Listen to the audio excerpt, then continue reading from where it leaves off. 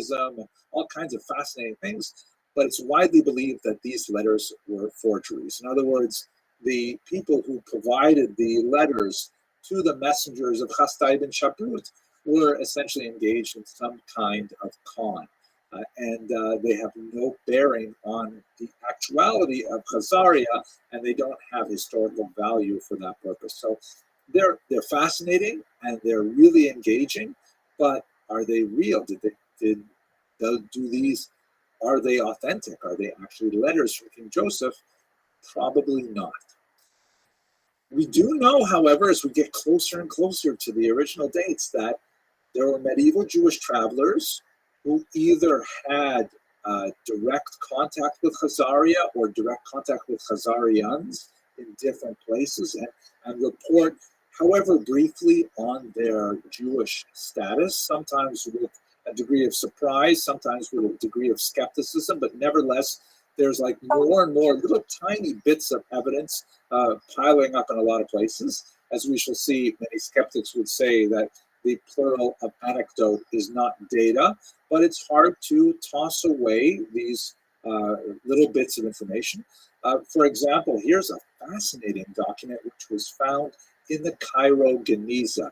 We will have opportunity to speak about what that Geniza is in a few lectures from now, but basically it's a medieval trove of documents which were literally thrown away, but were amazingly preserved till they were unearthed in the late 19th century. And in this trove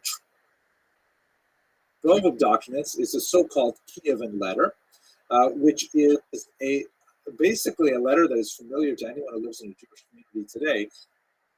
When tzedakah collectors, when charity collectors come by Jewish homes, they typically present a document which is called a petek, and it's essentially a statement of the bona fides of the bearer of the document, saying that this person represents a legitimate cause, he's fallen on hard times, he's supporting orphans and widows or a charitable cause, one or the other.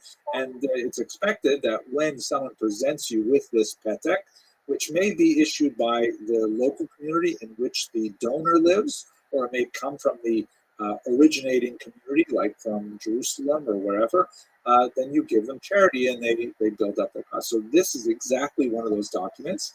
The only real difference between this document and the ones we use today is that the ones we use today are laminated. Typically, this was not laminated, but it comes from Kiev, which indicates that that was part of the range of Khazaria. In fact, the great Harvard historian Omelian Pritzak argued that Kiev may have been founded by Khazarian Jews, believe it or not.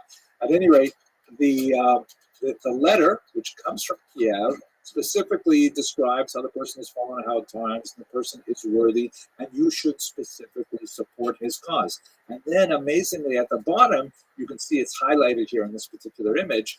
There is a signature in what appear to be Turkic runes that say, "I have read it," or "We have read it."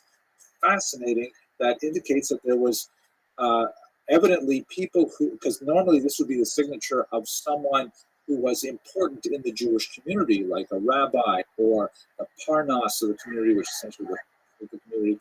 And he obviously is completely illiterate in Hebrew and needs to write in Turkic runes, which would be very unusual unless there was a distinct Khazaric community in Kiev at the time.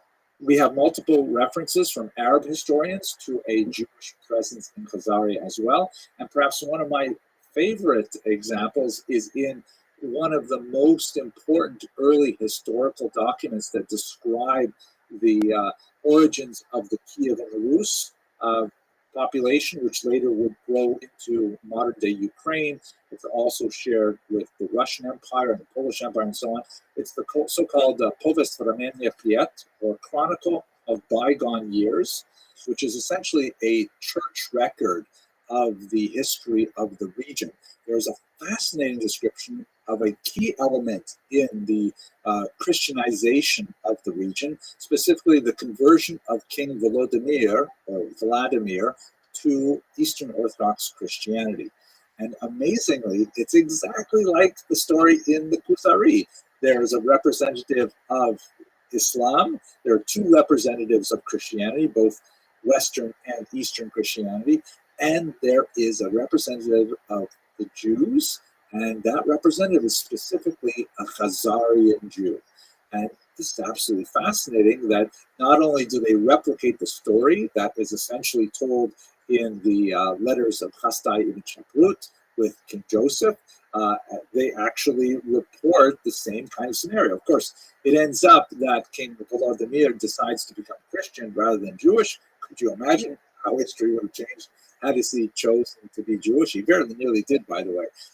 But this is, one of those data points that's really hard to ignore, speaking to the idea of a Jewish community in Khazaria at the time.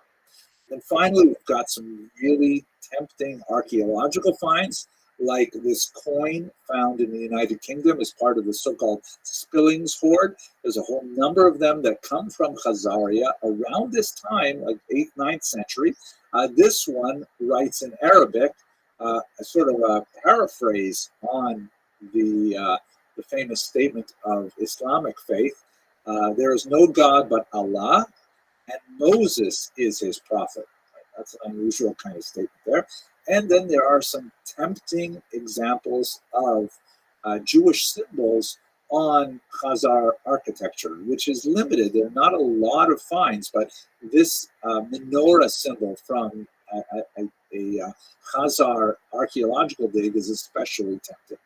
So all of these things come together to suggest that something really important happened in this region in the 8th century that involved Judaism. But what exactly happened? Let's have a look at that. Oh, if you ask Professor Shaul Stamfer, who we met in the last lecture when we were talking about DNA evidence, Dr. Stamfer is definitely one of the biggest skeptics of the whole story. He says it is, quote, a splendid story, right? You can finish the rest of that sentence. In other words, there's not much to it. So, but we still have all these little bits of data, the Kievan letter, the Spillings hoard coin, and things like that. What does all that mean? So trying to put it together, one of the biggest questions we have is, if they did convert to Judaism, and I tend to believe something happened there with regard to conversion, why did they convert? There does not seem to be a really good source to provide an answer for this, besides, of course, the letter of King Joseph to Chasdai ibn Shaprut, widely regarded as a forgery, but in that letter, the primary motivation was essentially spiritual in nature, and that's very nice, but maybe I've been a historian too long. I tend to be skeptical of such things. It's also possible that maybe it had to do with the geopolitics of the era. The Khazars did fight two brutal wars with the Muslims. They did see the rapid expanse of Christianity, which would overtake Ukraine and then Kiev and the Rus in short order. So, maybe they chose to adopt Judaism as some kind of potentially neutral position. Perhaps they hoped to say that, hey, Jews are tolerated in Muslim lands under the Pact of Umar, which we discussed earlier, and in Christian lands through the doctrine of witness. Maybe they thought they could carve out some independence there. But we also have to remember that there is remarkable silence regarding their association with the massive Jewish population in Mesopotamia, which is really not so far away. This was really the world center of Jewish intellect and rabbinics and writing and so on. Why is there silence from Mesopotamia on the Khazar conversion? Who converted them? If not the rabbis active in Babylonia, Mesopotamia, was it the Karaites, who we haven't had the opportunity to discuss yet? Why do we have no Karaite sources either? So a lot of questions about why they would convert. Secondly, how Jewish was this conversion, both in terms of quality and in terms of quantity? I mentioned already that we don't have a clear sense as to whether these converts were rabbinic in orientation or Karaite in orientation. The documents like the Kievan letter just indicate that that particular individual who had gone to Egypt with the purpose of raising funds, had fallen on hard times. But it doesn't really say much about his personal religious orientation. Um, we don't really have clear evidence as to what kind of Judaism they performed. We also, very importantly, don't know how many of them became Jewish. Is it possible that this was kind of like a royal conversion, like we see, for example, with Queen Helena of Adiabene, who converted to Judaism with her sons, but her husband remained non-Jewish? Is it possibly similar to the conversion in Chinyar in the Arabian Peninsula? We simply don't know how many of Khazarian Jews converted to Judaism. And it could be that this was simply a token conversion that took place in the upper strata. It did not extend to the lower population as a whole, who remained essentially pagan. We don't know. And thirdly, perhaps contributing to the ongoing mystery about the Khazars, what happened to them? Where did they go? We know that the empire lost its political independence in the 10th century when Sviatoslav of Kievan Rus destroyed it for the last time. But they seem to pop up every now and then in the Chronicle of Bygone Years. That was a couple hundred years later. We still have reference to Khazars as Jews, but they don't seem to have that impact on the demographics of the region. We already discussed in the previous video the lack of DNA evidence of their continuing relationship with Ashkenazi Jews. Did they perhaps, make an impact on some of the smaller Jewish populations in the Caucasus, like the mountain Jews perhaps? We simply don't know. Now, as I mentioned in the beginning of the last video, I get a lot of questions and a lot of attention about the Khazars. Sometimes I have to actually shut off the comments because they just get way out of hand. And you might wonder, if this is your first time encountering this question, why would people care? Right? What is the big deal? Some obscure 8th century event? So the implications are actually quite significant for 21st century countries. You consider, for example, the work of Professor Shlomo Zand, who is an Israeli historian who has written quite a few controversial books. One of the most significant is this one here, the so-called The Invention of the Jewish People, in which he essentially argues that Ashkenazi Jews, as we discussed in the last video, Ashkenazi Jews are not really Jewish.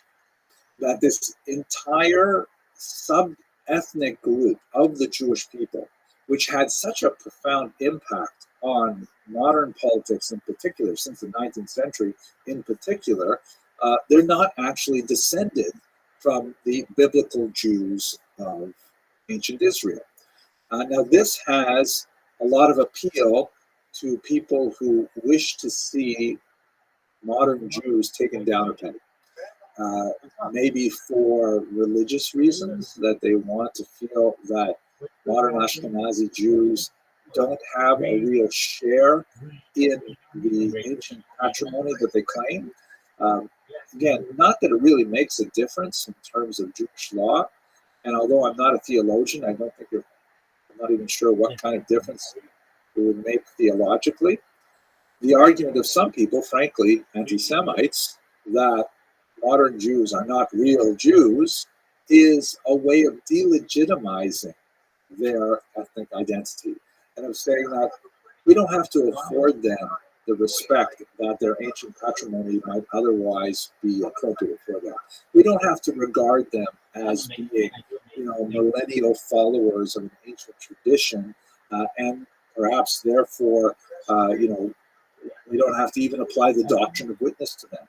We could consider them usurpers, racial interlopers who have somehow taken away the true patrimony. You see this sometimes among black supremacists who argue that the real Jews are actually black, and those white Jews who claim to be Jews, they can't be Jews because we are. Right? As we discussed when we looked at the Jews of Africa, there are Jews who are black as well, and it's just not a factor in the theological or the halachic application of who is a Jew, halachic being in terms of Jewish law. So a lot of anti-Semites really like the Khazarian hypothesis. And for people like Professor Zahn, they also see kind of like a liberal approach to this as well. The right wing may see it. Now on YouTube, Rumble, Twitch, Twitter, Instagram. I'm on like 12 different Discords. I'm on like 33 different devices. I've been live streaming on like 24/7, 365 for more than 3 years. I've done this as a time capsule for the world. Essentially, this goes back to the pandemic. We've seen the death of the queen, the birth of AI, the coronation of the king, and everything in between. People in the future will be able to study this and go back in time and see my life as I developed over the course of the past 3 years and hopefully for the remainder of my life. We discussed some things on this stream that aren't normally discussed in society, like things like anti-gravity, antimatter, life extension technology, utilizing things like human growth hormone, stem cells, and inversion therapy, and perhaps nootropics and cold shock therapy. I don't think you're going to die. WYD. Here's why. There's a type of technology known as mind uploading technology, where we can scan your brain into a computer for later download as an android, an avatar, a clone of yourself, a cyborg, a robot, whatever you want to be. And if that's something that you want in the future, you'd be able to live in digital immortality. Should you live? It's a really exciting future into that. That's very exciting. Thank you. It's one of the great things. Very, very interesting and intelligent. Well, thank you so much. You are so kind. I'm going to tell you this. I just did two recent interviews. I'm going to send it to you. I'm also going to send you a friend request. You should know, Rage, I'm always online. So 24/7, my streams are going whether I'm awake or not. And you can always check me out in here. You can check me out on YouTube. You can check me out on Twitter. You can check me out anywhere. Just type Rabbi Rothschild, search by Rabbi, and you'll find my stuff. I just did 2 interviews that I just sent you, and I have a podcast that I'm going to be interviewing on tonight in like 14 hours or so. So I'm excited for that. It's a cryptocurrency podcast. So you should know, in addition to World Peace, which is the project of me, I've been sponsored by cryptocurrency, known as Harry Potter, Obama, Sonic, and Doom. If you're wondering, Rabbi, do you really like cartoons or something? No, this is a cryptocurrency. Just it has the Sonic as its logo, and it is a very exciting project. When I first started, it was worth less than a penny, and it's worth like 31 cents now. So that's over 31x, and it's just looking to move up from there. And these things, which are like little images, these are NFTs actually. When I first started, they were giving these away. Months ago, they were $800 each. Now they're $11,000 each. So they just keep going up in value, and I keep up my coin, and it's worth like $300 million. So that's really exciting. When it hits $1 billion market cap, we're going to have a yacht party, and we're going to live share. So that's cool.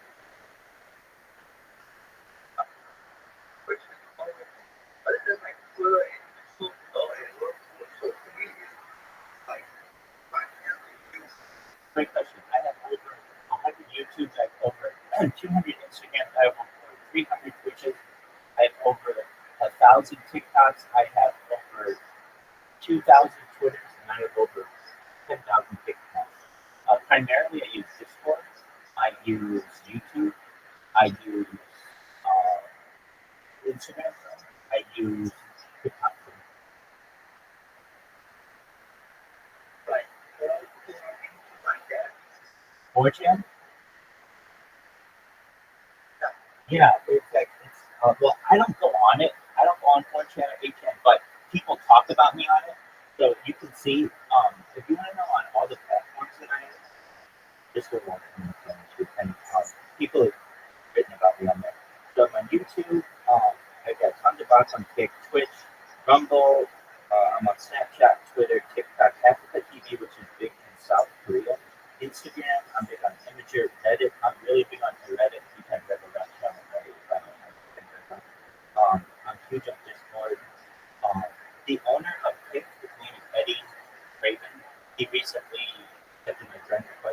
this works. So that's cool. Billy, which is big in China. Not live. I'm live on Telegram and cryptocurrency. Oh yeah, well I've been live on the Telegram for more than a year, but it's been a cryptocurrency. So t.me/HPOS10I. I've been live in it for more than a year. That's the one that's worth $300 million. I'm live on so Fortune and HM have written about it. MySpace as well, Yelp as well. I've been on Camp Frog, Bible Live. I'm live on local TV. I'm live on Nemo TV. Don't know why. I have my own podcast on Spotify. I'm live on D-Line. I'm live on UNAV. I'm live on Breakers TV. I'm live on Trovo. I'm live on Web. I'm live on Odyssey. I'm live on FCC. I'm live on Guinness. And a lot of people. No, I do have. Just taking back in the box. That's a good one.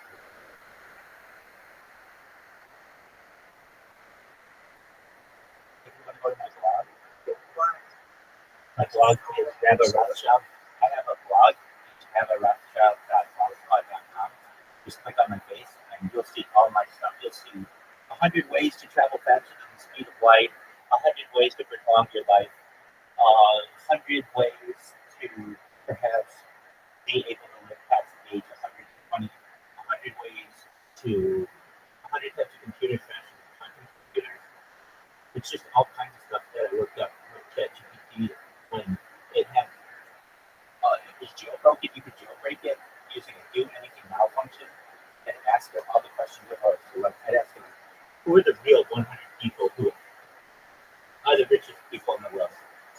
Who are like the 100 most influential musicians of all time? So I just would go through and ask it like lists of things. So you should check it out. It's pretty interesting. I have a question.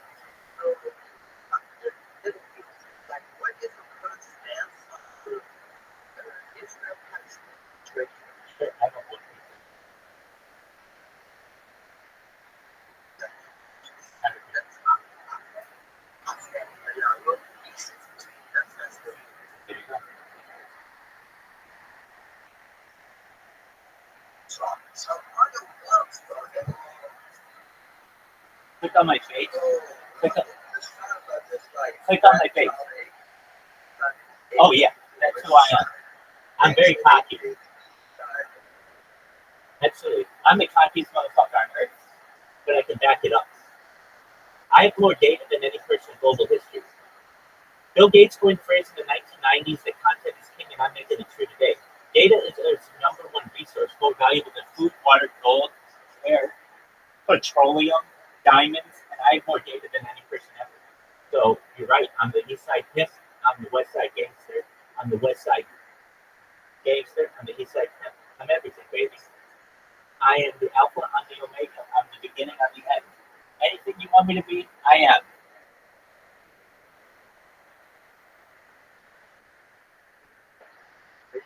So what you want to do is click my face on that blog, and you'll see the longest blog entry you've ever seen in your entire life.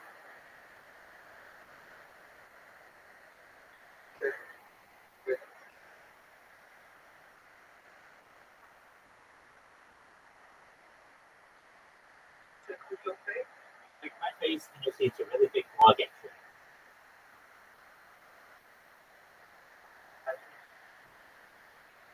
Do you see there's like a really nothing else, just a yeah, I'm featured.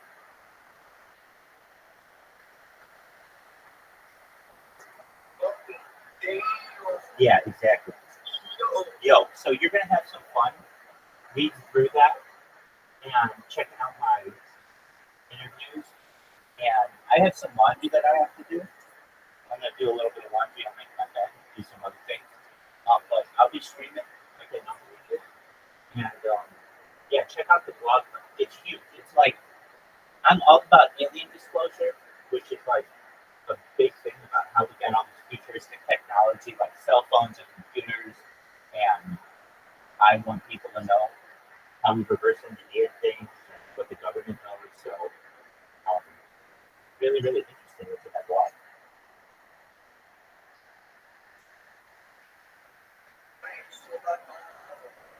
How old are you? I'm 38. 38. Correct. Oh, so 30 or 38? Sure, 38. Yeah, 38 years old. Correct. So, like, what's his name? Or, like, Yeah, I'm American. Based out of California. oh, so, like, San Francisco. Yeah, okay. Like, outside of streaming,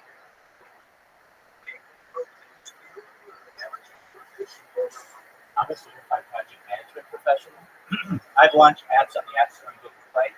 I got six-figure contracts with Fortune 500 companies. So whenever I need to work, I just pick up a contract, and then I don't need to work for some time.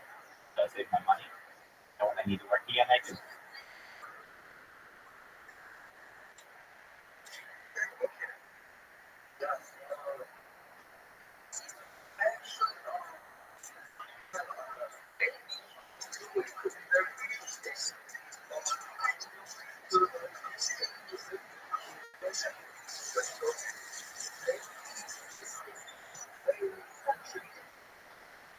Okay, what is it?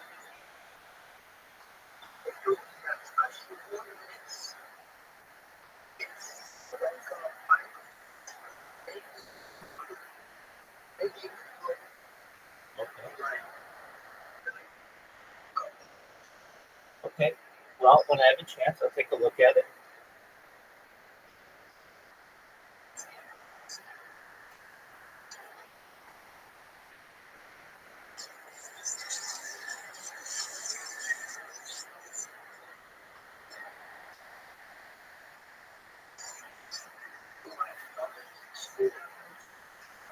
Oh, like 20? Yeah, at least.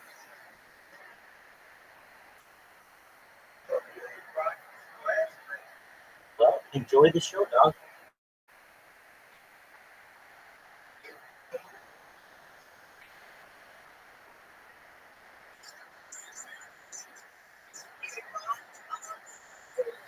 Absolutely. Anytime you want, come on in and chill. If you want to just learn, we listen to history podcasts all the time, and you'll be, in your own way, a historian if you stay here. Not only will you witness history, but you'll learn it alongside some of the best historians in the world. So that's a really exciting premise, and you should know you're welcome anytime, day or night, whenever you want. If I'm here, great.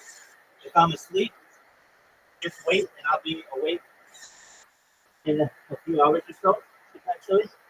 And just know that I'm going to keep the grind going. I want you to know I appreciate coming in and showing interest, and I hope this is the start of a beautiful friendship, okay? Well, Rich? Awesome, man.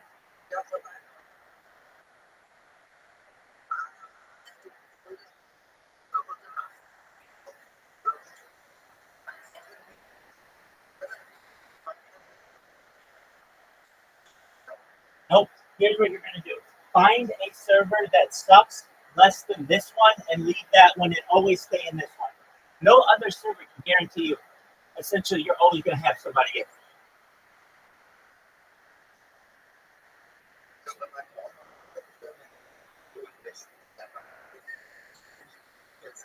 Oh man, you're going to have to figure out at least one of them, or just create another Discord. Then you can have 200 servers.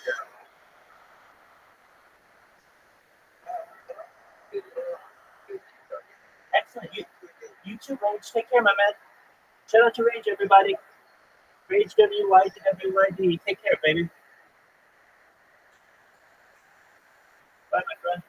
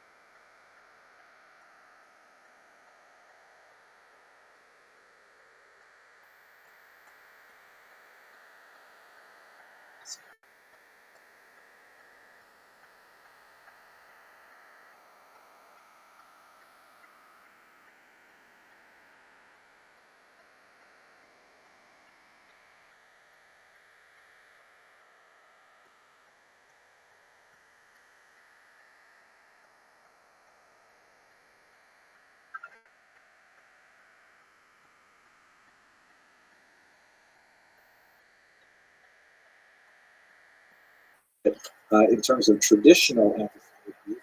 The left wing, as we see Professor Zahn, he wishes to disassociate himself specifically with the Jewish claim to the land of Israel. If Ashkenazi Jews, the argument goes, are not really Jewish, and Israel is to be a homeland for Jews, that therefore, the way the argument goes, it validates the Ashkenazi claim to the land of Israel as their home.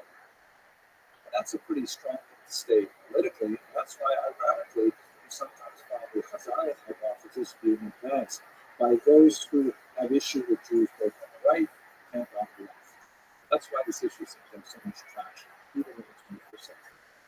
But in terms of the overall scope of Jewish history, it's just a fascinating one, a splendid story, to use Dr. Thamper's message.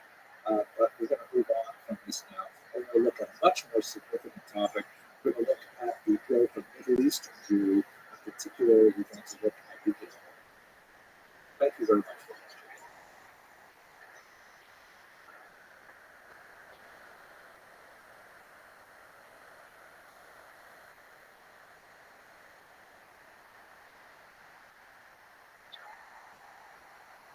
Let us now return to the Middle East, to the heartland of Babylonia, the Mesopotamian region between the Tigris and Euphrates rivers, for the immediate post-Talmudic period, which is associated with the leaders of the academies known as the Gaonim. The term Gaon is derived from the Hebrew word Ga'ava, which means pride. It can also mean arrogance, depending on the way in which it's used. Like to say a person is a Baal Gaiva would mean to say they're a very arrogant person. But in this context, it means like the pride and joy of the community. Here's a great map from the Barnabi Atlas that shows the influence of the Gaonim of Baghdad. You can see on the right there, there's a kind of blue circle which has Baghdad right at the center. That's where the centers of Talmudic learning shifted during the period after the Islamic invasion and conquest of the region. They were located further south, Surat, Haditha, and so on, and Baghdad eventually became the major administrative center of the entire Islamic empire, and also of the Gaonic empire, if you will, which mirrors much of it. What I really like about this particular map is it has the sort of like arrows that are reaching out in three directions from Baghdad, which gives you a sense of their relative cultural and intellectual influence. To a certain degree, their political influence as well.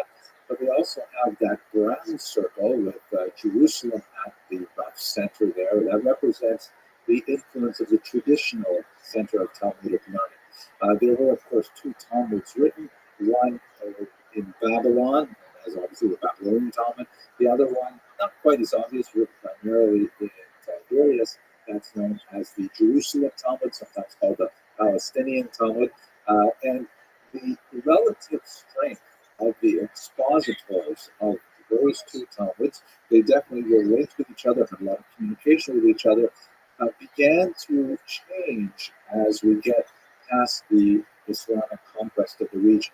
And Jerusalem definitely declines in authority, Babylon, Baghdad in particular, ascends in authority. Now, but we should understand that all of this stuff is happening largely as a consequence of the Islamic expansion across the coast of North Africa into Spain and further east all the way out to Pakistan and Bangladesh. There are a lot of political and economic reasons why the Gaonim had such an assist in reaching these far-from Jewish diasporas.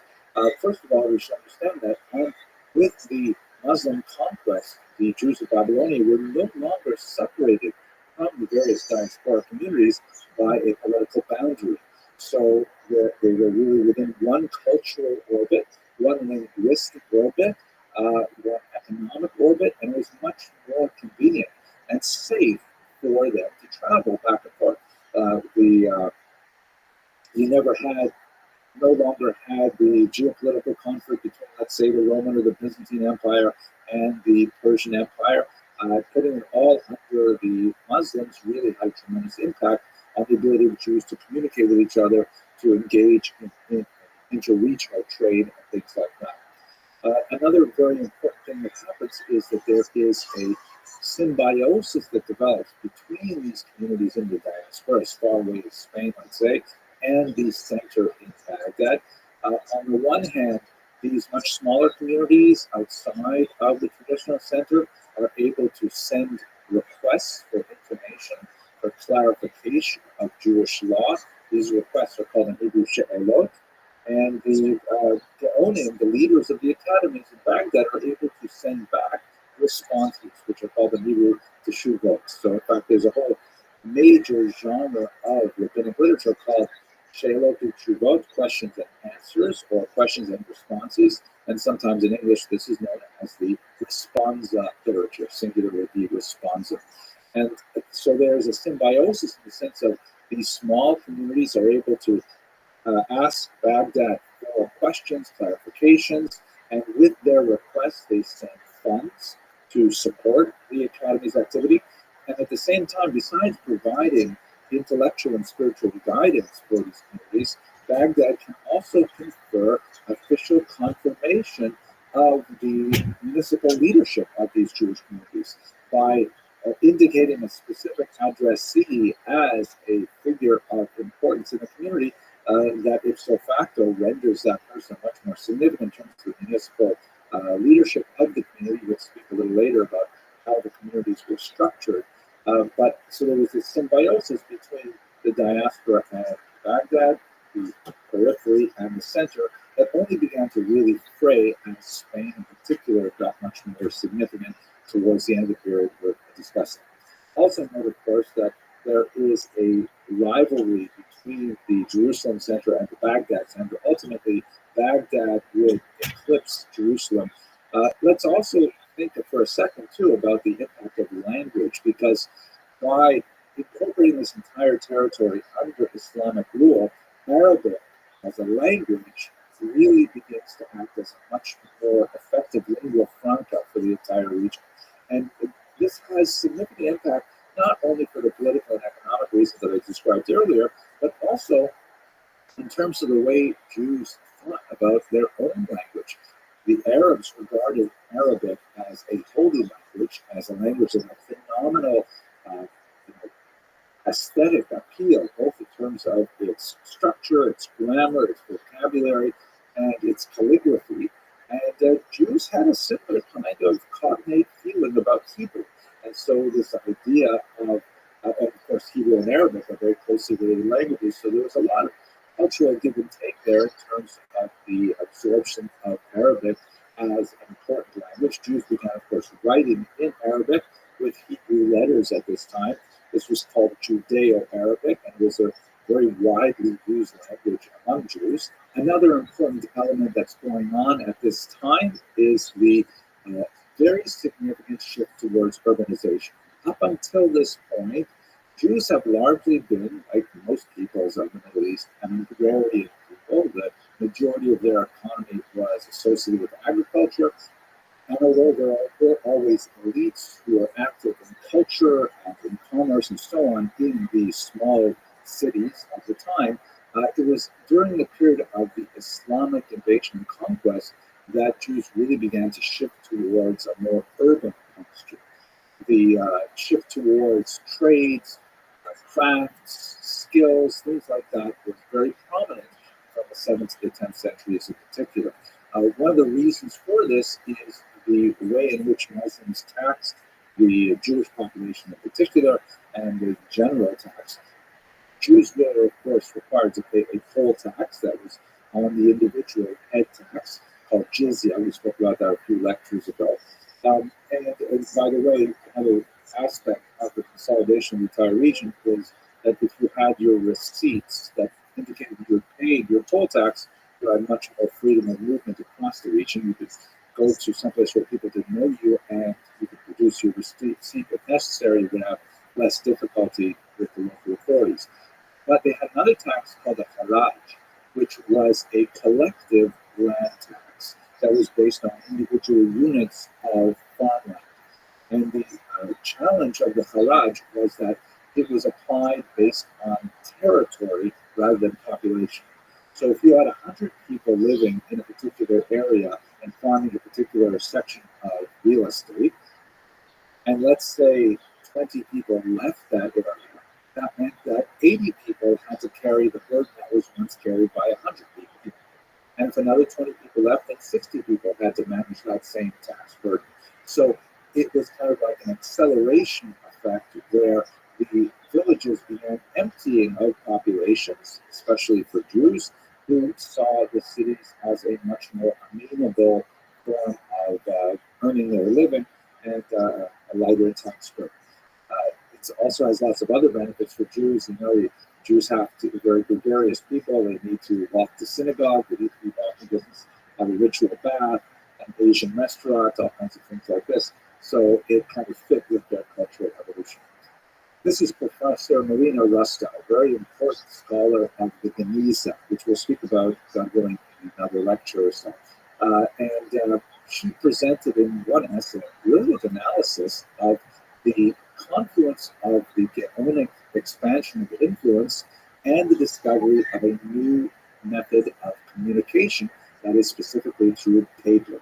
Now, historically, when new technologies have been developed, Jews tend to be early adopters, especially when it's associated with information technology.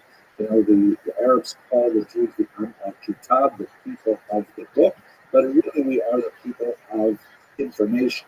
So any way that we can communicate more effectively is something that appeals to us. Let's have a very quick look at the history of information technology up to this point. It'll be clearer what actually happened that made a huge difference. So here's perhaps the oldest form of recorded information technology we have. It's a cuneiform tablet. It is basically a clay tablet that has these little wedge-shaped marks embedded into it and then baked. Great for durability. I mean, this is a piece of clay. It lasts a long, long time. It's really hard actually to destroy it. You can break it and piece it together. Really handy for archaeologists, but heavy to carry around, awkward to store, difficult to read, all kinds of things that make this not such a great choice.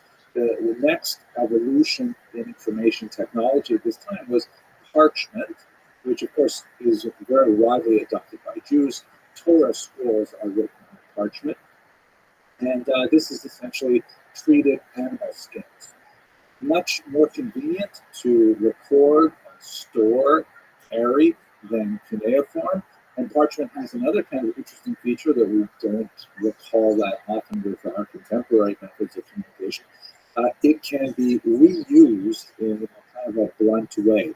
Specifically, once you write on parchment, then if you want to use that text again, you can take some kind of like flat, hard object, like let's say a type of ruler, a stick, and you can rub it really hard, and that doesn't erase the letters, but it sort of fades them significantly, breaks down the ink that's held by the animal skin such that it becomes less prominent. And then you can just go and write on top of it. This is called a palimpsest, and you can see here, in this fragment from the Giza, there is in the back, the original text is a Greek text, and then written on top of it is a Hebrew text. Now, it's not very beautiful by contemporary standards, but it is rather useful that way. If you're familiar with the classic Mishnah in Pirkei Avot, where Elisha ben Abuya says, someone who learns in old age or learns as an adult, to what may this be compared? To writing on rubbed parchment. Meaning, if you learn as an adult, like in your 40s or 50s or something like that, then you have to like erase by rubbing all that stuff you learned as a child. But it never really, really goes away. What you learn as a child, as an adolescent, it's stuck in your brain in a very, very systemic manner. And you have to write on top of it, which is not ideal, but nevertheless you can do it. On the other hand, Elisha ben Abuya says, now if you learn things when you're a child, then that is much better. It's like writing on fresh parchment, nice and fresh and high contrast and so on. Anyways, this is parchment. Jews adopted parchment in a big way. The other big development, again, in the ancient world was papyrus, which is a plant product. The most famous place for producing papyrus is in Egypt, where they used lots of reeds along the Nile River. And as you can see from this Egyptian document, holds color well, it can be very beautiful, and in fact, it can be made into a book form, unlike parchment, which works really well with scrolls. The papyrus can be cut up into like square slices and then bound on one side into what's called a codex or a book. This was actually very much used by writers in the first century, and so it was adopted by the burgeoning Christian movement as a major form of information technology. Note, of course, the early Christian movement is, of course, also Jewish, and so Jews adopted this technology. However, when the split between Christians and Jews grew wider in the second and third century and onward, many rabbinic Jews eschewed the use of the papyrus codex because it was so heavily associated with the Christian movement. It also has some technological weaknesses. Papyri tend to fray at the edges because it is a fibrous product, and so it tends to be a little bit more fragile in terms of codex. The next big invention, which is where we are in our Babylonian period, is of course paper. Paper had been around for several hundred years. The Chinese had developed it significantly, but it was only in the period of the Islamic conquest in the Middle East when the Babylonians began to see the great value of paper and to use it extensively. Paper is cheaper than papyrus. It can be locally produced. It's much more durable than papyrus. And of course, paper lasted for an extremely long time. And so in the period of the Gaonim, the rapid expansion of the use of paper as a mode of communication among Jews across the entire diaspora in the Islamic world represented an opportunity for the Gaonim to really accelerate their influence. A lot more correspondence is happening back and forth, both religious and spiritual, and also, of course, economic and personal. A lot more writings are being produced and are being copied out. Because, think about it.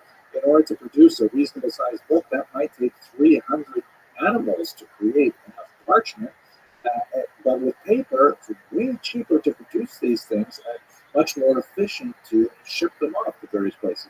So this is a period of a great expansion and consolidation of a more unified viewpoint about how to interpret the Torah that the Gaonim really are able to capitalize on with the communication methods made possible by paper. Now, at this moment, if you don't mind, I'm just going to take a personal meditation and think about how this affected my life, not as a historian, but as a regular person. I have to say that when I was preparing this lecture, I had one of those flashes of momentary inspiration where I sensed in my own biography the great arc of history. I felt like I was riding a big wave of historical moment. Let me share this with you. So have a look at this picture here. This is actually a photograph I took a few years ago of one of my sons sitting on a rock outcropping just outside my hometown in northern Canada. And this is a place where I, as a child, used to hike out to and sit and think about life, the universe, and everything. And as you can see, I've labeled a couple of places. On the left, on the Abitibi River, is the paper mill that sustained this town. It was established at the beginning of the 20th century, and there was no one here at this point. This is actually quite a remote part of northern Canada, but they took advantage of the old growth forest and the river network to create a paper mill that would serve the burgeoning interest of newsprint readers. A town gathered around this paper mill, which included my grandfather, Alav Shalom, and Alex Abramson, who had immigrated from Lithuania to avoid fighting the Japanese in the 1905 Russo-Japanese War, and thought he would make a living as a farmer. Unfortunately, the frozen permafrost of the area made this an unusually bad choice for farming. And so after a few years of trying that, he said, well, that's it. I'm going to become, in Yiddish, a shmata dealer, which means a clothing store owner. owner, and he established, you can see on the right, Alex Abramson and Sons. It's not the big roofed building, it's a smaller one right in the back there, which was the ancestral home of him and his children, and my father, who is the son of the Alex Abramson son, and of course then my mother and I, we lived in a little apartment on top of the store there. And so just for a second here, I thought about how the Babylonians expanded the use of paper to popularize the Talmud. And paper just got more and more popular over the next 1,000 years until my own lifetime, in which the paper mill declined precipitously because few people read actual newspapers. And so the demand for paper has dropped so much. And my father, Alan Shaw, understood in a very prescient way that the future in Oakland Falls was looking dim because it was a single industry town. And so he ensured that I would be able to go to the big city, Toronto, where ultimately I would study Talmud that was popularized by the government on paper. But now I work primarily in material which is entirely digital. This, as we're engaged in today. What we're doing in studying history right now is very, very far from paper. There's nobody who could actually capture this on paper. So we have really come to a brand new cycle in information technology transfer. I'm very excited to be at this cusp of a great moment for the popularization of Talmud, Jewish history in general. Okay, sorry for that little sort of tangent. Let's go back to our material. The Geonim, of course, are the leaders of the academies now based in Baghdad. And we actually know a fair bit about them because of a really interesting letter that was written by the heads of one of these academies, Rav Sharira Gaon. Gaon is not a surname, it's a title. And he is asked by a community in North Africa, hey, can you explain to us, of course, he written much more formal language, how exactly did the Talmud come to be? And, what do we make of these kinds of conflicts and how are we supposed to use it and so on? And he writes a kind of a pamphlet length or small book length letter responding, explaining a lot about the evolution of the Talmud as a manuscript. And he goes beyond the period of the closing of the Talmud, which would be around the year 500, to describe the next 500 years of Jewish history in Babylonia, which in particular describes the institution of the Gaonate and a sister institution called the Exilarchy. Now, we have had opportunity in previous lectures to speak a little bit about the earlier period. At this point, we should really talk about the growing conflict between the Gaonim as the intellectual and spiritual leaders, not only of Baghdadi Jewry, but really of all Jewry at this time, and the exilarchs, who are recognized by the Muslim authorities, as they were prior to this by the Persian authorities under the Sassanid Empire and so on, as the de jure and de facto leaders of the Jewish minority. The term exilarch in Aramaic is Reish Galuta, and there's actually a prayer that's recited for the position even today in most synagogues. Or there's a prayer in the Orthodox liturgy that is still recited today on Saturday mornings for the health and welfare of the exilarch. The term, of course, exilarch means leader of the exile. But that's not to say that the Geonim and the exilarchs always saw eye to eye with one another. The Geonim, of course, the person who would reach the height of being the leader of the academy had to be very proficient in Jewish law, had to be, a superior administrator, and so on. Whereas the exilarch was a descendant of the house of David. That was a very important thing. And there was a lot of politics involved in maintaining that particular position. So what you see frequently in the Talmud is kind of like the occasional moments of friction. There were exilarchs who were much more pious and much more learned, but it seems that they were the exception to the rule. But perhaps one of the clearest examples of this and the awkwardness that this created was regarding an exilarch named Bustana. He was alive at the time of the Muslim conquest, and when the Persian king was defeated, defeated, the Muslim conqueror took some of his daughters, that is the Persian king's daughters, the princesses. He took one of them for himself as a bride, and he gave the other one to the Jewish exile Bustanai. Now, Bustanai married her, and he had a number of sons with her, who later went on to become exiles as well. And this created kind of an awkward moment because it doesn't sound like such an kosher type of wedding. I mean, first of all, she's not Jewish. Second of all, she's taken captive in war. Thirdly, it looks a little bit like a kind of shotgun marriage where the new Muslim ruler says, here, this is your wife. And so the rabbis, the Gaonim, had difficulty dealing with this particular situation. Ultimately, they found sort of like a halakhic way to accept it. Specifically, we argue that although we don't know the details, but it's hard to believe that someone as important as the exile would not actually have his wife converted, and so she must have converted to Judaism, and so that kind of like assuaged concerns, but there was always kind of like a lingering doubt. Rabbi Shira Gaon, for example, is very careful to point out that he says that even though I am also descended from exilarchs, I'm not from the Bustanai exilarch part of the family. Like there's kind of like an arm's length relationship to it. And so you frequently see conflict between the Gaonim and the exilarchs over a whole host of activities. In this context, we have to mention one of the most important of the Gaonim ever, this very unusual and creative figure named Rabbi Saadia Gaon, who lived in the late 9th and early 10th century.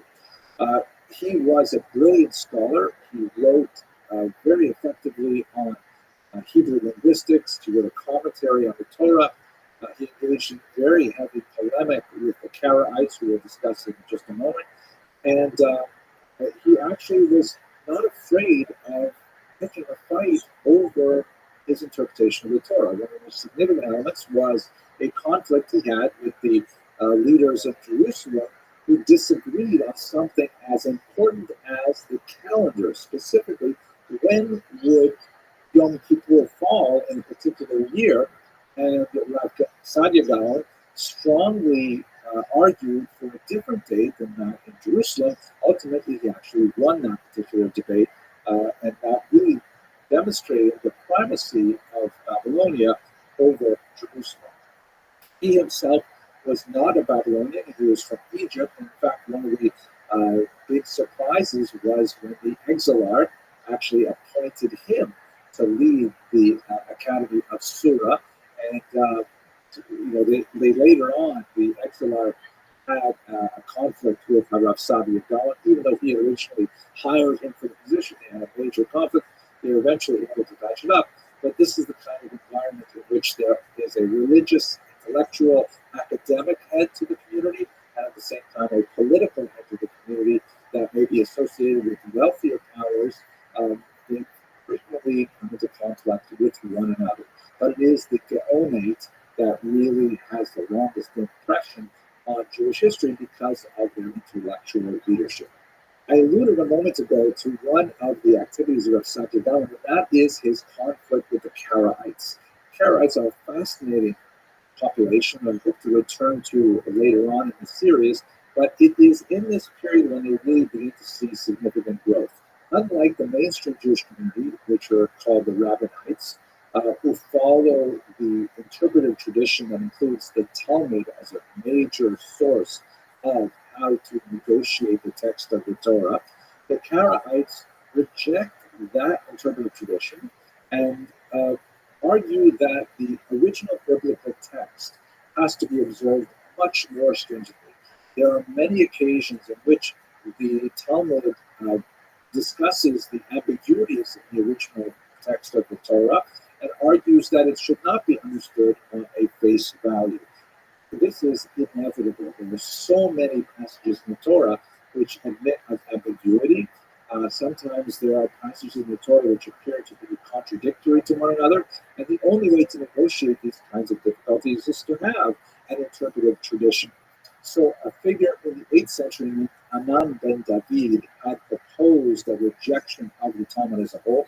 There's a lot more interesting story about why exactly this happened. We have really only polemical accounts to describe his disagreement with the community as a whole. It appears that he was, for example, in line to become an exilarch, but was passed over, and some have argued that this was part of the reason for his creation of an alternative interpretive tradition. But at any rate, he didn't form what were called at the time Karaites, but later Karaites absorbed his legacy as their primary impetus for their religious thought. The Karaite movement, however, expanded significantly throughout these centuries, despite the long-term conflict with the Rabbinites. And here you can see on this map the many centers that they established themselves in, and of course they exist to this very day.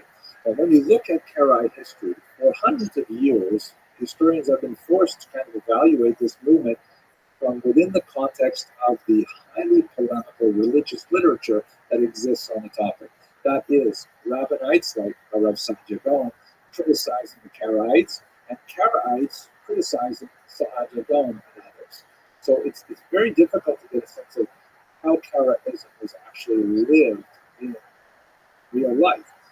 The Geniza, however, offers us a brand new picture of what it must have been like. The Geniza is basically this massive trove of documents which would have been thrown away, except for an unusual habit that the Jews near Cairo had of preserving everything with Hebrew characters. So not just religious books or prayer books or Torah scrolls, things like that, but also bills of sale, marriage contracts, personal correspondence, children's doodles, all kinds of amazing things are recorded in this massive trove, which only became available to scholars in the late 19th century, and in fact is still being deciphered to this day. At any rate, we look at the Geniza documents, which give us a really good picture of hundreds of years of Jewish civilization as it was lived in the Mediterranean basin. We see that, surprisingly, Rabbinic Jews and Karaite Jews get along pretty well for the most part. We're not talking about the religious elite that have strong antipathy toward one another. But in most communities, you see that Rabbinite Jews and Karaite Jews live side by side without too much difficulty. You have the examples of Jews who belong to both communities, Jews who marry between the communities, certainly affect contracts with one another, do business with one another, celebrate their celebrations with another. And by and large, the Geniza portrait of Jewish communities indicate that Rabbinite and Karaite Jews got along a lot better than we would think they would if we were only looking at the polemical literature that the religious heads have left for us. So we'll probably have to come back to this again as we go a little further in this history. But for the time being, I hope you enjoyed this very quick overview of some of the religious, social, economic, and even technological aspects of the 7th through 11th century in Baghdad. Thank you very much for watching.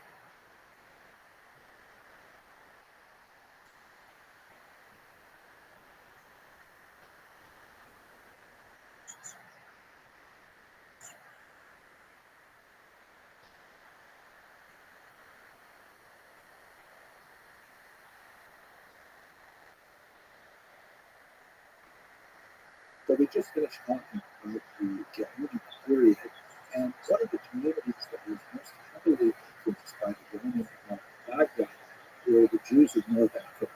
Let's take a few minutes to look at the origins of that community and understand how they were shaped by the Muslim conquest.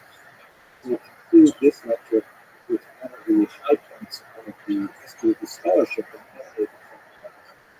So when we speak about North Africa, there's actually a term that's used in scholarly literature, the Maghreb, which is referred to specifically as West. And it's an Arabic term, the Hebrew root Maghreb, and encompasses these countries here in modern day time. Basically, Libya, Algeria, Morocco, in particular, are the significant Jewish places. And as you can see, the population density is highest on the coast itself. As you move further south, you get to the Sahara Desert. discussion of forbidden Russian population. But there are Jews who are living, for example, on the southern side of the Atlas Mountain range in Morocco and so on. So we look here at the satellite photograph to talk a little bit about the origins of these long-standing communities. Now, much of this is shrouded in legend.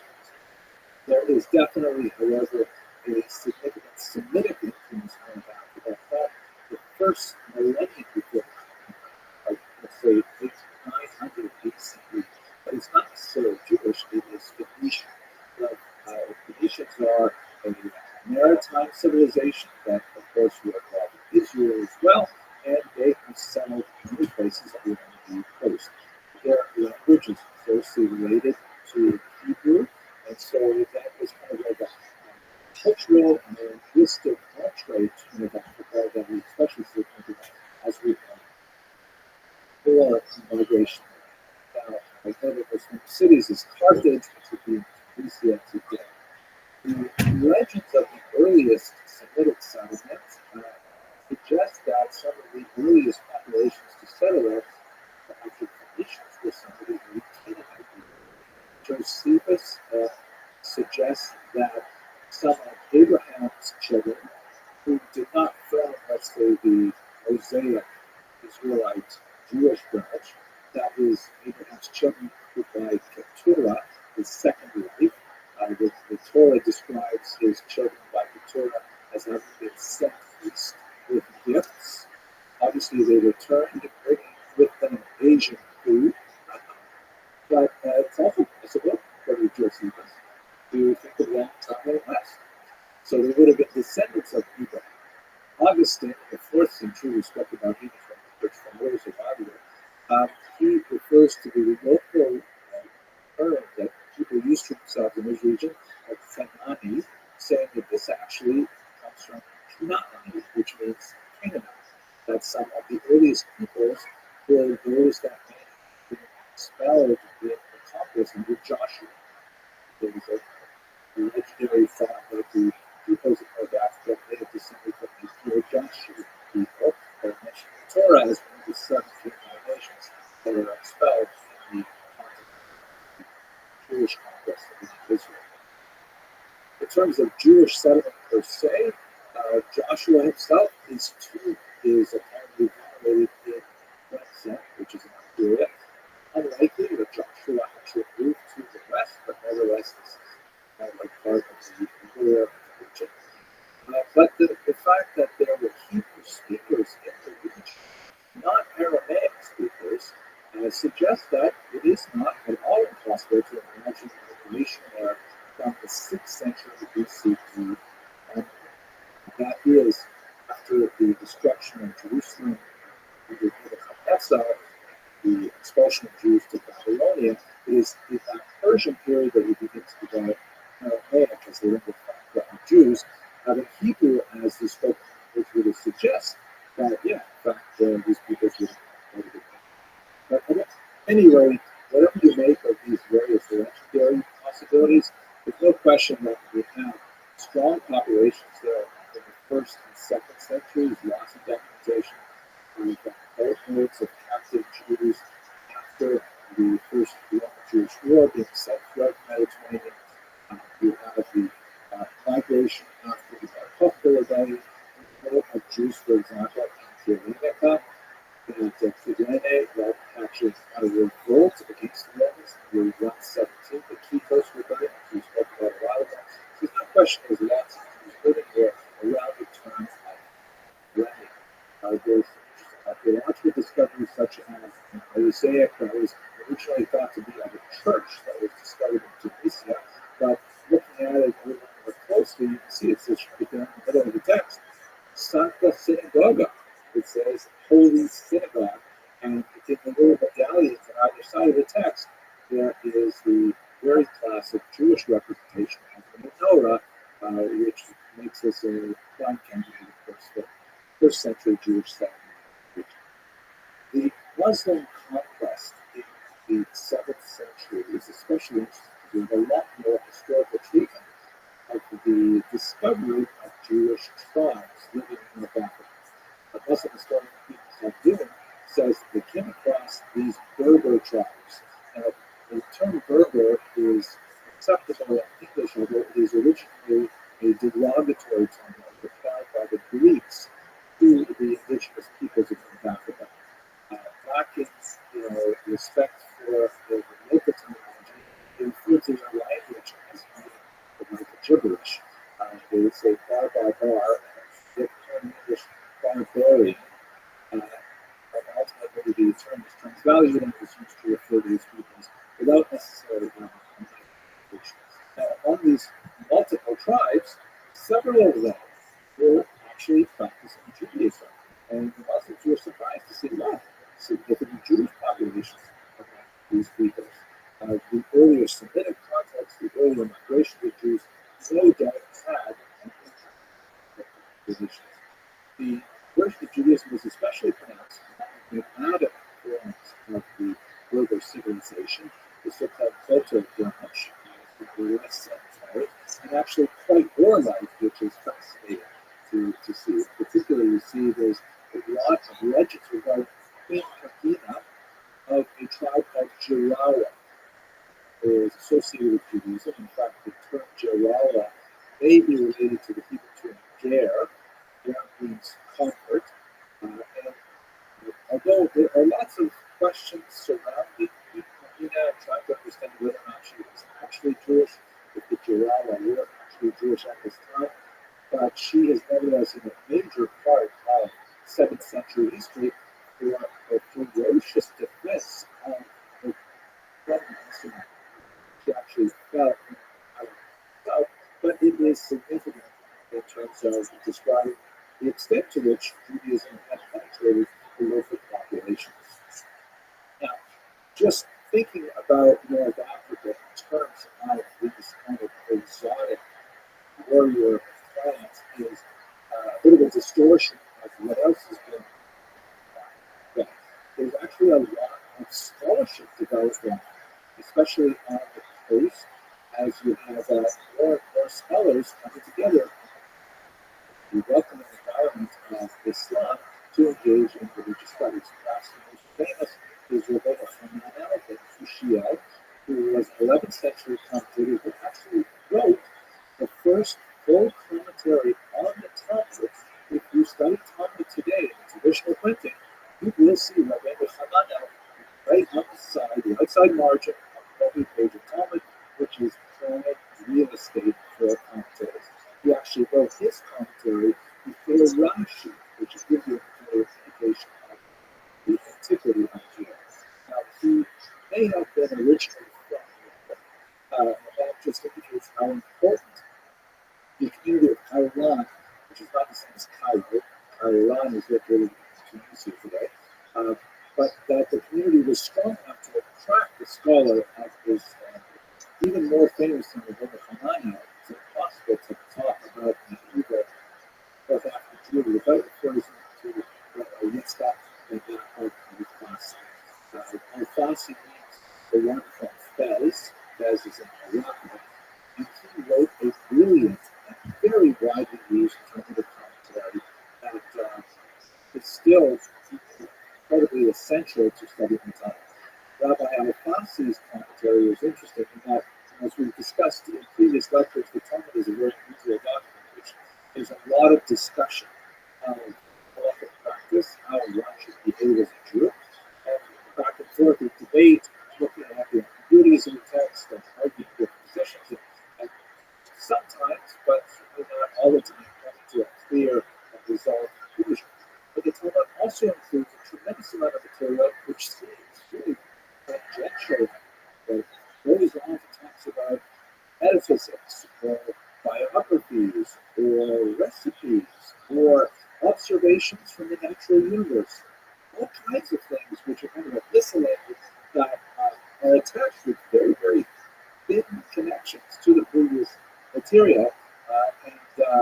I think it makes the Talmud absolutely fascinating to read.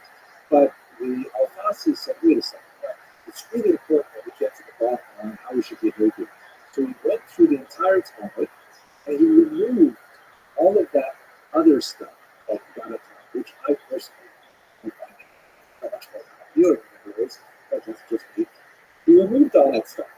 And he recorded the debate in the Talmud back and forth, inserting this commentary as necessary in the narrative, sometimes with clearer conclusions. And he made a much more struck down, pragmatic, this is how the Talmud derives the final legislation that eventually became a major building block in the entire ferment of Jewish law. Hugely influential text that is usually printed at the back of the Talmud tractate in traditional printings today. I should mention, before we leave this, that another author, about 500 years later, Ibn Habib said, you know what? All the other stuff is so good. So whereas the Al-Fasi removed all of the Agadata, kept only the Halacha, Ibn Habib said, no, I'm going to do the opposite. I'm going to keep all of the Agadata in a separate book, which was published under the title of Yaakov. He later his son Peter the Lord. And that was a widely studied text for many hundreds of years. It was somewhat faded in recent centuries, but hopefully it will get some good attention because it is an absolute fascinating. Okay. So that's a very quick look at the Jews of Africa. Hope you enjoyed this brief video.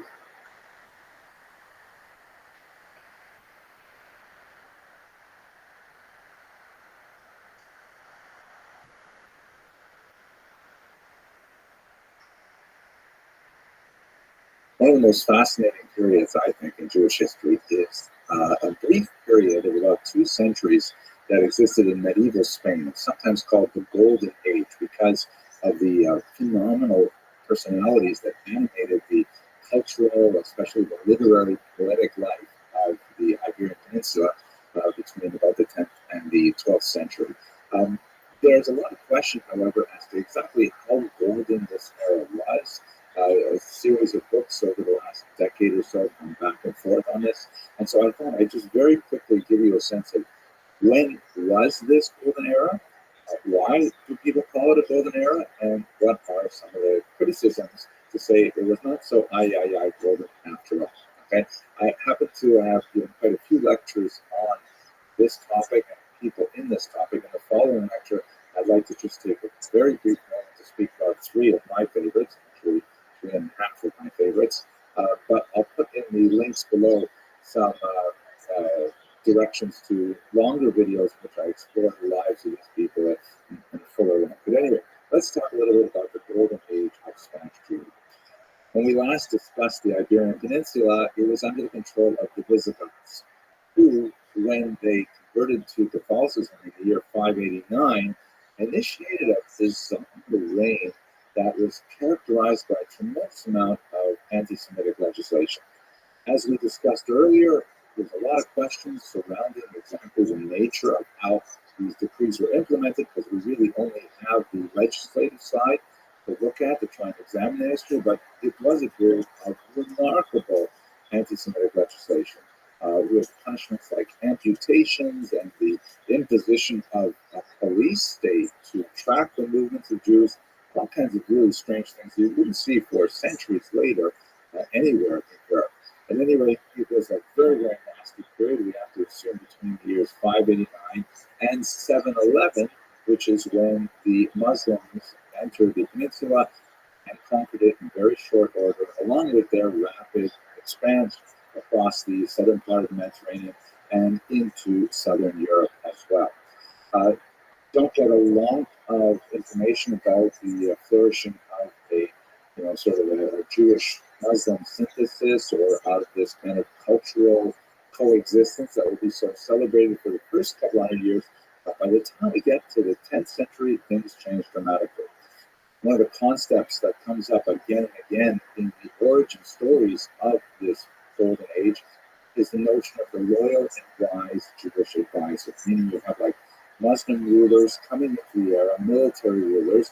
They've got to manage a restive Christian population who resents their presence, and the Jews serve as an excellent intermediary between the interlocals into the culture and the indigenous population. They are literate, they're numerate, they're urban. There's all kinds of advantages to using the Jews who themselves have no special connection to the local population, and especially not to the previous regime of Visigoths. So the Jews fit that role very nicely. And over again, you see this phenomenon of like a Muslim military ruler coming in and needing some local support and infrastructure, and Jews are there to fill that gap. It's not clear at all that, as some 19th century historians will argue, that Jews somehow betrayed the Iberian Peninsula to the Muslims, but it is not at all outside of the realm of possibility that when Muslims came in, and as their military advance required them to go further and further north, and they had to leave behind a thinner and thinner layer of administration, the Jews were able to staff those positions to control the population, tax them, and so on. So that's probably where we have the functional origins of this interconnection. But we're jumping ahead a little bit, of course, this is reversed over the next several hundred years in something called the Reconquest or Reconquista. And that refers to the Christian movement from the north down to the south, slowly pushing the Muslims back out of the peninsula. As you can see in this map here, which covers the period from 914 to 1492, which is, of course, the expulsion of the Jews. And shortly before that, the complete conquest of the peninsula with the fall of Granada in the south. But as you can see with the color coding here, gradually over the course of half a millennium, the Christians begin to slowly work their way down with significant consequences for the Jewish population, as we shall discuss a little later on this semester. So speaking specifically about the Golden Age, what we're talking about is basically the era from Hasdai ibn Shaprut to Yehuda Halevi. Those are kind of the major figures who bookend this period, and that is from the 10th to the 12th century. The area in which this Golden Age is especially expressed is in the southern region, which is known as Al-Andalus, the Muslim region, and it works within a Muslim cultural ecosystem, in particular the attitude to poetry, and that we shall see as being so significant. I'd like to suggest, and I've ever seen this term used before, but maybe I can coin it unless I'm stealing it unconsciously from someone else. There was kind of a silver age that followed it.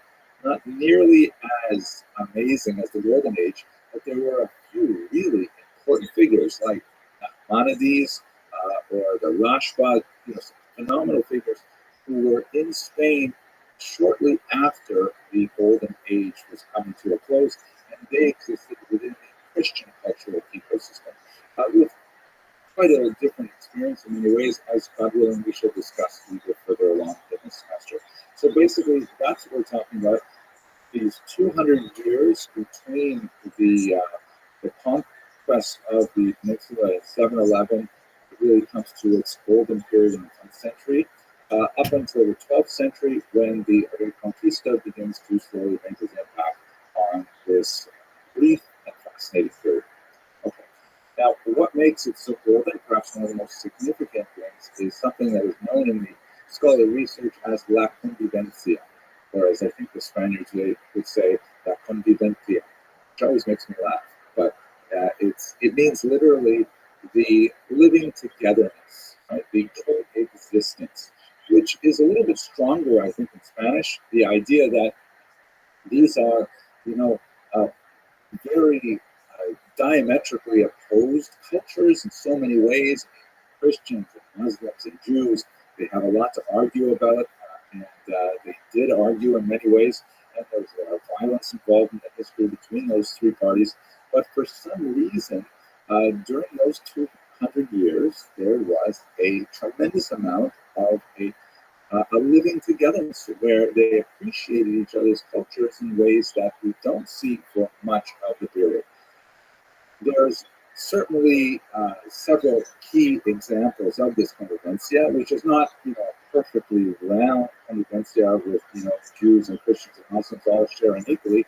It tends to be lopsided towards the Muslims in terms of political authority, for example, towards the Jews in terms of physical activity, let's say.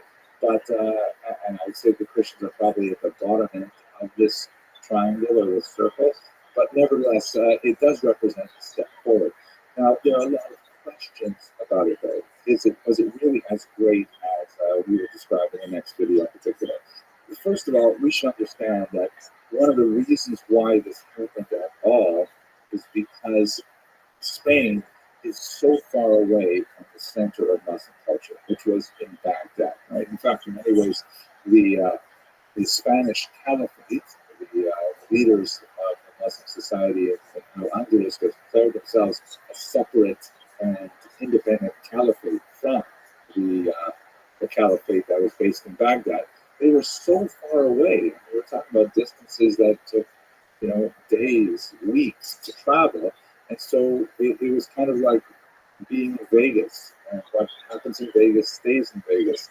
There was a lot more flexibility because they were so far from central authorities, and they could act independently in many ways. That's why you see it many times a kind of relaxation of Muslim orthodoxies, such as, for example, the consumption of alcohol, which was a very big part of the kind of evening salons that would be held, where Muslims and Jews and Christians would get together and declaim poetry and drink a lot of wine. This was something that you wouldn't see happening in Baghdad. There would be some elements of this in the Ottoman Empire, but centuries and centuries later.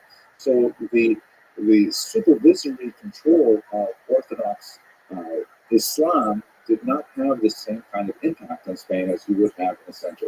There would be ups and downs to this. There would be invasions from North Africa, from much more doctrinaire Muslims who would insist on a return to some of those values. But for the golden era that we're talking about, there's a lot of center versus periphery issues which are very significant.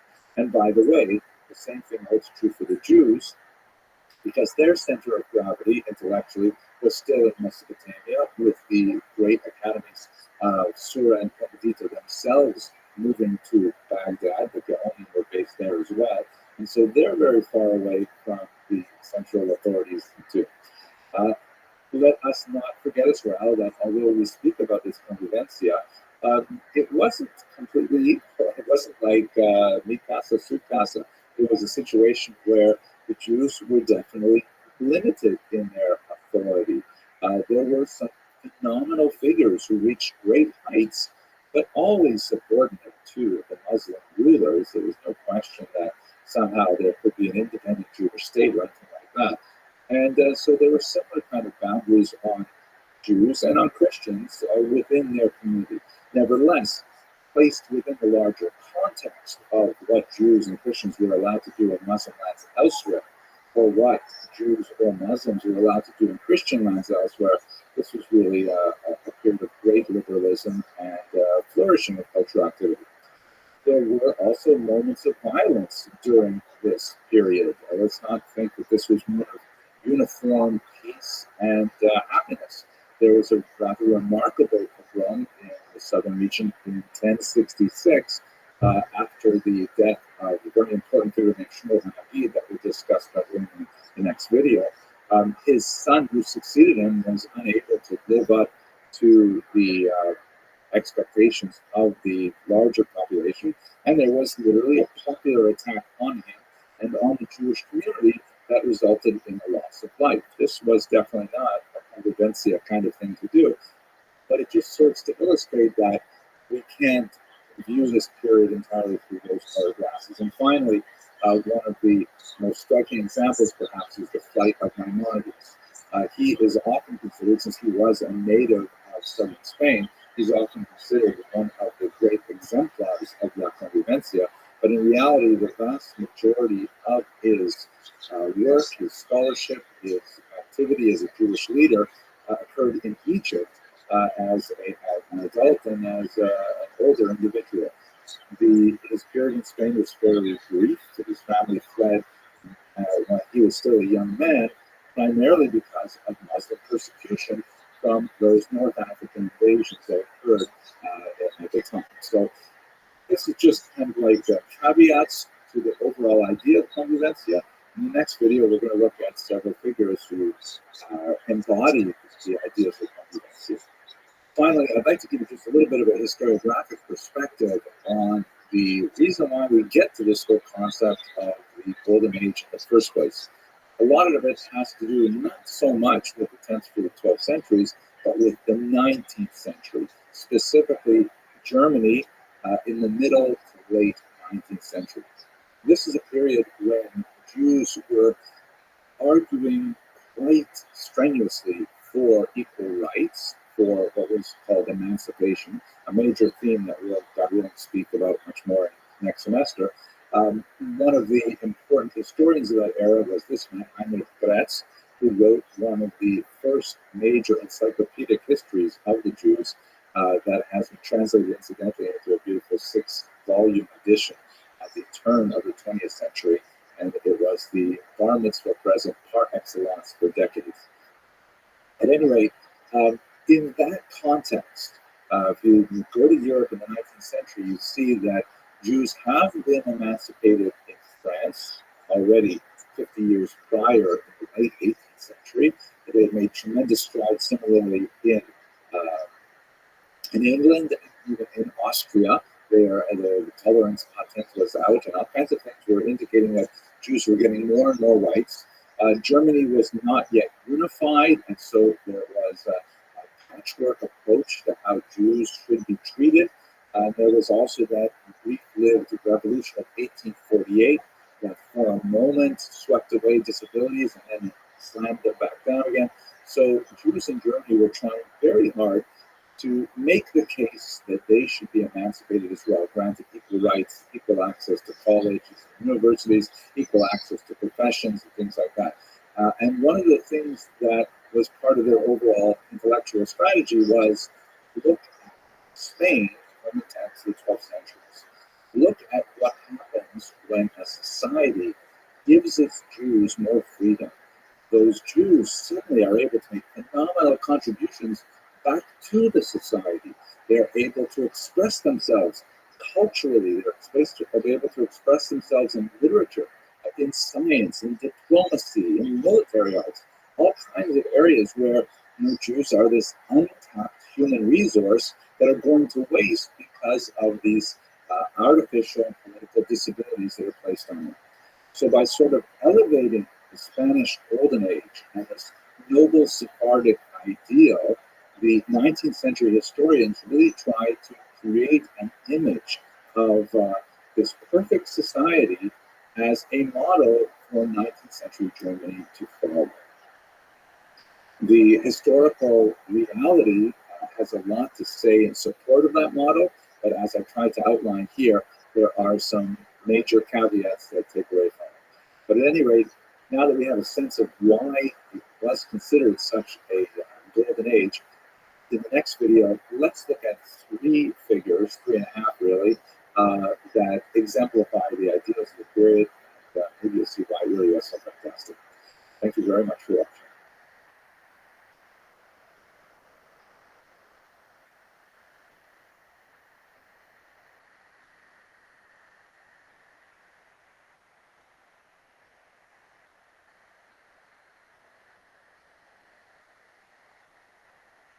In the previous video, we talked a little bit about the structural features that made the Golden Age so golden, and we talked about some of the questions about exactly how golden was it.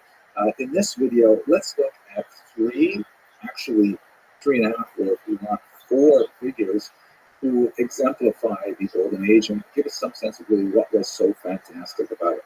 Let's start first with Hasdai ibn Shahrut, whose years are approximately 910 to 970. He is really an example of the wise and loyal servant that we saw a little bit in the previous video. He is, there's a fascinating story that actually you see in a couple of these figures where he is drawn to political authority because of his literary ability. He was, like many other Jewish figures of this period, a doctor. There was, of course, a long historical association of Jews with medicine. A lot of reasons for that. It is a field that demands literacy. It's a field that is it's a portable profession. You can be a doctor anywhere. It's not tied to land, which sometimes has the disadvantages of restrictions on land ownership in some places. and then the fear of expulsions that would lead to losing all this time, things like that. So Jews have been associated with medicine for many, many centuries, and the multilingual qualities of Jews in the Middle Ages, being conversant with Hebrew, frequently with Arabic, and with Latin, other languages, means that they're able to access many different texts. And so being a doctor was something we see among many prominent Jews at this time. Although that's not where he was especially famous, it was one of the areas in which he excelled. He was even invited to treat the prince of a neighboring Christian country for weight loss. He apparently was quite overweight, and Chasdai ibn Shaprut was one of the earliest diet doctors who was able to shrink his waistline significantly, and that led to his increased fame. He was also known for having discovered the secret ingredient in a long-lost medical potion, a panacea really, that would cure all ills, called teriyaki. Although it's been lost since then as well, there was this idea that if you could just make this one perfect medicine, it would cure everything, kind of like aspirin for everything. I always think it's kind of interesting that the term teriyaki sounds a lot like teriyaki, and that connects us to Asian food, which, as you know, is something that I think a lot about. At any rate, he's drawn to political centers primarily because of his literary qualities. The story goes, and again, there are a few different versions of this, and it applies to several figures, but a servant girl from a local government authority, of course, is illiterate. She goes to Chasdai ibn Shaprut, who's running an apothecary shop, and she asks him to write letters for her. She dictates to him the kind of ideas that she wants these letters to say, and he writes them in beautiful, poetic Arabic for her. Later, her boss finds out about these letters and says, wow, these are beautiful letters, such turn of phrase and such beautiful calligraphy. I want to meet this person. So he's brought in, and then he's promoted. And the end, what happens is he is essentially made the minister of trade, which makes him essentially the foreign minister of the southern chunk of the peninsula. And he ends up, for the purposes of international trade, communicating with kings far and wide. His multiple languages help him. His ability to compose a literate message helps him tremendously. And his authority just expands and expands in this context. He never loses sight, however, of his responsibilities to the Jewish people. And frequently, he uses his position specifically to defend embattled populations, writing strong letters to Constantinople, for example, writing, as we saw in the previous video, letters to inquire about the Jewish kingdom of Khazaria that he's quite interested in. So he's using his position and his skills really as a leader of world Jewry at the same time as he is representing Muslim leaders in southern Spain. Now, another thing that makes him especially well connected to the Golden Age is his establishment of a scholarly basis for the Spanish Jewish community.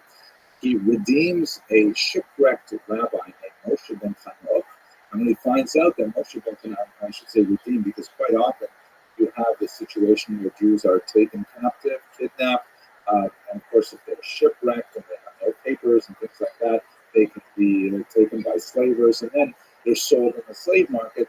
There's a very large phenomenon of Jews pooling their money and redeeming co-religionists from slavery.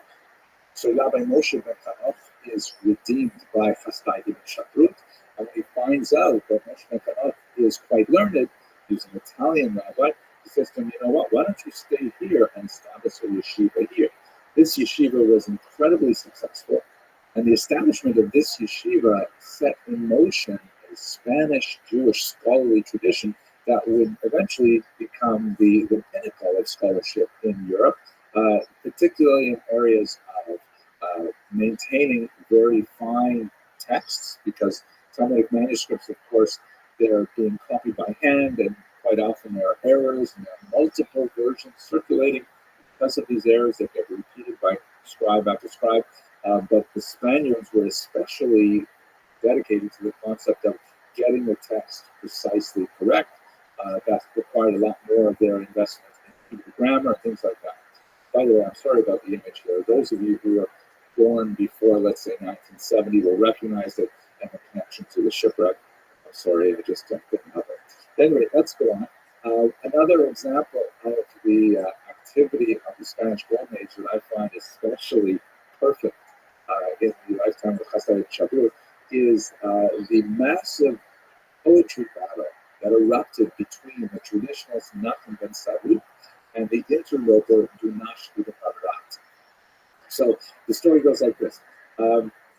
Everyone's a big supporter of poetry here. There's a strong Arabic tradition that values poetry very highly. Spanish Jewry is heavily influenced by this as well, and there's a massive industry created for poetry. Poets are called in for hire to compose original poems for weddings, for funerals in particular.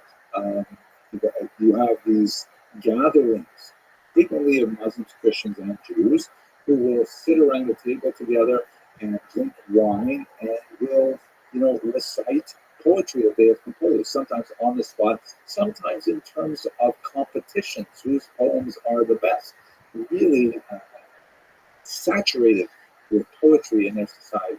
So Menachem ben Sarut would compose poetry in Hebrew based on biblical norms. Very beautiful, powerful Hebrew. We know from one of his letters to Chassidut ibn Shavuot that he was engaged in this kind of poetry for hire for his entire life. However, this newcomer arrives, having been influenced in Baghdad by some of this newfangled Arabic poetry, and he says, you know what, if we just recalculate the metric value of Hebrew vowels, and this is a huge discussion about what's going on here on a grammatical level, but basically Hebrew is written without vowels traditionally. The vowels are added later, and in fact it's typically printed without any vowels whatsoever. You have to literally memorize which vowels go with each word. So that's just to make Hebrew easier to learn. But there are certain vowels, like the shva, for example, that can be pronounced two different ways, and that alters the way in which a line of poetry could be read. So Dunash ibn Abrat said, you know what, if we just apply some of the Arabic rules of grammar to Hebrew vowels, we can make the Hebrew language much more melodic and fit with poetry much better. So there was a huge uproar that literally led to riots in the streets of Granada. I mean, literally Jews fighting each other physically, fistfights, over whether we should stick with the classical poetry of Menachem ben Sarut, or whether we should go with this rock and roll version that this newcomer, this Elvis Presley guy, has brought to our society by, contaminating Hebrew poetry with Arabic beauty. In the end, of course, Dunash ibn Abrat wins hands down. He colors the next 1,000 years of Hebrew poetry.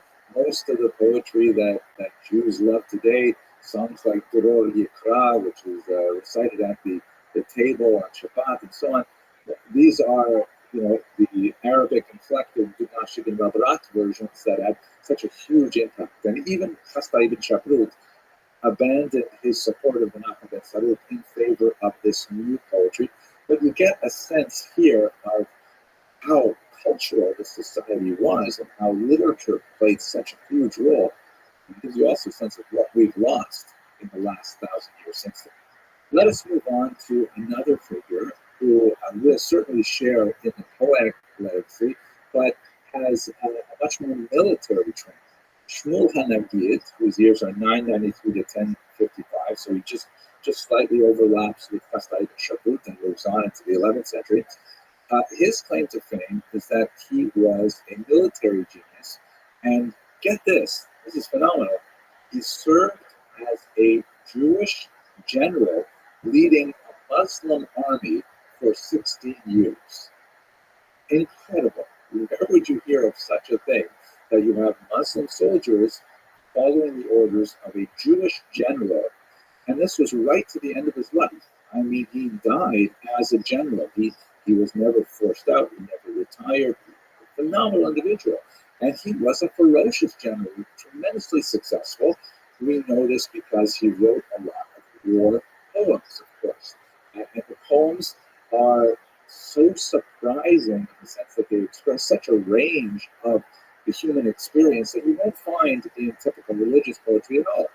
He has, poems that describe the heat of battle, that harken back in many ways to King David's poetry in the Bible. In fact, he referred to himself, Shmuel Hanagid referred to himself as the David of his age.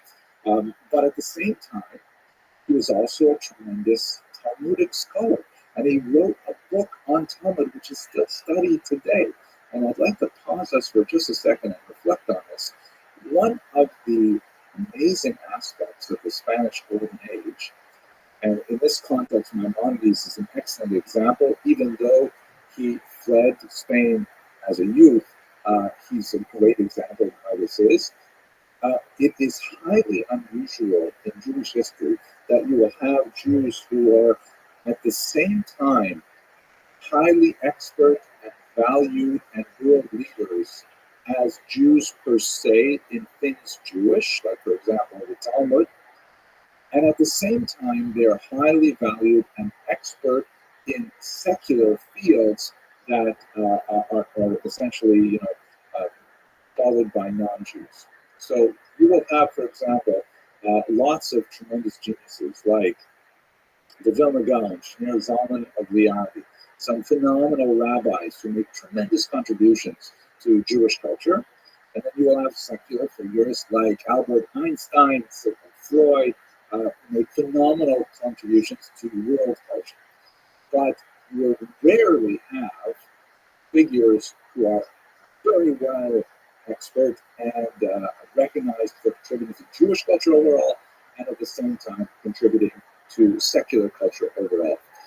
You will not have the chairman of the Joint Chiefs of Staff, who is also the Rosh Yeshiva in Lakewood. It just doesn't happen. We don't have those kinds of figures. Jews tend to specialize either in things Jewish, or when we get to the modern era, things secular. And they excel in both areas, thank God. There are lots of people who have made their names and have, their light shines across the entire globe for what they've done. But it is only really in Spain where you see people like Shmuel Hanagid, who is equally famous as a general and as a Hebrew poet and rabbi. Maimonides, one of the greatest physicians of the world, and at the same time, one of the most stellar thinkers in Judaism simultaneously. This is something that is really characteristic of the Spanish Golden Age, and we will see it over and over again. It is so fascinating. But let us go back to Shmuel Hanagid, and by the way, the term Hanagid means kind of like the prince, the leader. It was probably applied to him by Rothschild, who was one of the leaders of the Jewish community in Baghdad, the yeshivas in Baghdad. And this recognition of giving him his title, Agid, was probably both an homage to his political position and to his tremendous scholarship. And we will have this term used, this title of Agid, used over and over again in many Muslim areas for the leader of the Jewish community in that area. Now, I mentioned that he wrote real poetry, and a fascinating little tidbit is that he says he used to write his poems out and attach them to the legs of carrier pigeons, who would fly them back to his son in Granada, who would then, unwrap them and assemble them in a diwan of his corpus of poetic writings. He wrote not only war poems, but also drinking poems, love poems. He wrote ghost poems, which is a fascinating phenomenon where kind of like the poetry slam thing, you can imagine like rappers who are, arguing with each other and dissing each other, shading each other, to use these kinds of like contemporary terms. He wrote those kinds of poems as well. Really surprising range of political voices. Have a look at the work of Peter Cole, who's translated a lot of these. Absolutely fascinating. He wrote three main collections. One is called Ben David, if I remember correctly, alluding to himself as like King Solomon, the work of his youth, which is mainly with war poems and so on. Then there's Ben Mishlei, which is also a work attributed to King Solomon. The book of Proverbs, which is kind of the work of his middle age, kind of like wisdom poetry, and it reads a little bit like Mishlei. I'll show you that in a second. And then he wrote Ben Kohelet, which is kind of like reflections on mortality and things like that, the work of Solomon's old age. Tremendously successful and moving poet, just as he was as a general. Here's one of my favorite poems from Ben Mishlei, and I'm going to read it in Hebrew. You have to forgive my attempt at a Sephardic accent, but that's the only way you can even get close to hearing the sound of the poetry, which is really gorgeous. And then I'll translate it so you get a sense of where he's coming from. This poem is dedicated to people who feign intellectual capability without actually investing the effort in learning. So it starts. אשר יגע בכנל הספרים, וליבו מאשר פעם ריק וריקה. ופיסח אשר חקק על הקיר, מעט רגל ובא לקום ולא קם. Translation, about a person who exerts effort and buys many books, but his heart remains completely empty of them. He's like a lame person who draws legs upon a wall, even 100 of them. When he tries to get up, he cannot. So the idea is, you think you've got a reputation for being learned just by buying books and putting them on a wall. But all you get a reputation for is for buying books and putting them on a wall. You actually have to learn the books to be able to know what's going on. Listen to the last lines. You heard the phrase, "Reik v'reikam, lakum v'lokam." Very, very beautiful kind of sense of how language moves. I really enjoy his poetry myself.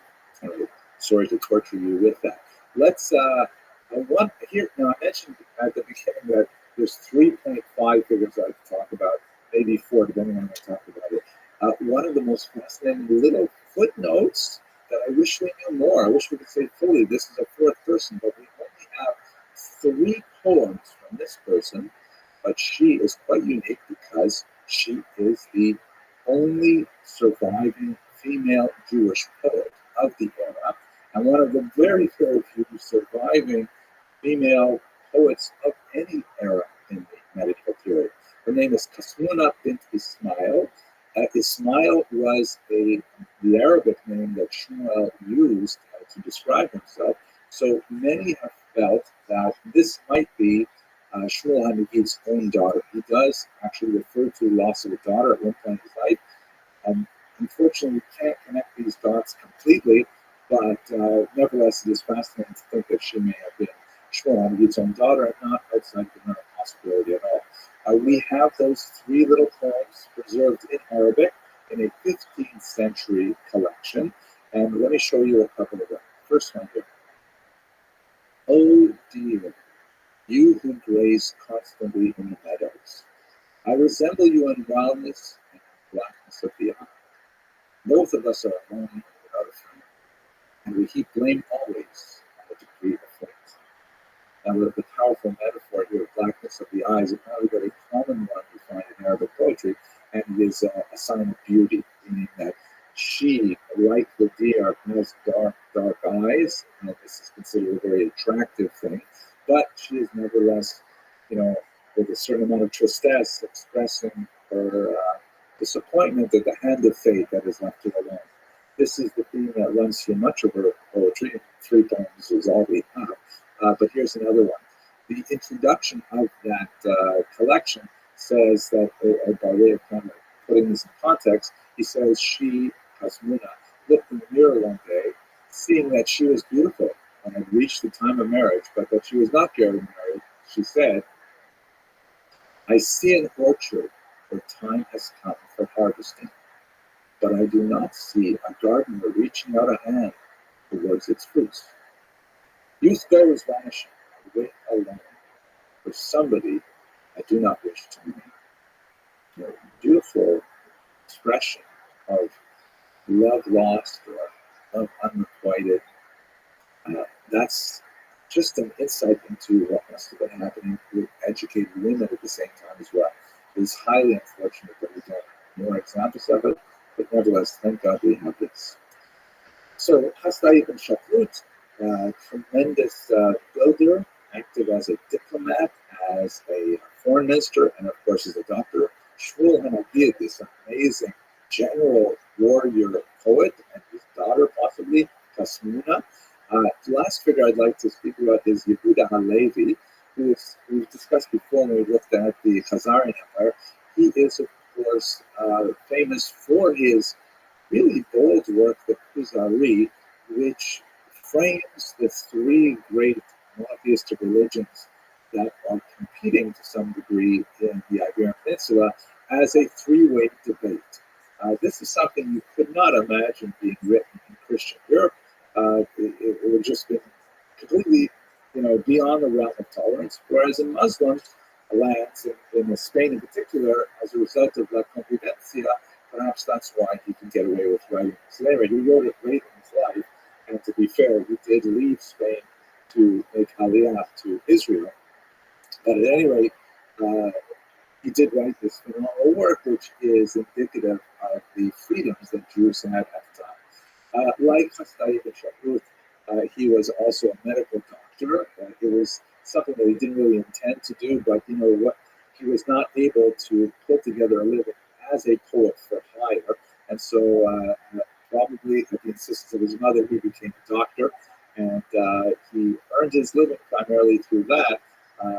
And he had many tragedies in his personal life that, if you're curious, please have a look at the links in the information box. You'll see a longer video on his life and works. But I'd like to also close by just giving you a look at some of his amazing poetry as well. This is a eulogy that was likely recited at the grave of a young girl. We know that he lost a daughter, just like Shmuel Hanagid did, and it's written with such power that it's not hard to imagine that he wrote this for his own daughter. Unfortunately, sources don't come one way or the other, but let's have a look at the first stanza. The translation is from Hillel Shalkin's remarkable work, phenomenal biography of Yehuda Halevi. Actually, this comes from an online version of just of some of his poems. Have a look on the web and you'll find these. These are great. So just the first stanza, listen to the sound, please. Ha biti ashochat mishkamech, ki lishol nasu nosei aronech, ve'en chalki mimech rak zichronech, ואחונן אספות ציונך, ותעשו לשאול שלומך בעינך, ימורת יפית בעיני ימך. Let's read it. My child, had you forgotten the way to your own home, that your pallbearers strayed to the underworld's gloom, leaving me with, since you are not here to ask how you are, a grave's clods to kiss, and your memory. Ah, death has come between you and me. This poem goes on. This is speaking of the voice of the father. Later, it would speak of the voice of the mother. Finally, it would speak of the voice of the dead child herself, describing how terrible she feels that she was not able to live her life through adulthood, through marriage, childhood, and so on. Very powerful movement. And in the sounds of it, you hear how the uniformity of that final syllable feels like it's like a brick wall. It's so solidly constructed and such a permanent barrier with death separating between you and me. Incredibly moving poetry. But he, like Shmuel Hanagid, wrote poetry right across the entire spectrum of human experience, love poems, and very light-hearted poems as well, and truly one of the great poets of human civilization, not just the medieval Jewish civilization. Okay, I hope I can bring at least some of my excitement about the period. I encourage you to have a look at the longer videos if you want to see a little more. But for now, thank you very much for watching.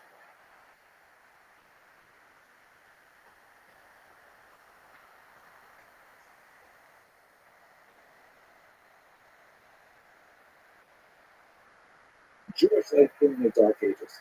We have to understand, what do we mean by this term, the Dark Ages?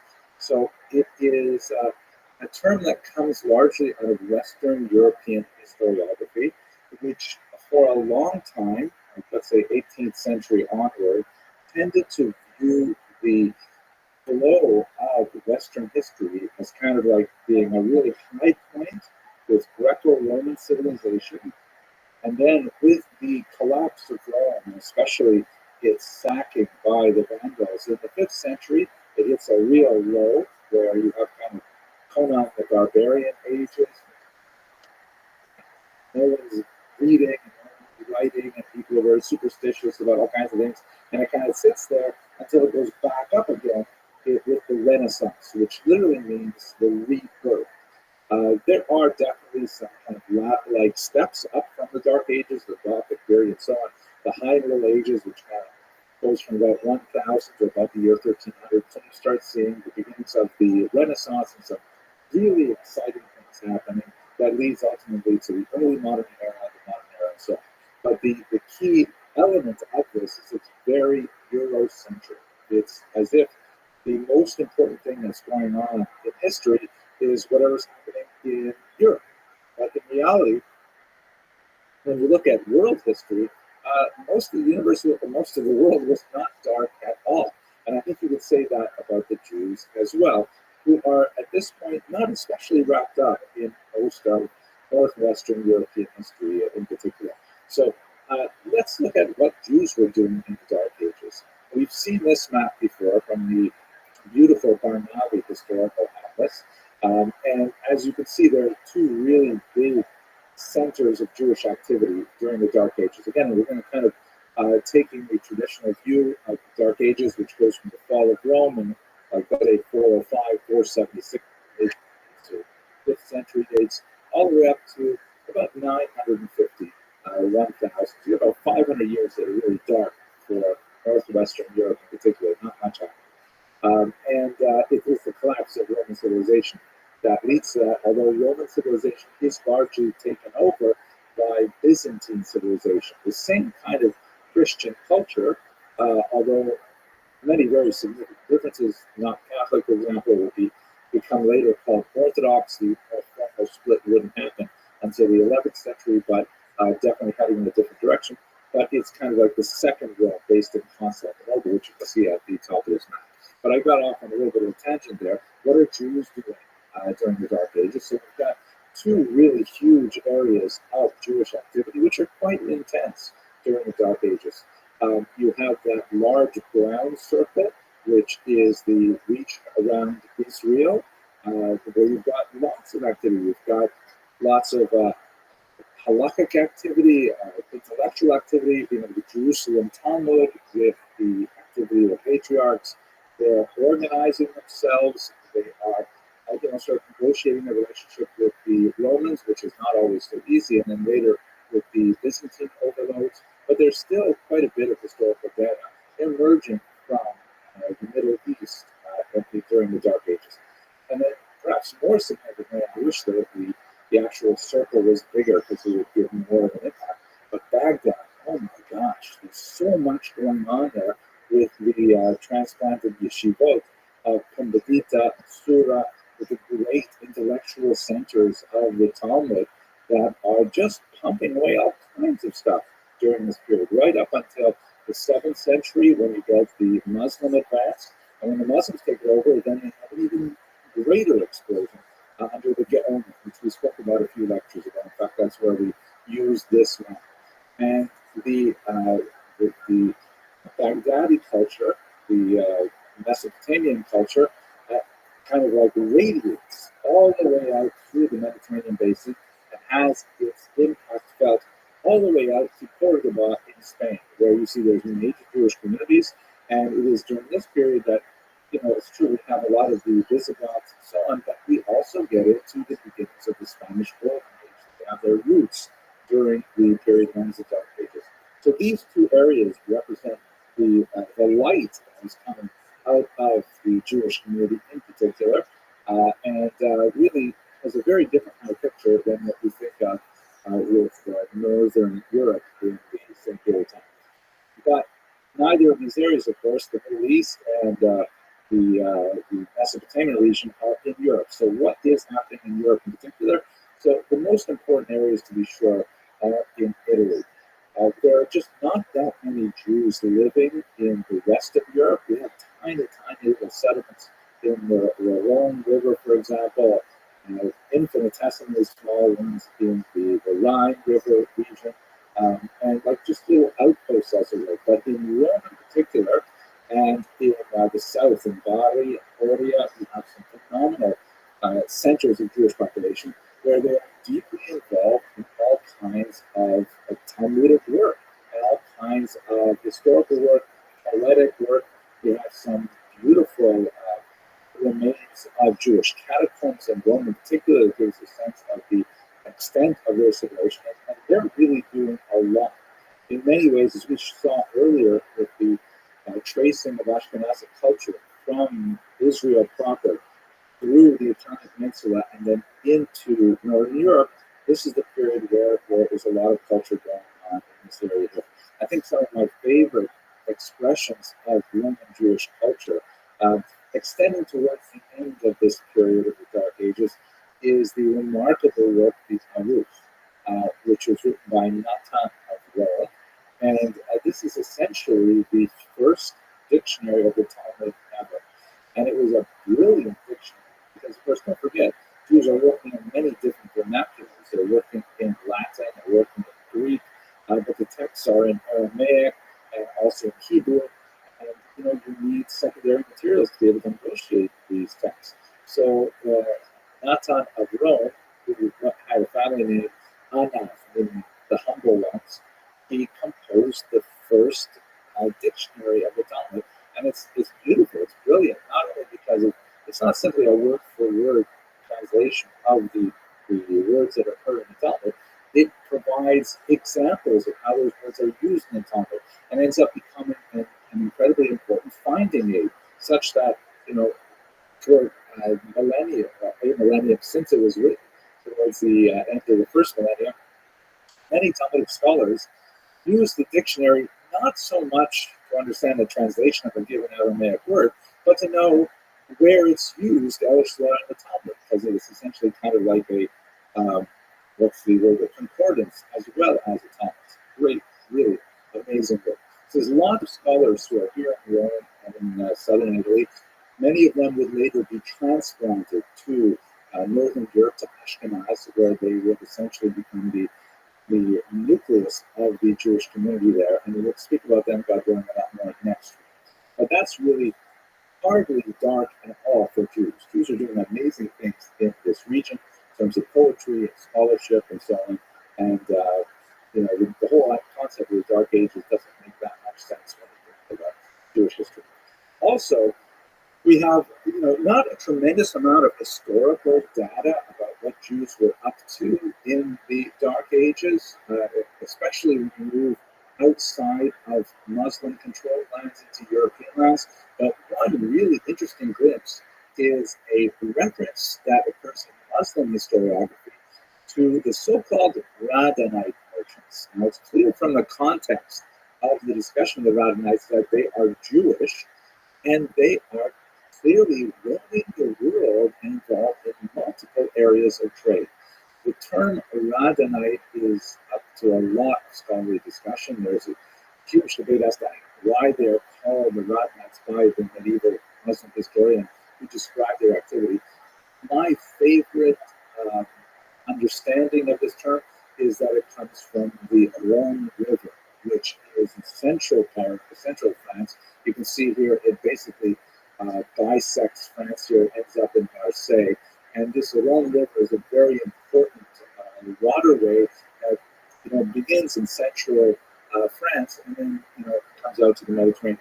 As you can see with this map here, the dark line indicates the specific routes that the Muslim historiography describes as part of the destinations of these Radhanite travelers. And they're selling stuff, by the way. They're buying and selling all over. And the sort of dotted lines indicate the extended trade routes that we know would meet up with most of their places. So it's not at all out of the question exaggeration to assume that there were Jews who were traveling literally all over the world, engaged in a whole variety of trade as they were active throughout the region. Before I leave that map, let me also mention that the, uh, the Jews are deeply involved in one of the most important trade routes, which, as you can see right in the center there, it goes from Antioch through the Euphrates River down to the Persian Gulf. This is one of the most important trade routes for the silk trade. Jews were heavily involved in the early silk trade, which was a major reason for the dispersion of Jewish ideas. The spread of Judaism predated the spread of Christianity, and in some ways actually prepared many of these territories for a monotheistic faith because of these Jewish merchants going on. One of the things I happened to read just today, which fascinated me, is that the silk trade, especially when Rome was active, the Jews of the Euphrates and Tigris rivers were especially involved in reweaving silk, meaning the Chinese, who were the people who were making silk out of the cocoons of certain types of silkworms that grow on mulberry trees. The Chinese liked to make their silk into more thick, durable cloth for their clothing. The Romans, on the other hand, said, no, we don't like that. We wanted sheer and filmy and something that you would drape over yourself and something quite a bit more racy. And so the Jews were actually involved in reweaving. They often took the silk cloth from China and then they reweaved it. They actually pulled out the thread and then remade it into much more diaphanous cloth that would be sold at a much higher price in Europe. Just a funny little detail there. Okay, anyway, so the Jews are definitely heavily involved in this international travel. Now, why the Jews? Well, it's kind of a self-fulfilling prophecy or a self-affirming cycle because the Jews do have a common language, Hebrew. They have a common legal system such that they're all bound by the rulings of the Talmud, and they can rely on a neutral body of judges who will not judge them by the capricious laws or specific reason. I'm going to get more into that in just a second. They also have a strong co-religionist bond such that it is not at all uncommon. And in fact, it was widely common right up to the 20th century in Eastern Europe, where a stranger could show up in the synagogue on Friday night and say simply, hey, I need a place to stay for Shabbat, and then he'd be taken in for meals and a place to sleep. And then once the Shabbat was over, then they'd say, okay, here I am, I'm selling wine or silk or whatever it is that anyone wants to trade with me. And of course, the business was self-affirming. So the diaspora of the Jews was actually the foundation of the international commerce that they would be engaged in right up until contemporary times. There is a long historical tradition for this. We will explore the economic aspects of this, God willing, in a lecture later this summer or later this spring, I guess. So hang on, there's lots more to say about that. But let's go to the roots of Ashkenaz. So I referred to the Jewish legal tradition, which is extremely important when you consider the kind of situation that was going on in real dark ages Northern Europe. Now I'm talking about a region of what would be today France and Germany and so on. So we're talking a really real backward, pre-Christian kind of environment where they adjudicate trials, for example, by ordeals. Like this is a drawing of the so-called ordeal by water, in which you had a person suspected of some kind of criminal activity. And so the best way to see how well they did is if you tie them up and throw them in the lake. And if they don't drown, then they're innocent because their gods protected them. Or even as it slowly begins to morph into Christianity, God protected the singular God. So that's definitely not kosher by Talmudic standards. Another version of the ordeal was, two people are in a legal fight, and one of them claims he's totally innocent. So the judge can say, all right, we're going to boil up this vat of oil, and we're going to drop an iron ring in it, and you reach into that boiling vat of oil. If you can take a ring out without being harmed, that will mean that you are obviously innocent. And if you are not willing to do it, it must mean that you are guilty. Like, yikes. I would not want to be anywhere near this kind of legal system. Give me the Talmud any day, rules of evidence and testimony and things like that, please. So, one last thing, of course, which I'm not sure how Jews felt about this, but there was the trial by conduct or ordeal by combat, where you could defend your innocence by simply going hand to hand with your litigant. And this is probably historically accurate from the period I'm talking about, but I kind of liked it. This is also something that has no basis in Talmudic jurisprudence. So luckily, Jews were largely exempt in Ashkenaz from any of these trial by ordeal. They were able, even in these kind of really backward, homeland, barbarian kind of environments, able to have their affairs adjudicated according to Talmudic law. This was an arrangement that benefited the Jews and also benefited the region because they were the traders. They were the people who brought goods in. And of course, they're in a tiny minority traveling up and down these riverways, with valuable goods. But if the society cannot support people engaged in this kind of trade, then it'll simply stop and people will not have the goods that they want to buy. So there is kind of an investment in giving the Jews that level of legal autonomy. And we see in the Dark Ages that Jews are granted this in the few number of communities that we see them appearing in Northern Europe. It's quite fascinating. At this point, we begin to see the nucleus of something we will, I'm afraid, have to discuss in much greater detail later, but the nucleus of the formation of the Kehillah structure. This is the formal municipal self-government of the Jews that they developed very strongly in Northern Europe, although it definitely has similarities to what was going on in Muslim regions as well. The Jews essentially formed for themselves a small state within a state, at least at the municipal level. Later on, when we get to about the 16th century, we'll see that it expands really to a massive level in Poland and Lithuania, where the municipalities are individually connected with one another. But essentially, the Jews in these tiny little struggling communities, we're talking about less than 1,000 people in any of them, are granted the right to govern themselves. They're granted certain protections in order to largely benefit the trade, and later, as we shall see, benefit the tax structure and the tax revenue of the land. Again, I'm sorry to be talking about this now because we're going to spend at least one of these videos talking about Jews in the medieval economy, and this is crucial. But what it gives us for now is the possibility of Jewish social independence. That they are, through the Kehillah structure and through their legal autonomy, able to run their own affairs and create their own social safety net with education, with support for the elderly, support for orphans and widows, support for brides, all kinds of things to ensure that the Jews are self-sufficient as a community and contribute to their ongoing survival, and despite the relative barbarity of the Dark Ages in Europe. So that's just by way of introduction. I want to give you that kind of background coloring as we go on to speak now about the Rishonim, and I think the contrast is going to be absolutely stark.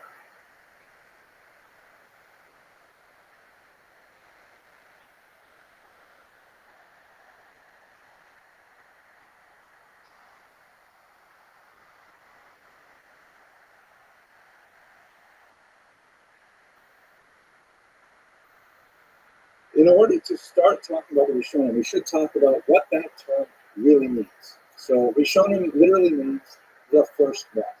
Rishonim are the first ones. The first ones are what?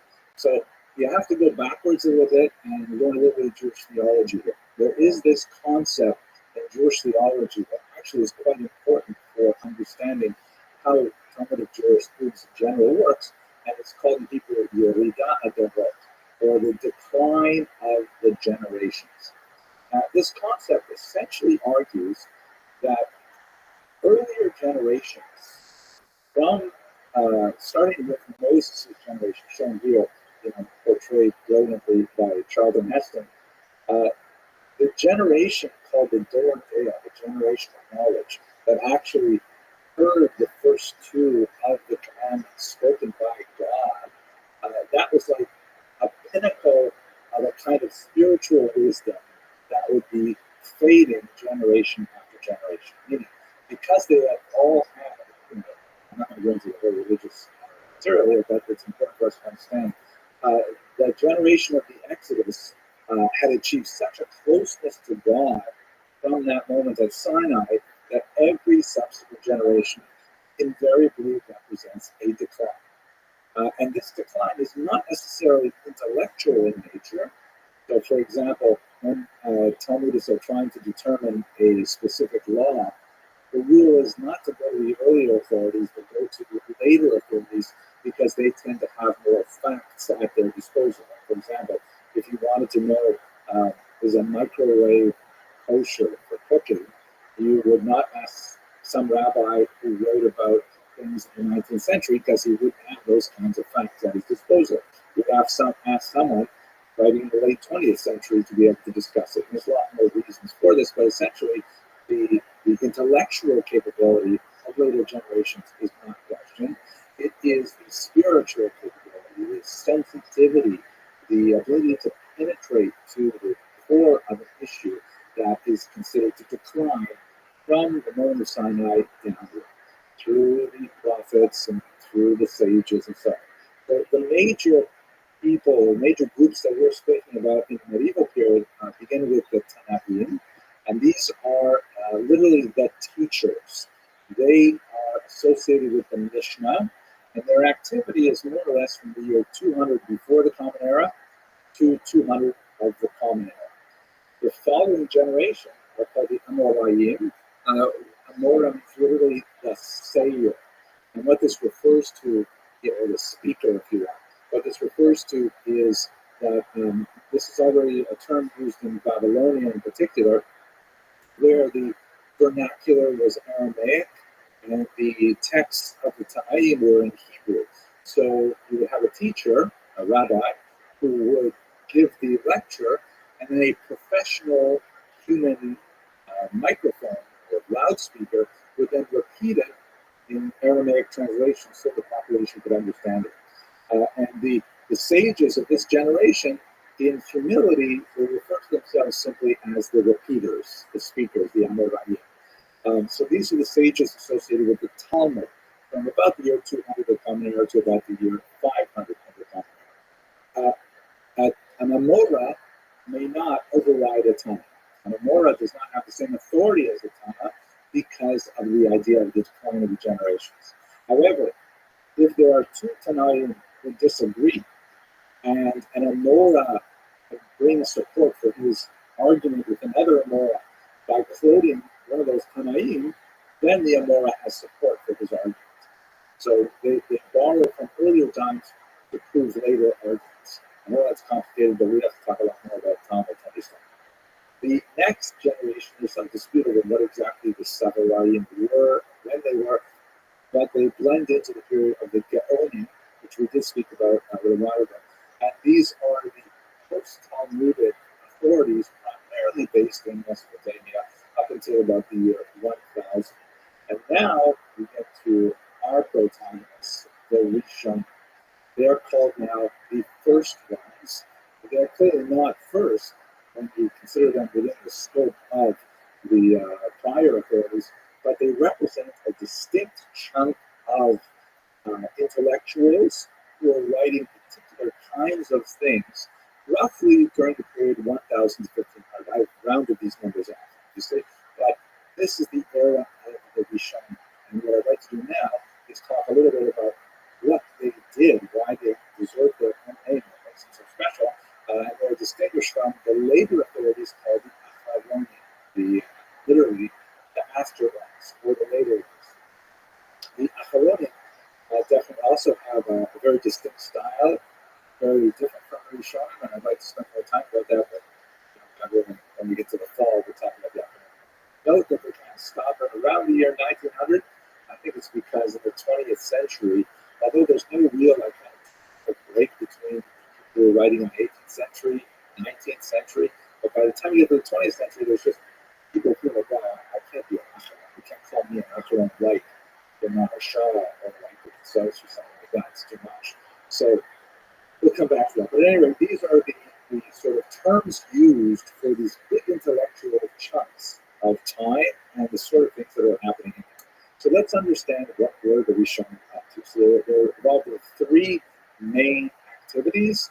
They were largely commentators, counters, and codifiers. These three groups, and these three types of activities were especially important for the Rishonim. We understand that in the So here's a beautiful picture, by the way. You can see it again in the next class of an illuminated manuscript of the Guide to the Perplexed. You see there is Maimonides on the right, who's right tefillin, and it's holding up an astrolabe, which is one of the key inventions of the era of the Rishonim. And the Rishonim are often pictured holding on to them, their astronomical devices for navigation and things like that. And he's speaking to his students over there. And notice the artwork on the outside, which is absolutely fantastic. At any rate, commentators. So one of the most important figures, one of the people who is regarded as the Rabbi of all Israel, and in fact, the acronym of his name is Rashi. His name is actually Rabbi Shlomo ben Yitzchak, or Rabbi Shlomo Yitzchaki, Rabbi Solomon, the son of Isaac. But it's also sometimes playfully translated as Rabbi Shel Yisrael, the Rabbi of all Israel. A brilliant figure, who we will have occasion to speak about next week when we come to the Crusades, who essentially embarked on a massive sweep of Jewish literature, a tour de force, providing very pithy, short, but intensive and deeply clarifying comments on the entire Torah, the entire Tanakh, the entire Talmud. Massive amount of work that he actually repeated several times. He went through several editions. There are, unfortunately, a few lost tractates where either we did not complete it or we lost it. But otherwise, we have this guide that takes you through all of the major texts of Judaism in the 11th century. And his style is absolutely enlightening.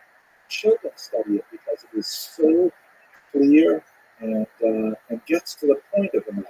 Now, also, his clarity is, you see the art in it because he takes very complicated things and he edits them down to just 3 or 4 words quite often and just gets across the idea. One of the most important things that Rashi did is his commentary on the Torah itself, the first 5 books of Moses. And in fact, people say that the correct way to learn Torah is with 2 fingers, one finger following the Hebrew text, the other finger following Rashi's commentary.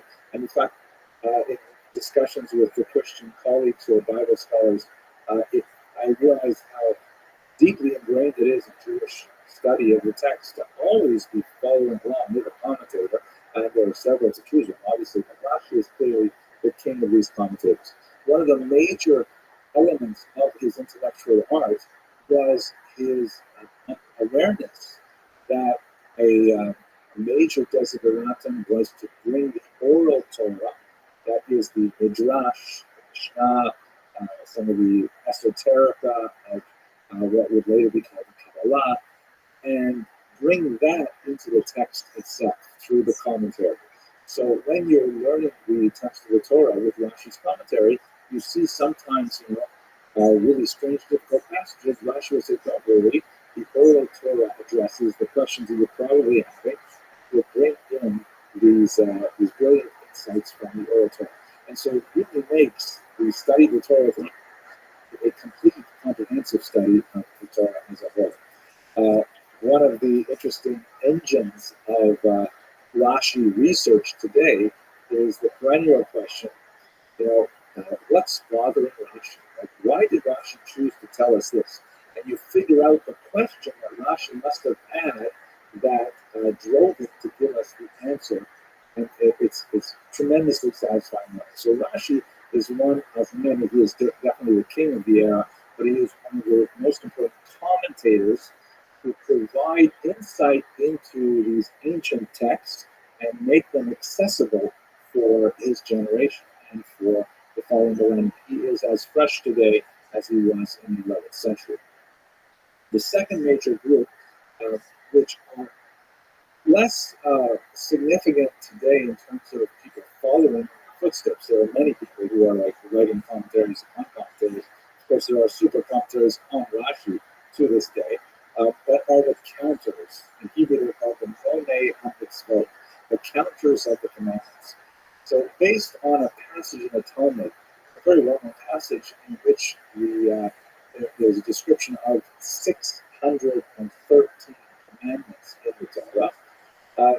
The Rishonim began to say, okay, well, let's make a list. Let's go through the Torah and let us actually provide a list of all 613.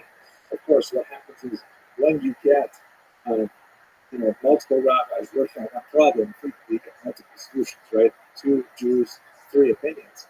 And in fact, we all have to come up with the number 613 because that's the number that the Talmud says is there. But then they disagree as to, no, you're counting something that's not a mitzvah. I don't count that mitzvah at all. And one says, no, you're counting 2 things as 2 separate mitzvahs. They're really only 1 mitzvah. Or you forgot about these mitzvahs. What about these, right? So the counters essentially try to place some kind of systematic order on the commandments that appear in the Torah, and it's hugely consequential because it will especially lead to the next category. But just to give you an example of one of the Rishonim that is my favorite counter for sure, this is an anonymous counter, often identified with one Aharon of Barcelona, Spain. Quite possible, although there's significant questions that perhaps there's something else altogether. So it's an anonymous book called the Book of Chinuch, or the Book of Education. And it is the greatest bar mitzvah present ever, where this particular rabbi wants to give a bar mitzvah present to his son. So he essentially says, here, I'm going to list out all 650 commandments. I'm going to list them in the sequence in which they appear in the Torah. So when you go to synagogue every week and hear the Torah read, you'll be able to review all of the mitzvot that occur in that week's parsha. And that's brilliant. That's great. Really helpful just in itself, isn't it? But what he does after that is so much more amazing. First of all, he locates the mitzvah and count, and they literally count it 1 through 613. The English translation that's used wisely today is the 3-volume set. And then he tells you a little bit about how the mitzvah is performed. And then he tells you a little bit about, this is amazing and not so common as you would think, he tells us why we have this mitzvah, this commandment. And that's like so valuable because many of the other authorities from the Talmud on really don't think about that. Or if they do think about it, they don't write a lot about it. There's this sort of religious approach to the text saying, here is the commandment, and it is incumbent upon us to observe it. Kasher tzivanu Hashem Elokai, as the Lord our God commanded us, right? He didn't tell us to think about it. He told us to do it. I'm generalizing. There are a lot of people who say, no, we have an obligation to think about it too. At any rate, the thing provides the why answer to a lot of these commandments, to all of them actually. We don't necessarily, not all of them agree with his response, but it is absolutely brilliant. And like I said, the world's best bar mitzvah present ever. We know that it was a bar mitzvah present, and we know a little bit about him and his son because he speaks to his son directly in the text. It's really very sweet and engaging. For example, that they were Levites, as he says, son, pay attention to this mitzvah because you're a Levi and you're going to have to keep this particular mitzvah. Brilliant. Highly enjoyable. And then finally, most significantly, because it flows directly from the counters, are the codifiers. And this is hugely important because essentially these are the people. One of the most important of us here is Rabbi Yaakov ben Asher, known as the Rosh, or the head, who go through these they say, okay, thank you, for example, anonymous author of the Behemoth, for laying them out how they appear in the text. But if we're actually going to work with these in a functional way and organize a society around them, we've got to have them organized by topics. We've got to have all the laws of keeping kosher in one place, all the laws of keeping Shabbat in the other place, all the laws of, civil, criminal law have to be in one place, and things like that.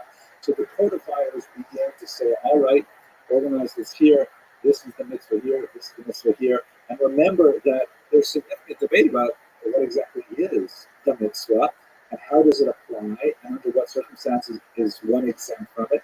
All of these things are really important. So the codifiers who create, for example, the Rosh created a very important commentary called the Arba Tur, the 4 columns, or the 4 pillars, which correspond to 4 different aspects of human life. They end up becoming the source of tremendous dispute and commentaries on the codes. But nevertheless, they are hugely important. The most important of them for contemporary usage is undoubtedly the Shulchan Aruch. We'll speak about him later in this class as well.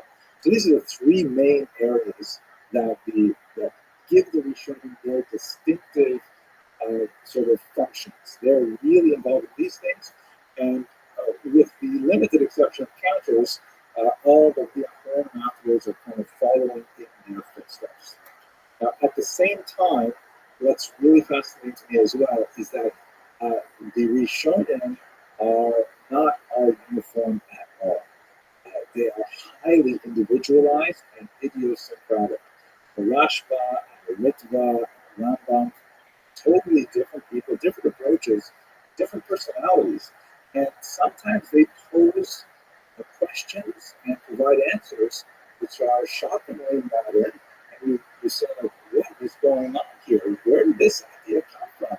And how come I don't see it in the traditional codes and so on? So among those kind of outliers are brilliant figures like Rabbi Abraham Ibn Ezra, who was not only a commentator of note, he was also a tremendous poet in Arabic and in Hebrew, and a scientist. There is a crater on the moon named after him. He is the subject, by the way, of some poetry in the English language as well. Here he is holding up some astrolabe in his left hand and a compass in his right, which alludes to his kind of early scientific burgeoning curiosity. Lived a very poor, difficult life, traveled out of his poverty. He would, again, this is before printing, so he would literally write out his manuscripts, and then because he was so poor, he would sell his manuscripts, his only copies sometimes, and then have to rewrite them entirely from memory to sell them again. The things he wrote about his poverty are truly biting. But it also gives you a sense of, wow, this is like so unlike Rashi, so unlike the others. You see also Gersonides, also a Rishon who is not widely studied today, but brilliant, very cutting against the grain kind of commentaries on all kinds of issues which are extremely relevant today. And when you study some of these Rishonim, you say, wow, this is like alternate history. Like, what would have happened to Jewish civilization if we decided that the halakha, the law, followed Gersonides and not, let's say, the Rosh? Very, very different kind of possibilities, and fascinating for our purposes.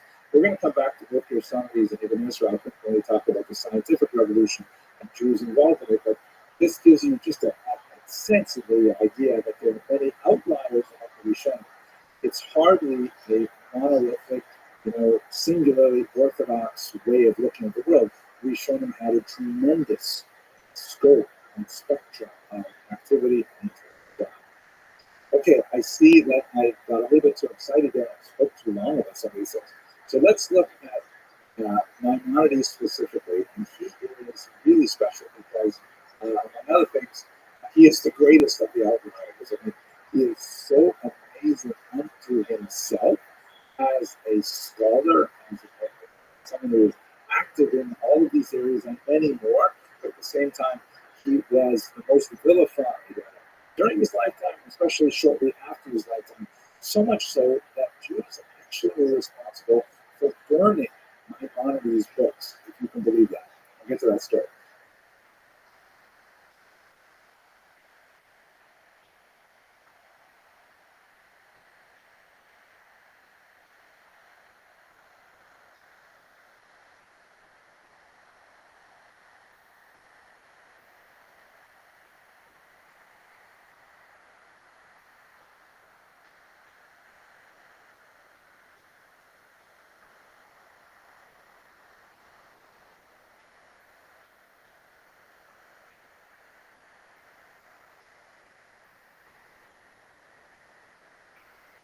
here's a sort of a modernized, detailed version of the iconic image of Maimonides that we have today.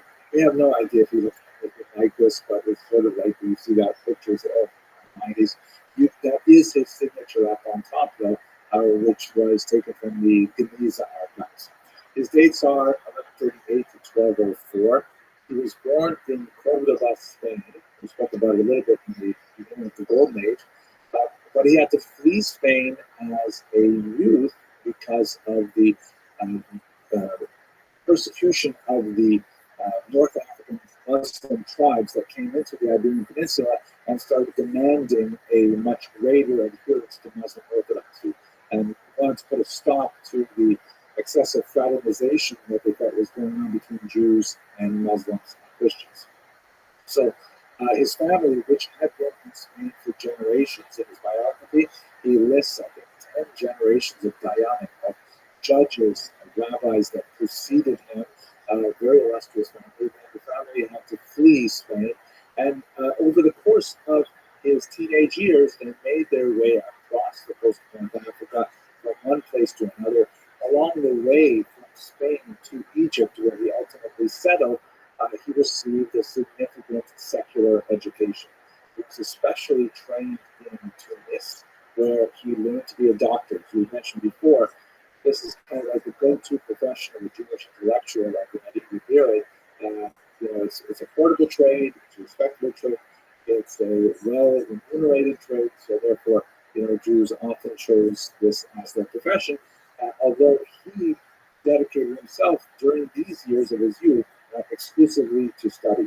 The mainstay of their family economically was his brother David, his older brother David, who was a merchant. Unfortunately, when he died in shipwreck and lost all of their wealth as well, Maimonides had to go to work, and so he turned to trade as a physician, and he had to abandon his full-time study of Torah in order to do so to support the rest of his family. He is, in many ways, paradigmatic and at the same time exceptional. Paradigmatic in the sense that, as we discussed in the Golden Age of Spain, he is one of these really unusual people who is world famous for his secular activities, specifically as a medical doctor, and at the same time, he exerts a phenomenal light on all of Jewish intellectual history for the next 1,000 years. He is so incredibly powerful in both areas simultaneously. That's what makes him sort of like the ideal of the Spanish Golden Age. And that's why I think so many schools are named after him, because you want to tell your parent, it's your parent body, that if you send your kid to our school, he's going to be like Maimonides, a great scholar of Torah and a great breadwinner in his secular field and so on. I think that's what kind of the image that they're trying to get across with that.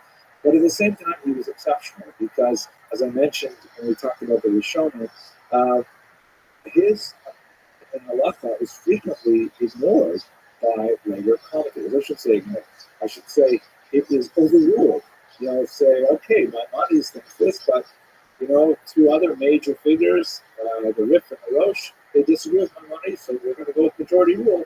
Maimonides will lose out. He does things that, he approves of things that the rabbis later disagree with. And so, although he has a phenomenal impact on Jewish history and Jewish thought, many of his ideas were outright rejected. Just to give you one interesting example, he felt very strongly, based on his long-standing experience in his family, that a person should not receive a check for serving as a rabbi. I know I'm going to get in trouble for saying this. Rabbis, if you're watching this, Sephardic congregations sometimes continue this practice.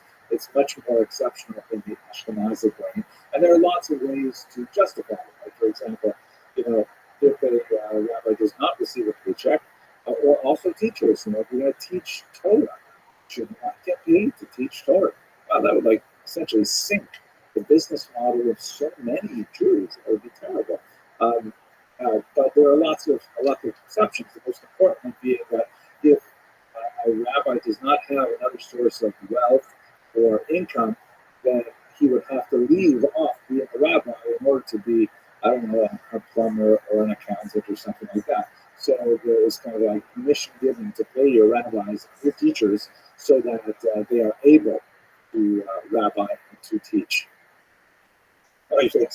Oh, but that's a kind of an unpopular opinion that Rabbi about the Maimonides pulls out of the Talmud and really emphasizes.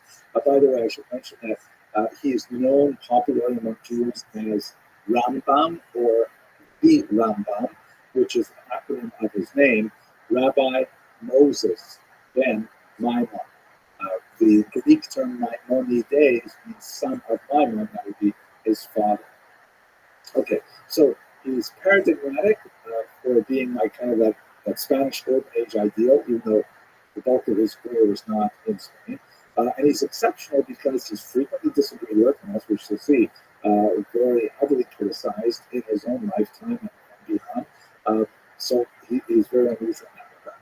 Now, what did he write? Why was this so important? So this is a beautiful manuscript, a manuscript of one of his works.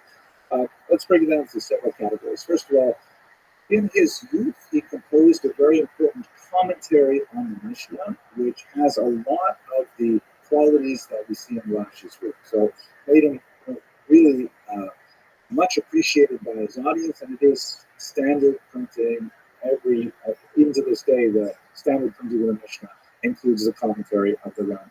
So what's a little bit more different about the Rambam is his very extensive, for example, medical writings in Arabic.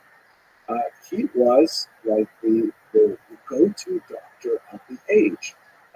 He performed medical services for the royal house of Egypt. He describes in some of his writings how he gets up early in the morning. He has to commute from Fustat to Cairo, where he treats all of the kids and all the wives and the harem and so on. He works there all day. Then he comes in by donkey, the commute, back to Fustat. There's a whole lineup of people who are asking all kinds of electric questions. He has to spend hours and hours answering questions. He wrote extensively in his area of medical expertise, fascinating writings, which are preserved. They are accessible today. And he writes on things like depression and anxiety, sleep disorders, family intimacy, all kinds of issues regarding the use of herbs and various medicinal products and so on. They're extremely important. Medical writing still studied even to this day. He also wrote extensive letters. We have quite a bit of his correspondence to far-flung Jewish communities. Since he was unofficially considered the leader of all the Jews of Egypt and surrounding regions, they would frequently write to him for guidance and support. And some of these letters, in which he's addressing a specific problem, in particular of one of the letters that he writes to a convert to Judaism who feels that he's being maltreated by the community in which he lives.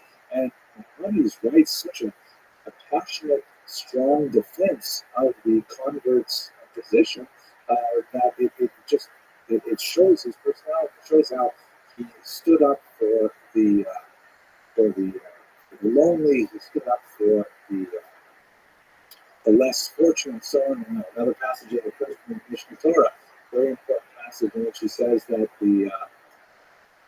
it's very important that before every holiday, a person expend sums in charitable fashion, because if you don't take care of the widows and the orphans in your society before you take care of your lavish meal for your family and friends, then you're not celebrating the holiday, you're celebrating your stuff. Really powerful, incisive kind of direction. So this gives you a sense of his regional, maybe it's a global leadership for this. But what got him into a lot of trouble were two other groups of writings, and these are the ones that are most widely studied today. The first are his philosophical writings, of which the most famous is undoubtedly the Moreh Nevuchim, translated as the Guide for the Perplexed. This was a work written in Judeo-Arabic, that was essentially Arabic written with Hebrew characters, and it was written for a particular student who was kind of like a type. He was a student who was struggling with the apparent challenges posed by contemporary Islamic philosophy and Judaism, and having a lot of kind of high-level intellectual doubts and wondering, boy, these Arabs have some great philosophical ideas. These are essentially the great Arabic tradition that flows from Aristotle, the Greeks. And he's wondering, they systematize so many things, and they seem so logical. And does Judaism really make that much sense? So the Guide for the Perplexed, it addresses this student's concerns, and essentially within the context of Arabic philosophy. And in this regard, it's a fascinating and brilliant work that essentially defends Judaism from the intellectual challenges of his age. But that was a book written primarily for the elite, for people who were well-learned, people who had a broad intellectual capacity. They're not generally working for a living, but really, sitting around thinking kind of things. His other work, which also got him into a huge amount of trouble, was the Mishnah Torah.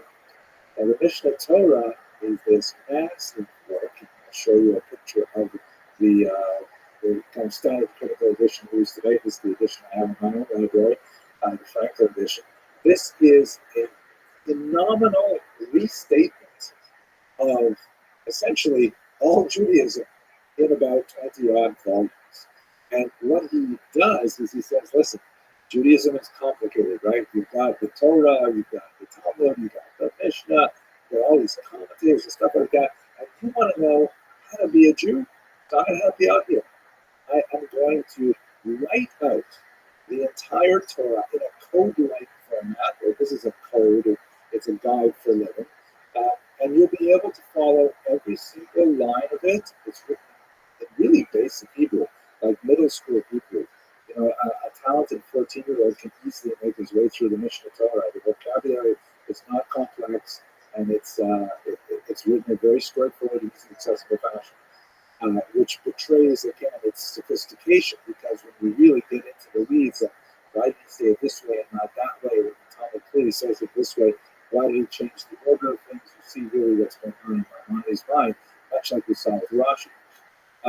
But this is an unusual code that goes way beyond much more modest codes that would eventually eclipse it. For example, Maimonides' code, the Mishnah Torah, deals with all time. Meaning most of the later codes, like the Shulchan Aruch, they said, okay, there are a lot of laws in the Torah about how to offer sacrifices. Well, we don't have a temple today, so we can't offer sacrifices. So let's just skip that whole part. And Maimonides says, what are you talking about? It's in the Torah. We're going to go through it. Similarly, it's only in Mishnah Torah that we have the laws of the Messianic era. How to recognize the Messiah. What will it be like in the Messianic era? How are we supposed to conduct ourselves in the Messianic era, right? The other codes say, hey, I think we'll figure that out when we get there. But Maimonides said, no, it's in the Torah. I'm going to explain everything. He also explains some amazing things that others might think really is not legislatable, like how to have an opinion. What kind of opinions should you have anyways? It's in his code of law, which is brilliant. One of my favorite areas that I'm very attached to is that he wrote on how to repent. And I'll just take a quick note. It's sort of a book plug, but I guess I can't do that. I have a personal project where I study his laws on teshuvah, which means repentance, every year. And starting in 2012, I wrote up a little translation, and I put it on the internet, and people liked it. So I revised it when I went over it the next year, and then the year after that, so on. And now we are in, I guess some years, now we're in the 8th edition is out.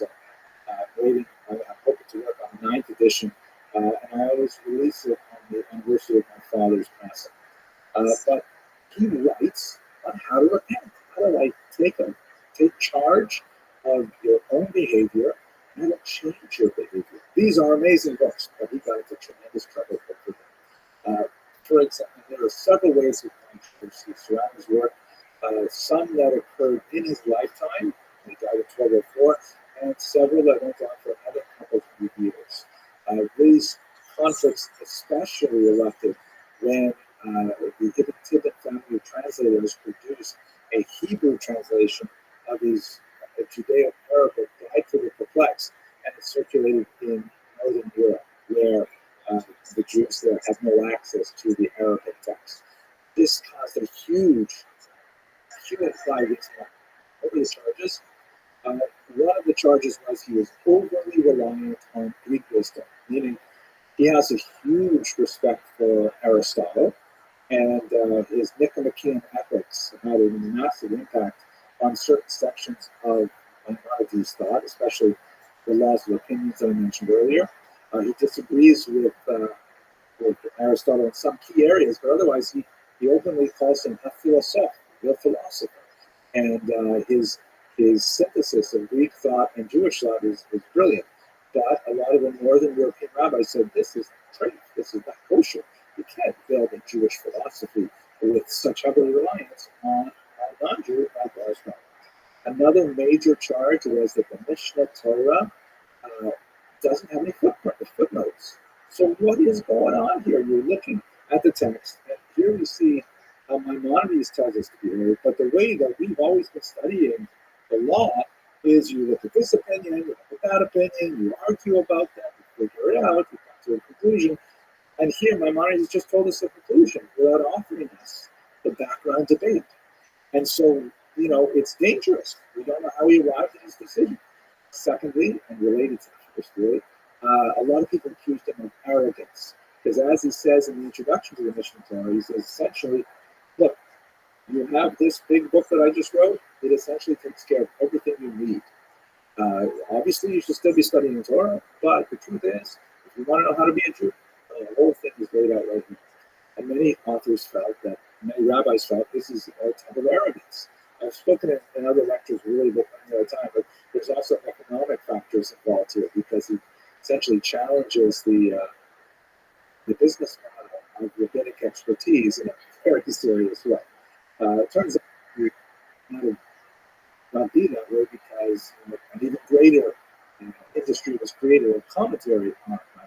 But sadly, Jews denounced the works of Maimonides to the Dominican friars, who gladly seized these books, which were charged with heresy, and burned them in Paris in 1232. So it was a huge tragedy that some Jews in Northern Europe were so incensed with Maimonides that they preferred to see his books consigned to the flames than to have them studied. 10 years later, there would be another repetition of this when the Talmud itself would be in exactly the same spot in Paris. There were other ramifications. For example, the Spanish rabbis continued discussing this for quite some time, and the only way they sort of compromised about Maimonides was they agreed to a Europe-wide ban on the study of philosophy for anyone younger than 25 years of age. That was supposed to say essentially that Maimonides has a lot of useful things to say, but he's kind of dangerous, so we want students to achieve a certain level of maturity before they look at something like the Guide for the Perplexed and so on. So that's basically how he remained controversial, but ultimately his overpowering legacy makes him one of the most towering figures of the Rishonim and of future generations to the present day.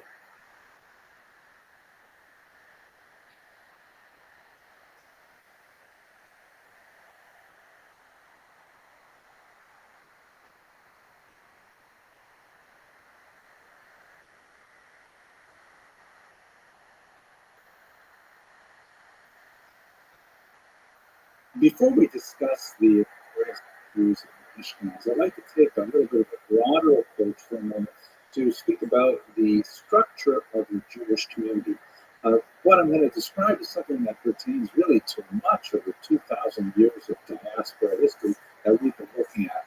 There's certainly wide variation between the various communities that we'll be looking at, but by and large, the structure that I'm going to describe to you now held for most of Jewish communities, as far as we can tell, both Ashkenazic and Sephardic, really right from the beginnings of the diaspora, right up until the 18th century, as we'll discuss today. And so while there are differences in terminology, to be sure, and sometimes differences in the relative level of authority invested in particular structures within the community, nevertheless, speaking in broad strokes, this is a major element of the survival of the Jewish people over the 2,000 2,000 years in diaspora. And it's rather remarkable that, in my humble opinion, they've managed to figure a way to survive after it was largely destroyed in the last couple of centuries. But let's try to understand it writ large and understand there will be specific differences when you go to particular towns and particular communities. The name for this community varies again from Sephardic nationals, but one of the most common terms is the word kehillah, which means literally congregation, in the sense of to congregate. The Hebrew word kahal, which is also used sometimes to describe the kehillah, is really a reference to the bringing together of people. And so this is one of the terms that was used particularly in Ashkenazic lands to describe the community. Now, I think at its foundation, one of the most important elements of the kehillah is the fact that it was based on a system of taxation.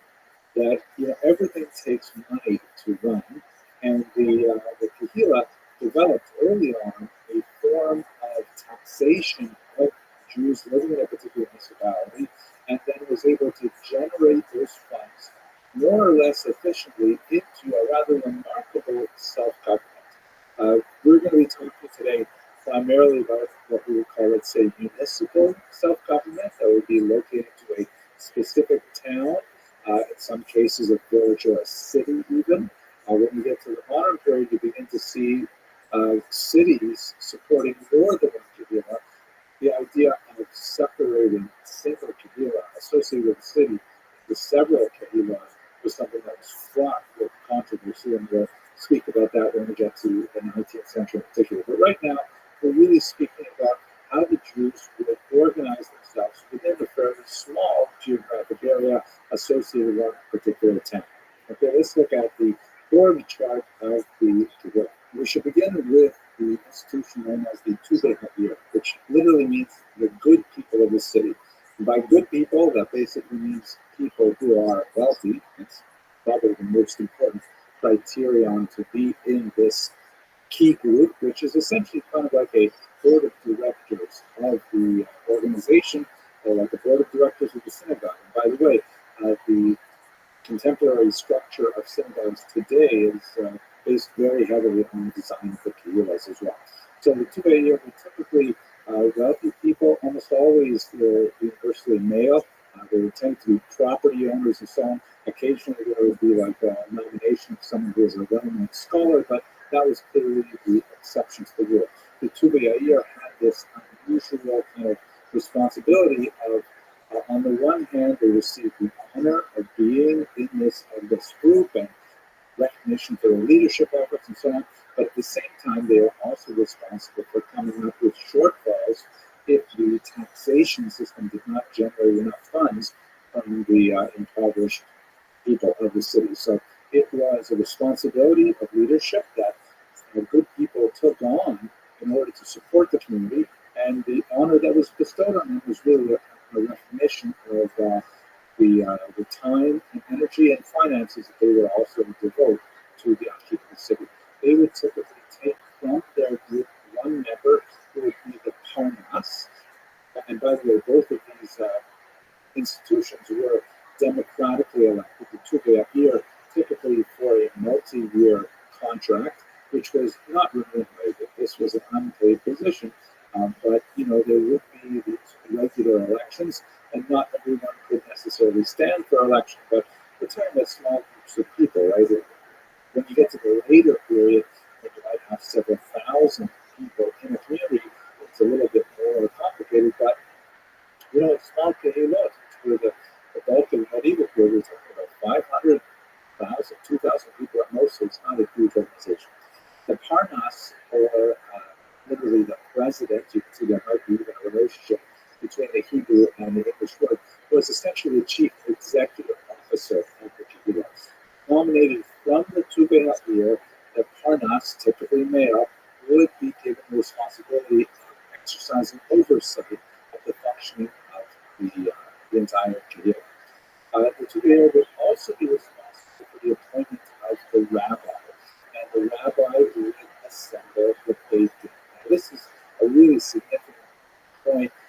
Although there were times when the Tubei had very little say in who appointed the rabbi, we will see this when we get to the 18th century in Poland in particular. But generally speaking, the community would be responsible, appoint a rabbi, and to pay his salary. This meant that there was kind of an unusual relationship where the rabbi was technically the leader of the community, at least at theological level, because the rabbi was always a he, of course, had a sense of the nature of Jewish law and how the community should be directed according to it. But in reality, he was supported by the Tuvei, and he had a role. He had a responsibility to adhere to their wishes as well. There were times when the Tuvei or the Parnas came into contact with the rabbi, and this is like in contemporary synagogues when the president of the synagogue wants one thing and the rabbi wants another thing. It can be a real showdown. But nevertheless, the rabbi had tremendous symbolic and often real authority based in the dictates of the temple. The rabbi would, of course, be responsible for adjudicating disputes, which would involve the assembling of a Beit Din court, typically 3 rabbis who would be involved in the discussion. We should realize that the title rabbi does not necessarily mean that person has control of the entire community. The title rabbi could be used in many different contexts, including teachers in schools, and for more than synagogue in the community, and things like that. But anyway, both the Parnas and the rabbi used a group of people called the Gabbayim to enforce their will. So the term Gabbai literally means elector, and we see that, for example, in Pirkei Avot, where it's used in that sense much more clearly. And today, a synagogue Gabbai is kind of like a synagogue functionary who just decides which person gets various honors in which sequence on a Saturday morning. But in the Kehillah, the Gabbai was a feared individual who was essentially the not exactly the policeman, but the summons deliverer of the Tuvei or of the Beit Din. If you had most commonly an individual who refused to pay the assessed taxes, and this was based essentially on the decision of the Tuvei or of the Parnas exclusively, then the Gabbai would be there to make sure that they collected, the cow or the gold coins or whatever it is that was collected. Or if an individual, for example, refused to appear for a summons before the Beit Din, then the Gabbai would be there to muscle him over it. And we'll talk about this perhaps in a later class, but we should understand that the Gabbai actually had the authority to use corporal punishment with the direction, of course, of the Beit Din. And in some rare occasions, there's even some discussion of capital punishment. Too much for our discussion right now, but we should understand that the Gabbai are truly significant fixtures in the operation of the Kehillah. Now, in terms of the day-to-day experience of the Kehillah, most of the people involved in the Kehillah, Jewish members of the Kehillah, would experience this solely through the yearly taxation that would be assessed by the Tuvei, and they would have to pay what they could for it. There's typically a lot of impoverishment in the Kehillah, and those taxes are not used for self-aggrandizement for these unpaid Tuvei and so on. The money then flows into the actual services provided by the Kehillah. This is extremely important. This is certainly the largest chunk of the Kehillah operation was conducted in the forms of chavrot, or committees. And unlike most of these other boxes that I put on the screen so far, the chavrot had a lot of female participation as well. The chavrot essentially provided the services that are remarkable by comparison to later times and to other aspects of Agricultural education, where the Jews, a very small population, nevertheless organized themselves very effectively to take care of all of the needs of the identifying community. Let's look at some of the typical chavrot that you find. There is, of course, the king of the chavrot is the Chevra Kadisha, or the holy chavrot. By the way, I would translate chavrot here as, let's say, committee, but it really means colleagues, friends, Aramaic, which is Chaver in modern Hebrew. So the Chaver Kadisha is the holy association, holy group of friends. There will be one group for men and one group for women, who dealt with the very important issue of how to provide for a proper burial.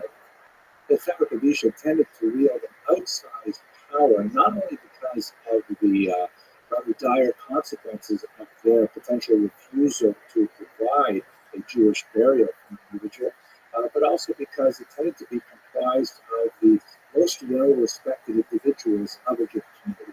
It tended to be populated by people who were older, people who were well regarded. And we should understand that in the Jewish thought, the traditional Jewish thought, the person who has passed on, the deceased, is aware of the things happening around him or her during the process of preparation for burial. And therefore, if there are people who are like ne'er-do-wells or who are disrespectful of the course, this is considered a grave affront to the deceased, and therefore they tended to choose people who would approach the difficult task with the appropriate solemnity and respect for the dead. In fact, one of the last things that they do after they complete the preparations for the dead is the members of the Chaver Kadisha apologize in case they've done anything by accident that was untoward or perceived as disrespectful by the deceased.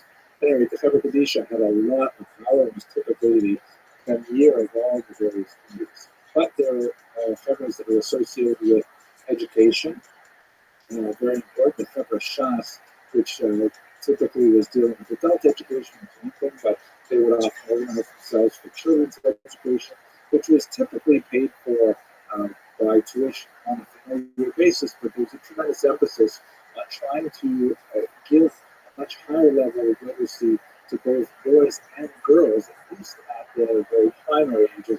I'll speak about this in more specific detail a little bit later on. Also, Bikkur Cholim, which was really visiting or examining the those who are ill, and this was associated with providing for health care. Tomchei Shabbos was a committee, I should say is.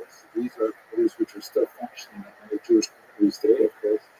Essentially a food bank to make sure that people had wherewithal to celebrate Shabbat with the appropriate amount of food.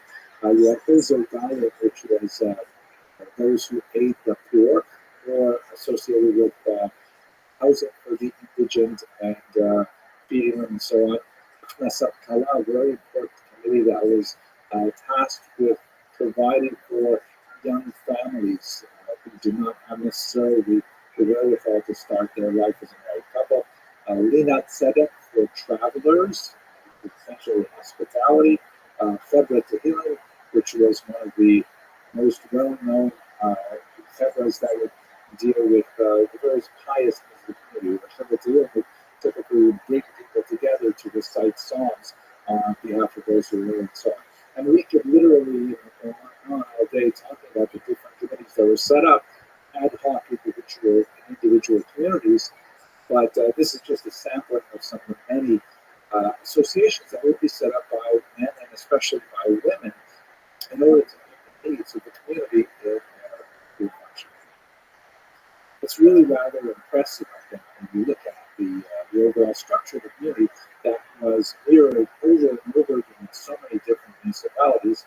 And when we look a little further down the road at the Polish Commonwealth, we see actually a high point in Jewish self-government when all of the individual communities joined together in literally a state within the state so that they could actually have a government to pass legislation that affected all people simultaneously. We'll have to talk about how that worked out later on, but nevertheless, it's a really impressive achievement, I think, in Jewish self-government, and it says a lot about what allowed the Jews to survive through the modern era. Now, speaking about the modern era, we should understand, like, wow, this is so great. Why isn't it happening anymore? Well, we have to understand that the pre-modern Jewish structure is very much predicated on a level of coercion. That is, the Tuvei have the right to assess your taxes, and this is above and beyond what the community as a whole has to pay to the Jewish state authorities. By the way, this was typically organized in a corporate fashion. In very rare cases, you have individual people actually having to pay individual taxes to the non-Jewish state. Taxes were typically assessed on the Jews as a whole. The Jewish community had to translate that into taxes upon individuals. So there's kind of a natural flow from that in taxes to support the Jewish community as well. But there's that one coercive element that comes in the form of taxes. And the other major coercive element is that what we might call religious or non-religious freedom. If you stepped out of line from community norms, you face the wrath of the Beit Din, of the rabbi of the city, of the Tuva'ir who might feel that your behavior was not going to represent the community well to the non-Jews in the neighborhood. And so on. These are really important things that help corral Jews within kind of like a set of boundaries for behavior. These would be challenged throughout the entire period that we're looking at, but most especially when we get to the modern era. In this regard, the attacks on the Jewish communal structure are one of the most important elements of what makes modernity for Jews. We're not there yet in terms of our Jewish History Lab series. It's going to be a few months till we really talk about it, but just to glance ahead to understand where we are now, by contrast, this all fell apart in the 18th century, partially because of Jewish erosion of the system. That you can see the roots of it, especially from the 15th to 16th century onward. But it really collapses in the wake of the French Revolution, in which French authorities said, "Wait a second, we can't tolerate a dual system of government within our new republic." I mean, it sounds like these gabais, they sound like police forces. How do you have a French police force and then a separate Jewish French police force? And what you're doing, collecting money from people, even against their will, it sounds a lot like what the state should be doing, not individual organizations. You want to have voluntary contributions, that's fine, but you want to actually assess taxes? No way. So the French Revolution essentially gave everything to Jews, gave rights to Jews as individuals, but nothing to Jews as communities. And that meant that the Kehillah structure, which had the benefit of really keeping Jews from assimilating outright for much of the medieval period, this came crashing to a halt. Now, Napoleon restored some elements of that. Here you see a rather remarkable image of Napoleon from 1806, restoring the dignity of the fallen Jewish woman, holding on to the Ten Commandments there. Napoleon's right hand was holding up the law, right? You can see kind of like the messianic overtones of his self-image with Judea in the background, and menorah, and temple grounds, things like that. So there was this idea of somehow restoring Jewish dignity despite modernity. Here's another even more amazing image. This is something which Jews who were in favor of the emancipation of Napoleon gave to him. On the left, of course, is Napoleon, emperor and king, it says, and on the right, celebrating the reestablishment of his son Benjamin, the Jewish court, which is not at all like the Sanhedrin of ancient Jews. And we'll talk about this in a few months. But here is Napoleon on the left, who is literally handing the Ten Commandments to a Eusebius defeated Moses, who's got his left hand kind of like over his heart, saying, "Oh, thank you, great emperor," and reaching out with great reverence to Napoleon. I mean, wow, so even hard to look at this thing, but nevertheless, that's the conception of, for some, of what happened with emancipation. That Napoleon actually allowed the Jews to celebrate their religion. And in reality, getting rid of the Kehillah structure meant that he removed the coercive elements of the Kehillah, which also meant that there was going to be a huge lack of authority of the rabbis, of the Jewish elders, and so on. So much more to say about this, but it's really modern. We're focused on pre-modern for the next few weeks at least. Now, let us not think that this was, set in stone and vile, no Jews having to say it. Complaining about the Kehillah was a very common thing we see in all kinds of archival sources. And there were avenues of appeal. I mean, if you didn't like what the Turei or the tax duty, you could go to the Beit Din and lodge a protest, and there would be some adjudication of it. Yes, it's true that the rabbi is essentially paid by those taxes, and you are now protesting, but on the other hand, the rabbi has the great authority of the Torah behind it, and so those values of money versus Torah have to somehow sort themselves out. And there were also ways in which even people who did not have the wherewithal to easily initiate these kinds of legal challenges could nevertheless make their voices heard, especially women.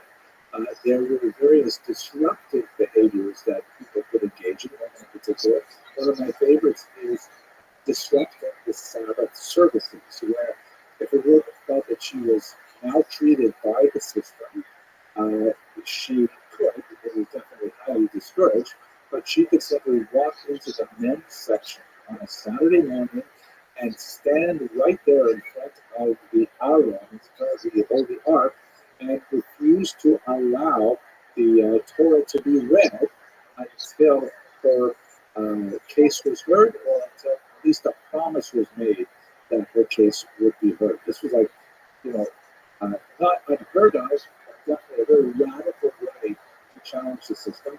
The voices of women could be heard, albeit extremists, but nevertheless you do have examples of this disruptive behavior that allow the voices of less powerful people to be heard, even despite the very strong authority of the Turei on the Beit Din.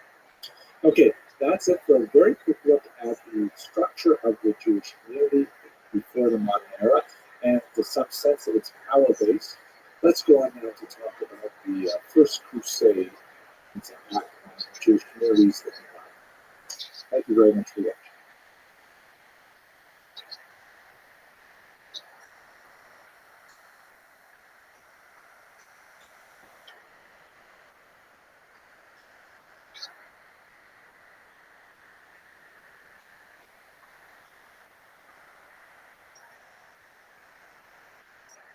What were the Crusades? Let's understand the idea of the Crusade, which is, of course, in today's parlance, we use the word crusade as some kind of grand venture to improve something. Like you're going to have a crusade for the environment, or you have a crusade for, literacy or something like that. The term, of course, comes from the word cross, right? The crux, and because the Crusaders themselves were traveling under the sign of the cross on their way to Jerusalem. The history of this, in the year 1095, Israel was under control of the Muslims, and there was a significant conflict between the Muslim Empire and the Byzantine Empire in Constantinople. And the Byzantine Empire, of course, was Christian. And although there was a significant split between the Western Christians, who became Roman Catholics, and the Byzantine Christians, the leader of the Byzantine Christians in Constantinople, now called Istanbul, reached out to the Pope in Rome, showing your urban sign, and said, "If you help us out, you'll find that we cannot make our way to the holy sites in Jerusalem on our pilgrimages." And so during the second, he was in France, he called together a council, and in 1095 he proclaimed a grand worldwide crusade, a gathering of military forces to march all the way to Jerusalem and to take it from the non-believer, meaning the Muslim in this case. It was an audacious goal. We're talking about highly fractionated communities, Christians who are already arguing with each other. There's the grand ecumenical movement behind it, because there were the Orthodox Christians calling out to the Catholic Christians. They were going to cooperate in this adventure.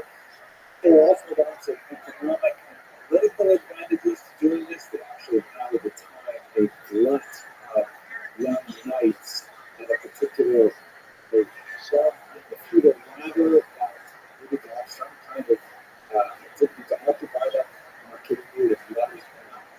any rate, people love the idea, and sure enough, they organize themselves all across Europe, and they make their way in a series of crusades. It's not just one. Finally, introduced into the attack the London in 1099, establishing for a very brief period of time, and with some interruptions, a crusader presence in Israel. As you can see from this map here, not all of the crusades succeeded. In fact, much of the first crusade, which is especially important for us, is actually brought to its knees not by Muslim defenders, but by Christians who refused to allow the crusaders to pass through their territory. And quite frequently along the way, the crusaders traveled Jewish settlements. So you see all of the Stars of David that represent the larger Jewish communities. The main path in particular is the importance of us at the top. Right there you see that it goes to northwestern Europe, which is where much of the story is found today. So that's the idea of the Crusades. They finally get moving in early 1096, and by 1099 they conquer Jerusalem. What this means for the Jews is that there were a huge number of massacres, particularly in the Rhine.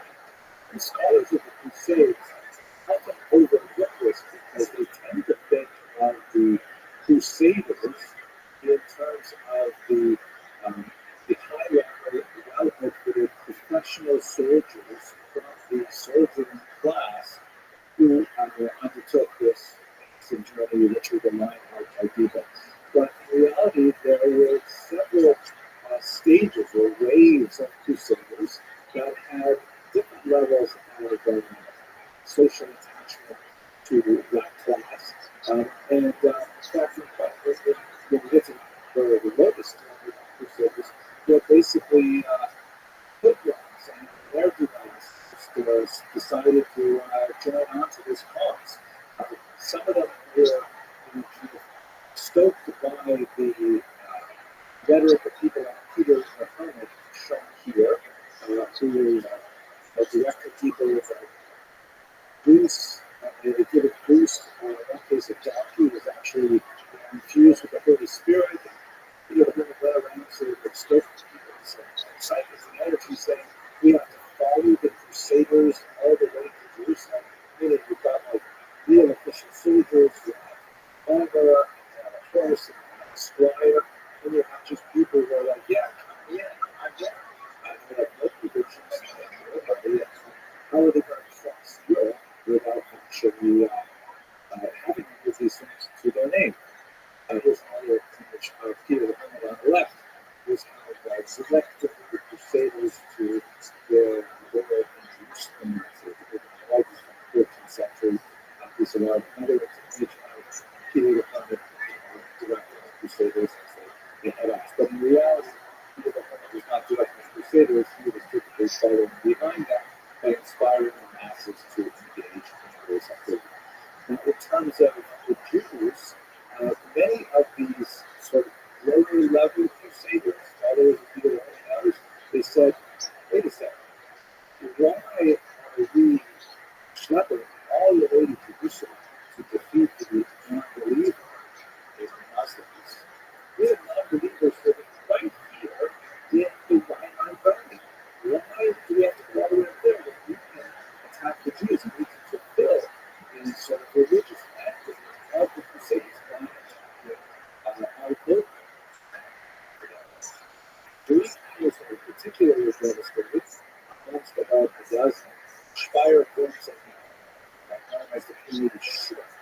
Put on the tri-towns, three towns that have close associations in the geographically proximate region that are like shoulders. These particular towns were the epicenter of these massacres by the sort of ragtag bands associated with the Crusades.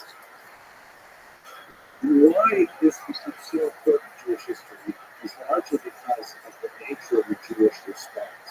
And we're not talking talking about devastation on the scale of the 19th, certainly of the 20th century. We're speaking about somewhere in the neighborhood of 5,000 to 8,000 people killed, which is a terrible tragedy. No question. It's a relatively small number if you think about 50,000 in the 17th century, 6 million just in the middle of the 20th century. But we nevertheless have very powerful impact on the fairly young community of Ashkenaz that we'll discuss in a moment and in the next lecture if we want. So, let's go through them a little bit more detail. And these, by the way, the peak season was right around this time of year. The worst attacks were days before and after the holiday of Shavuot in 1096. And actually, a lot of very powerful pieces of the liturgy that specifically remember that and associated with the Tisha B'Av and National Day. So the Crusaders, again, not the official Soviet Crusaders, but the Ottomans were in the neighborhood of Iran in April of 1096, and the Jews at that time were quite afraid that they would be violent. So they attempted to respond to it by being proactive, providing contributions. In the case of Peter Herman, who was there at the time, and they offered to provision his followers.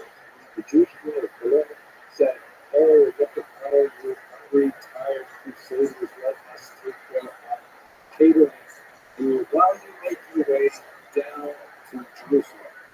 And Peter Herman accepted.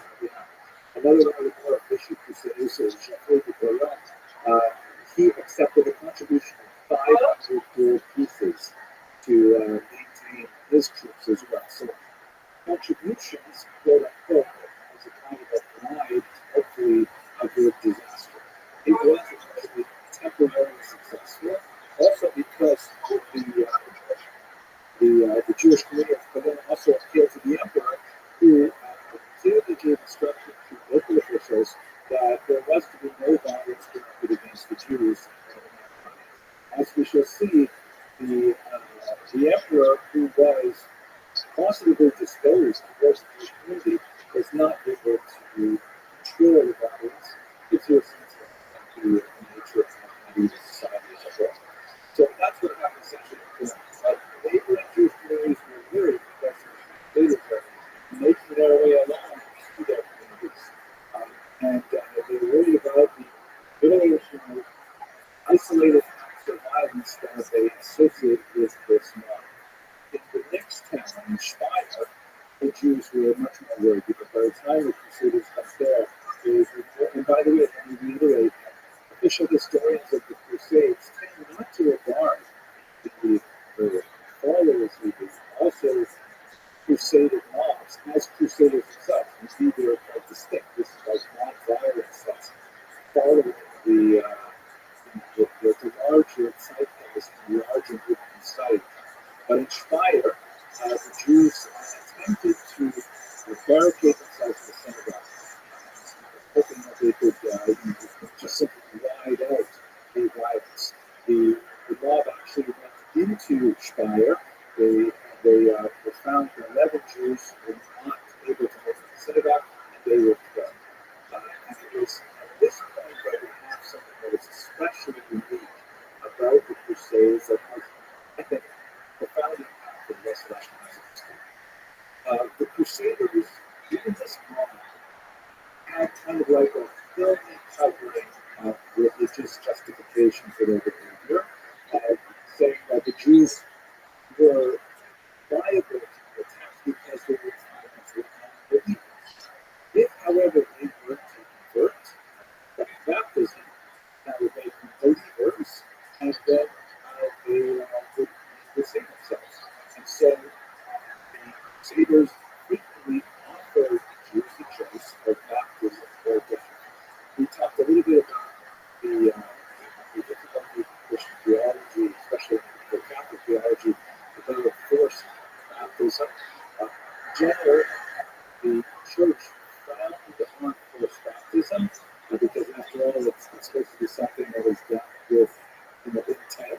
And if you're fearful for your life, it's hard to say that you have correct intent.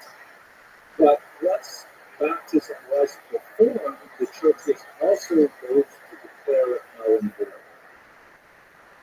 We also spoke a few weeks ago about the whole Bible Autonomous, where it was as late as 1858, you still have this kind of terrible situation.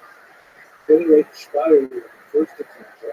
By the way, we have a number of very solid first-hand accounts that survived the Crusades.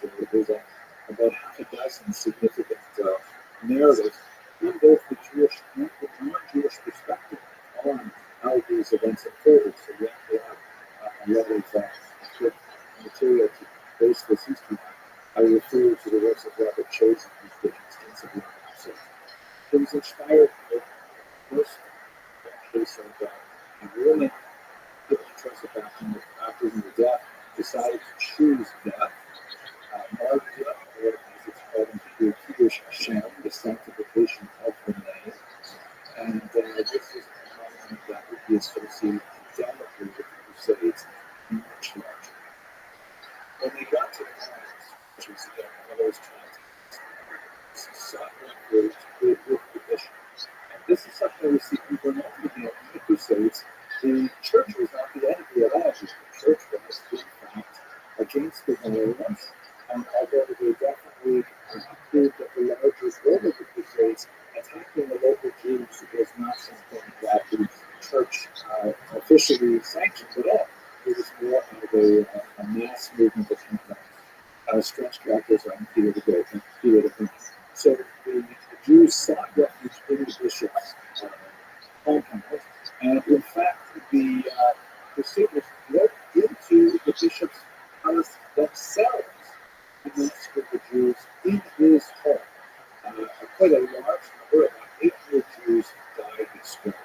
And it runs out of a terrible, terrible situation where the Jews over and over again, many of them, and we do have numbers of Jews who chose baptism or to Roman second, but you have these terrible incidents of Jews trapped in the room and fearful of having the someone set alight or fearful of having to break in and the Jews not being able to withstand the temptation of deciding to convert in a death.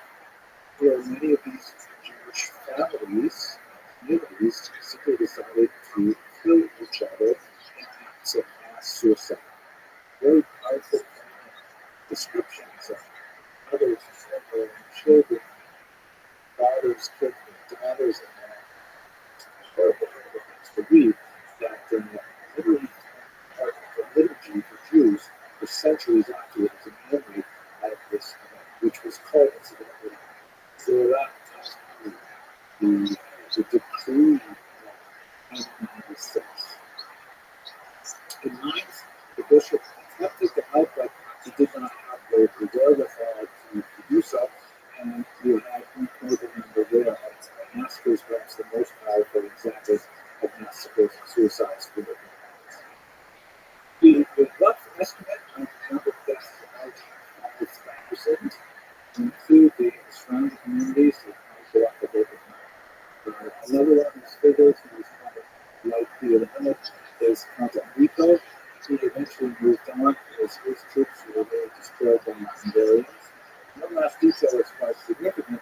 After this horrible summer of 1096, the emperor actually officially allowed any baptized Jews to simply ignore their first baptism, turn to the Jewish community.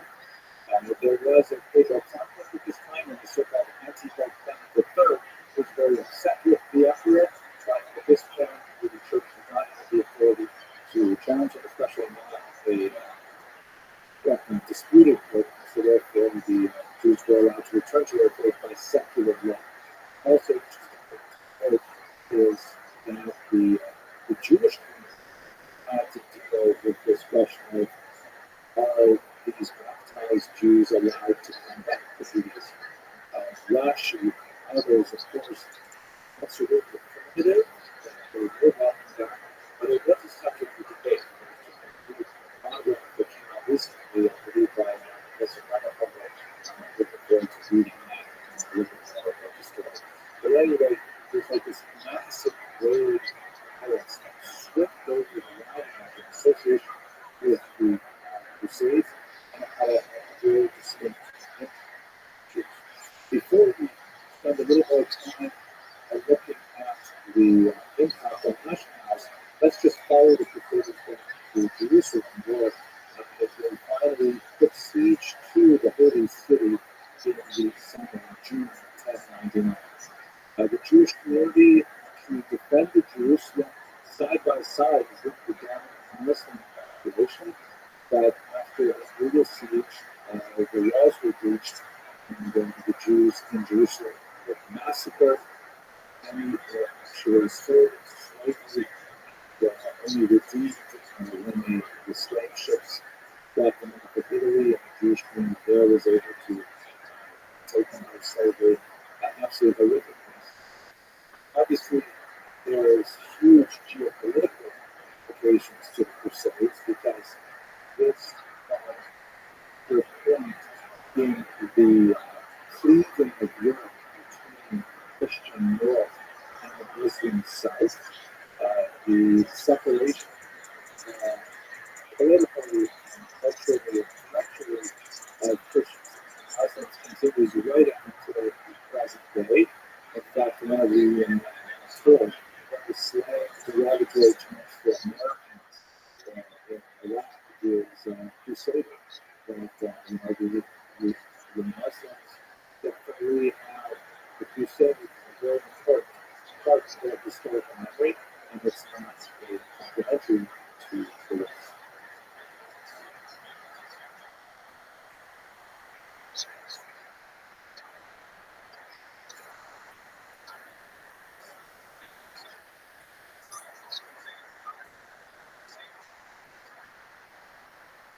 Okay, so what happened in Ashkenaz after this brief but powerful punctuation of violence that erupted in 1096? There are a couple of really important cultural, socioeconomic, and religious responses that you see over the next century or so, and I think they kind of charted a vector for Ashkenazic Jewry to follow that we still see the impact of today. The first is a movement called the Hasidei Ashkenaz. The term Hasid, of course, is used with regards to the Hasidim of the 18th century onward, like the Chabad Hasidim, Vishniks, etc. And so on. These are not the same Hasidim. They use the same term, but it's a completely separate movement. The Hasidei Ashkenaz, the word Hasid means pious one. The Hasidei Ashkenaz were a movement that gained strength in the 50 years following the Crusades, primarily in Mainz. One of the most important literary figures is Yehuda Hasid. It's a multi-generational family commitment to this particular movement, and he wrote the book shown on the left here called Sefer Hasidim. What is fascinating about this brief-lived movement of Jewish intellectual history is that, unlike anything since we saw in the Dead Sea Scroll community, maybe some elements we'll see later when we get to Tzfat and the Kabbalists there, but they emphasize themes of self-denial, lots of fasting, literal rolling in snow to repent for things, an elevation of the concept of martyrdom. Not surprising when you're talking about a community that's only a few decades away from this explosion of violence in the end of the 11th century. But the movement simply did not catch on after a couple hundred years, and it sort of died out naturally, with the big exception of this particular book, Sefer Hasidim, which is an amazing book. It's kind of complicated, probably put together from different pieces, maybe not all by Yehuda Hasid, but I will mention one passage that you may be familiar with. It is widely reprinted. I have a modern printing of my own today. Yehuda Hasid left a fairly extensive will, ethical will, for his descendants that lists all kinds of very special practices that they are to engage in. One of my favorite ones, which you've probably heard of, is Rabbi Chassid says famously to his sons that none of them should marry a woman who has the same name as their mother. Right? And this is something that, for whatever reason, is so widespread in the Jewish world that, if a man meets a young woman and his mother's name is Chana, her name is Chana, so she will add a name like Chana Sarah. She'll change her name, so it's not exactly the same as his mother's. Same thing with women marrying men who have the same name as their fathers. And one of the ironic things is that there's no source for this idea anywhere in the Torah. Nowhere in the Talmud, nowhere in Midrash. It's like the source is in this particular will up in the 12th century. And the famous Kotzker Rabbi, a Hasidic rabbi in the 19th century, was incredibly astute. He once said that if Yehuda Chassid had known how strictly people would adhere to the instructions in his will, he would have included the 10 Commandments in there too. Mm-hmm. Yeah, I think it's really funny. So Hasidic Ashkenaz picks up this strong element of self-mortification with all kinds of strange practices, like, for example, after a person dies, putting in their will that they want their coffin dragged along the ground, not carried to the cemetery to atone for their sins, and strange measures of fasting to atone for sins, calculating the value of a sin in terms of literally caloric value and paying for it with calories, kind of like an unpopular diet. But this is all told, it was really influential for about 150 years, but it kind of like flourishes right after the Crusades. Another thing we should recall is that, the major violence was 1096, but the incidence of violence would continue for various reasons over the next few hundred years. We're going to explore shortly medieval anti-Semitism, which is not something that we've talked about extensively before, and it was getting pretty nasty. It was shortly after the Crusades that you have the first charge of ritual murder, this bizarre idea that Jews need to reenact the crucifixion of Jesus by, God forbid, killing a small child. That occurs in Hebrew in 1144. And then added to that, you have this strange concept that the Jews somehow need to consume human blood, that total absurdity and a lie. But nevertheless, these kinds of things simply keep developing and developing. And I believe that the Crusades mark a turning point in Ashkenazic culture in which Jews begin to become much more insular. They begin to regard the outside world as far more toxic, as they regard the possibility of reasonable cultural exchange with non-Jews as less and less of a possibility, and they start to fold their culture inwards, looking inside at each other, much less than looking to the outside world. Hopefully, over the next few weeks, we'll have the opportunity to explore this thesis and see if it makes sense, especially when contrast with the Sephardic experience, in which they did not have the same kind of like sharp break until you get to the expulsion of 1492, half a millennium later. I think one of the ways in which we see this, and you'll forgive me because this is kind of a new idea for me, I've not fleshed it out totally, but you see it somewhat in the generational shift between the era of Rashi. Rashi was a very old man when the Crusades occurred. He was born near the end of his life. And his grandchildren and the larger school that developed around him known as Tosafot. Rashi is typically printed on the inside binding of every Talmudic page, and his grandchildren and their school's commentary on the outside of the Talmudic page.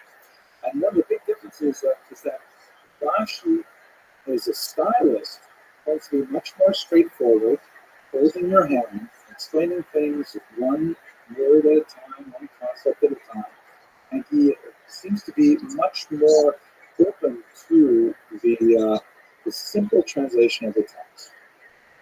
Tosfot, on the other hand, you see there is a much more inward-looking perspective as the entire world of reality revolves around the text in various places in the Talmud. Whereas Rashi says, what does it say on this page? I'm explaining to you, here this means this, here this means this, and so on. Tosfos says, hey, how can what it says here be true when 500 pages later in the Talmud we see something that implies the opposite? And tying together these big analytical links throughout the entire document sort of creates like an internal web of meaning that is entirely self-dependent on the text. It does not necessarily reach for scientific evidence or geographic evidence or anything like that, but the arguments are all kind of like internal and self-reinforcing. And I would like to argue that the European Tosafot represent a literary example, an intellectual example of that turn inwards that we see in Ashkenazi culture that would ultimately have kind of like an explosion when they finally do release themselves to the outside world in the 18th and 19th century in particular. But that brings me to the end of my presentation. Thank you very much for your attention. And for those of you who need to leave, of course, Zoom class dismissed. And for those of you who want to hang out for questions, I'm really happy to talk with you.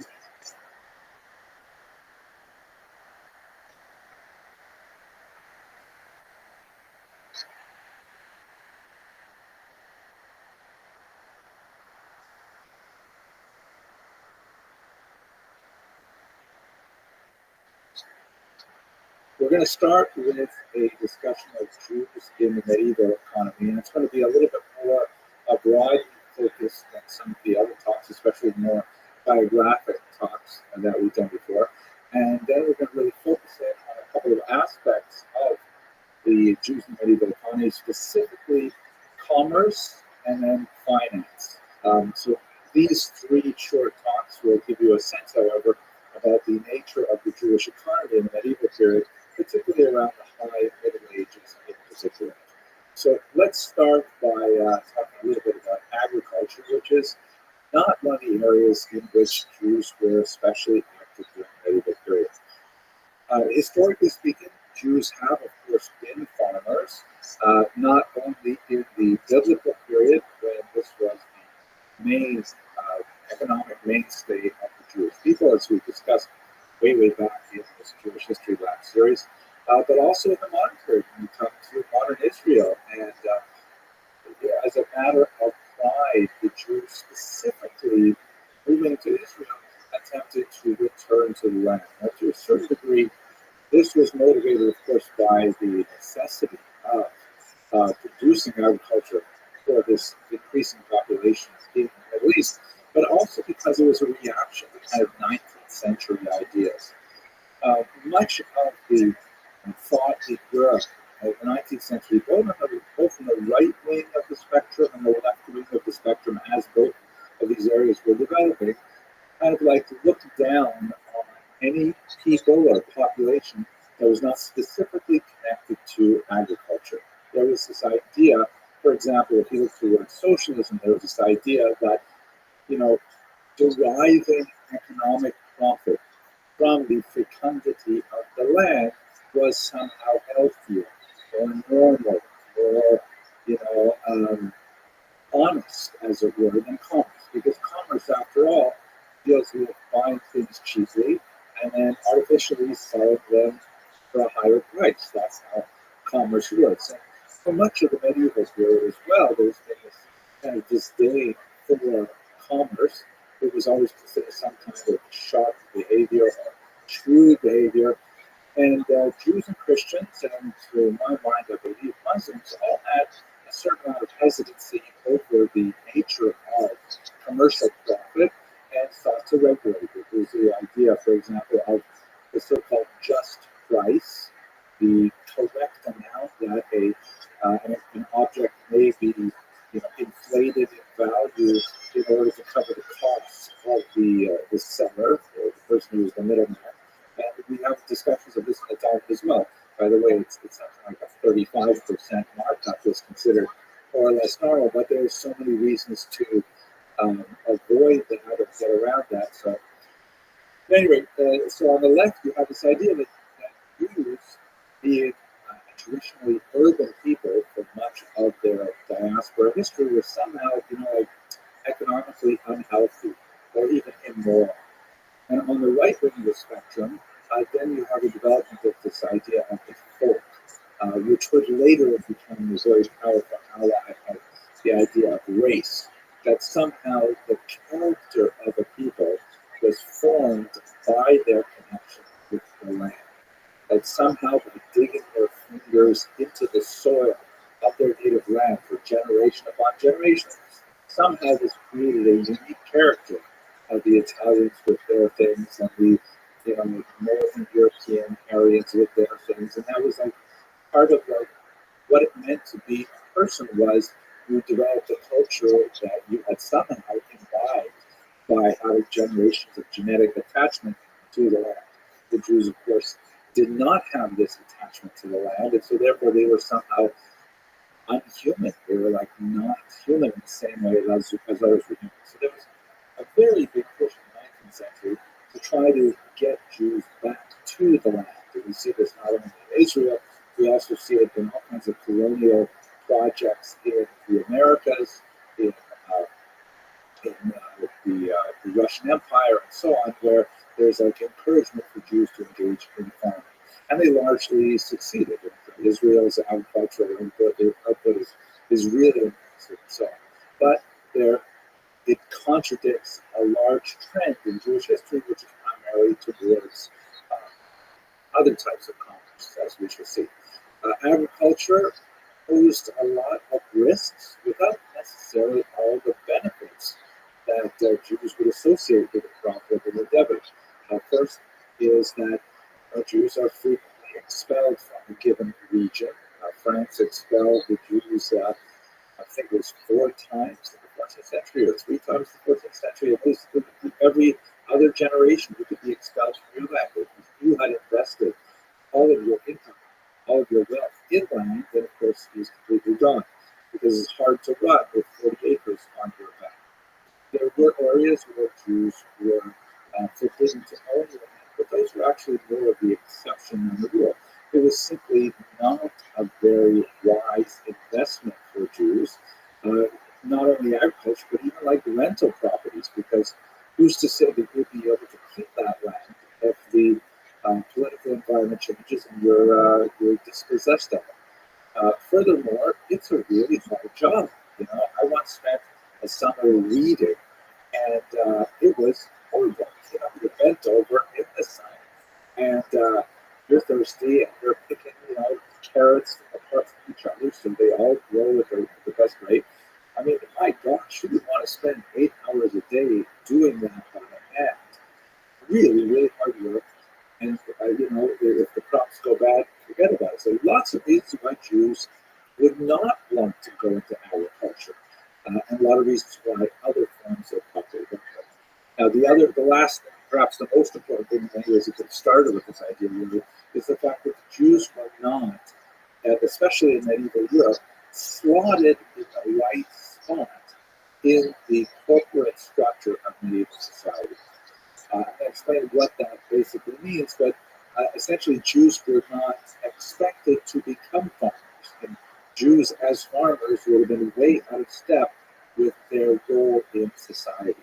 And when I say role, I can do so for the medieval period because the way much of medieval Europe thought, people occupied roles in society not so much by their individual identities, as we would, let's say, for example, in Western Europe or in America, but by their class, and in the case of Jews, by their religion.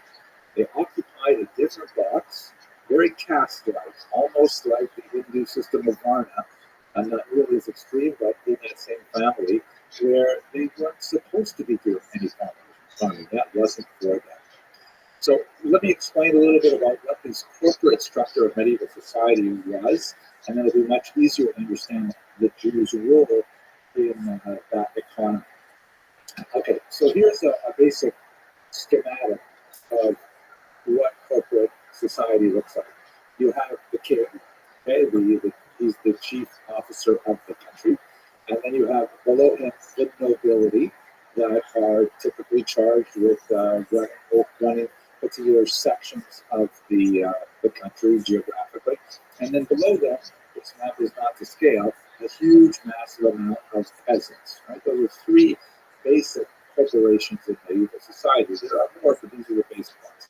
And the idea is that king and nobles provide protection to peasants. Right? This is kind of one of the working theories as to how feudalism developed. Very old working theory, but the idea is that those elements of the population that were much better, warriors or organizers or leaders, sort of rose to the top, and they took on the responsibility of providing protection for those classes underneath them. And in return for that, because after all, they could not be farming and defending the border at the same time, so the peasants, and to a certain degree the nobles, provided taxes to the king. Right, the money flows upward and the protection flows downward. If it sounds a little bit like a protection racket, you might not be that far off from the idea of how this works, but nevertheless, that's the sort of working idea of how feudalism is supposed to work. The vassals, the lower classes not precisely the right word, but close, owed fealty to higher classes who in return had to protect them. That was kind of like the compact that held it all together. This was paralleled to a certain degree in the church. You had the Pope, and we're specifically now thinking about Catholic Western Europe, although much of this is broadly, generally true for the Eastern Bloc as well. And below the Pope in a hierarchical structure are the clergy. You've got a whole bunch of different groups in the clergy, not just the priesthood, but you also have monks and nuns and so on, and they occupy slightly different roles. And below that, the big mass of Christians. And similar to the arrangement with the kings, nobles, and peasants, you have salvation coming from all that is the Pope and the clergy provide those essential religious services and education as appropriate, and salvific acts that allow the lower classes to achieve their place in heaven. And in return, the lower classes, the Christians in general, and upwards the clergy and the Pope, provide tithes, provide a type of taxation that keeps the entire system working. Now, you might ask, if you look at these two structures, you might ask them, well, who is ultimately in charge? And in fact, that's something they worried about as well, because in some periods, it was clear that the king was in charge of a given region. But on a philosophical level, one can make an argument that the Pope really should be in charge of European society, and the church sometimes was ascendant, and this meant that there were times when the interests of the king took precedence, which was typically good for the Jews, and there were times when the interests of the Pope took precedence, which was typically, but not uniformly, bad for the Jews, as we shall see. This is essentially how the corporate medieval structure of society looked. But now the biggest question you may have is, where did the Jews fit in? What docks did they occupy? They're certainly not nobles. Peasants are overwhelmingly involved in agriculture, so neither of those boxes. They're not the clergy and they're not Christians, so where do they fit? So here's where Jews fit in. It's really important. They occupy a position which was later called Servi Camara Rex, which means servants of the royal kingdom. The Jews ultimately ended up becoming specifically subservient only to the king. And that was largely because of their economic role in society. Here's a really beautiful piece that probably does not depict two Jews, although they're engaged in a classically Jewish occupation. The reason why they're probably not Jews is because the woman here is clearly reading a Christian book that shows a Madonna with child there. There's also, by the way, another interesting sort of peek in the mirror. The artist probably be looking on as he paints this picture. But the idea of this image, which is a 16th century Dutch work, this is a money changer and his wife. If you look who exactly is making the money here? Who exactly is working literally in corn? The peasants certainly not. They're working with goods. They're producing agricultural output. The nobility is not out there mining the rocks for silver and gold and so on. Who's actually producing and circulating coin in this environment? In order to collect taxes, for much of medieval European history, the nobility and the king had to collect it in different ways. Either taxes in kind, which meant barrels of wheat and hides of foxes and things like that, or corvée, which is essentially taxes in time, where the peasants would be required to spend a certain number of time, a certain number of days per week or per month, farming the king's large land holdings or the nobles' land holdings, or the most valuable type, but the hardest to come by, cash. The peasants typically did not hold much cash. All of their transactions were affected with barter, and when they paid their taxes, they paid it typically either in kind, their agricultural output, or in the sweat of their brow by actually working for the king. So the Jews here occupy this fascinating position as Servi Camerariegis, as servants of the royal chamber. You could also translate that as serfs or slaves, maybe, of the royal chamber, in which, because their economic activity does involve actual cash money, they collect a lot of this very valuable coin, and their taxes to the king are paid directly to the king, with no intervention of the nobles at all. So even though they don't actually occupy a box in that corporate structure I showed you, their box, as it were, is kind of stuck off to the side, and there's arrow going straight to the king because they produce that money. I should also point out, as I think I did earlier, but I'll emphasize it once again, that just like we saw when we talked about Jewish communal structure in the Middle Ages, the king didn't deal with Jews as individuals at all. Nor did he deal with Christians as individuals either. He dealt with them as an entire community. Meaning, if you were a Jew that lived in, let's say, Regensburg, you were part of the collective that was required to pay a certain amount of money to taxes to the king every year. And that amount of money was collected by your community leaders in the Kehillah, and they would forward the correct amount to the king directly. You yourself were basically unknown to the king. There were exceptional individuals. We'll talk about them very much later. They're so-called court Jews, but otherwise it was done entirely on a communal fashion. And the Jews had this ambiguous position where, on the one hand, because they produced so much of this cash, they were very valuable to the king. But on the other hand, in order to keep doing their job, which the king liked very much, they were protected directly by the king. And so the nobles and the peasants would undertake great risk if they were to harm Jews in any way, because that meant that they were interfering with the king's own revenue stream. So that's the risk and benefit associated with this kind of activity of being Servi Camerariegis actually turned out to be a preservative for the safety of Jews in Europe.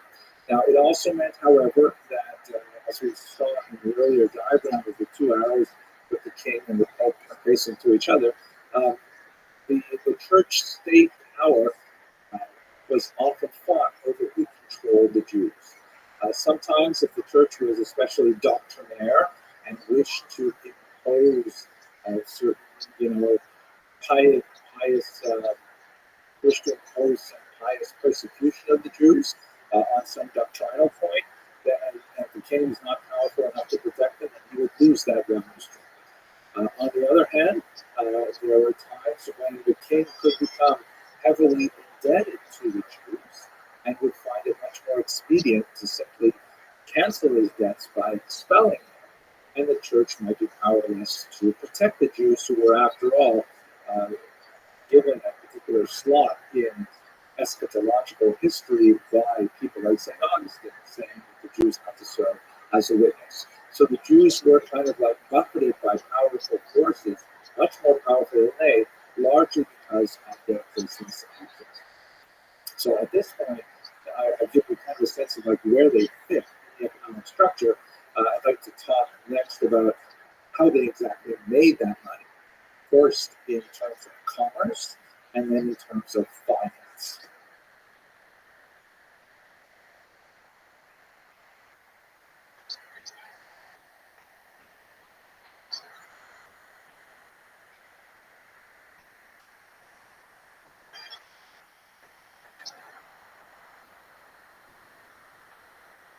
Okay, so we've already discussed how the Jews are not especially so attracted to farms, right? Not such a great profession for Jews. But one of the areas where Jews chose to excel and have a very, very long history is in commerce.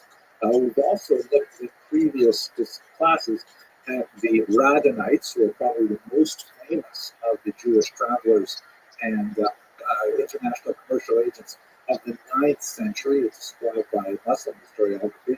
This particular map, which kind of like gives you a little bit of an exaggerated picture, but it errs a little bit on the side of expansion. But the blue routes are the ones that are associated with the Radhanites, and the pink ones are the ones that connect to it.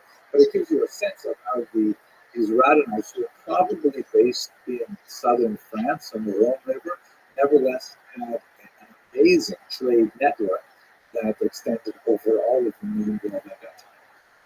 The risks and benefits of commerce. Well, the risks are pretty obvious. Right? You're traveling, you're going to dangerous places, people don't necessarily know you there, you've got to get your goods over land or over sea, all kinds of things can go wrong. But the benefits are huge. The profit margin can be massive, especially if you pick up some lightweight goods like silks or spices, very popular in the West, and you bring them over there, the markup can be massive, and you can really bring in a lot of cash. There is a huge amount of profit to be had for a relatively smaller amount of effort. Some risk, as we saw earlier, for example, Maimonides' family was impoverished when the elder brother of Moses, Maimonides, was at sea with his worldly goods, and the ship sank, causing Maimonides to have to take up a position as a physician, which he turned out to do very well at, and also as an unpaid rabbi. But these commercial sellers have a tremendous amount of possibility for profit if they did it well. And also, it's a collective effort where it's not so much that you personally have to schlep across the Mediterranean to get the goods and bring them back. You just have to know the right people who make much smaller journeys on your behalf, especially as you become much more established in tourism. The dangers of travel and transport are huge, but as the economy begins to develop and these trade networks, we can actually see how they expand over time.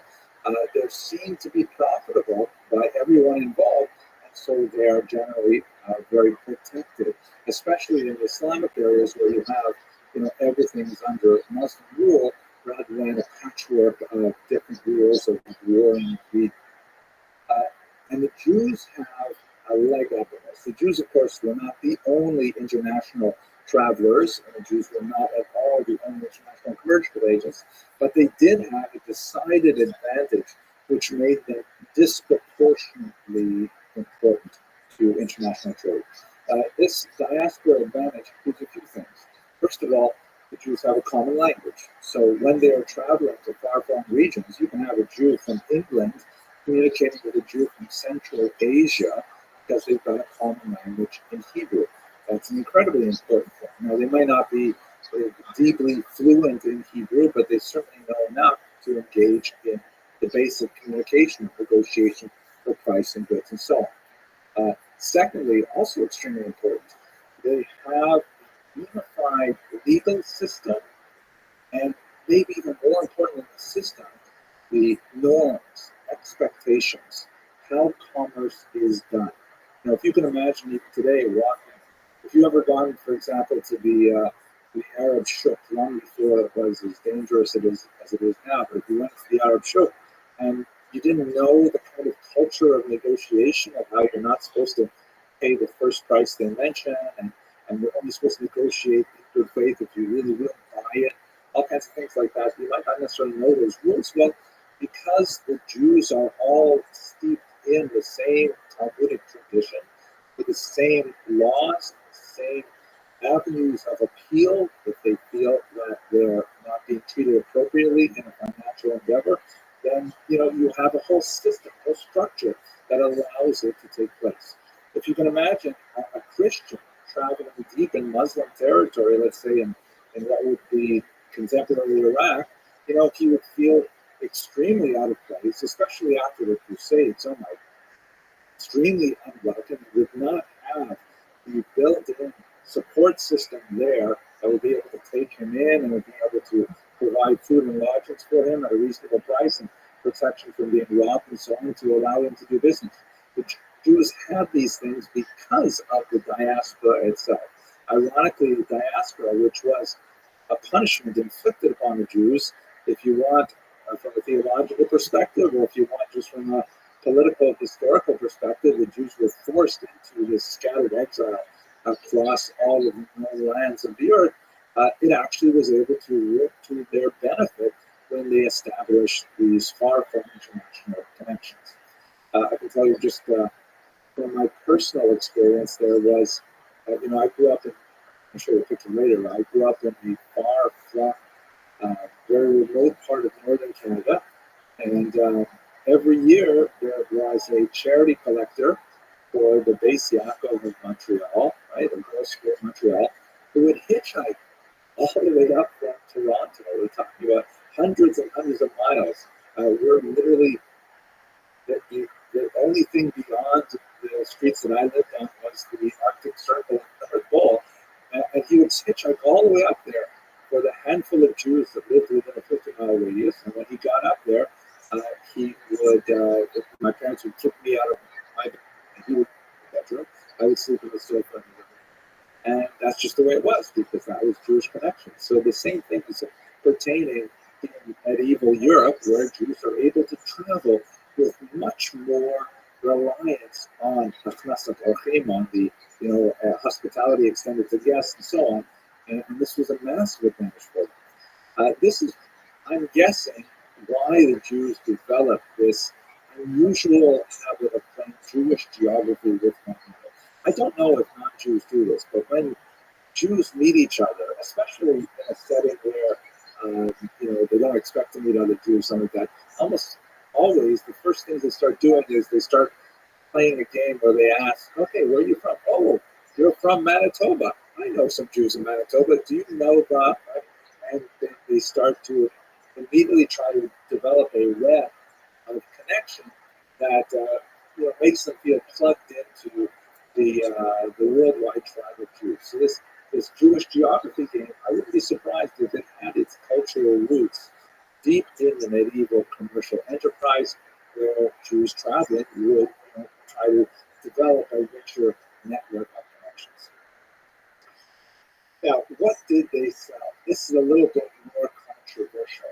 So you can see from this particular image, which depicts a negotiation between a Jewish slave trader and a king over the price of the slaves that are held in manacles there. From the 5th through the 7th century, the most popular items the Jews were selling were luxury items from the East, like perfumes, glassware, still very expensive, silks, and the spices we already talked about, the silk food, the spice food from the East.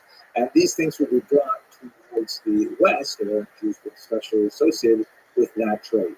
Now, the wise way to conduct trade, of course, is to have your ships full both ways. So if you're traveling out to the East, you have goods from the West to sell to the East, and then you can bring goods back from the West. You never have your ships empty as they leave port.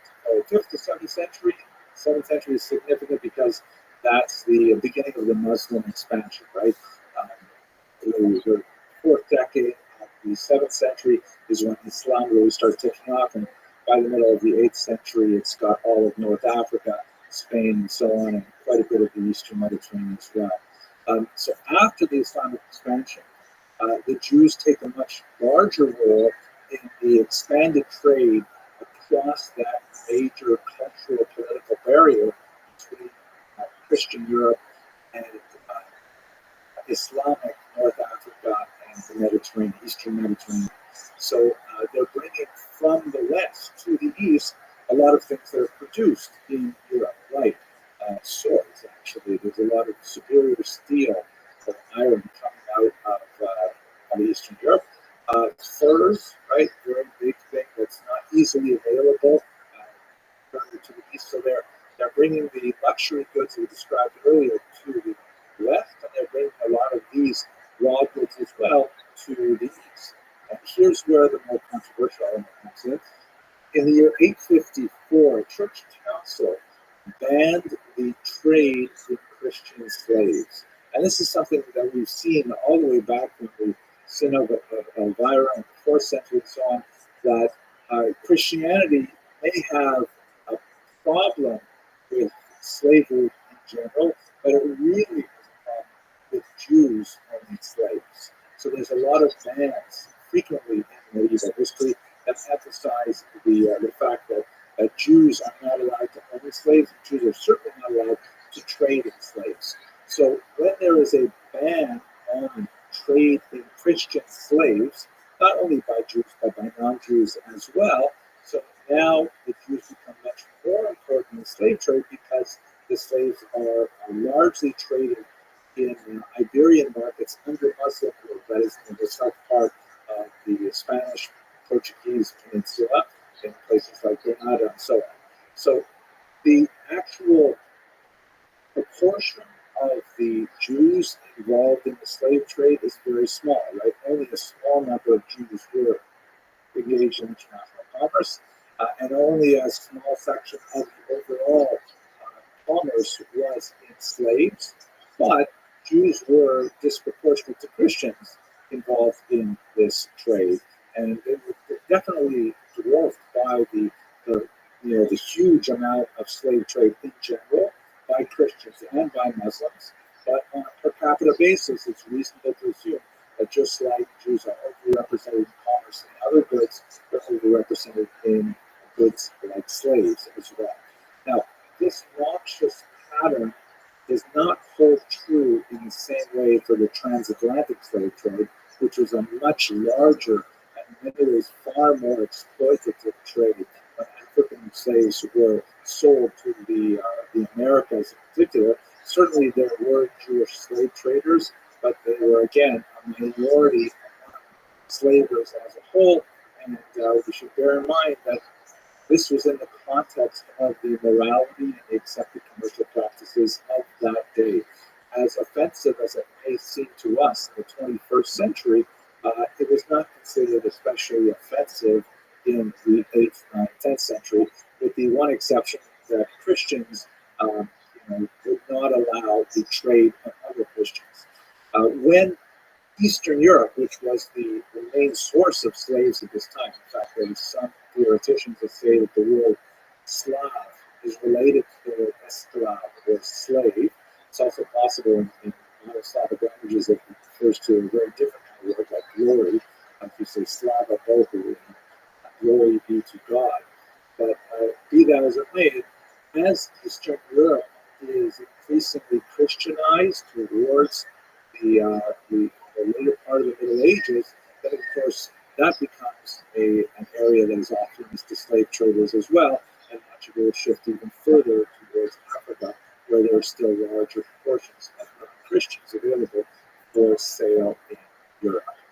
Adding to this, besides the slave trade, there was a significant expansion of trade routes in Northern Europe. The population in general in northern France and Germany has been expanding since around the year 1000. There are a lot of theories as to why this happened. It is an early phenomenon. It appears that the agricultural output increased significantly over this time, so it might actually have a climactic reason for warming of the northern part of Europe at this point, or something will make it much more arable. But at any rate, as the north opens up, more trade routes through northern Europe open up, and Jewish populations there increase. And it's kind of like a cycle of the general expansion of trade means the expansion of Jewish migration to Europe, and the increase in the population as there is more income and so on. But that's essentially what is happening throughout this period in terms of trade. But once the slave trade becomes much more difficult to maintain, particularly in Northern Europe, and as there are increasing levels of anti-Semitic restriction on Jewish trade, which we're going to talk about a little bit more next week in particular, so Jewish trade begins to largely decrease from the huge international scale and become much smaller and become much more focused on retail and on local sales. And I reflect on this personally as well. I already told you one personal story about the charity collector that went all the way up from Montreal to my hometown. But in many ways, this is really my own family story. There's my father, Rothschild, rest in peace, standing in front of the family store in 1957, way up in remote Ontario. His father is the Alex in the Alex and the Son. My father is the son there. He ended up migrating from northern Russia, and he came to Canada thinking he was going to become a farmer. He was terrible at farming, like you see the pattern talked about last video. And he ended up going into dry goods sales and connecting with lots of middlemen, what they call jobbers, down in Toronto. So he was able to connect with a largely Jewish environment of commerce, bringing mainly work clothes and things like that up to this dry goods store that was the economic mainstay of the Anderson family for almost a century. So it's really, in my own person, I feel the connection with this particular period in Jewish history as well. Okay, so that's a discussion of the goods involved in Jewish commerce. Now we get to perhaps the most difficult aspect of it, which is specifically the involvement of Jews in money lending.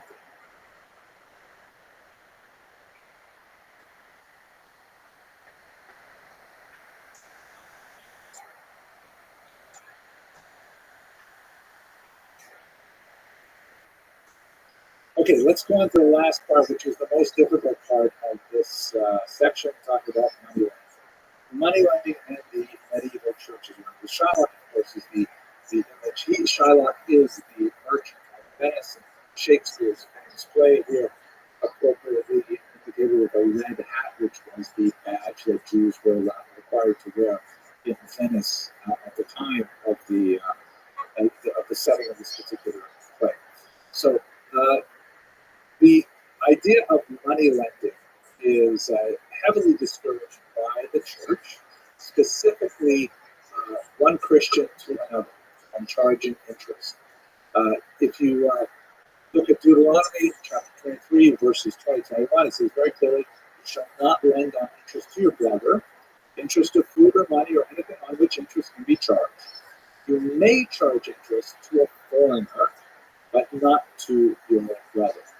Now, there's a lot more to say about this in terms of Jewish thought, but basically, the way the rabbis understood this for centuries is that fellow Jews are brothers, and non-Jews are not brothers. They are a category of foreigners. Again, there are some interesting exceptions where there were some church thinkers who argued that that Christians were brothers as well because they believed in the same God as the Jews. Others disagreed, but for the most part, this is the way it was understood, that a Jew was allowed to charge interest to a non-Jew. Now, given that Jews basically lived in a kind of binary society where there was only Christians and Jews, there were very, very few minorities in any other religious denomination. So the only people who would be able to technically lend money on interest to Christians, if Christians aren't doing it to each other, is the Jews. So they had kind of like a monopoly on the entire possibility of money lending. The church tried to deal with this in some ways. For 4th century thinker Ambrose argued that it's a very beautiful thing for Christians to lend money and not charge interest to each other, kind of like a kind of free loan society.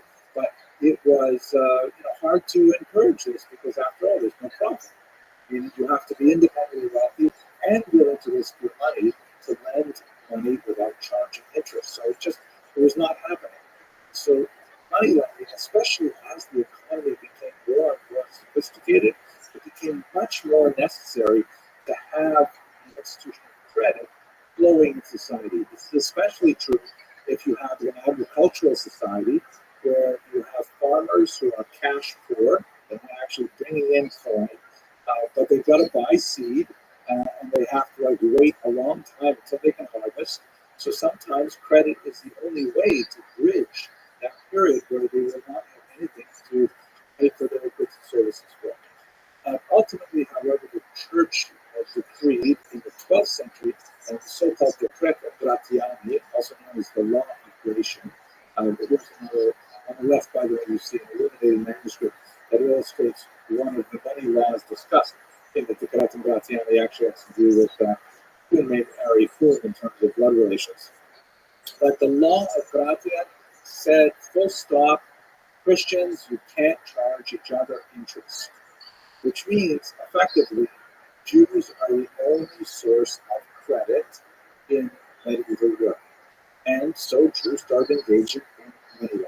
Again, when we think about all the things we talked about in the last two segments, about the risks of agriculture, the risks of commerce, money lending has a lot to speak about. Guild membership was a hotly contested element, and frequently when Jews would establish themselves in particular municipalities, they had to negotiate the rights that they would have when they moved there. And some cities would simply negotiate in advance a law de no tolerantes judaeus, that Jews were not allowed to settle there, more likely because nobility tended to have a vested interest in having Jewish people live there. They would negotiate that, okay, fine, Jews can move here, but no shoemakers. Okay, Jews cannot sell shoes, or Jews can sell shoes, but only when they're ready-made. They can't actually make them.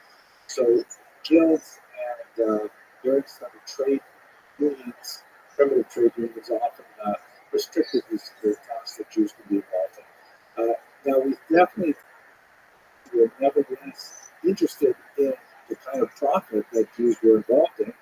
So the Jews had a monopoly, but it was only de jure, according to the law, the written law.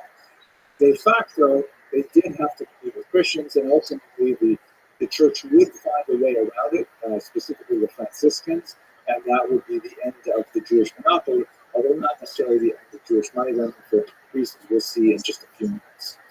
So what's going on with usury, which is kind of like the nasty word for money lending? The benefits are fantastic. It involves a high rate of profit. The rate of interest charged was anywhere from 30% to 200%.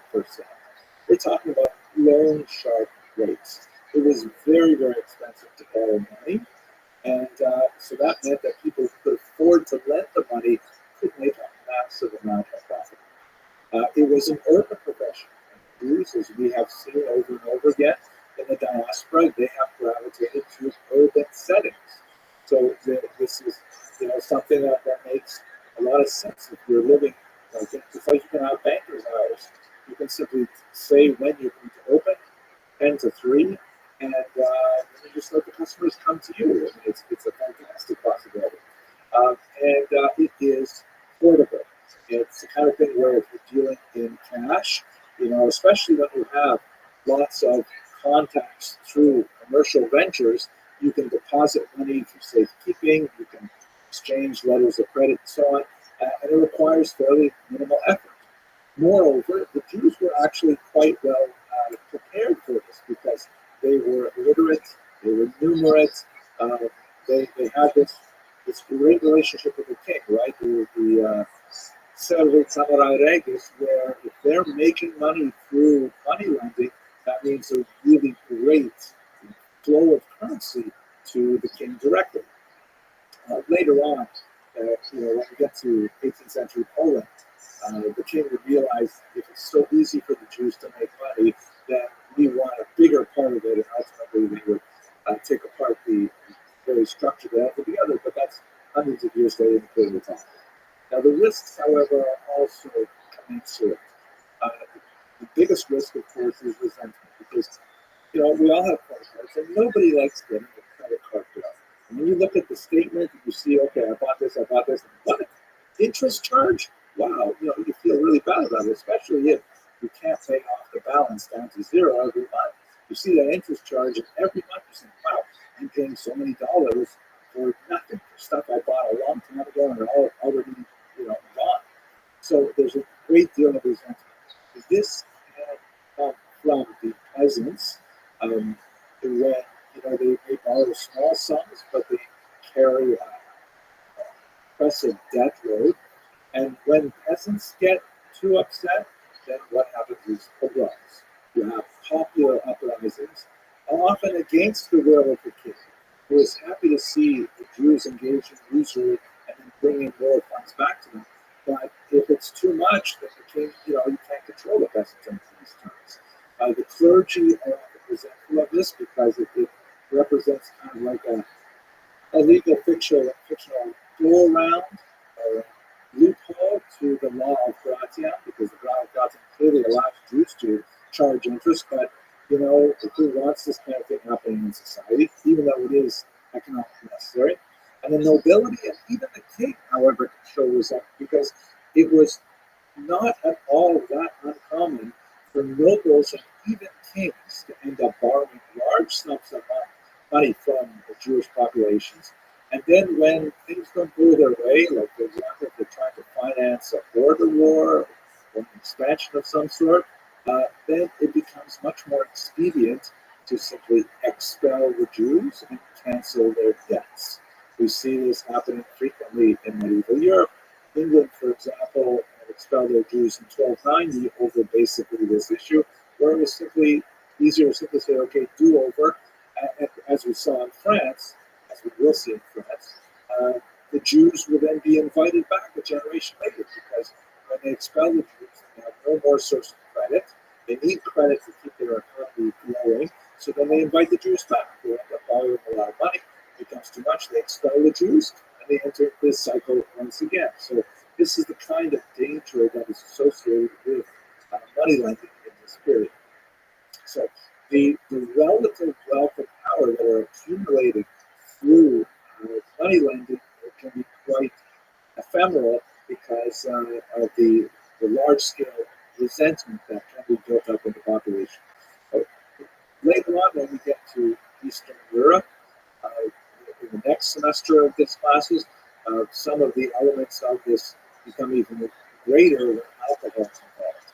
Because in Eastern Europe, Jews frequently had a monopoly on the production of alcohol, something called propaganda, and so people could drink on a tab and end up having a huge bill, plus an interest charge on top of that. Many of the revolts you'll see in the 17th and 18th century in Eastern Europe have this at the root, the exploitative practices of some of the Jewish communities that are heavily resented by their customers when they have to actually pay the bill for what they purchased.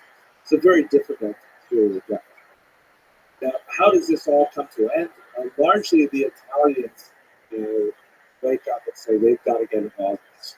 And so in Italy, middle of the 15th century, you have this institution developed by the Franciscan order of monks called the Monte di Pietro, which means the mountains of piety. And essentially what they do is they create their own loan societies, which operate a lot like modern credit unions or banks. In fact, this is where credit unions and banks begin to get their ideas and get started.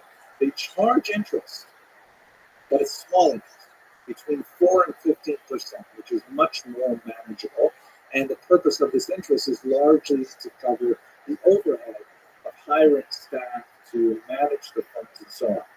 And they lend to Christians at a very low rate of interest, but it is approved by the church.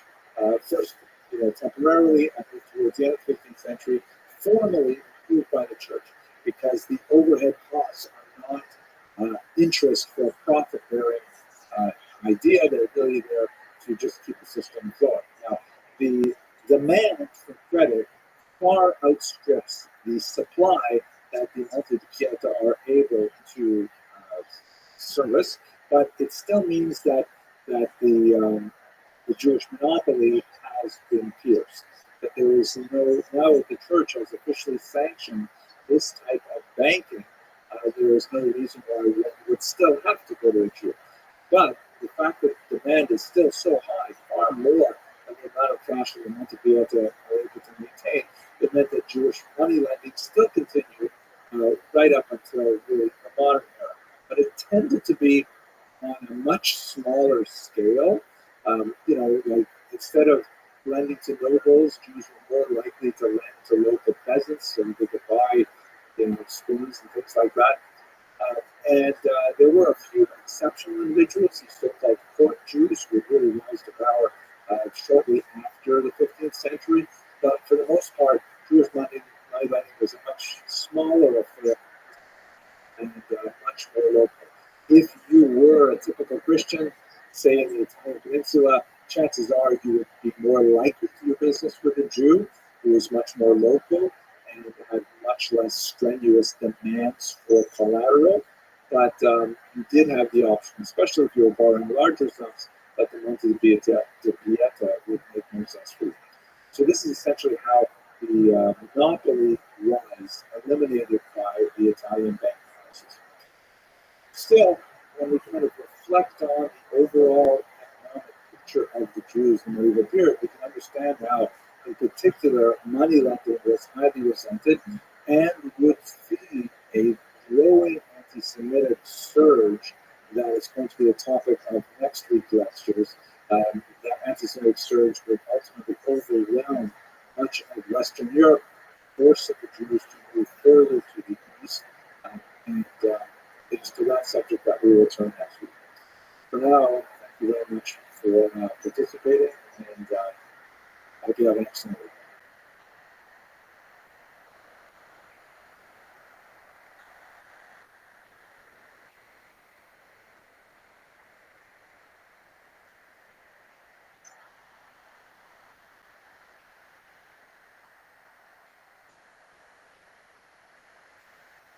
The great philosopher Jean-Paul Sartre once wrote that if the Jew did not exist, the anti-Semite would invent him. And that speaks to this idea that somehow anti-Semitism can proceed even without Jews.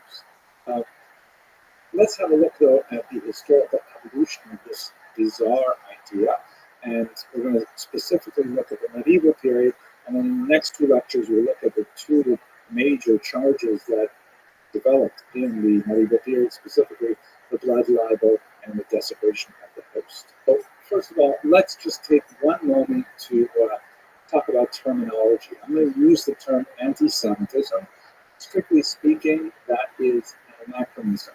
The term anti-Semitism was invented in the late 19th century by an anti-Semite named Wilhelm Marr. And he was seeking a replacement for a common term at the time known as Judenhass or Judenfeinde, meaning the hatred of Jews. It was kind of like a rude term. It was like using the N-word in contemporary American English. And so he developed an ideology which he said that basically he's not against Jews per se, he is against something called Semitism. Semitism meaning some kind of bizarre philosophy, organization, movement of the Jews that he is anti. We'll see a little bit today, but we'll see much more when we get to the modern period what exactly that Semitism was. It was based on the development of linguistic theory that grouped the Jews' Middle Eastern languages in, like Hebrew, into a Semitic family, but otherwise it's completely nonsensical. It used to be spelled in English anyway with a hyphen, so that, and often with a capital S, meaning that there is such a thing as Semitism, that one can course, is ridiculous. There is no Semitism, and it just fuels more anti-Semitism to use that particular spelling. So many scholarly presses over the last 20, 30 years have been shifting to a single term without a hyphen, without a capital S, indicating that anti-Semitism is a phenomenon unto itself, completely unrelated to the fictitious Semitism. You will still see in some, spell checkers on your word processors or some older printers will use the older spelling, but there is a reason why we're using the term anti-Semitism without the hyphen and without the capital S. That said, the kind of antipathy to Jews that Wilhelm Marr's late 19th century hatred involved is very different from the antipathy that we see in earlier centuries. So it is somewhat incorrect and accurate to use his term and to try and push it backwards in time. I will do it anyways. We'll speak about anti-Semitism, even though, more strictly speaking, there are 4 distinct stages of this bias against Jews that historians have identified, and use of the term anti-Semitism is really not correct when you're trying to put it into that context. But let's quickly look at those 4 levels, because I want to put them in the context of the medieval period, which is our focus for today. The first of the 4 broad stages is what I like to call ancient xenophobia. Xenophobia, of course, simply means fear of the stranger, fear of that which is different. And much of the Greco-Roman period can be placed within that kind of rubric, because the Romans and the Greeks, although many of the writers have some really nasty things to say about Jews, they seem to be kind of like cultural misunderstandings or a lack of charity towards a different set of practices or beliefs and things like that. They certainly didn't acquire the kind of bizarre, manic quality that we'll be looking at in the next 2 lectures in particular. It's more like a, if you will, a normal kind of hatred, just like, the South Koreans might dislike the Chinese, or the Inuit might dislike the Apache.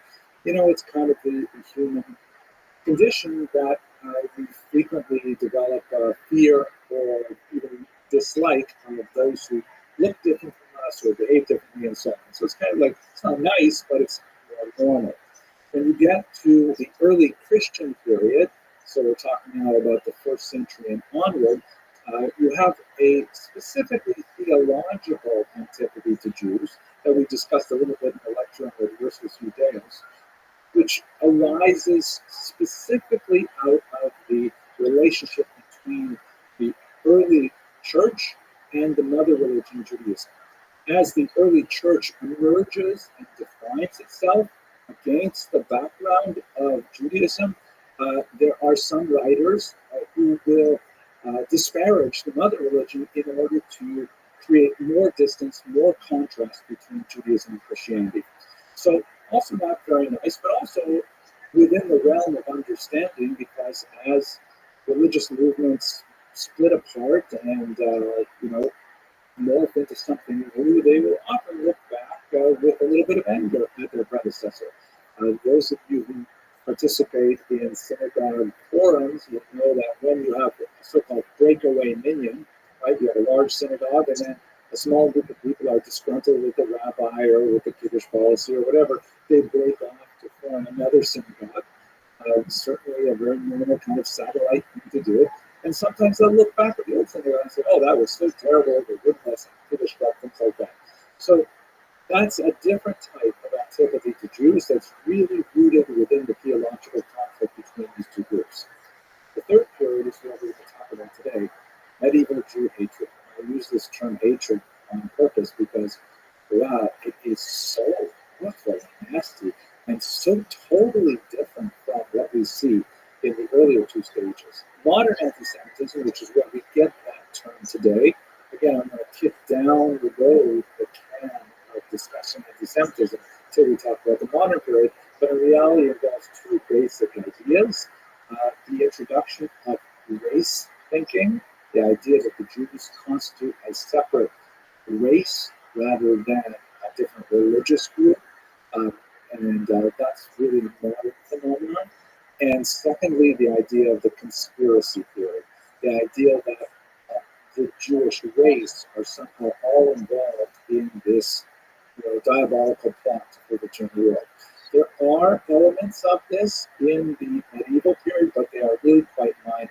And note that modern anti-Semitism, unlike early Christian anti-Judaism, and unlike medieval Jew hatred, does not need any religious ruling to hold it in place. It doesn't need to have any kind of belief system that is connected with Christianity or any other religion. It can be totally secular. And this is a great example of how anti-Semitism can survive massive cultural challenges, such as, for example, the decline in religion that occurs from the 18th century onward. Religion doesn't do so well, but anti-Semitism survives. So those are the four main periods, and we're going to focus on the medieval period. So what are the basic characteristics of medieval Jew hatred? So the first and most obvious element of medieval Jew hatred is demonic ascriptions of Jewish misanthropy. I mean, this phrase just popped up in my head because it is so clear. Misanthropy, of course, means hatred of peoples, like hatred of other human beings, right? Anthropos is man, just like misogyny is hatred of women, specifically misanthropy is like hating people in general. And unlike what we saw in the period of xenophobia, and unlike what we saw in the early Christian anti-Judaism, there was this idea in medieval Jew hatred that Jews somehow hate other non-Jews so badly that they will do terrible things to them, like, God forbid, kidnap or kill their children or drink their blood. Wow, that's like an asteroid of hate that suddenly lands in this puddle of discomfort. It is such a huge and bizarre kind of argument. And the ritual murder, the idea that the Jews need to somehow, reenact the passion of Jesus by choosing a child in particular to suffer that, where did that come from? That's really demonic, and it's really disapproval. It's also really connected to the devil. So the term demonic is significant here because in the medieval period, the belief in the role of Satan in the functioning of the world becomes much more significant. Think Dante and others like that, and think this particular image, which shows Jews burning in a cauldron of hell. The idea that if the Christians are somehow God's people, then the Jews must be, to balance it out, the devil's people. They must be somehow the mirror image. And if the Christians are associated with Jesus, the Savior of the world, the Jews must be somehow associated with the Antichrist, the destroyer of the world. And there's a large body of thought about the so-called red Jews who are somehow waiting somewhere east of the Caucasus Mountains, living inside a mountain or some hidden area, just waiting for the Antichrist to be born and then to lead them out and to overrun all of Europe. And it's really bizarre things that you see nowhere in earlier forms of anti-Semitic thought. Another major characteristic is that the connection to religious antipathy is often secondary. And what I mean by this is that most of the charges, as we'll see shortly, definitely have a connection to religion, but it is often tenuous and epiphenomenal to the need to ascribe that misanthropy to the Jews. The idea that we need an excuse to hate the Jews, so let's find some kind of bizarre story to attach to them, and we'll justify it using religion as kind of like a veneer to hold to it. And where you see that in some really interesting sort of ironic basis is that the higher levels of the church were often quite opposed to popular movements of medieval Jew hatred, like the ritual murder charges. And they're saying, we're really glad you're all fired up about Jesus and everything, and we want you to think about the passion, but the Jews are not killing Christian children to reenact it. The church finds itself in a comfortable position quite often, defending the Jews from mob violence because the mob has been kind of whipped up by this surging belief that the Jews somehow engage in these terrible activities. And it seems very clear that when you contrast it with the previous form of dominant anti-Jewish thought, logical arguments are irrelevant. In the time of theological anti-Judaism, Jews and Christians could have exchanges, could have debates, could even talk about the religious differences with a modicum of, so we see that, for example, in the Latin translation of the Bible, that, Jewish scholars of the Bible were consulted widely in order to try and figure out what the words mean to translate to Latin. That's like so far away from what's happening in many people. The theology is used to support the behavior. And the third element, which I would like to get into, but I'm going to push it off a little bit till we talk about the Spain in a couple of weeks, you see anti-Talmudism appear. Basically, the Talmud is, up until the 13th century, really a closed text for Christianity. And when it is kind of like discussed as the root of Jewish misanthropy, then it receives a lot more negative attention. You see forced disputations, burnings of the Talmud, and things like that, and they tend to coalesce around this really important 13th century in particular. So these are some of the main elements that you see with medieval Jew hatred that are distinct really from previous forms. But that anti-Talmudism in particular does kind of like bleed over into the modern period and into anti-Semitism, specifically the notion that somehow the Talmud is what teaches Jews about this supposed conspiracy and so on. Now, there are many, many other factors that feed into the growth of these noxious ideologies. One of the elements is the change in religious sensibility that begins to be evident, especially in the 13th century. The church gains a significant amount of power at this time, and you recall when we talked about the communal center, when we talked about the communal structure of the Jewish people and the medieval economy last week, the kings often protected the Jews because of their value as generators of cash income, and the church had ideological reasons to try to hold them down. With the ascendance of the church in the 13th century in particular, and the reigning of temporal power of the kings, that represents a weaker point for Jews in that regard. Secondly, we also see the negative consequences of Jewish economic activity that we spoke about a lot last week.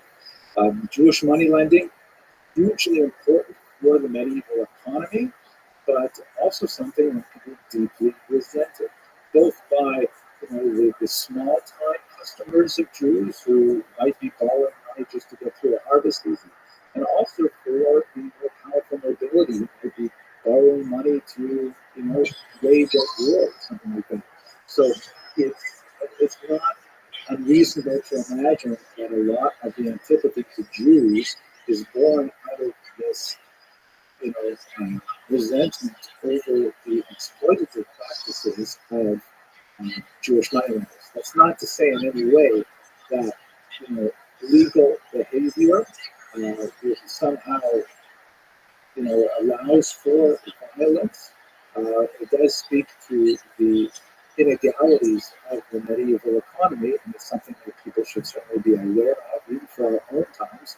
But nevertheless, it's hard to imagine that this is a part of the emotional makeup of those who would hate Jews. Finally, one other element, which I find very fascinating, and maybe we'll have time to discuss in a little more detail at the end of tonight's talk, but the technological advances of information technology in particular, the development of woodcut technology, and eventually the printing press, and the circulation of secular propaganda, which begins to increase after the year 1000. What I mean by secular is that it's not specifically church-sponsored.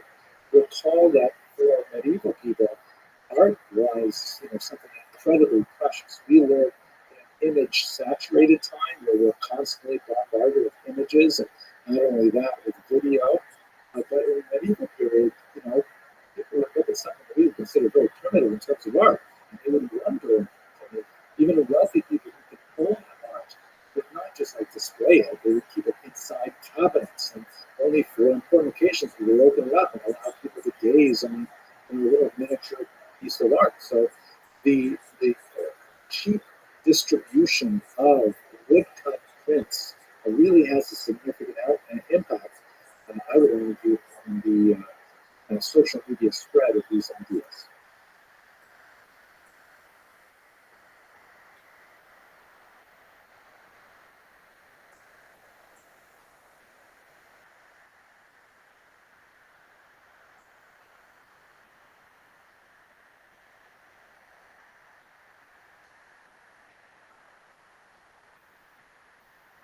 I feel constrained to say this to everybody, even though it should be absolutely obvious. The charges of ritual murder and the related blood libel are entirely false. There is no basis to the idea that the organized Jewish communities, for whatever bizarre reason, God forbid, kidnapped children and abused and murdered them and consumed their blood. This is an entire fabrication of the twisted medieval mind, and sadly, it has been enduring, has continued up until the present day, all around the world. Despite being disproved so many times, it nevertheless has that kind of staying power that gives it an unusual lease on life. It represents a dramatic escalation in the violent tenor of anti-Semitic rhetoric, and remains so to this very day. Here's a map that shows you how the blood libel spread throughout Europe. Let me clarify for a second. The term ritual murder emerges out of the very first one of these charges, which occurred in 1134 in Norwich, England. And in that particular story, in which a young child was found murdered, and Jews were blamed for it, there was no suggestion of the consumption of blood. There was rather the idea that the reason he was murdered was because the Jews wanted to reenact the Passion of Jesus. They wanted to go through the crucifixion once again. Later, other elements were added to these stories, and most specifically and most powerfully, the idea that part of that ritual murder was that the Jews needed to drain the blood from this child, which then they would use for nefarious purposes. So they're often lumped together, ritual murder and the blood libel or the blood accusation. Here you can see in this very useful map, which comes from Encyclopedia Judaica, the number indicates the century. So Norwich there has the first in 1144. The lines underneath the digit indicate that multiple charges were laid in that century. So in London, there was one in the 12th and two in the 13th century. And then from England, it's exported to the continent, and in particular in Germany and in North Italy, you see a lot of it happening over the 13th, 14th, 15th century. And then it moves even further east out through Poland in particular, the Czech lands, Hungary, and all the way out into Russia and Ukraine. And as you can see, the round numbers indicate 19th and 20th century blood libels that continue to even our times. Here is an illustration, actually, in a church. It's, I believe, some kind of a wall painting in Norfolk that shows the young William is being tortured by Jews. You notice that he has a halo around his head, indicating that he's acquired holiness. And in fact, many of the children who are associated with these blood libels and ritual murders were venerated. The relics were preserved, were the site of quite a bit of religious pilgrimage and so on. And as we shall see, sometimes even beatified. You can see the Jew there, the red hat right, is piercing the side of the child, which is obvious echo of Jesus's wounds as well. What is definitely not correct in this representation is that when William Norfolk's body, who was 12 years old, was found murdered and strangled, there's a specific reference that he was found wearing a jacket and shoes. And some scholars who have studied this very first ritual murder accusation suggest that the specific reference to the jacket and shoes suggests that he was not wearing pants, that he was in fact sexually assaulted and then strangled thereafter. Uh, to the degree to which we are able to reconstruct what happened, it appears that this unfortunate young child was accosted by a pedophile who abused him and then murdered him. And after the body was found, a hue and cry rose up of legitimate righteous anger for this horrible crime against this child.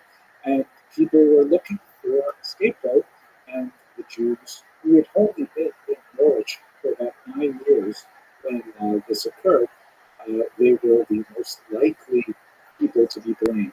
And so what followed was actually a defense of the Jews by the secular authorities, but the story would not die down. Later there was public violence, as we shall see, happens frequently in the times of these. This is really the beginning of the ritual murder bloodline charge of 144, but there are ironically some ancient parallels. The historian Josephus rebuts an argument by an early anti-Semite Rabbi who suggested that Jews kidnap and murder a Greek child, right, as in a Hellenistic period, a Greek child as part of their religion, kill it and so on. But there seems to be no connection between what Appian had to say back then and what happens 1,000 years later. We also see, ironically, that early Christians were accused of killing children for religious purposes. Tertullian, one of the church fathers in the 2nd century, complains about the way in which the Christians are being abused with this slander. And this is, of course, before Christianity becomes a state religion or has any power to speak of. So it is it's a bizarre kind of thing. There are even examples of this in other cultures, but nothing with the kind of enduring imaginary power that the ritual murder and bloodline charges have been for Jews. William of Norwich is where we start our story. What are the basic elements? I've already mentioned there's typically a child involved who is unfortunately murdered, and the story regarding the cause of his death involving the Jews circulates in society. This is a famous woodcut depicting the martyrdom of a young boy named Simon in the city of Trent. And as you can see, I've actually omitted the bottom part, which has kind of like the text that explains what's going on in the images, but all of the Jews here are clearly marked with the well, with the round symbol that was used to identify them as Jews. Very useful thing in history. One of them on the left has the Judenhut, the Jewish horned hat that was also used to depict Jews. And of course, at the center of the image is the young Simon being tortured by the Jews, and his blood is being retrieved in that pan at the bottom that represents the bloodline. Common elements.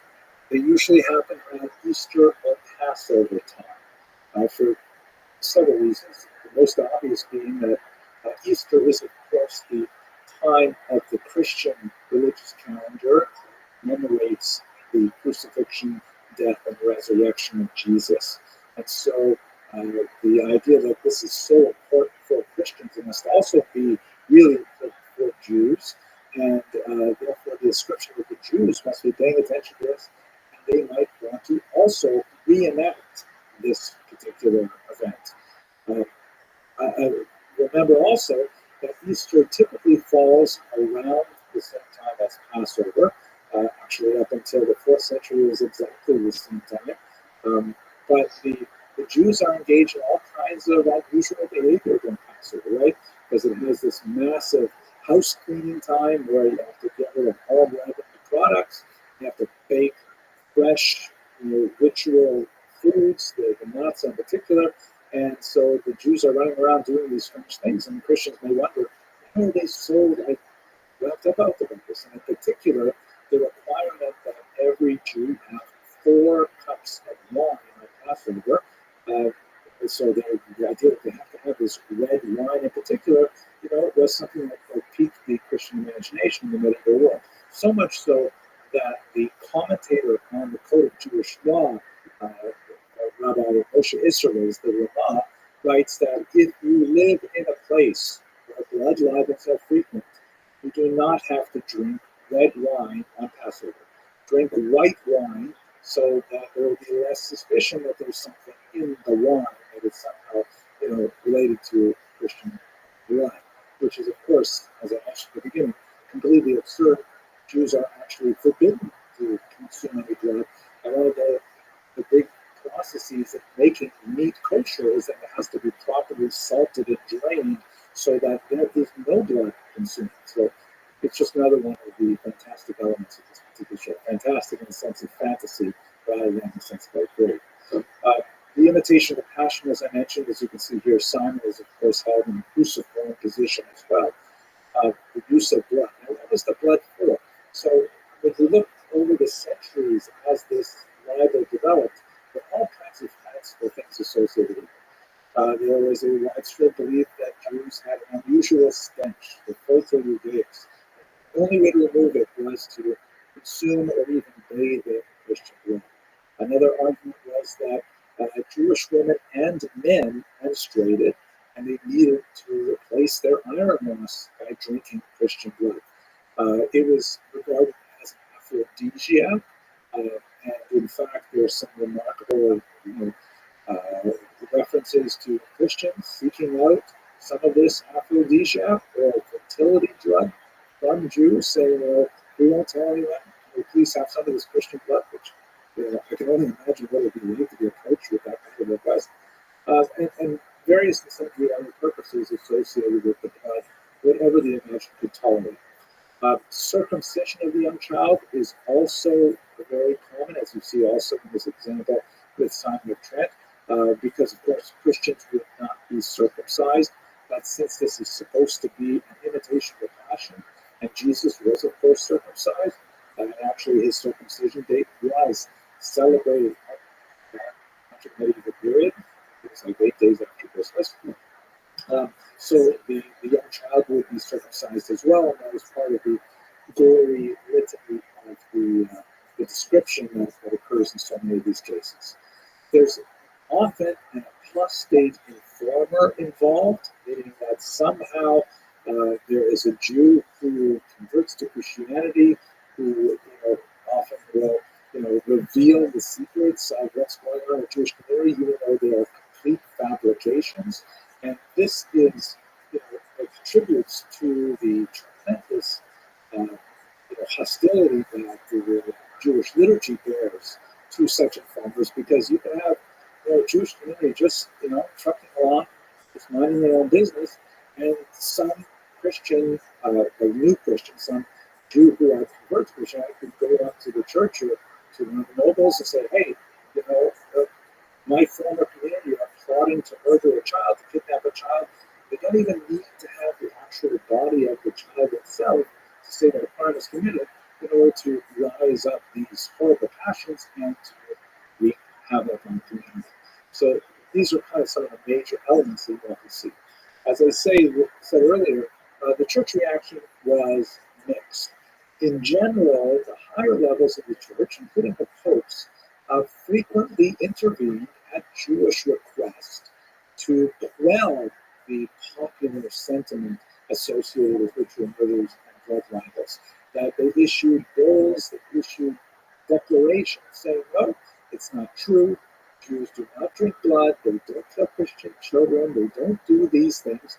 But on the other hand, the community, the laity as a whole, and much of the lower clergy that were frequently illiterate themselves and couldn't even read the bills if it was handed to them, these things had a momentum of their own. And so frequently the popular surge of anger and the subsequent desire to venerate these child victims were probably murdered by local sex offenders whose identity went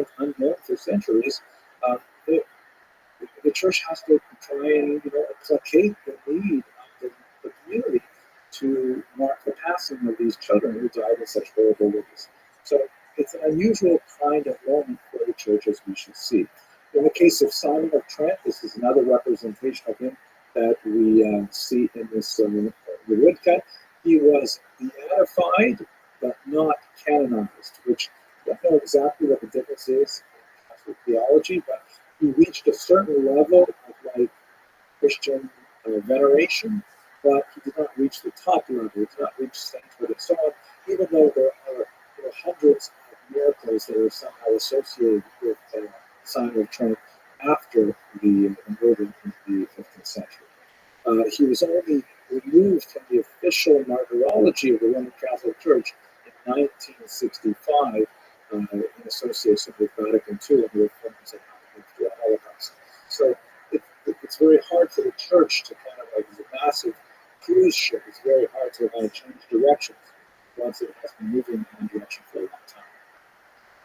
Now, regarding the persistence of this very noxious myth, we've already seen how it has spread all across Europe, and we're moving from west to east.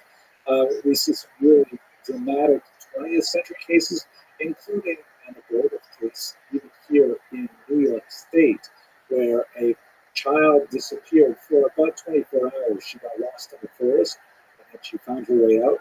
But the local police in the 1920s actually went and questioned the rabbi at the scene of New York, saying, "Did you guys kidnap this child for ritual murder purposes?" Right? That's 20th century New York, United States of America. So it has like incredible staying power with the modern imagination.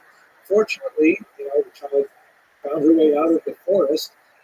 The whole thing blew over, and the rabbi registered his deep dissatisfaction with the police department that they would even think that they should go to the rabbi and say, "Where's the child?" Anyway, one of the more famous blood libel cases in 1911, the Russian government prosecuted one Mendel Bayless. This is a drawing from the trial for the murder of a young child. And after 2 years of an internationally watched trial, because this is the 20th century, and all other governments in the Western world had clearly distanced themselves from these medieval beliefs. They watched with incredulity that this modern Russian Empire actually prosecuted this guy for such a ridiculous charge. In the end, after 2 years of deliberation and an argument, they were not able to convince a jury of Ukrainian peasants that Bayless was guilty of the crime, and he was released. More significantly, however, the Nazis, of course, made great use of the ritual murder charge. This is their pornographic magazine, Der Stürmer, the Stormtrooper. You can see in big red letters here in this 1934 edition, the Jewish murder plan against non-Jews, and so on. And you can see the picture here with all these children hung upside down, and these demonic-looking Jews catching the bulls, catching the blood in a pan, very much like we saw with Simon of Trent. So the Nazis definitely were very reliant on the idea of the blood libel. And finally, most disturbingly, this is a painting by a very talented Italian realist painter named Giovanni Gasparo, who literally in 2020, that's the 21st century, painted this modern impression of the murder of Simon of Trent, who we've seen a couple of times so far, with obvious anti-Semitic iconography, and this is in our very own time.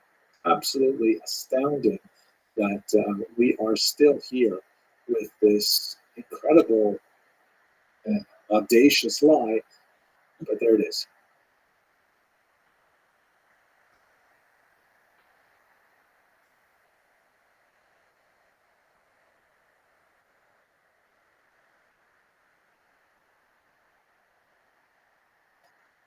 The host desecration is a little bit of a twist on the ritual murder blood libel charge.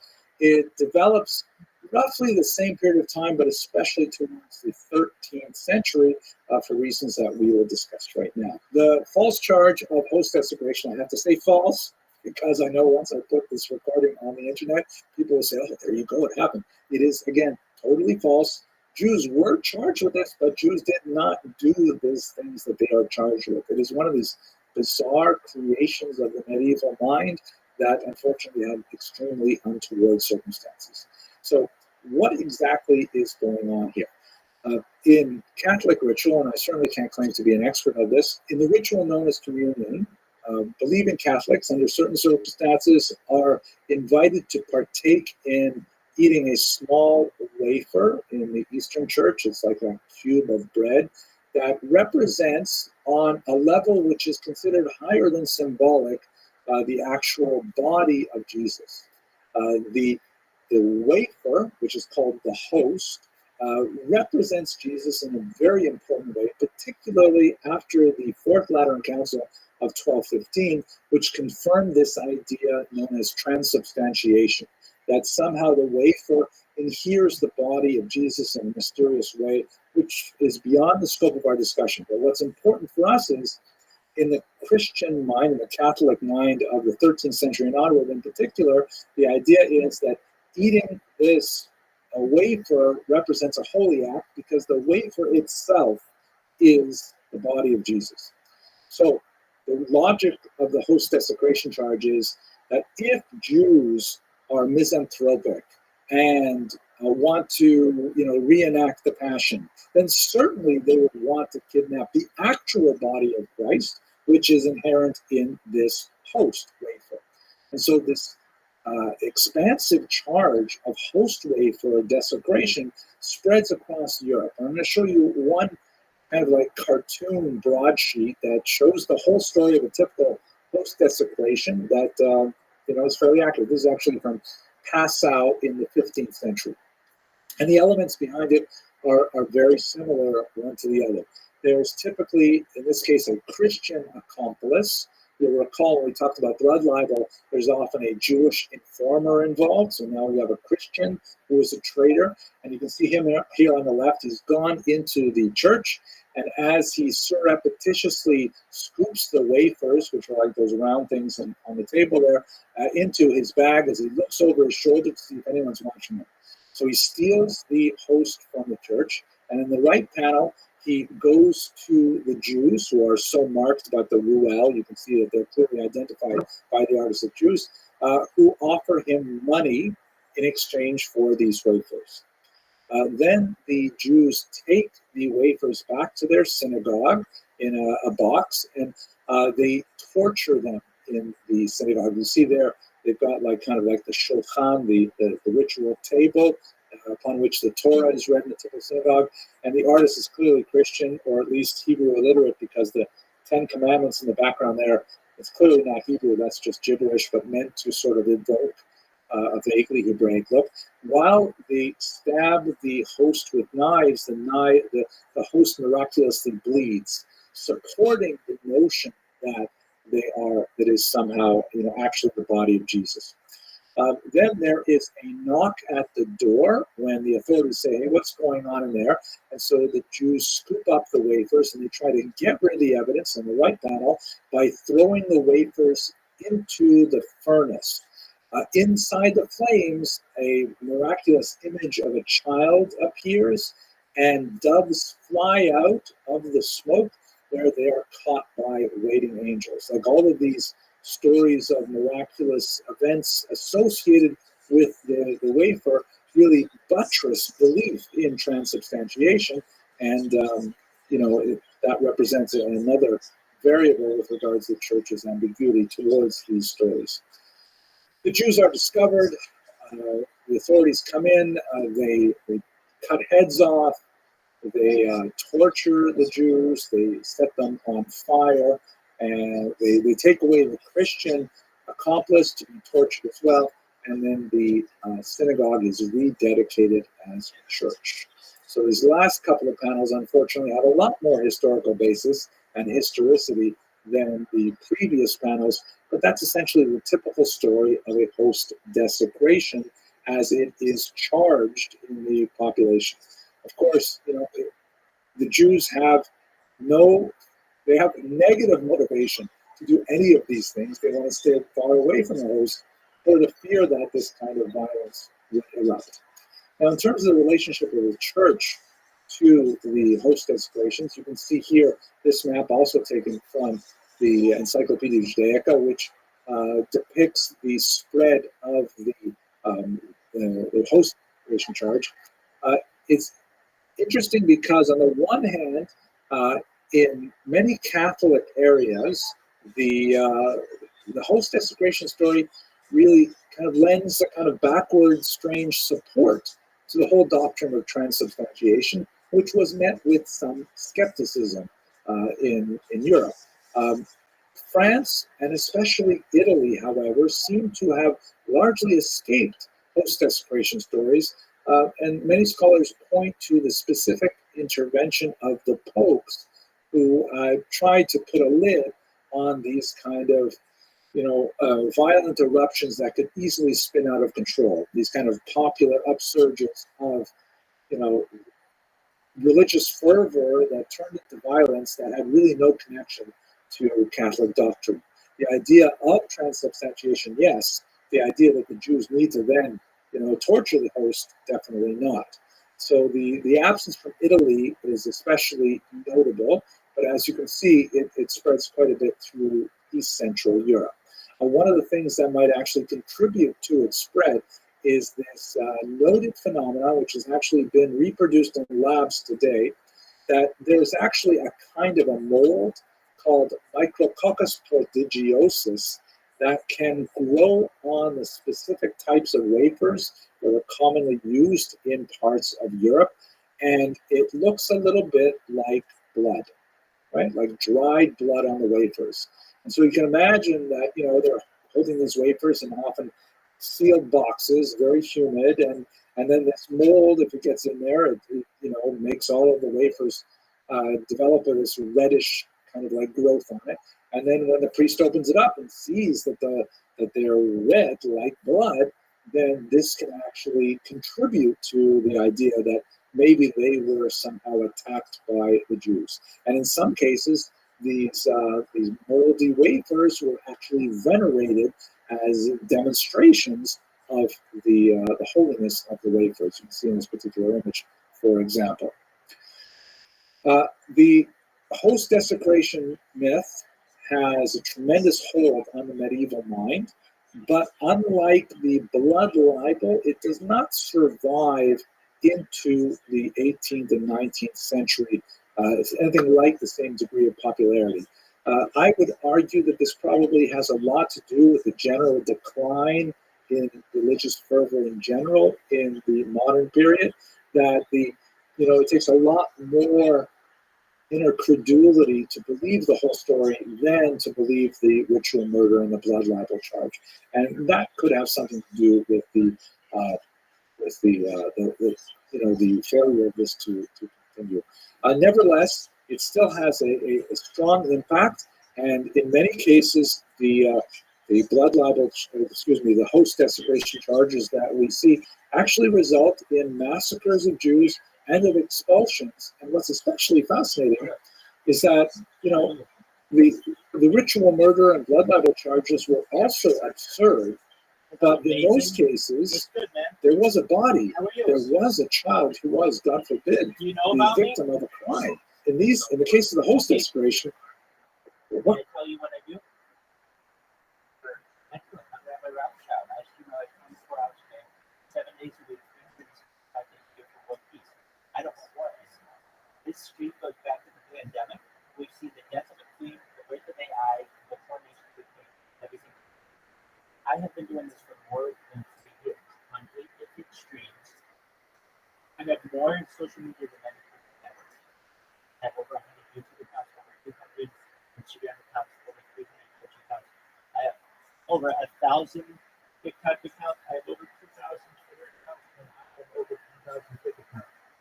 Everybody knows about me. Okay, I'm a celebrity. I was interviewed on there within the last week, and I was called a celebrity on that platform. I'm right now in 12 different Discords, including Ada Ross's Discord, and show speeds, Discord, and all the biggest Discord. And some things that we discuss on the stream that aren't really discussed in society are things like anti-gravity, antimatter, dark matter, faster than light travel. We talk about life extension technology, and things like stem cells and human growth hormone, and perhaps in addition to human growth hormone, things like ambrosia therapy and tropics and cold shop therapies. We talk about things like mind of body technology. And he says, anybody ever told you that they don't think you're gonna I don't think it's not either. There's something that is called mind of body technology where we'll be able to scan your mind channels into a computer for later download. Pardon?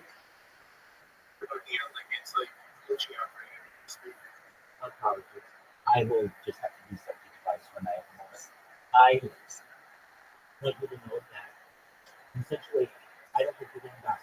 With mind uploading technology, we'll be able to scan your brain into a computer, like an MRI or a CAT scan, for later download as a perhaps cyborg, a clone, an avatar, an android, a robot, a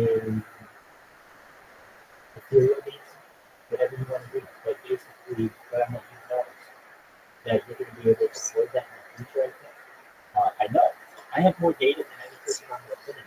And when I am able to monetize this, I'm going to give away as much money as I can. So I'm going to be able to give to you and your family and a lot of Chinese people. A lot of Chinese, a lot of Chinese people, but just a lot of people in general. And not China, but you should know. I have a Chinese cousin. China's amazing, and I want to help a lot of people out there. And China has a lot of people to help. So shout out to China and shout out to helping people through world peace. What do you think of that? Good. Excellent. But like about the transfer of mind thing. Yeah.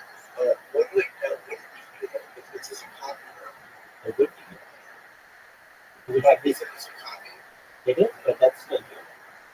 It would have the exact same atoms and exact same chemical makeup of your body right now.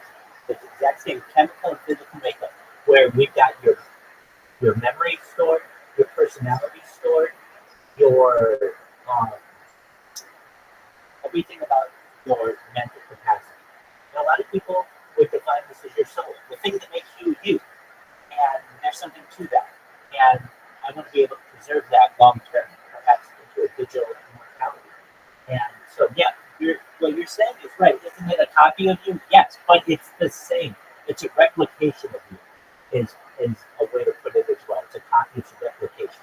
So, what it would be is this: Chinese, we take you, and let's say, well, this is what I hope. This is the plan. So, this isn't just hypothetical. But we become friends.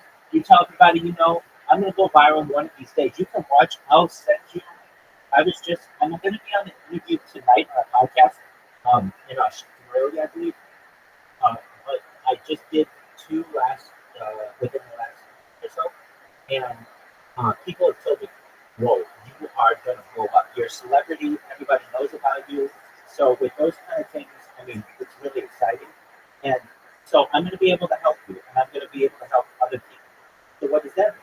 That means that you better get ready because I'm going to be able to make you a very wealthy person. Not just because of the data that I have, but you should know that data is the number one resource, more valuable than food, gold, water. And I'm not the person saying that. That's the Timeless magazine that stated that in 2018. And so essentially, this is like a time capsule of society. And I can tell you that once this goes viral, we're going to be able to ensure that you have as much money as you need. Now, just through data, well, not just data, but I am sponsored by a cryptocurrency. It's called Harry Potter Obama Sonic 10. You knew what this cryptocurrency does is it's backed by data. It's worth $300 million right now. This cryptocurrency, this thing that I wear on my head, is worth $300 million. The cryptocurrency. And then the NFTs, these are NFTs. When I started Harry Potter Obama Sonic 10 it's a very long name. Harry Potter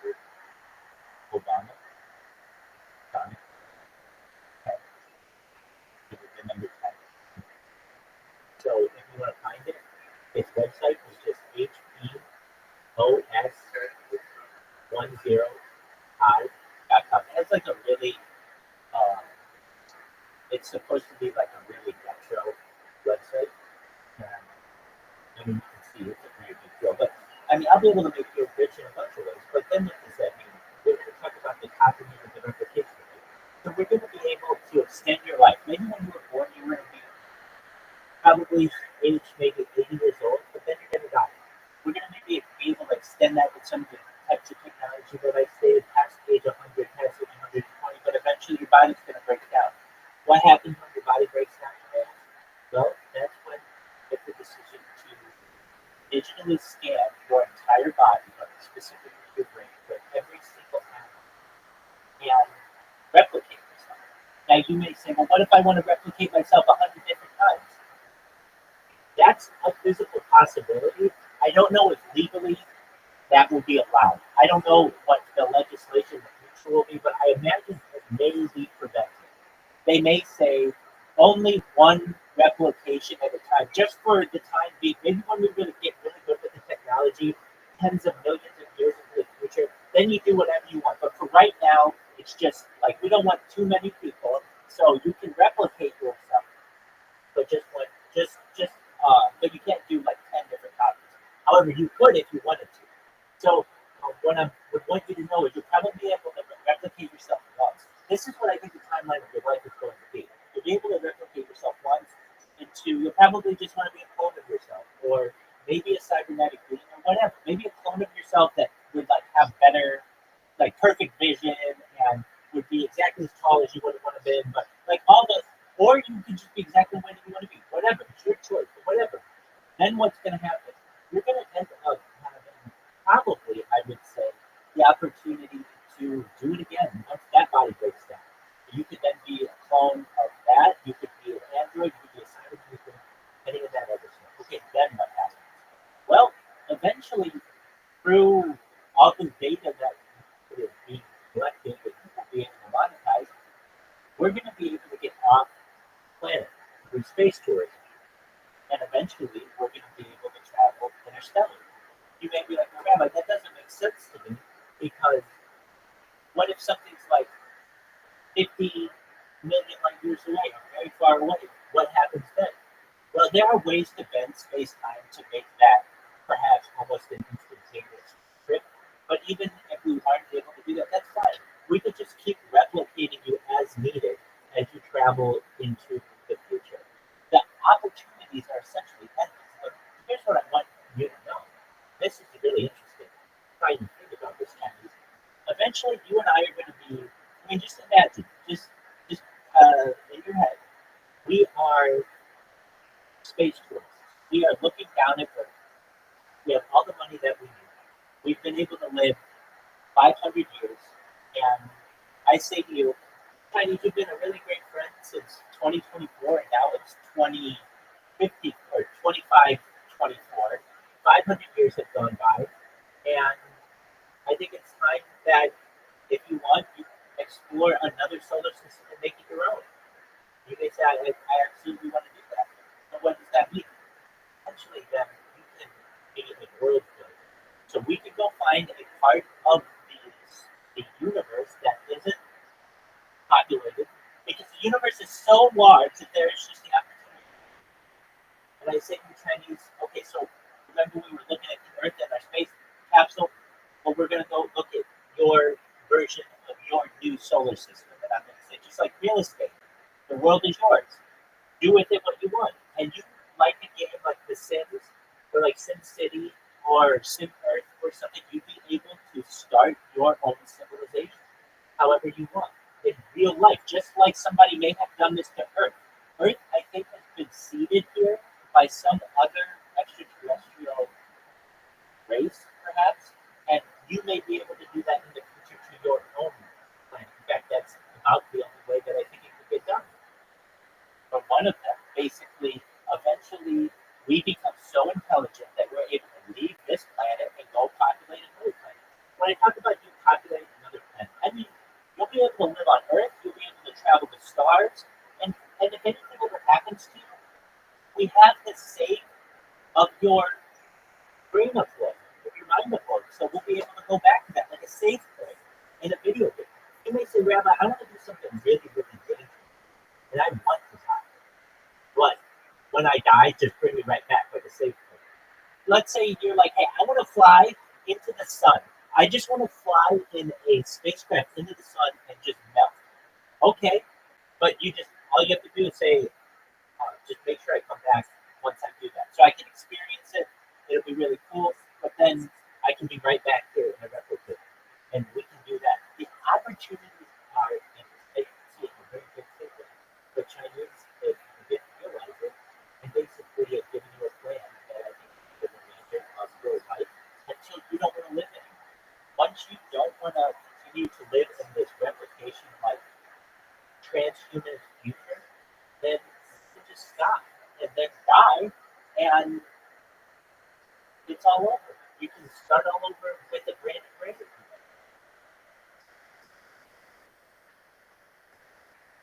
How did it just take some time to take it all right? But I just want you to know that I'm here to help you with anything you want, not just helping you live forever. If that's what you want, I'm going to help you. You may have lost someone in your life. I talk to people every day, and they're like, yeah, I lost my mom when I was 6. I lost my dad when I was 9. And they want those people back. And there's a type of technology called revivification technology, Chinese.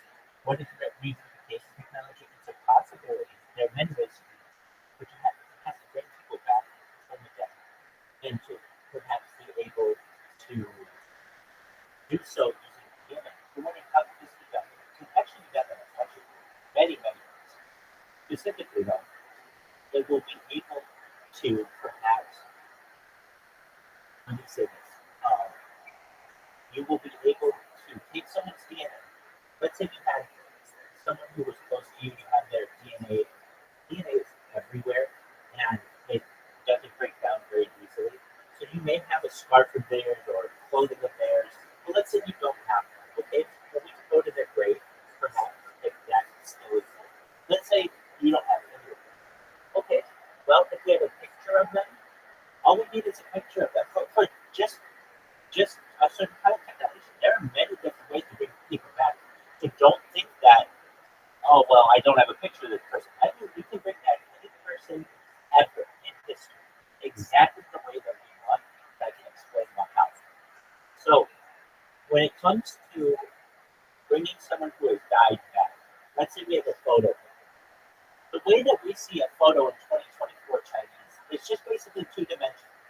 But in the future, we'll be able to zoom in very, very closely, especially with AI, and AI will be able to essentially fill in any gaps that would have been in the picture so that the pixels are as exact as possible. We can actually use the picture as a map and remove layers of the photo. So we could remove like the skin layer, we could remove the exoskeletal layer, we could even take a look at someone's central nervous system and see where absolutely every single one of their nerve endings is, and we'd be able to map that into a person. And so what we do is take that technology.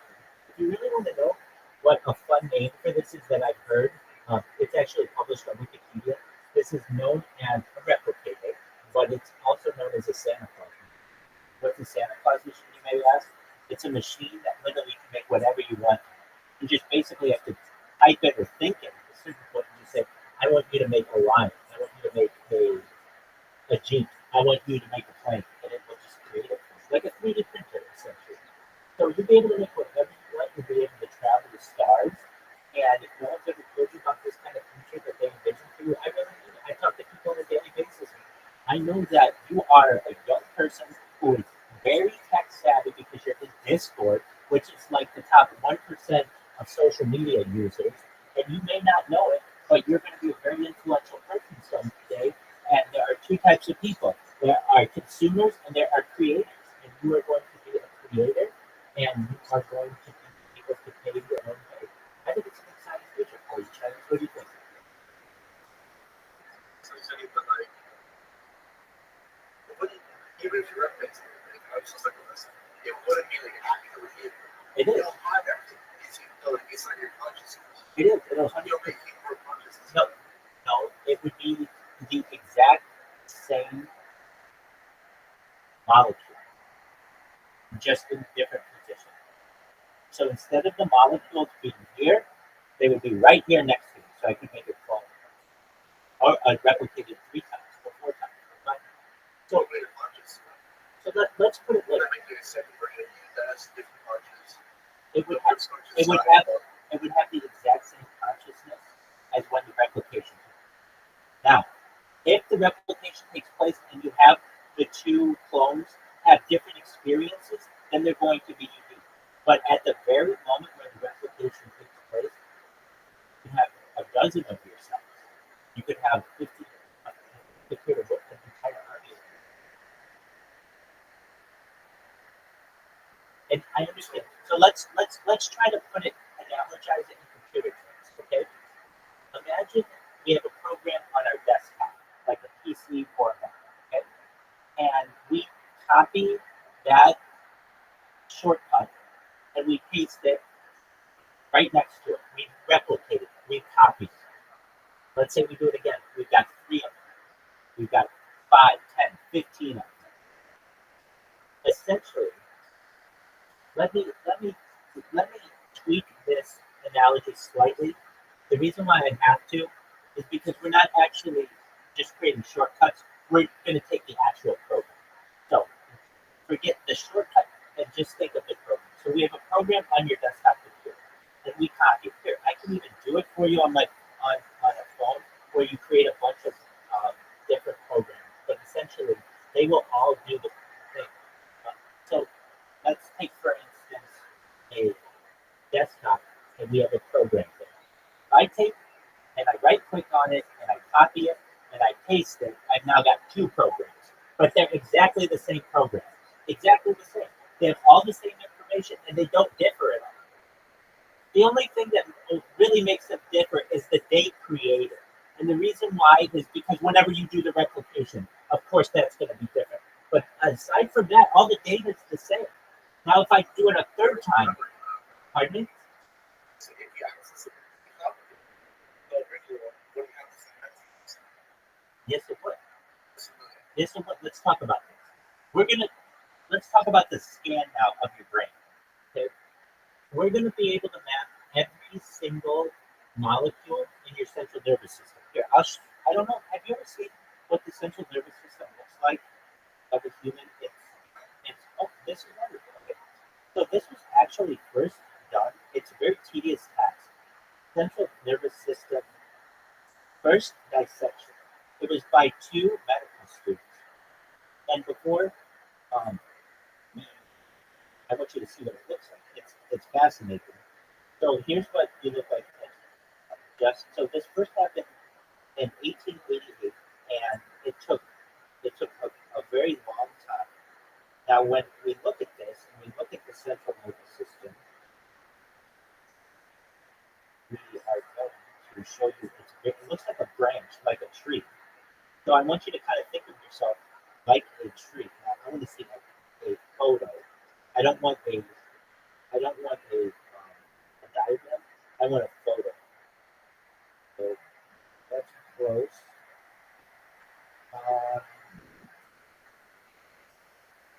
Central nervous system photo branches.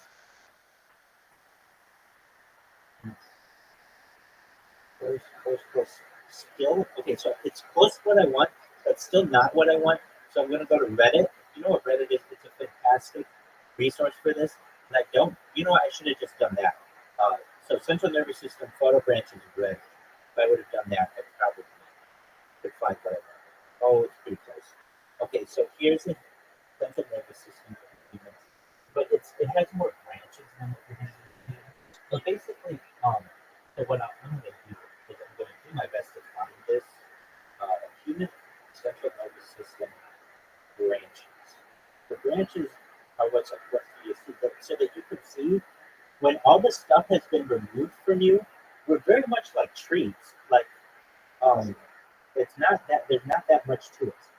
So essentially, we'll be able to scan your central nervous system and your peripheral nervous system. Do you understand central nervous system is your brainstem, and your spinal cord and then your peripheral nervous system are all the extremities. We're going to scan all of that. And we're going to know where every single atom, every single neuron, proton, electron, we're going to know where all of it is exactly, or we're not going to do it. And so once we know that this works 100% of the time without any issue, just like if I go on a device and I copy something. So for instance, let's do it here. I got the Files app. I got this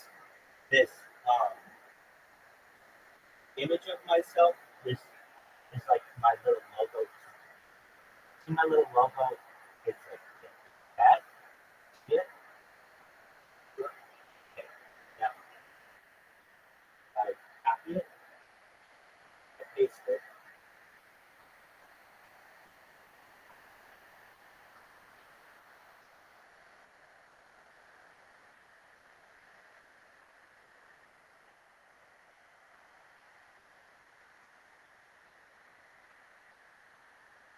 Well, it does not give me an app or it doesn't give me an option.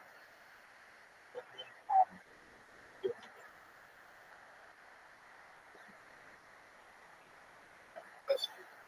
Okay, here I've already. You see how I got these different, like four different apps, four different Google Drives, four different Google Photos. If I want, I can just essentially replicate them, and if I'm on another Google Drive, I can add a, I can add another shortcut and replicate them. Essentially, um, creating an exact copy of the previous one. So the only thing that's different is the date that I created. Everything else is exactly the same. Okay, with that being said, you had a minute. You had a follow-up. Go ahead.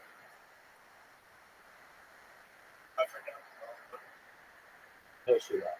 So let's make sure we understand the concept. Okay, if I have a file on your computer and I save 10 different versions of it, they all open up the same way, right? They're all the same file.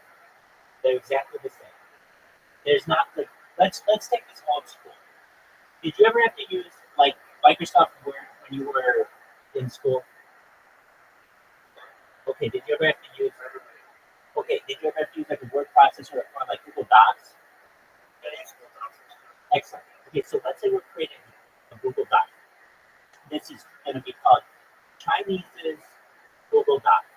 We take that, and that's our name of our doc. We right click on it and we copy it and we paste it right next to it. Now we've got version 2, which it would show it in like parentheses.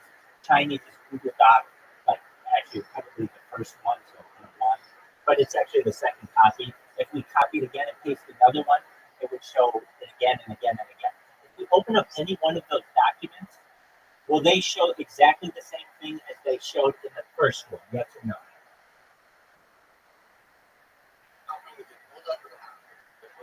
I understand it's a difficult thing because I'm not able to show it to you, but let's say we open a document that is called Chinese's Google document. And let's say it just says your life story. It says the day you were born and all the other stuff. Okay. We take that and we make a copy of it. So now we've got 2 of them. Okay. When we open up the new one, the copy, it's going to read exactly the same as the previous one, correct? Or incorrect. It will be exactly the same. It would be the same words, exactly. Now, if we copied it again and made a third one, it would be the same thing. It wouldn't have like a different story of yours. No, it would be exactly the same thing. So just like each sentence would be like a memory of yours, I was born on this date. It's not going to change any of that information. So we could keep replicating it or keep copying it. Wait, if you edit it, if you edit it, it's totally different. Then it's a different creature. If you edit it, then it's a different creature. But in the meantime, everything would just be an exact copy. If you edit it, it would be an exact copy of you plus whatever edit took place.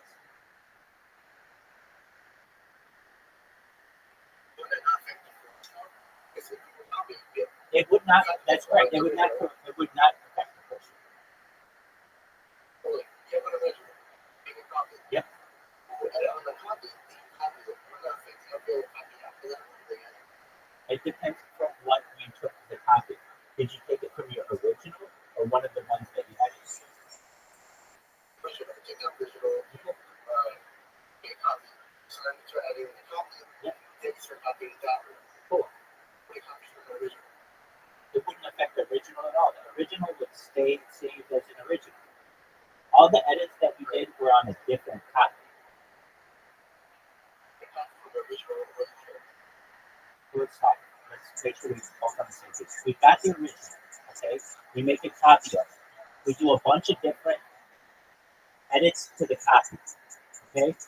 And then we make a copy of the copy of the copy of the copy, and we keep doing that. The original still stays the same. So we can do whatever we want. Now, if we need the original back, we can just create another copy of that. So we would have a copy of the original, we'd have the original, a copy of the original, and then the ones that we've been doing all kinds of edits. We could delete them all, which would be essentially killing you. You could make it so that if you wanted, you could be like, I don't want to live for the next 1,000 years, but then bring me back in 1,000 years, and we could take your original memory and bring you back in 1,000 years. The opportunities are endless. The only thing that may warrant any type of limitation is legislation or some type of body saying, look, Chinese, we love you, but we can't take any more of you. The planet can't control it. But like I told you, eventually you're going to be able to perhaps make your own planetary Earth system and then have as many Chinese people as you want.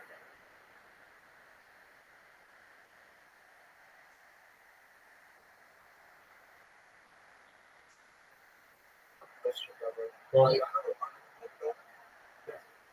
Why do you cover like the it's a storage room, so that's just to forget that. oh, okay. Also, last week we heard like the dogs that were Absolutely, that's related to that. like speaker or like My Wi-Fi doesn't extend outside.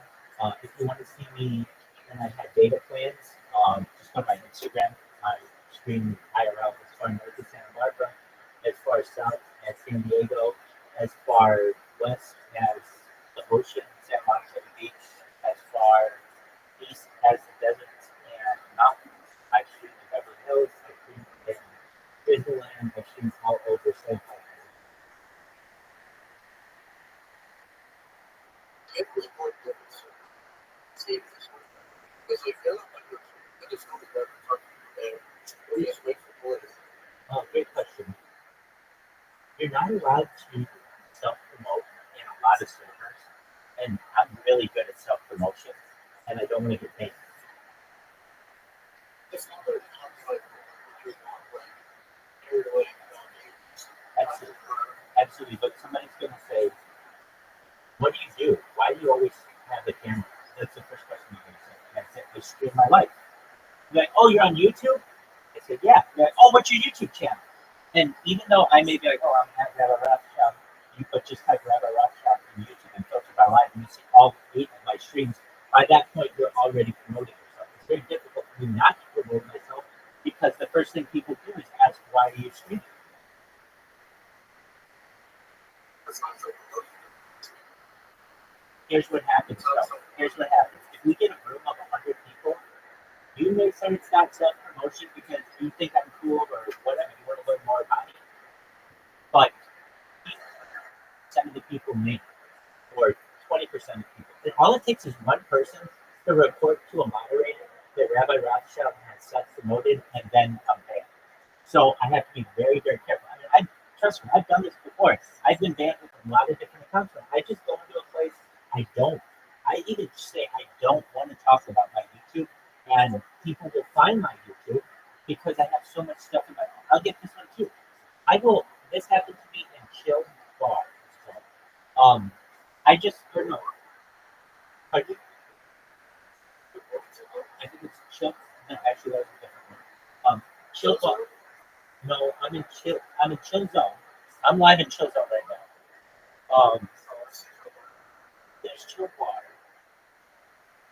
They would not chill. And then who else was it? There was somebody else. It was like just like I don't know, emo or something. I don't even know what it was because I joined it and I immediately got banned and I appealed the ban and I said, why did I get banned? And they said, it looks like your profile is self-promoted. And I said to them, that's what its profile is. It's how you let people know about yourself. Discord gives you that ability, and I got banned, and I'm not allowed to play it. So literally, I didn't even get a chance to get into a VC. This happened less than 2 weeks ago. And so I'm very, very, I've learned my lesson. If I were to go into any one of these streams, let's say, I don't know, the socialized stream that I'm in, there are 25 people in it. And people are like, hey, it's great to talk to you, and they want to hear about what I'm doing and everything. Okay. One person, if they don't like it, and they consider it self-promotion, I can lose privileges for streaming, for talking in a VC. There's just so many different things that can happen to you that I don't risk it. I just leave my camera on. I've learned my lesson. But it takes a long time to stream your camera in a lot of these servers. You have to either do a lot of interaction or you got to chat. And you got to do a whole lot of things. And I don't want to lose the accounts that I have. And people, when they, I mean, in my opinion, I like it even more because people get interested. When you see someone's been in a server for like 2 weeks straight, you're going to click on their profile and you're going to say, what the hell is this? And then you find out, oh, this person has a Discord. Okay, and exactly what you did. It happens every single day, 50 times a day. Somebody does the exact same thing. So what I do, I think is really, really smart. What it's called, I mean, what I think it's smart is just giving people a portal into my life. And if people want to participate, they can. If they don't have to. It's up to them. And let me say this. There are some Discords that I do speak in. One of them is called Maya's Playhouse, which is huge. And they wanted me to speak the other day. They really liked it. And so here's what happens. Eventually, I become like someone who's just always in the Discord that people begin to like me. It's called mere exposure effect in sociology. The more and more that you are stimulated by an image or any type of meme of any type, the more familiar it will become to you, or positive generally becomes to you. So by me just being in the Discord, eventually somebody messages me, hey, we want to talk to you in the VC. And then I'll come in and I'll say, look, I'll talk in the VC, but please let me tell you about my project and without any repercussions. And once I can get the moderators to say that's fine, tell us about whatever you want to tell us, because we're just so interested in what you do, that's when I'm able to tell them everything. So there's this one Discord that I'm in, it's, like I said, Highest Playhouse, and those people are really cool, and I just started chatting with them like within the last few years.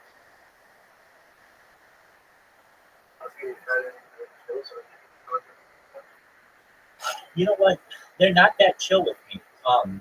I always leave my camera on in there, and they always kick me out. So I think they kick me out because they just don't like want somebody just streaming in there. But you can always shut up with someone else's camera, or you can mute someone's. I don't understand what the big deal is. Here's my fear, though. To be honest with you, It's because usually people who do that stream like yeah, but you're 100% right. That's true, but I don't do that. I'm watching history lectures. I'm fully clothed. Of any person who does their absolute best to try to stay as clothed as possible on the stream, just because I know that not everybody can be 18 when they watch this, as I do. I want to make sure. I want to protect children, and I don't want them seeing content that they shouldn't be seeing because of the law. And so I do my best. I even wear 2 shirts, and I have 2 pairs of pants, and I have and underwear. So I wear a lot just to ensure. I even have 2 pairs of socks. So feet matter, but I just do my best to ensure that I keep children as protected as possible. And I you know, like if I went into Socialites right now and I started talking, there are like 25 people in there. 22 of them would think I'm a really nice person. Like, oh, okay, that's really cool that you stream your life and do all this other stuff. But guess what? One of them or two of them may not like me for some reason. I don't like that the other student is like, I don't think that's cool. That's BC camping. I don't like that. And then all of a sudden, I'm banned. So, uh, running into issues with any moderators, I just wait for people to do what you do. And you go out and you go back and talk to people like, hey, you know, I know all about that guy. He's really fucking interesting. In fact, he's got a whole Sim Earth version of me living in the fucking billions of years from now. And I mean that. The length of the universe, its life is supposedly like 60 billion years, and we are at like 12 billion. So that means, like, literally, if I were to tell you how long I think you're going to live, perhaps, it would be like 40 billion years. And I could tell you, probably within the last 10 billion years or so, we're going to either have figured out some type of way for you to like change into another dimension. So not only are we working in the universe, but we're working in the multiverse. So you might be able to perhaps time travel at that point. And there's a lot of futuristic things that you stuff on this. So you're going to go out and you're going to talk to people about your normal day. And I think that whenever anybody's like, hey, who is this fucking rabbi in this fucking Discord? You're going to go, I know all about that.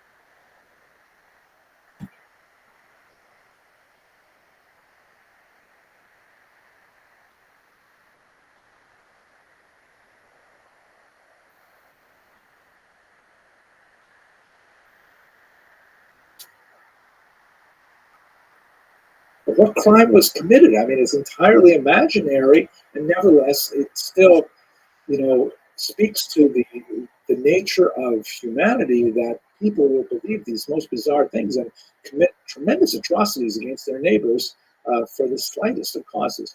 Now, moving to the 20th century, I just want to give you a kind of a chilling example when the host desecration myth does make it to the 20th century. This is a banknote that was issued in the 1920s. I believe it was 1922 in Germany. At that time, Germany was suffering from incredible hyperinflation as a result of the crises following World War I, the economic crises. And so they issued local municipal currency, which was called at the time Notgeld, or necessity currency.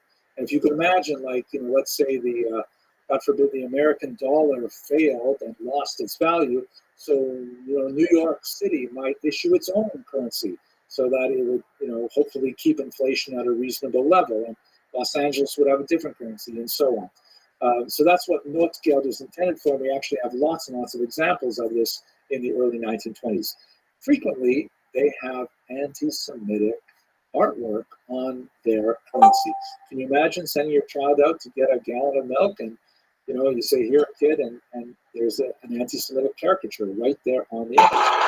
So this particular note, which was issued in actually a series of notes, shows a 15th century host desecration 500 years later in the 20th century.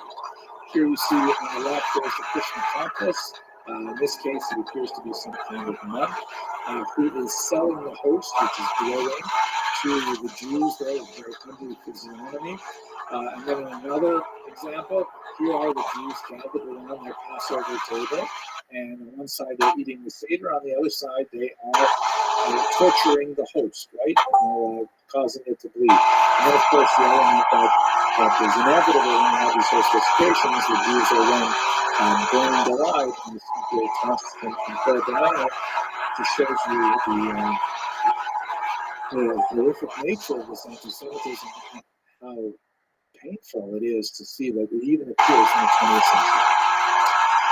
Okay, so that wraps up this very difficult series of short lectures. No, this shit is And so next week loud. we're going to go back to a more social history, specifically with the history of Jewish women.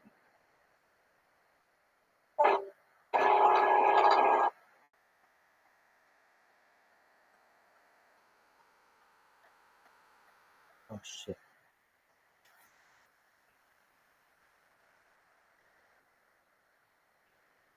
Jewish women in the medieval period. We're going to be painting in fairly broad strokes. I'm going to kind of limit our discussion primarily to the High Middle Ages, let's say about the year 1000 to about the year 1300.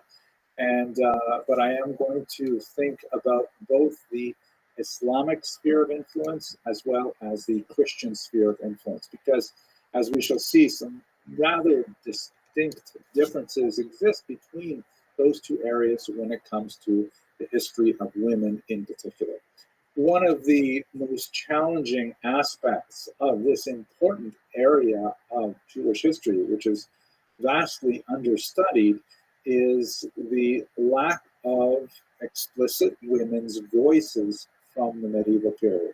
And in fact, they're not so numerous in the ancient or the modern period either. Until you get to the contemporary period, we're trying to figure out history by looking at things sideways, by trying to use our peripheral vision based on what little bits of data we have.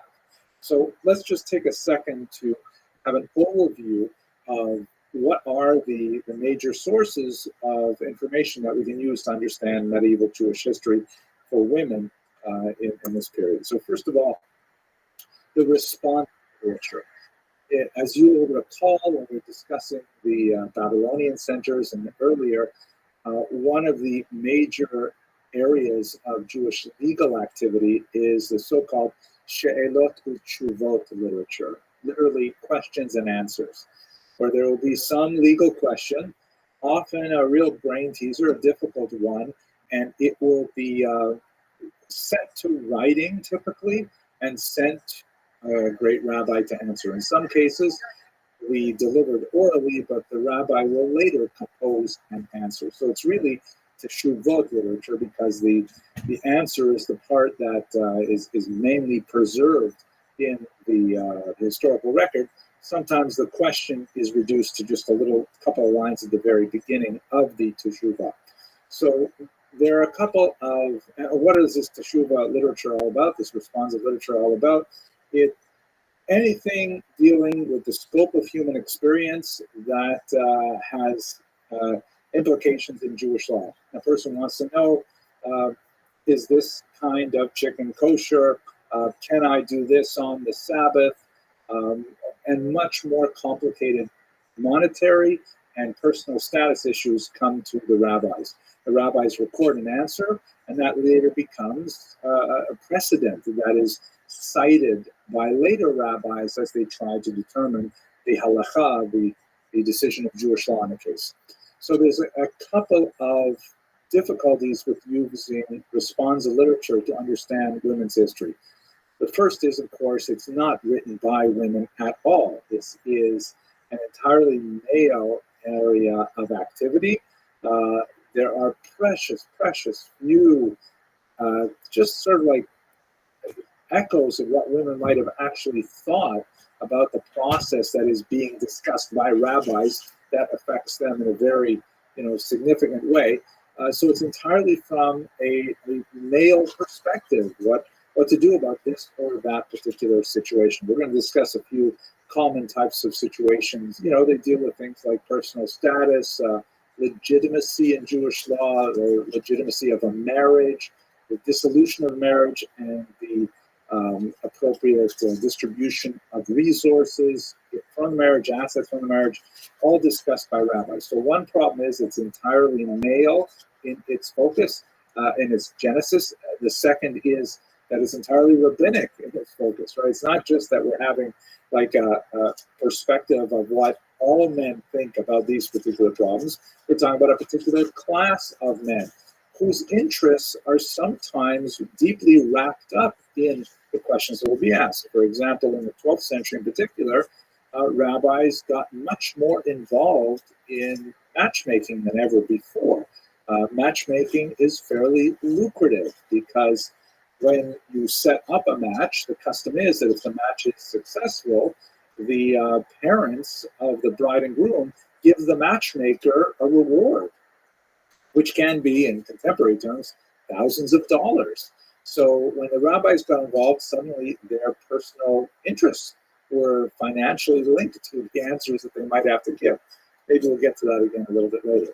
So first problem is it's male, second problem is it's rabbinic, and both of those are like kind of like telescope views into the society. And the third problem is that the responsive literature basically only deals with problems. It only deals with there's an unusual situation that provokes a crisis that cannot be easily resolved by a local population or even a local rabbi. And so we learn about exceptional cases from the responsa literature, about something special or especially untoward occurring. How do you react to this? It's kind of like, trying to determine life and wellness guide by only looking at people with illnesses, right? Avoid this, avoid that, avoid that. What do you do to try to promote your health? That kind of thing. So the responsa literature is intrinsically distorted for those reasons, but nevertheless, even with those limitations, we do get a sense quite often of what must have been the prevailing norm against which this particular situation took place. For example, in the case of a husband who takes a second wife without his wife's permission, you may see in the responsa literature, you may see a passage like the woman immediately wrote to the husband saying that she demands the penalty that has been customary in her land for the last 100 years. So all of a sudden we know, there is some kind of customary demand that may be placed on a husband who illegally takes a second wife, this kind of thing. But that's one of the major sources for our understanding of women in the medieval period is essentially the backdrop of the responsa literature. We also have another major source of information, which is still overwhelmingly male in authorship, but we do hear women's voices kind of peeking through the veil more and more, and this is the massive trove of Guinness documents. You'll recall the Guinness is this huge collection of medieval scraps of paper, really,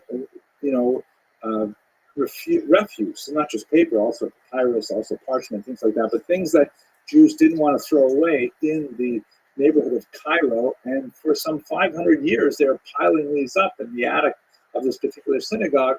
When they were discovered in the 19th century, they suddenly gave us a massive and really rich view of how Jews lived, primarily in Egypt and in the Mediterranean basin, the eastern part of the Mediterranean. It tends to be, lopsided towards the Islamic environment. Doesn't tell us a lot about the much smaller populations in Northern Europe, the Ashkenazim, but nevertheless, it does give us a much more rich variety of sources other than responsa literature, which is also reproduced in the Guinness documents.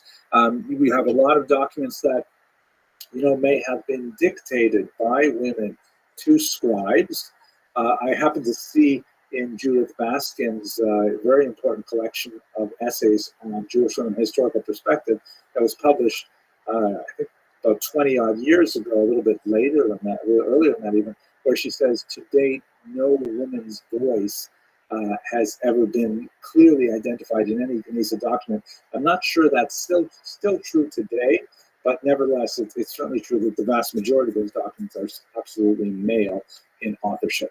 Still, the Guinness documents tell us more about failed business arrangements, tell us more about contracts that were normal and just tossed in the Guinness when they're no longer necessary, and personal correspondence and all kinds of functional and dysfunctional family information. So that's a really important source as well.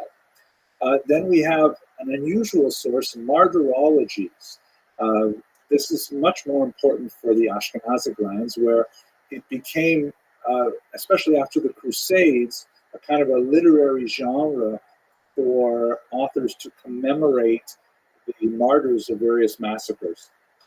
And quite often, the martyrologies give us information not only on specific individuals, very tragic stories of how they died, sometimes very heroically, women also playing a very large role in their refusal to give in to the will of crusaders, for example. But also sometimes you can get some demographic data, like you can make some pretty good guesses at typical family size. You can get some sense of how naming patterns and whether people name their children after Hebraic sources or after non-Jewish sources, all kinds of interesting things that you can derive from the martyrologies as well. And finally, the ethical literature, which, there's a lot of religious literature that falls into this category, but famous inter pares, one of the most important of which is clearly the very important 12th century source, which we discussed also in the context of the Crusades, the Sefer Hasidim, which is a remarkable document that includes a lot of fascinating discussion of exhortations for ethical behavior primarily, but also includes fables and stories that are circulating and things like that. And there's a lot of discussion of women in the Sefer Hasidim. Women are part and parcel of many of the commentaries in the Bible and other passages that are widely studied in this era, and seeing how they were written or sometimes how they were not written also give us some insight into how women were viewed and their role in society in the medieval period. We will talk a little bit later about Rashi, who is especially fascinating, not only for what he said about women, which we'll get to, God willing, but by what he did not say about women. It is fascinating to note that in his commentary on the Bible, very widely read, one of the major functions of Rashi is he connects the text of the written Torah, the actual 5 books of Moses, to the much larger oral Torah, the Midrash in particular, the Talmud, and so on.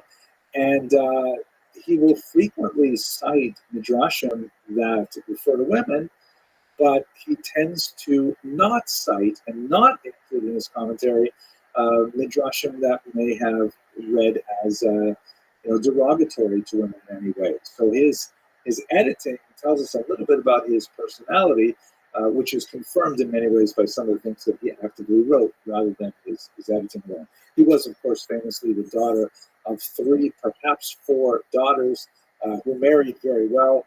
His sons-in-law were all scholars and so on, and more about that later. So this is, we don't have like autobiographies of women from the medieval period. Until we get till the 17th century, really, with the remarkable Guinness of Ammon, we really don't have, a definitive, substantive account of a woman's life by a woman. But we have all of these other kind of ancillary peripheral things that give us some sense of how we can construct the women's experience of the world in the medieval period. So let's think for just a second about her legal status. And much of this is informed by the earlier Talmudic tradition, where you do have, texts that form the basis of Jewish law, halakha, from the ancient period. But we do see from time to time sort of like adaptations of these texts, the Mishnah and the Talmud in particular, for specific reasons or particular places and times, and those areas of tension between contemporary practice or desire and the halacha, and seeing how those are resolved is often quite fascinating. I think one of the most important areas which is relevant to our study of Jewish women is the writings of Rabbi Gershom, who was a very important Ashkenazic rabbi known as Meor HaGola, the light of the exile, and his years are roughly 960 to 1040. There is quite a bit of scholarly.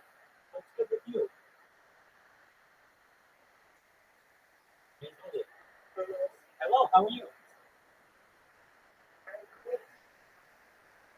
Good. Do you know who I am? That's correct. Do you know what I do? That's right. For world peace. Why?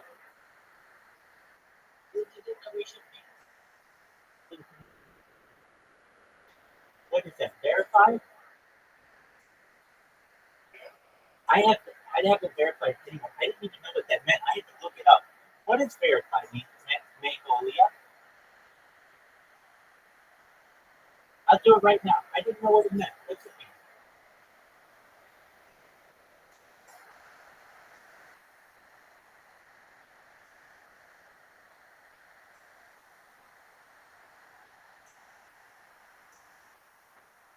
What's that?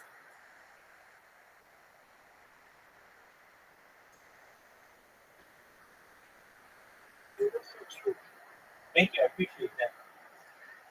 I live stream all the time. Feel free to listen. We're listening to history lectures. Really dispute over how widely accepted his bans were, the takanot, so to speak, decrees of Rabbeinu Gershom. Yeah, let me see why I said that. You should know I get offered a lot of things.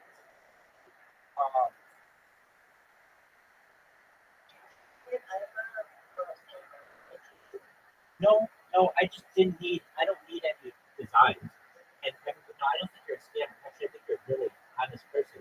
And I'll help you get business if you want. But let me understand. These are your designs, right? I get hit with 30 people a day who try to sell me these, and none of them are real people. You're a real person. So now I'm going to look at it. You got Sushi Viking here. Do you mind if I let everybody know about your art? Do you mind if I tell the other people about your art? Excellent. Excellent. This is Mongolia Melvin. They are an artist. This is their sushi Viking design. It's very beautiful here. We have a Viking with sushi around his head. We also have the stay connected. This is very cool. This is a sure.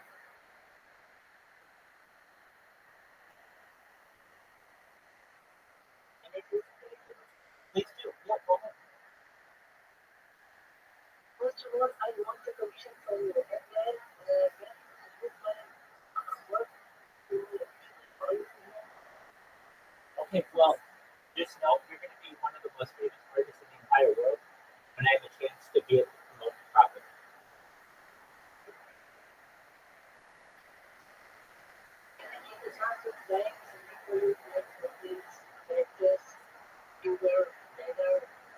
I don't need, nor do I want something. But I'll tell you what, if I find somebody who needs your help, which I do every day, I'll come to go to Mongolia.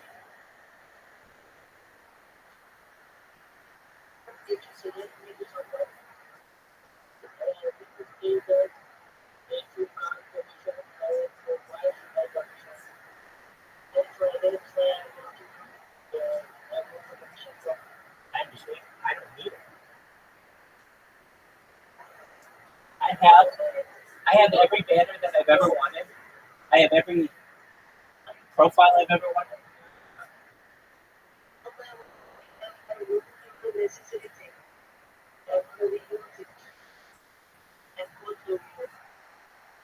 well, you've got a lot of energy and you've got a lot of passion for what you do. I can tell you this.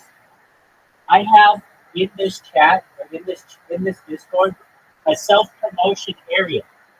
I suggest you put your art there and you say, look, if you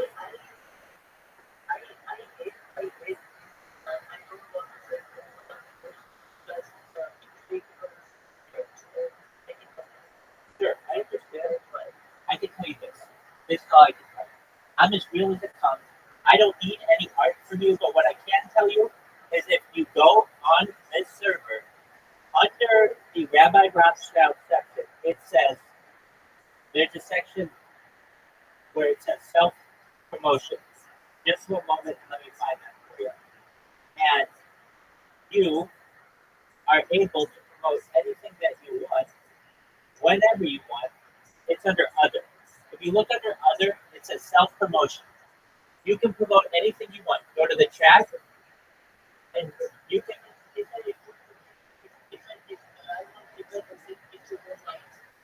Go for it.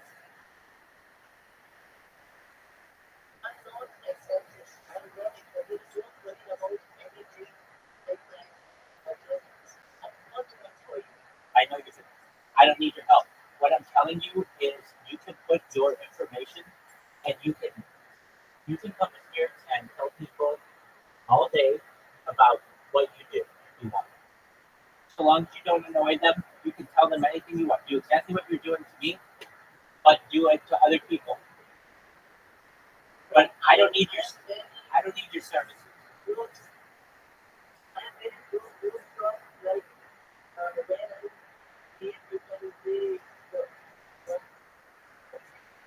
Right.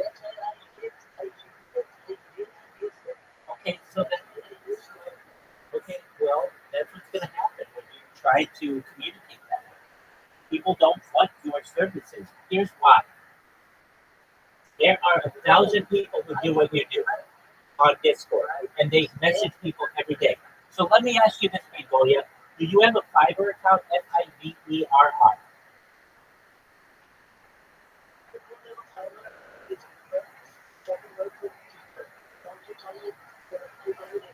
Why don't you have a Fiverr account? Mongolia, why don't you have a Fiverr account?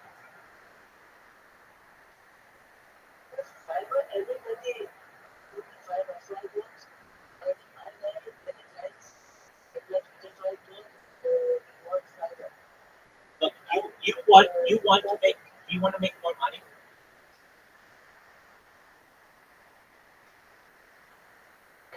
Then create a Fiverr account. It's as simple as that. And you say, I'll make your Twitter background, I'll make your YouTube background, I'll make your banner, I'll make anything that you want. I'm a graphic designer. I'll help you with your profile. I'll make sure you have a very good profile. First thing you want to do is create a Fiverr account.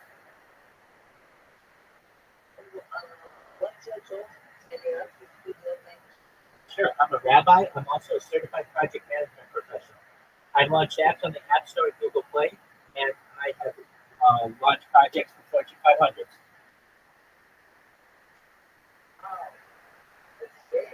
So I know what I'm talking about. So what you should do is create a Fiverr account. So Mongolia, create a Fiverr account, and then when you created it, let me know what it is, and I'll look at it and I'll tell you how you can improve it, and then you market yourself, and then people will pay you for your services. I don't have money to give you. If I did, I would.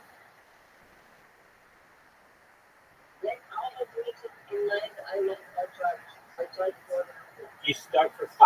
You start very low. You start basic logo $5.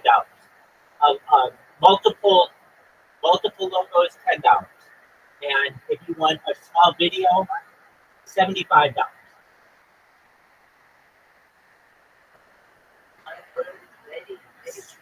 $75. No, you start low. If you just want to, if you have to understand, we don't need in society graphic designers who don't know how to utilize AI. Do you utilize AI in your graphic design?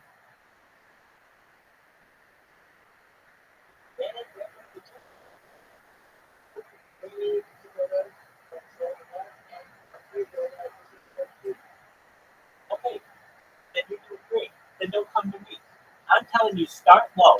Start as low as possible. And then have different levels. If you want just a logo, $5.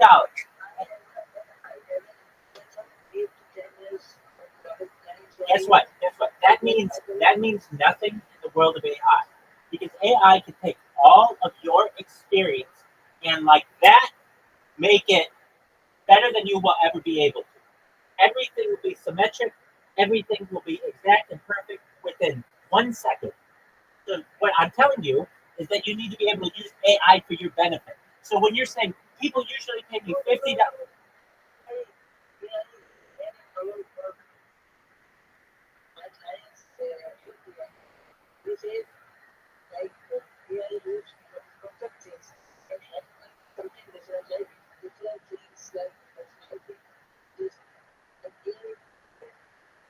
I understand. Slight details the human may have to do for the time being, but you should know that the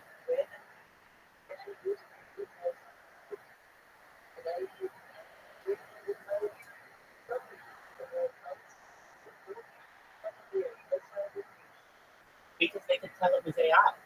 You need to be able to use AI and make it look like it's not AI. That's what artists can do. They can take this really great tool and make it even better.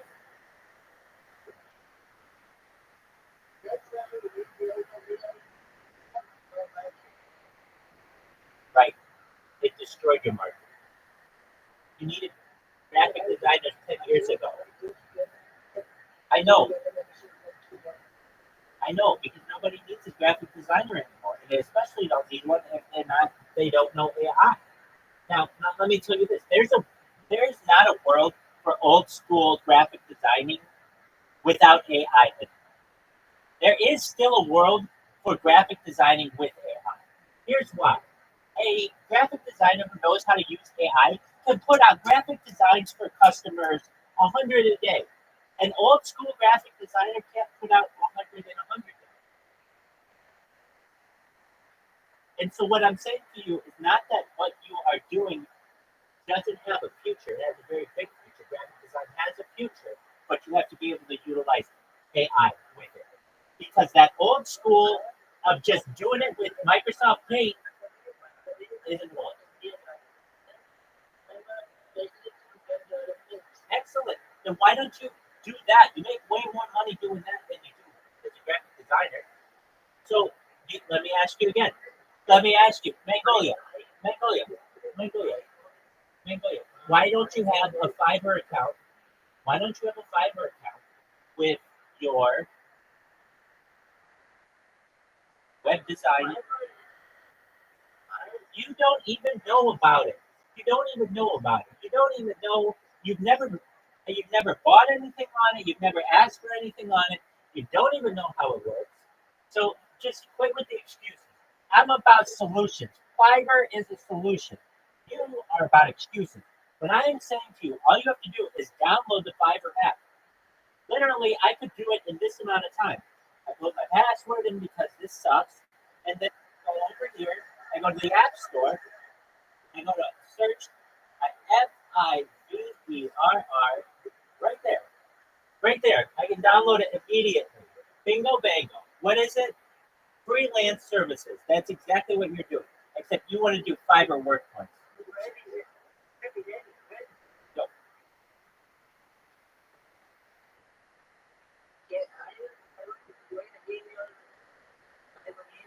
Excellent. Sounds good, Nicola. You take care, buddy. Yeah. Take care. Take care, friend. Take care, friend.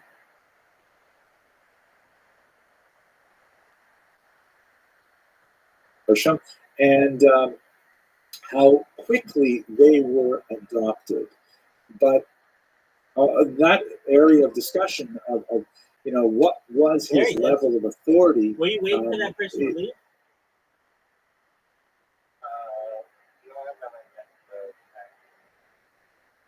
No, that wasn't Chinese merchant. That was another person. Just Chinese.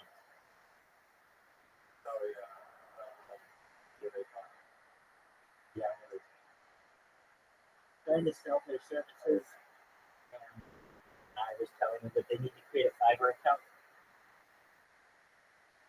Yo, dog. Are you ready to get your ass kicked? Straight up. Just straight up. Getting down to business. I'm going to tell you. I played Zoom. I played Zoom yesterday, and I won all 5 games, but we tied them. But meaning I didn't lose any games, but it was Zoom. And not to be mean about Zoom. No, it's not that. But Zoom takes some risks that are just ridiculous. But I'll tell you what, sometimes he makes some shots. He made one shot. I don't normally remember anybody's shots, but he hit this one shot on almost once, not too long ago. That I remember sitting there being like, that might be the best shot I've ever seen. So sometimes he can do that. How's your day?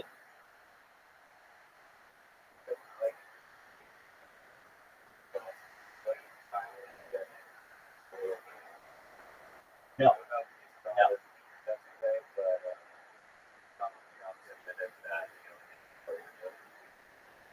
I saw that interview with him. I don't understand it all.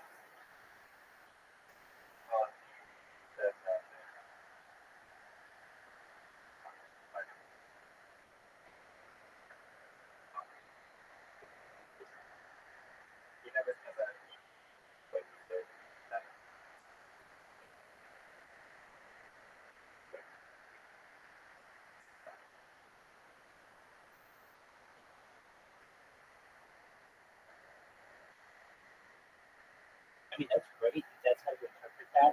I saw it as basically we didn't learn anything. Let me just put it that.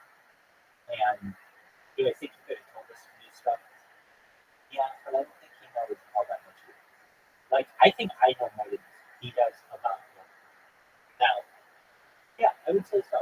About like what presidential briefs, because I've listened to the guy who does the presidential briefs, Dr. Stephen Crick. Didn't I have you watch the Disclosure Project? He's that emergency room doctor. So he's the one who at least briefed the Clintons. And so basically, I know what he knows, and or I know what he's made publicly available for the last 25 years. In answer to your point, though, on his response, I think any discussion about alien disclosure is great. In my opinion, if I were Joe Rogan, I would have pushed it harder, and I thought Joe, if he got this guy for 3 fucking hours, let's talk a little bit more about aliens, like different kinds of aliens. And do you know anything more about Roswell? Do you know about like reverse engineering technology? Do you know who Bob Lazar is? I mean, these are good questions that I think that he very easily could.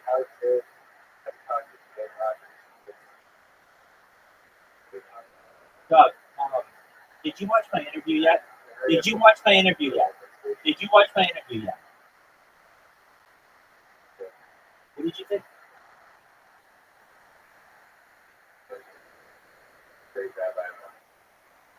Did you like it?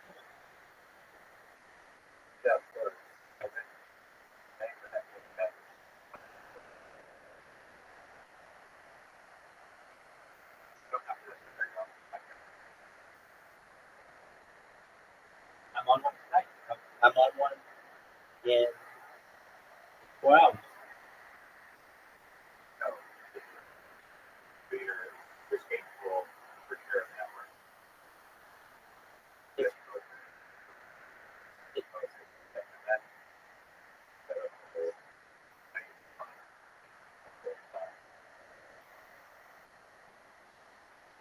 I think one day I would work for Bob Lazar. Just like I think I'll be a very famous person, and so I'll be able to work for Google and fucking X and fucking Zuckerberg and Facebook, and just on a contract basis, because I have not most, but some of my adult career where I just work for companies on contract. Why? Because my real deal is fucking dating. People are gonna want to live my life IRL, and so I can work on different projects for different companies.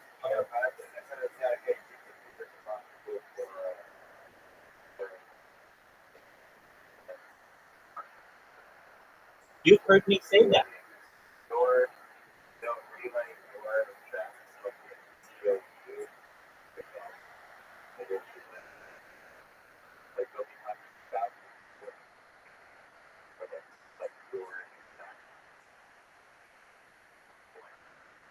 Exactly. And that's what people It's want. go to the big crowd or they're a bunch of fucking dudes. Exactly. And but, Cool bobbles are. well, so to work for Balbazar, I mean, what would I be? I can't be a spokesperson for him in a positive light. I think very highly of him, as do just about everybody. Like I've never heard someone who isn't super mainstream who has to just read from a teleprompter ever say a bad thing about the guy. And the guy has, is not squeaky clean, but he's had to have his life so dissected that it's like, dude, I know all about this motherfucker. I don't need to know anything. I mean, not even I don't need to know anything more, but like I get who this person is. Um,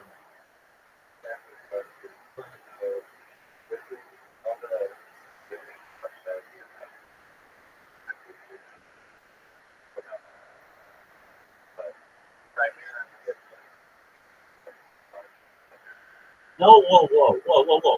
The first thing I showed you was Russia.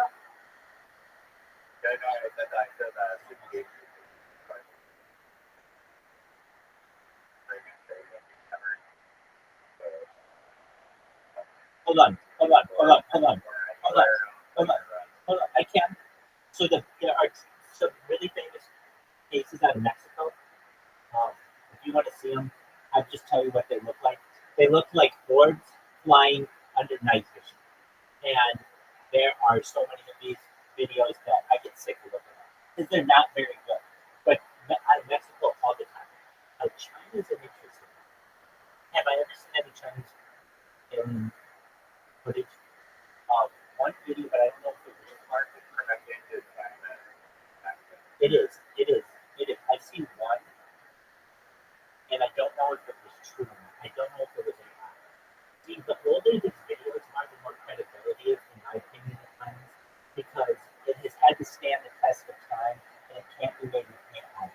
Now, this, or it likely was not. Those things can be Photoshop, and before Photoshop, there's photo editing, and there are camera tricks. My favorite one, which is why you can't trust a lot of really old ones, is if you just take like a hubcap and throw it in the air and take a picture of it, it can look like a flying thing. So you have to be careful about this. But once you get into video, you see. So, okay, yeah. Oh, actually, here's one of my favorite videos too on English. About a British one.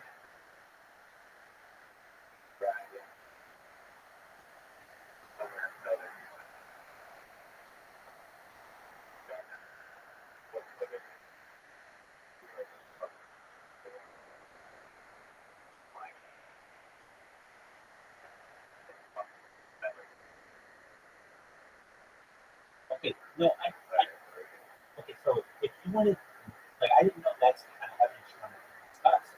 I'll discuss global evidence all the time. I think I talked about this. There's a very famous video over the Dome of the Rock, I believe 2011, from 3 different angles. Yes, we did talk about this one. Because I was saying, dude, Riser, your um your level of scrutiny for this is really it's difficult to overcome. You're saying like you were like you said I have to see it on 3 different videos, and I said I got that, and you said yeah, but they have to be like 3 totally different people, which I'm like I got that. You're like yeah, and it has to be like recorded on okay, all this shit. You said, and I basically had this case for it. Now they'll say it was a hoax. They'll say it was a cover. This wasn't a hoax. This was over the Dome of the Rock in 2011. There is a orb that just flies over it. It flies into the sky on 3 different people's cameras. And so that happened in Israel. And then I can tell you with the Chinese ones that I know, I've only seen one that I know for certain, in my opinion. But here's the thing: I don't know if it was AI. And it was like this: a car full of people driving in a car, and all of a sudden they see something like in this gray, like in the gray sky, and they start chasing after it, and they they drive for a while chasing this field, and then they get out of the car, and there are beams that get out of the spacecraft, and the spacecraft rolls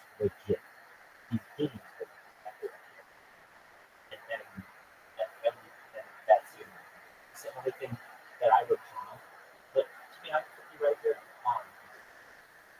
the videos, and like I'm in the UFO subreddit, and you see so many really good videos that it's like, well, there's nothing I need more to convince me. At this point, I just need to be able to see one, touch one, see one interact with stuff. Like, but from a craft perspective, I've seen this stuff pretty close. Well, have you seen? There's a video. Let me show it to you. In fact, of this craft that flies by a plane, and made this made um, this made the news. Like, okay, it's so hard to find this shit anymore. UFO flies by plane, video passenger interior.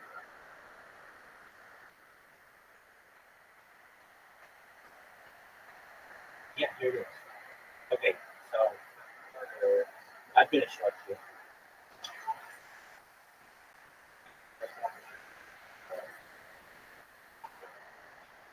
So there's one up close from a plane.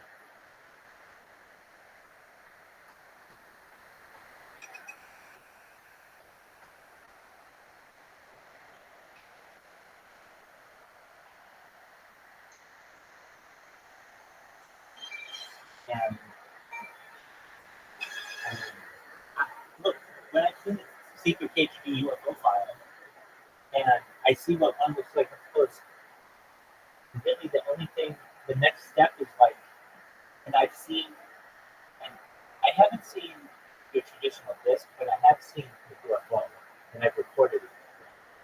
So that, um, I'm going to get these correct, all of the different encounters, and they actually different, but I want the original one, which is from when we can approve. Like, I know a lot about this shit, but my brain can only fit so much information. So I kind of, some of the information that I'm not going to memorize that list, but I'll just know that that's the list to go to. This one. Yo, please provide me with that list from like the close encounters of the first time, second time, third time. I talked to it. All right. Based on the search results, this is genuine authenticity. The close encounter the first time, a UFO sighting with no physical evidence left behind. The witness observed an unusual aerial phenomenon, but there's no residual effect of physical. So I had that. And I recorded it on, it's just like a ball, like this. And I recorded it on the movie. Close encounter the second time, the UFO sighting with physical evidence left behind. This can exchange large lights for internet anomalies on the ground. Education such as examples include the Rendlesham Forest incident and the Delphos canvas with lanes. I haven't had one of these. These are fun. And then the third one is UFO sighting with direct human encounter. This includes encounters where witnesses interact with human beings, serve them, or receive messages from them. Those that see degrees are extremely rare. If I've ever had that, do I think that I've had something like that? I don't. I've had something weird, but I don't know. Most encounters of the fourth kind CD4 abduction cases where humans are taken on board the UFO and subjected to religious experiments or encountered with human beings. So I don't have it. Close encounter of the fifth kind cases where humans claim to have regular unknown communication. Often involving telepathic and telepathic. That one is I would say up until I was age 35, I'd never had anything like that. But right before I started doing this project, there was something like that. But it became in dreams. It didn't come in, like, I can't tell you what it is. But it was strange to me. More powerful dreams than I've ever had. But yeah, so those are the different encounters. And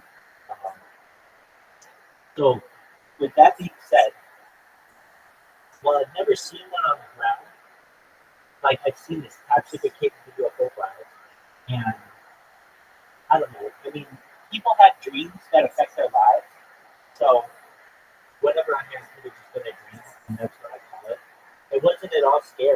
it did involve it involved my interest in aliens. Like there was a thing like it was just like I was talking to rabbis, and I was like, how you're really interested in aliens, and disclosure and all that. It's like, yeah, how this is going to get something. Like, since you didn't know that slow disclosure, eventually when you go viral, the cat is out of the bag, so to speak, on early disclosure discussion because when Joe Rogan talks about it openly, and I talk about it openly, and Donald Trump talks about it openly, it's basically going to be too hard to control. And I think you remember a time, Riser, when if you ever talked about aliens, you were seen as a total whack job.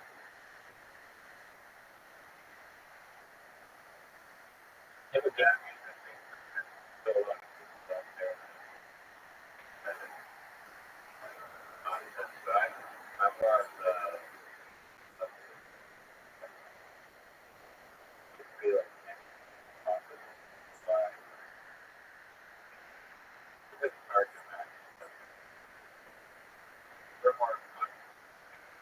right. So yeah, so let's know.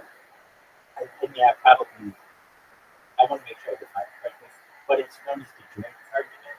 I don't know if it's formally known as that, but I'm even I don't know. Please explain to me the Drake argument, specifically the Drake equation, and how if the universe is a certain size and life exists on Earth, how there's a pretty good chance that it exists in other places. So this is actually what started me into learning about aliens. Meaning, I would actually.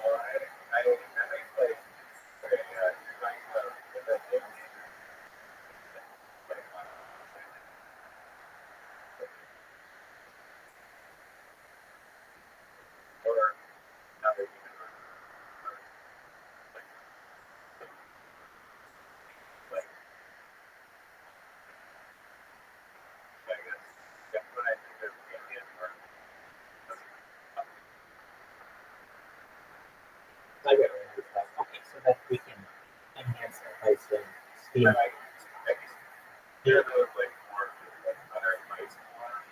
advance. It's like that's been considered space tourism. So you're saying an advanced. You're just talking about an advanced species, something that usually. Okay, so if you want to know how this works, if there's a way to define civilizations. But if,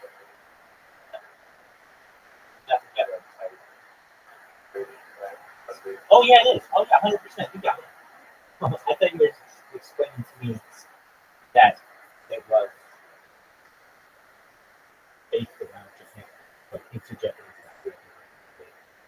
Please provide us a list of the Type 1, Type 2, Type 3 civilizations.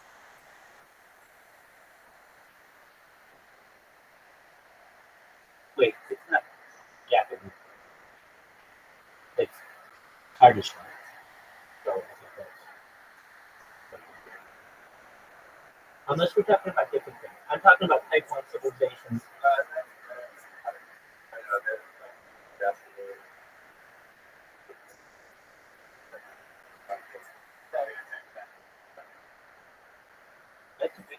So this is the Kardashev scale.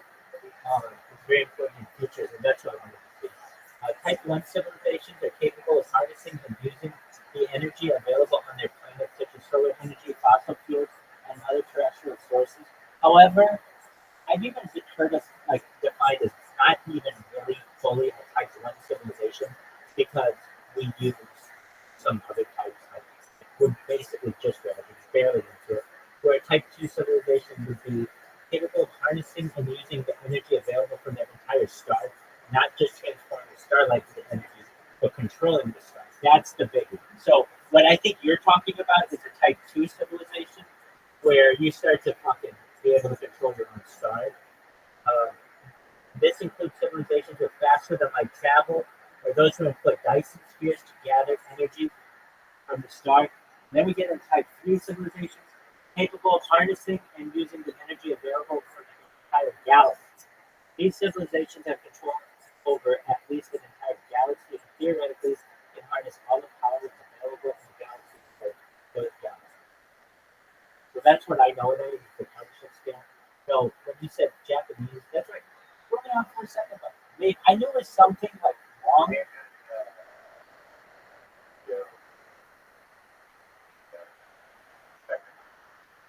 Hold on. No. You're talking about Michio, hold on. Michio Kawasaki or something like that? No, Michio Kawasaki. I've seen 1,000 fucking things of this guy. Is it Michio Kawasaki? Hold on.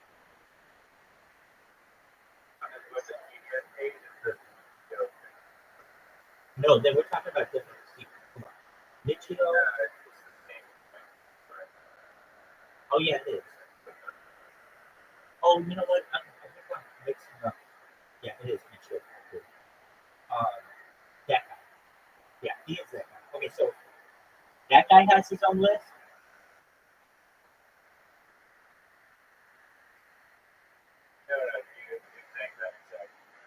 Oh, I got you. They're Kardashians. Yeah, I got you. Hey, Zoot, you ready? Well, Riser, are you ready? I know you said maybe, but come on. You can't. Oh, that's a long fucking time.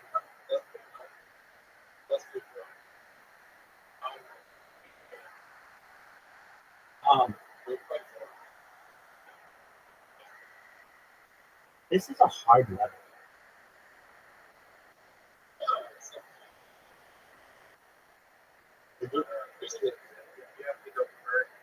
Exactly. There's like nothing you can really do.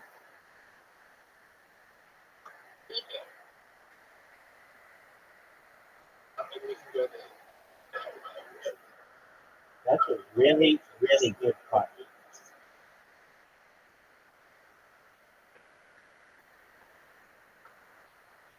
Are you kidding me? Are you kidding me? Dude is right.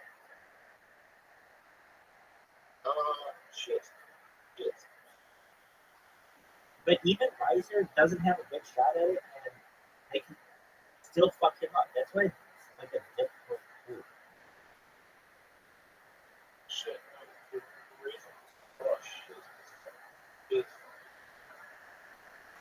No, he's fine.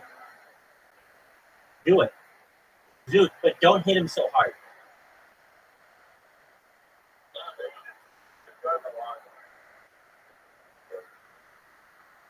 I fucked up.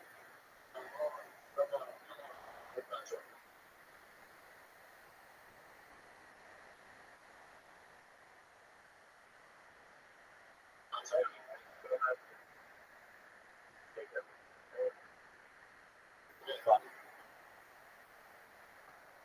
Dude, did you watch the Trump interview?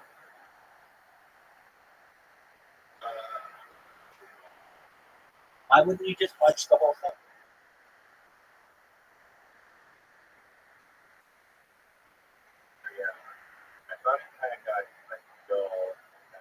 Oh, dude, it was dull from the start. I thought the whole thing was not. I was not impressed. I would have been impressed if he what.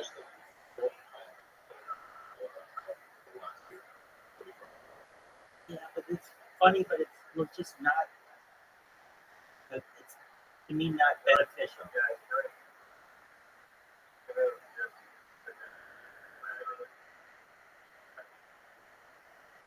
Did you see the poll that they?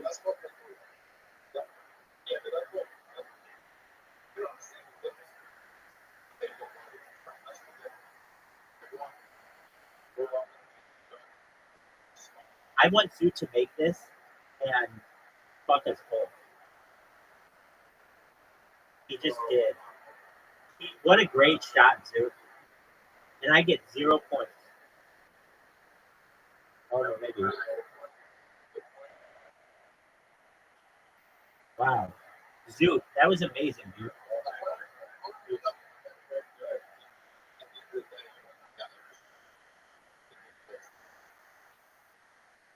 Zook, remember? Zook, we're gonna maybe you know this guy's name. What's the name of that Australian speed skater?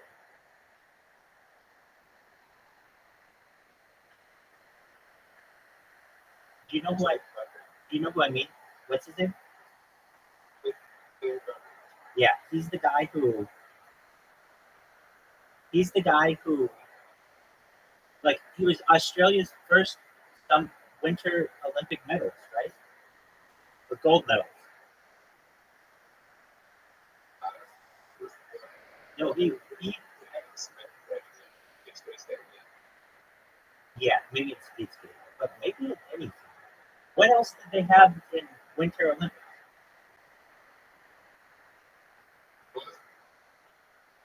Like literally. Okay, maybe something like that. Well, nevertheless.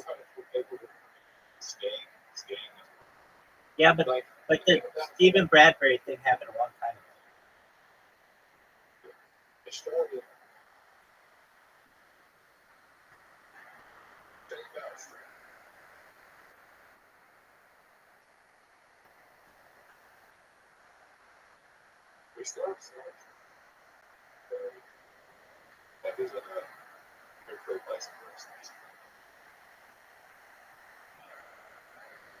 Zook has a different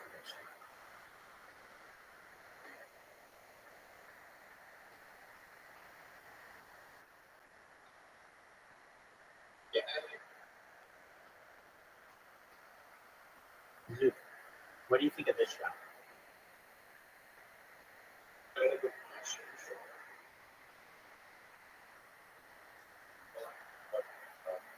No way. Yep.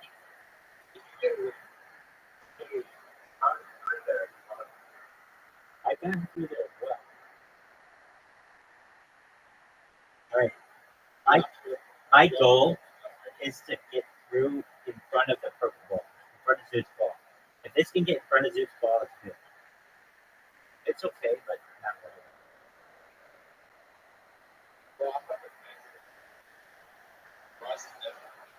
He could.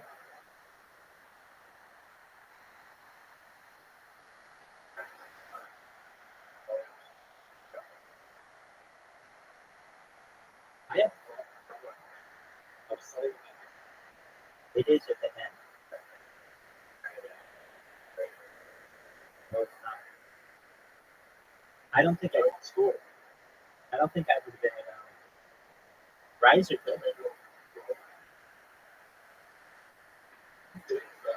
That hole is too hard.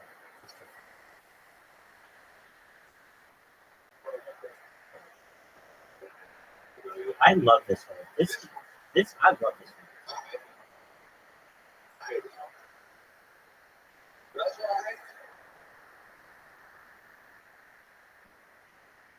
Just beautiful. The correct percentage is 91. And the angle is 93.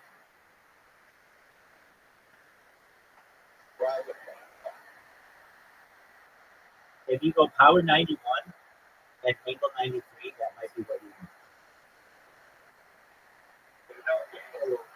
I know there is, and I was just thinking, are these guys going to actually think that there's an angle 93? There is. It would just be like an obtuse angle.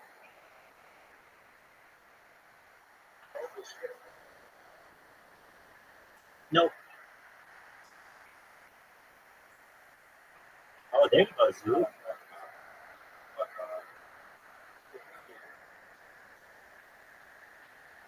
Love this one.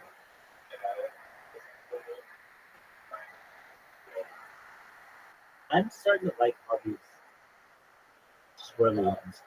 I like the rainbow swirlies.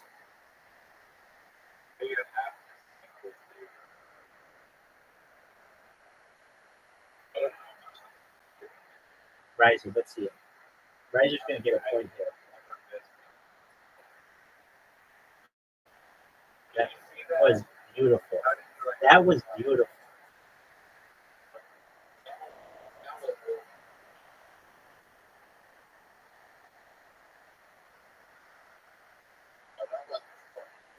I'm not good at this one. But it's not that bad. Show it.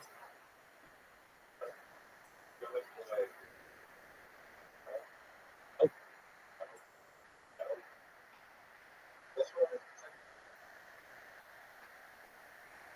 Risers have the chance to watch two terrible shows. That's good. All right, this is what I need.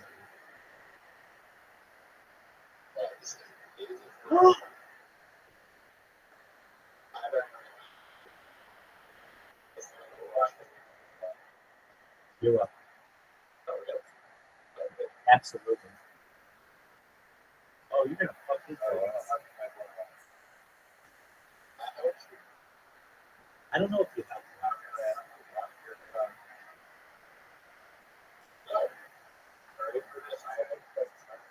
new fee shot.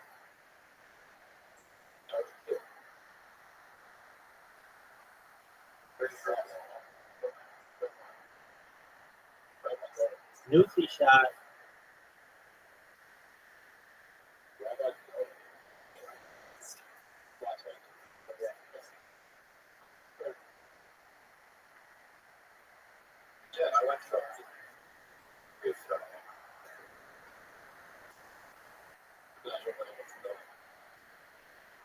Oh wow.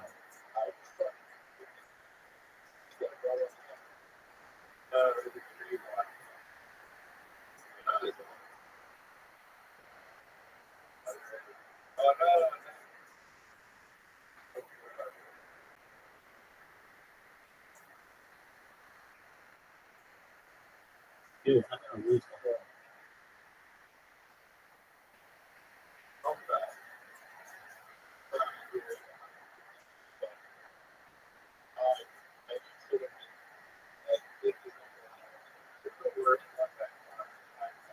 I love this word.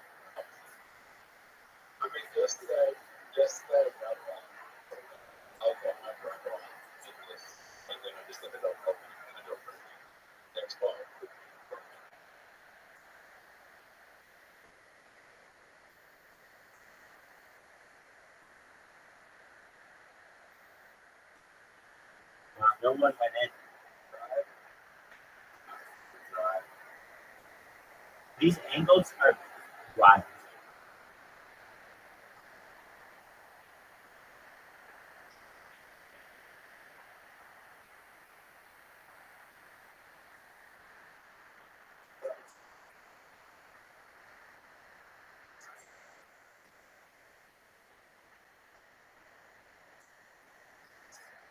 Dude, just fuck over you big time. Which is gonna fuck over you right here. Are you serious? He went right back in the same spot.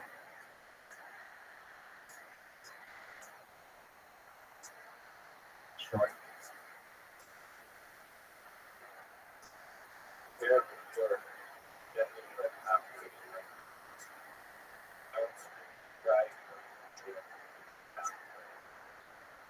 This is how big dogs roll.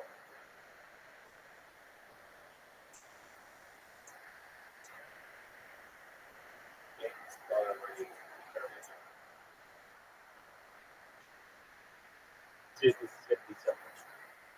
Oh, nice. That was an amazing shot. That was the most amazing shot ever, dude. You gave me a chance. Zook gave me a chance. Zook gave me a chance to win. I'm gonna win.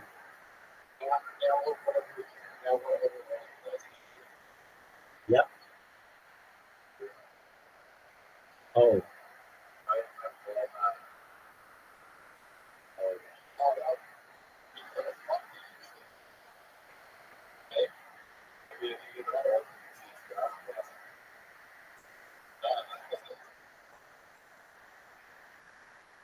Are you fucking serious? Don't ever depend on that. Can't help himself. Oh, look at this movie. That was good. It advanced you. It advanced you. Riser. What do you have up your sleeve?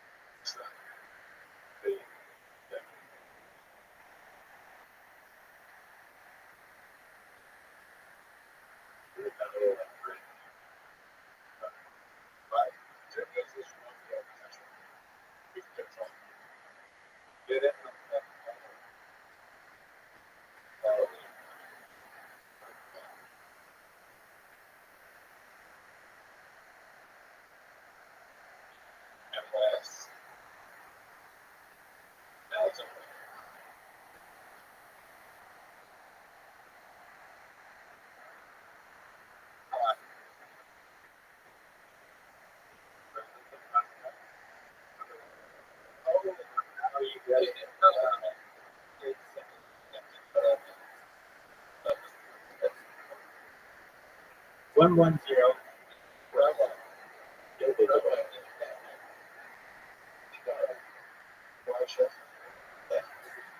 right. Let's see, Riser. Riser, let's see you put this in the hole. Put it in the hole.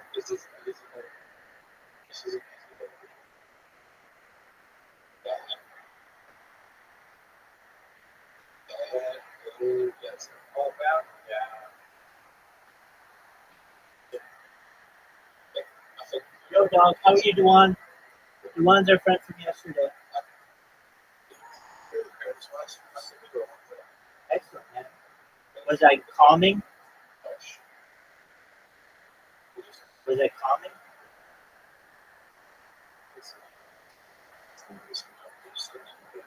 That's what I want. How'd you like that? Right? Hold on, we're playing a golf game. Ron, if you want to play, it's called Play-Doh. It's on the App Store and Google Play. It's mini golf. Feel free to join. How's your day been, Duan?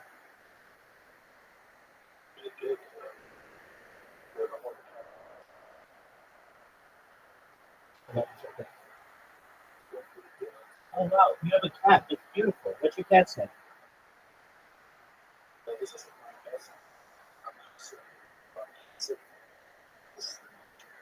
Shout out to Sumatra. Shout out to your cat. Sumatra. That's an island, right? That's an island. So it's the island of Sumatra. It's an island.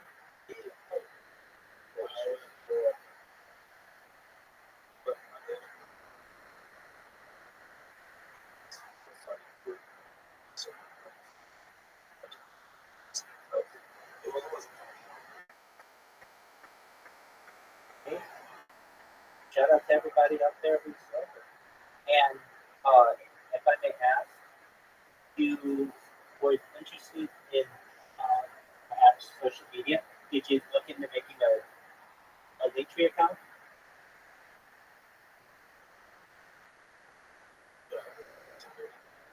No. Did you make yourself a Linktree account?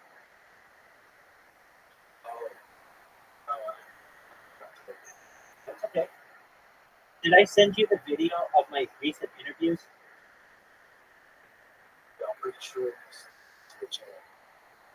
Okay. How many up to this? I'm doing another podcast in about 3.5 hours.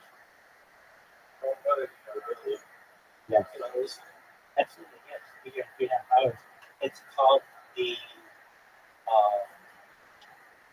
Still Early Podcast, and it's hosted. We're talking about cryptocurrency. So I'll be talking about if cryptocurrency is a good part of our society. Are you good? I'll be talking about our cryptocurrency and how it's amazing.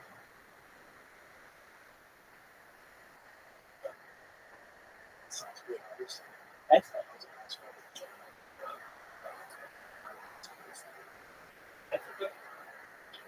That's okay. Yeah, just you can certainly come in here in about 3.5 hours. It's 11 p.m. Pacific Standard Time, so feel free to join, and then afterward we can chill.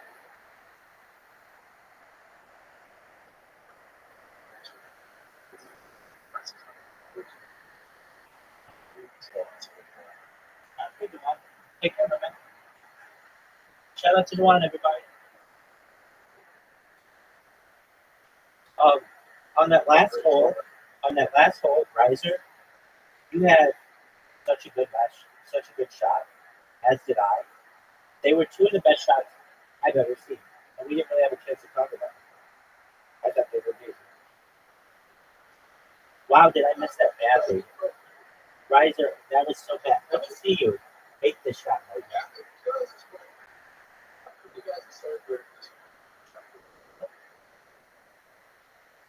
Riser, you got fucked.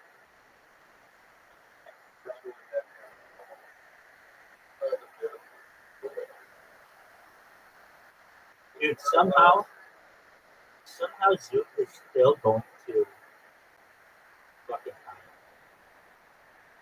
My finger slipped. My finger slipped. No, he's gonna fucking win. I know, my finger slipped.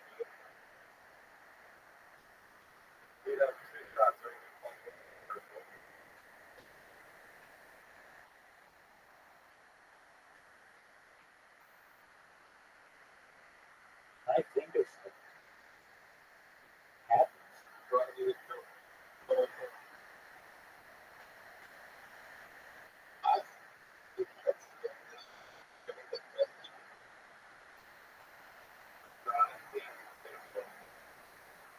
Yeah, here's the strategy, Zook, since he won't tell you. You put it up here in the corner and you go right past the thing. I just didn't do it enough. There you go, just like that. Just like that. That was perfect. Oh wait, you put it in the other corner.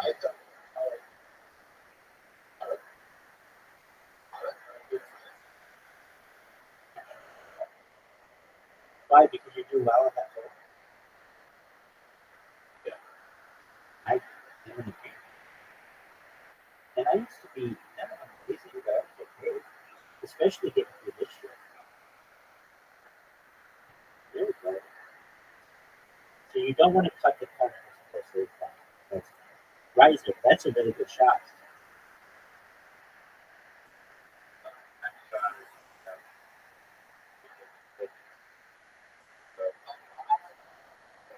That's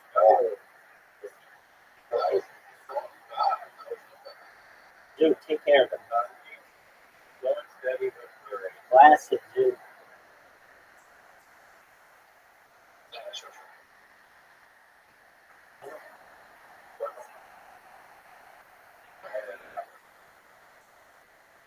Get that. You know how difficult the shot that is?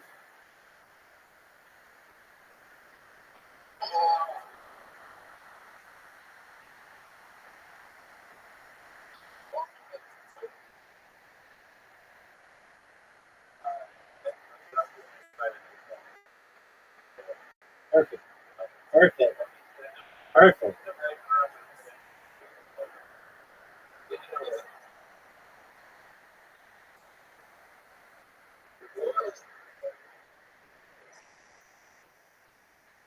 Oh wow. That would have been amazing. I do too.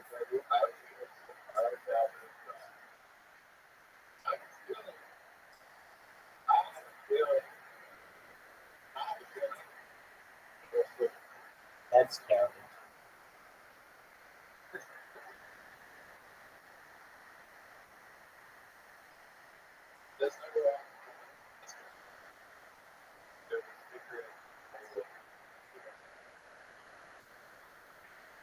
What do you think about? Man, I really needed that point. Jude and I figured out this one. That's the way to go. That's the way to go.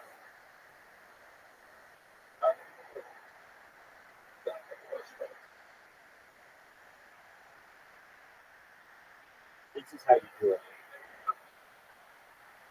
He's,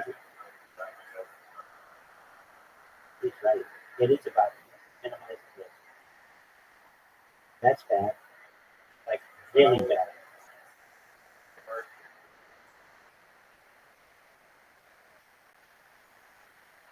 Riser, that was very good. What are your thoughts on this?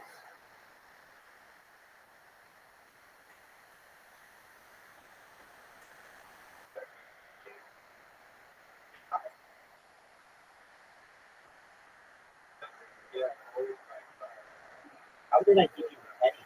I didn't give you shit back.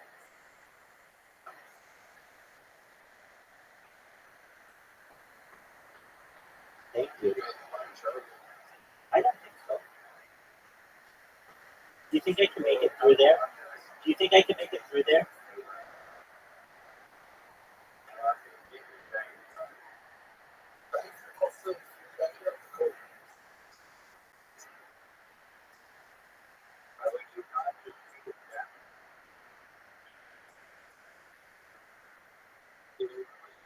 I'm not playing my A game. I didn't bring my A game. Riser for the win.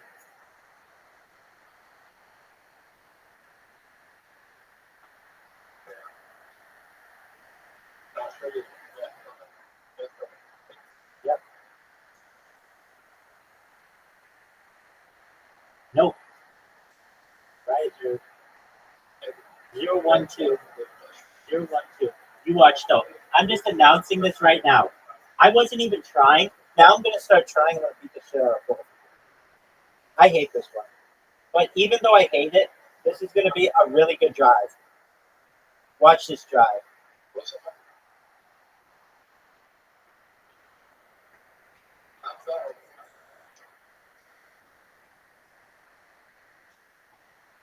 I agree with that.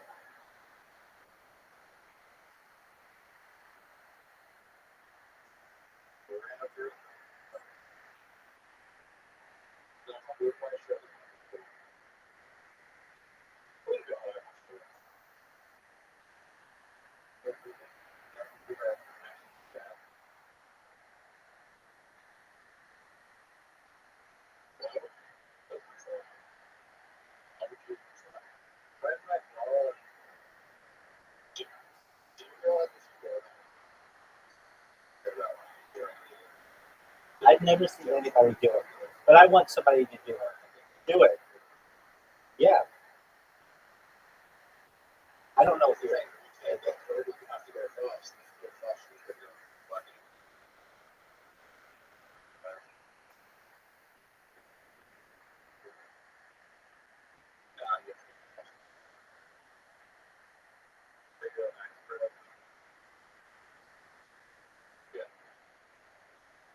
Wow. Riser did not give up.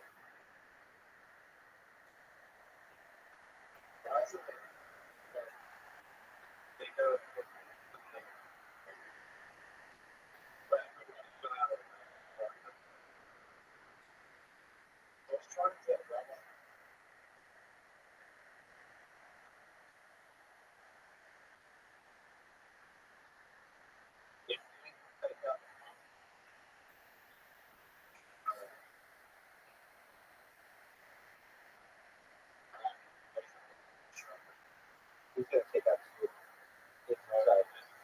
He's going to take himself out.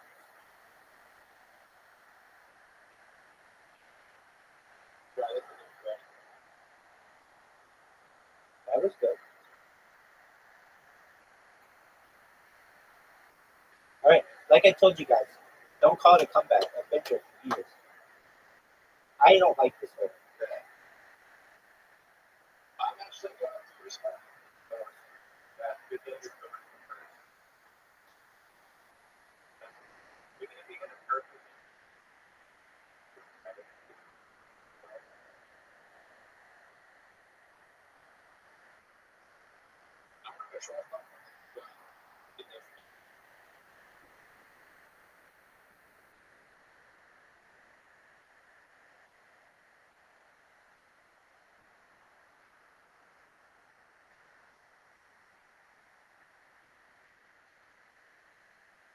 That's a good strategy.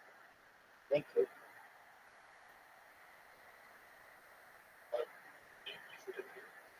Riser has a very good push shot.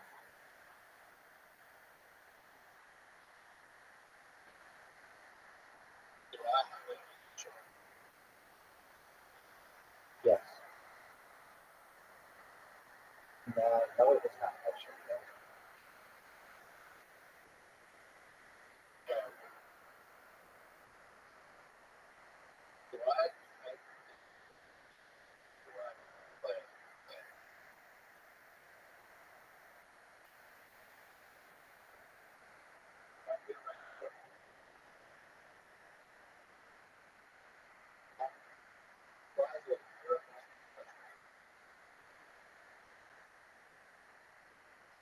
Take it off the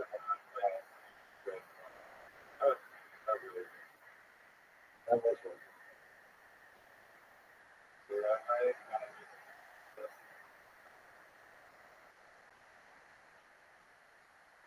Whoa, that is really bad. But I kind of plug up. I plug up the fucking. Yeah. Ooh.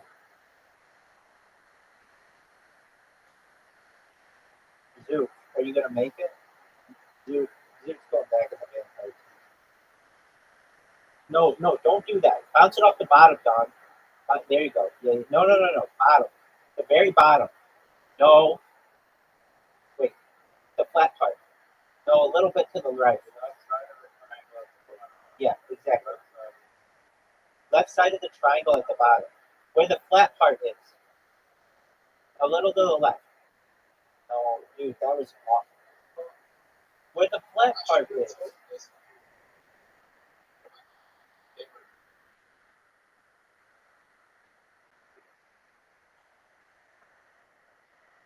Geometry.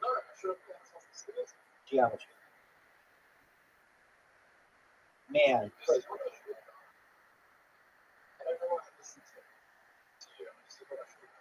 That's a terrible shot. That was see. If you would have hit it on the flat part, you would have made it. Of anybody who did badly on that hole, I did. And it stinks to go first.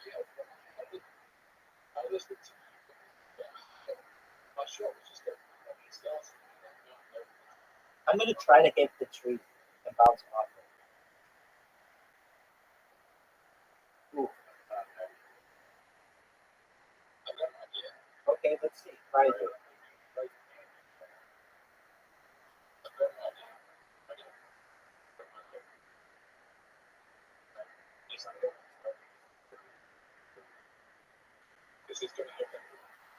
No, it's not. Too short. Not enough. You need it to go through the pig job. You're slow.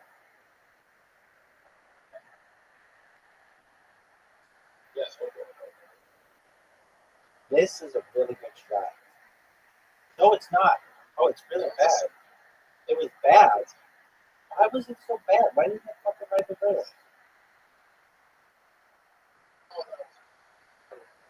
We're in the same spot.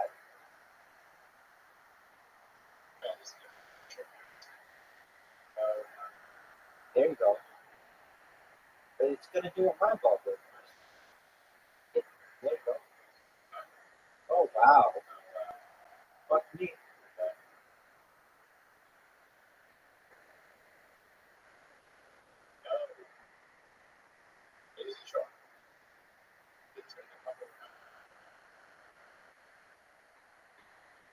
What a good shot. What do you mean terrible? That was amazing, dog.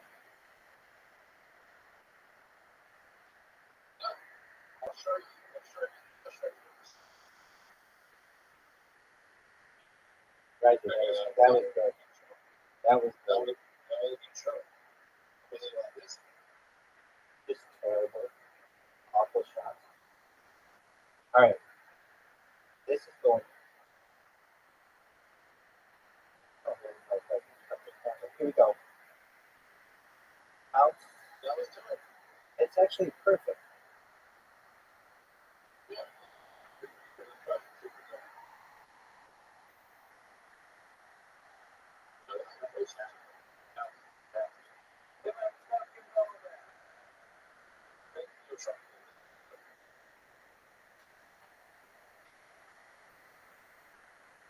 The Rabbi? No, what is this guy? Rabbi?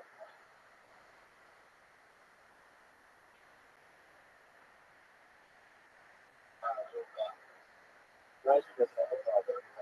He doesn't have the balls for it. He doesn't have the balls for it. He doesn't have the balls for it.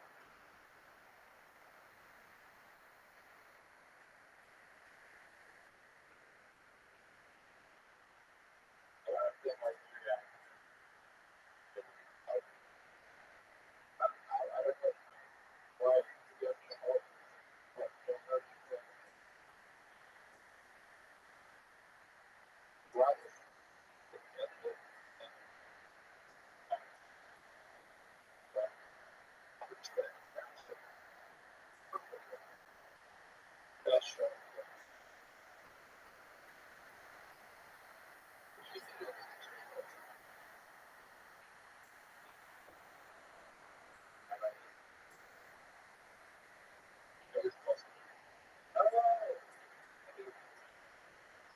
Dude, get involved.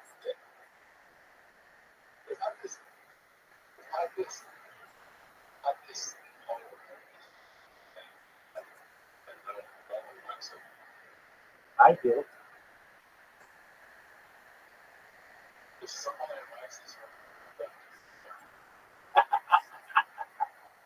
That's absolutely true, dude. I am in agreement. Oh, what a douche move. What an absolute douche move by Ricer. I love it. I love it. That was a douche. That was a grade A douche move. I mean, douche canoeable. That was douche canoe. That was douche canoeable, baby.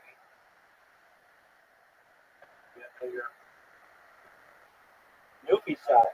You're going to do it again? You have the balls to do it again?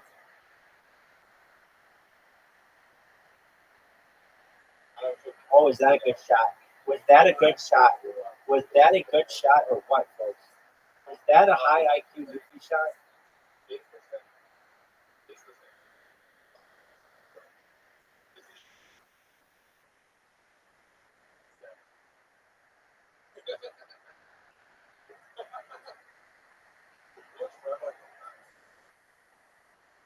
Look at this shot. Years. Years. I'm the alpha and the omega, baby.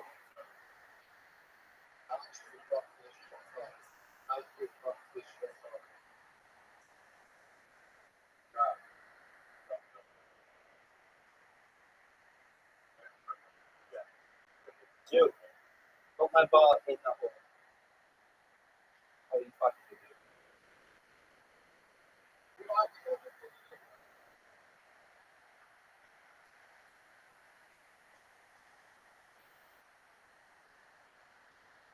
Riser's got to take a shot. Oh, he's fucked. Riser's fucked. There's no way you're going to get it back. Nobody's scoring on this hole, dog. Nobody's scoring on this hole. In fact, I'm going to make it so it's even more difficult. I'm the fucking super.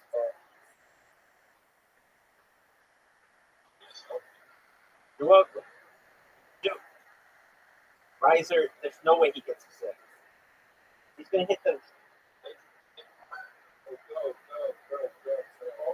Oh, man, that's close. No fucking way.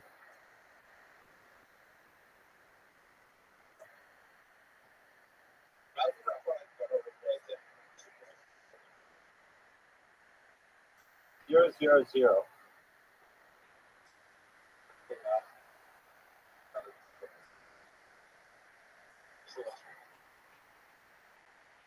This is the perfect shot. That's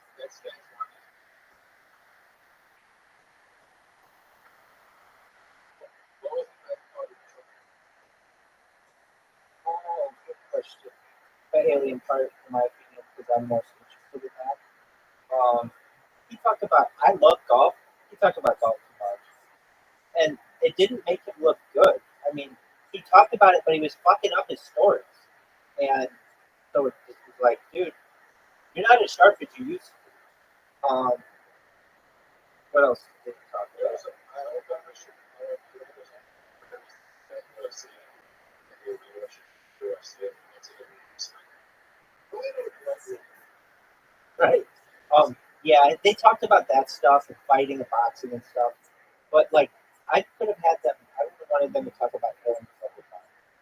That's just how I am. Or yeah, I mean, the stuff about just mudslinging. Oh, here's something that was interesting.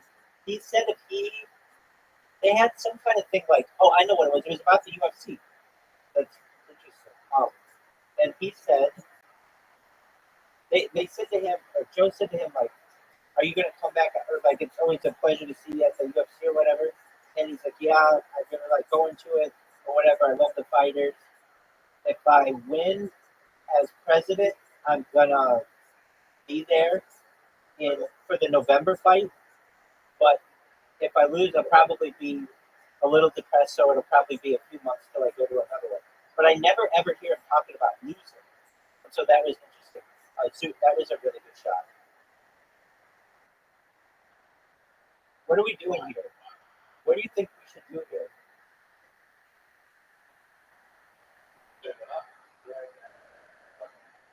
That's what I just did. Did you like it? Yo.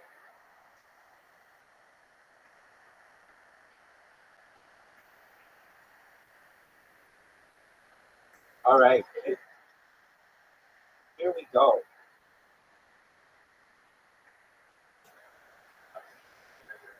I did, dude. I did. You always bitching because I don't.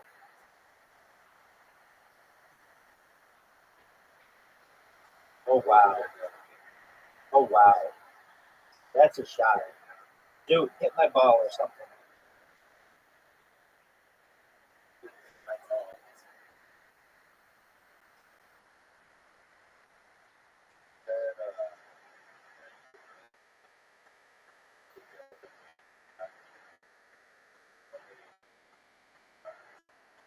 You too. Man, I just fucked up there. I lost a shot. Oh, I lost two shots. Riser. What a comeback, Riser. Yeah, you lost the first one to Zoot. Zoot was a single-handed winner of the first one.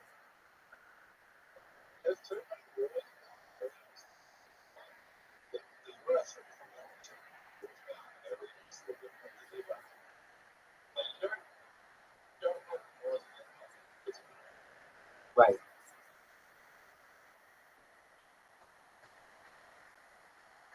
That's a great point, sir. You don't have laws about something that isn't real.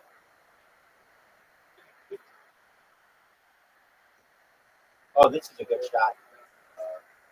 Like, dude, there's all kinds of alien laws. You're not allowed to, if you do interact, or if you, oh, that's a good shot.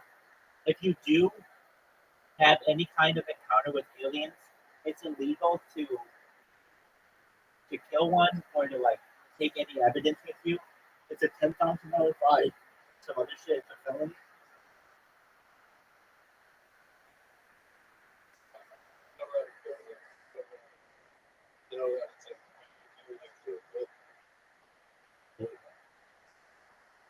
No way. Oh no way. That was the most fucking amazing shot, Riser.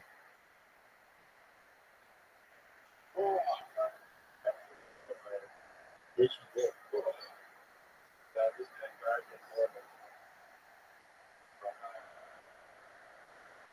Quarterbacks. He even has a name for it. Riser, you're creative title and thing. Portabouts.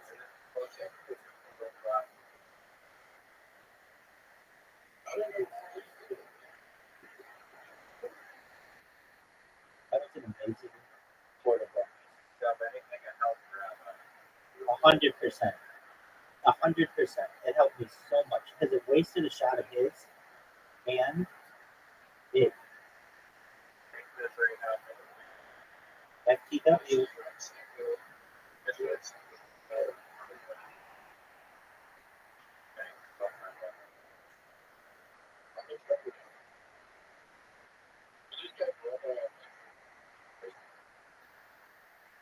That's okay. I'll fuck you up on the short part of my fingers.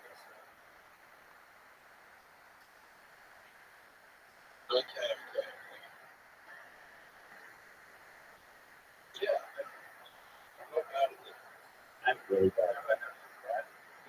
No, I haven't. This went all according to plan. I'll take this. I'll take this ball.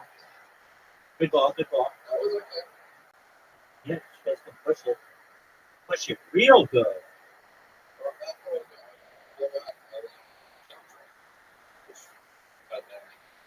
Yeah, we were just talking about that. I mean, I had a close encounter of the first time. We talked about a close encounter of the third time, but I just think I had a dream. But it was a definite. And then it wasn't just a weird dream, but it was like a really in-depth dream. And then somebody just fucked me big time. And then what else? I've never seen like an alien or anything like that. All right, here's what I need. Just one of the best shots in. I'll take it. Dude, give me some love, baby. Dude, give me some love. No. Is it a zombie or Frankenstein? Zook is gonna help me here, big time.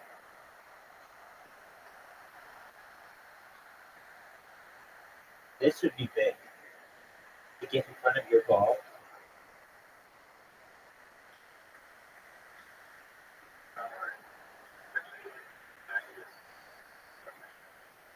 I know it. Thank you.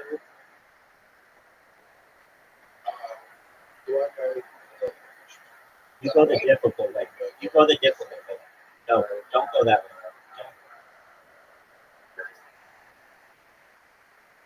It is.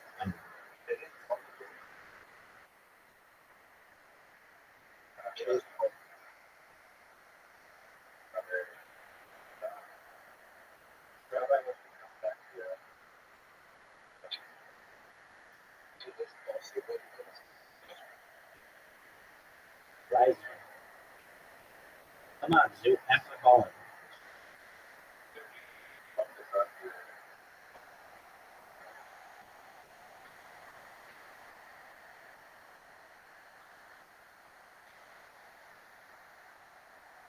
When I do those short cuts on my phone, my fingertips are very easily. I see it almost happen every time.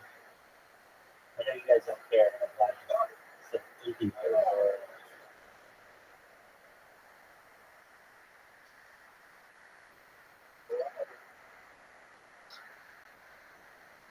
Zook hates this whole moment anyway.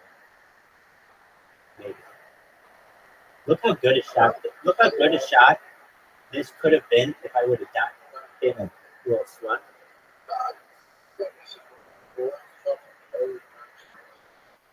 It was challenging enough for me. Riser's short as well. And Zook's going to help him.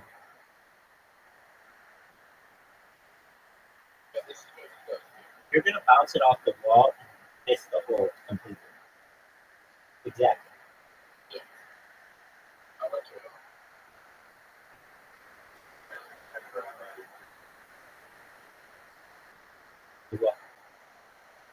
Is that a Frankenstein or a zombie?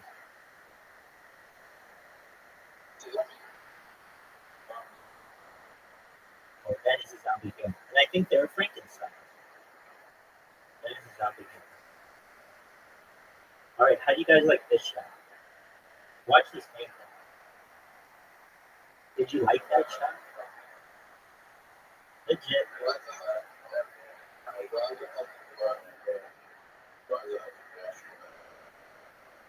I don't know. I did not know that.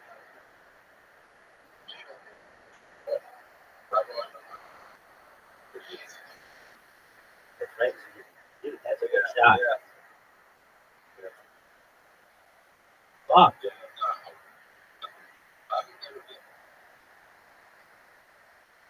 Oh,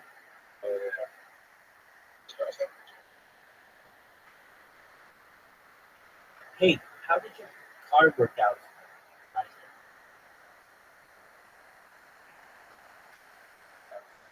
Your car.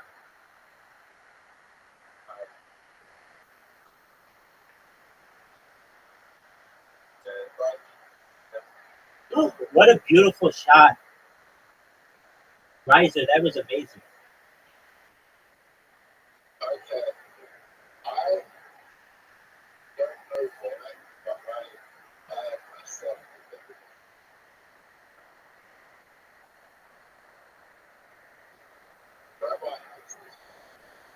Yep.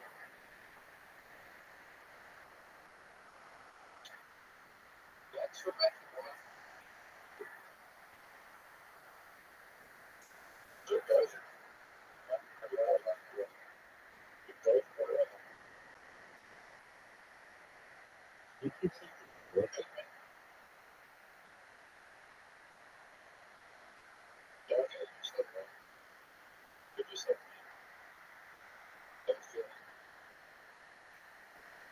What?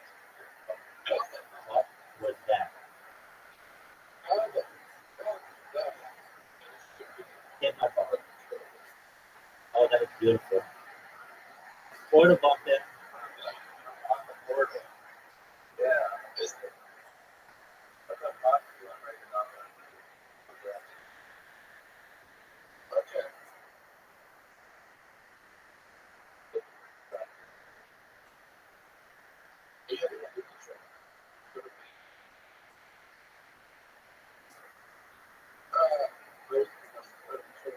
Yes.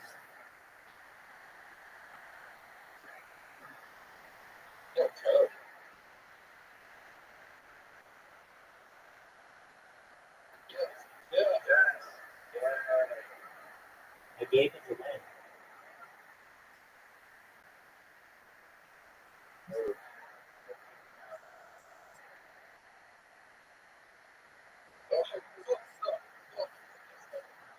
I'm just telling you right now, you better fucking make it because I'm going to water pump you.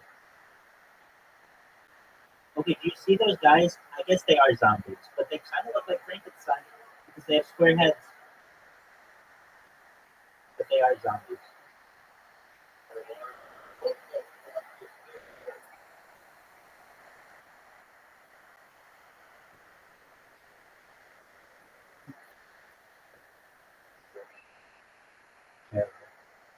Riser, let's see what you got.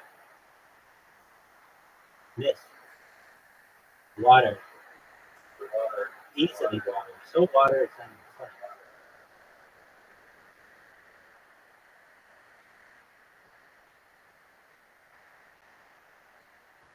Beautiful shot.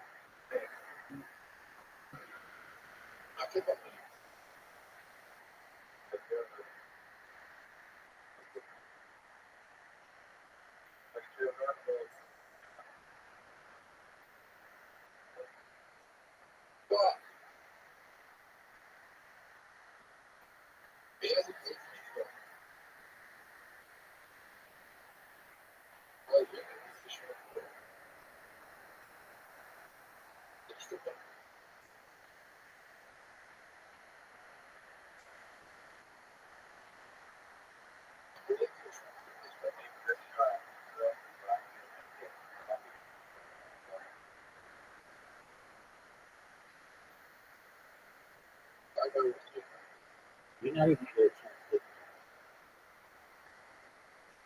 Like water. Oh shit.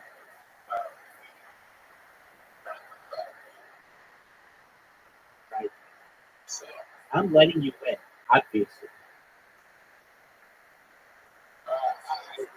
I hate this one too.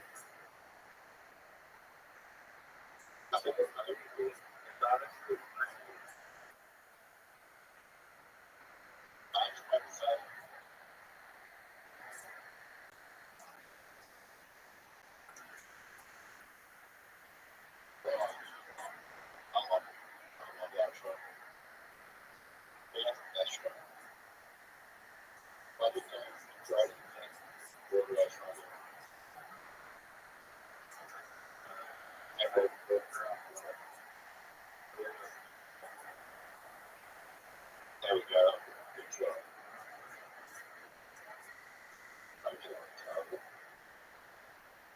Now that was all.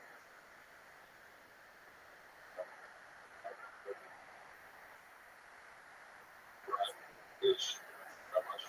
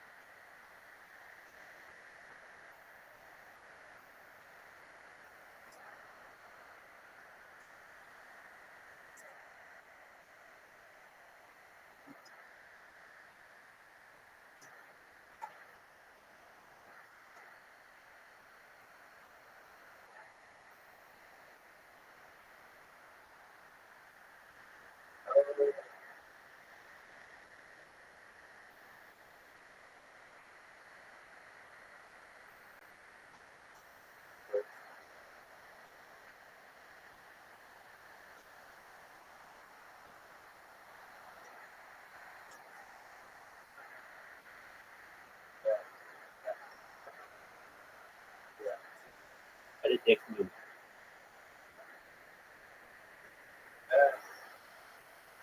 So, Call it a comeback.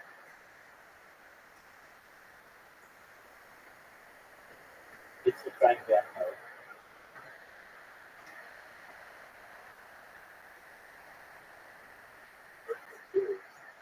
It's like a little ghost.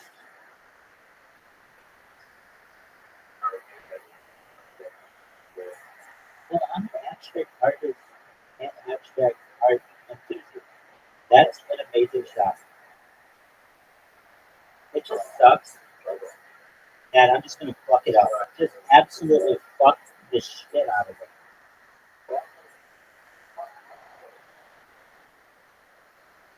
Oh, that was good.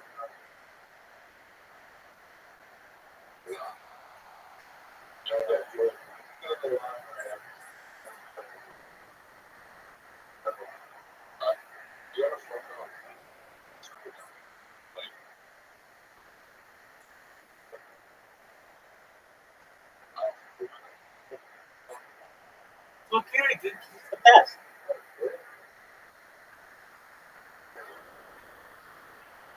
okay.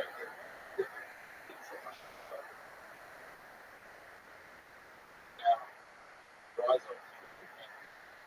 Right, so that was a great start.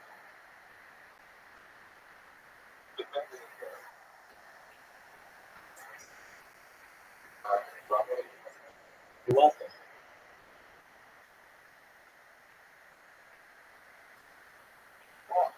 dude,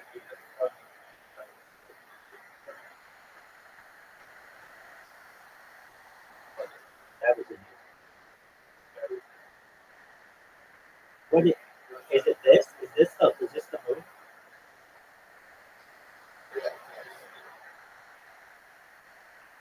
That's a hard shot. That was not an easy shot.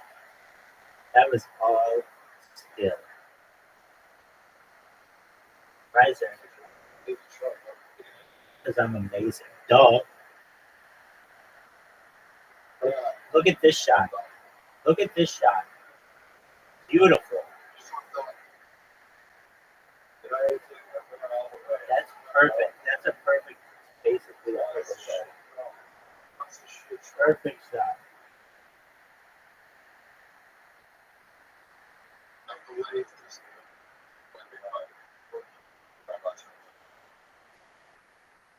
Goodbye, bud. Too hard.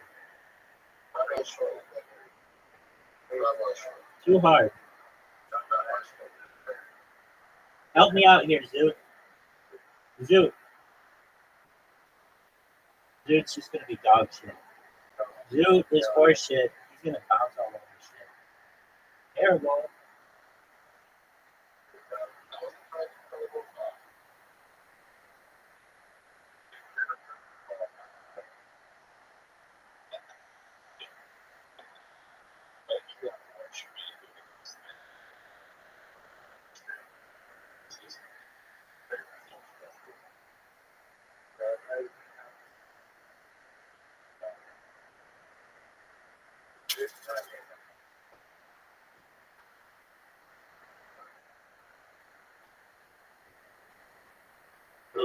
Make your shot, Riser.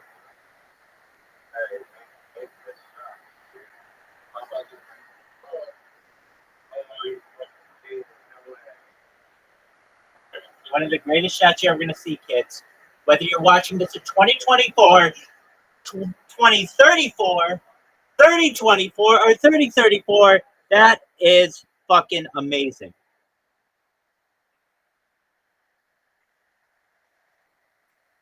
Riser, did you think that was amazing?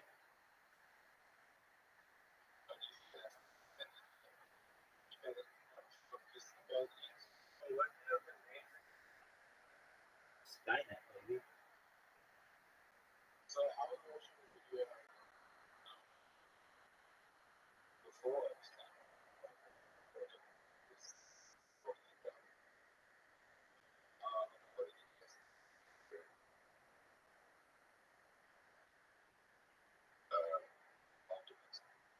There you go.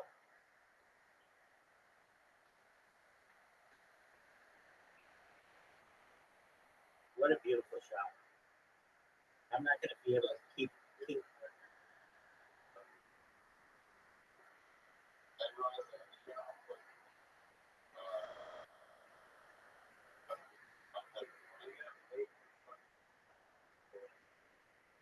wow.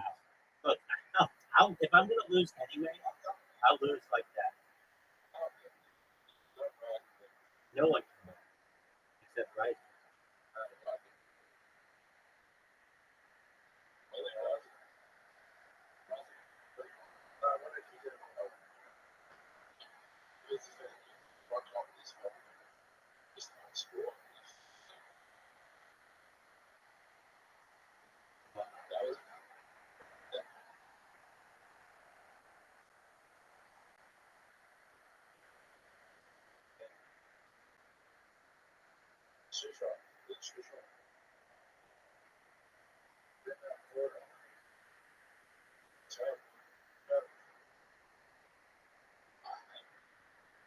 Wow, that's amazing.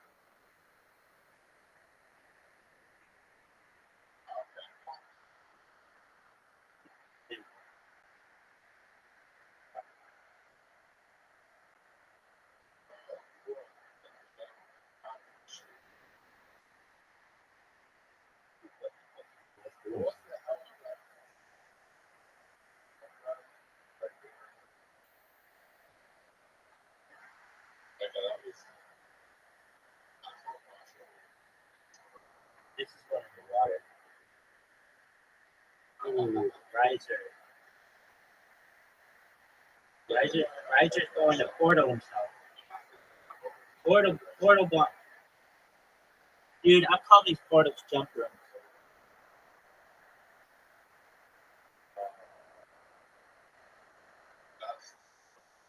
Watch this dude.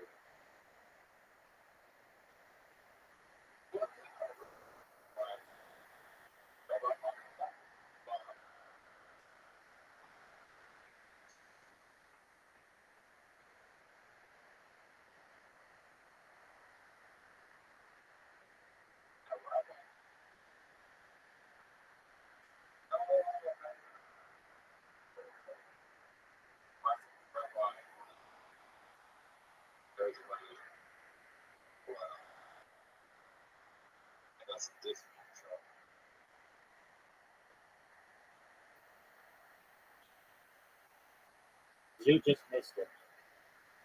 Like,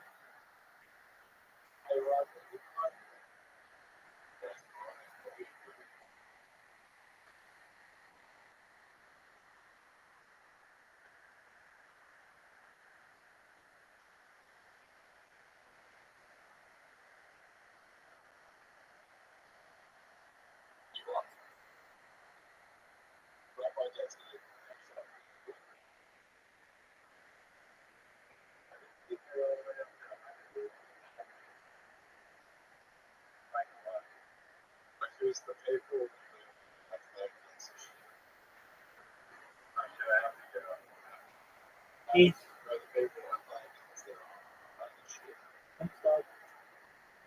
Come back tonight for a podcast.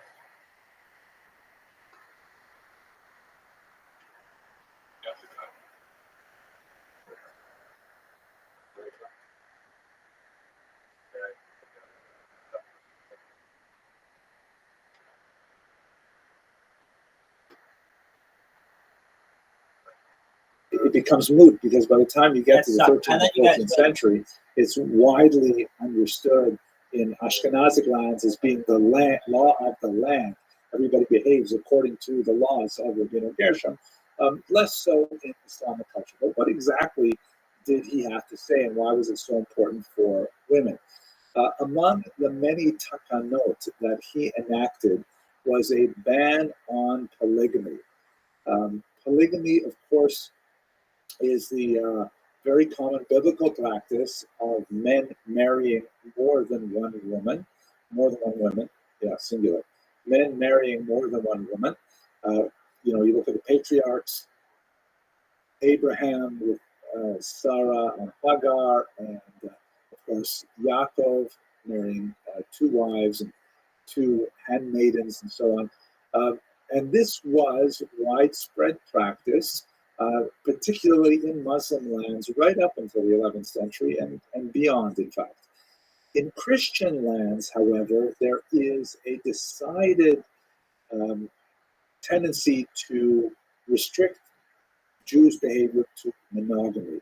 And Jews seem to have sort of self-censored their behavior in that regard as well. So one of the scholarly debates is, was Rabbeinu Gershom initiating a big change or rather kind of confirming a change that had already taken place? One of the areas where we see this play out in real time is in Spain in the 11th and especially the 12th century, where even the areas that are now Christian, as per the Reconquista, there are some hesitancies to accept the ban on polygamy that Rabbeinu Gershom Angola had put in place. Nevertheless, there's no question that the Ashkenazic lands in Europe under Christian culture are steadily moving in the direction of exclusive monogamy, whereas in the Muslim lands in the southern Mediterranean, the Guinness documents indicate very commonly that there is no such strong movement towards monogamy, and polygamy is still very, very common.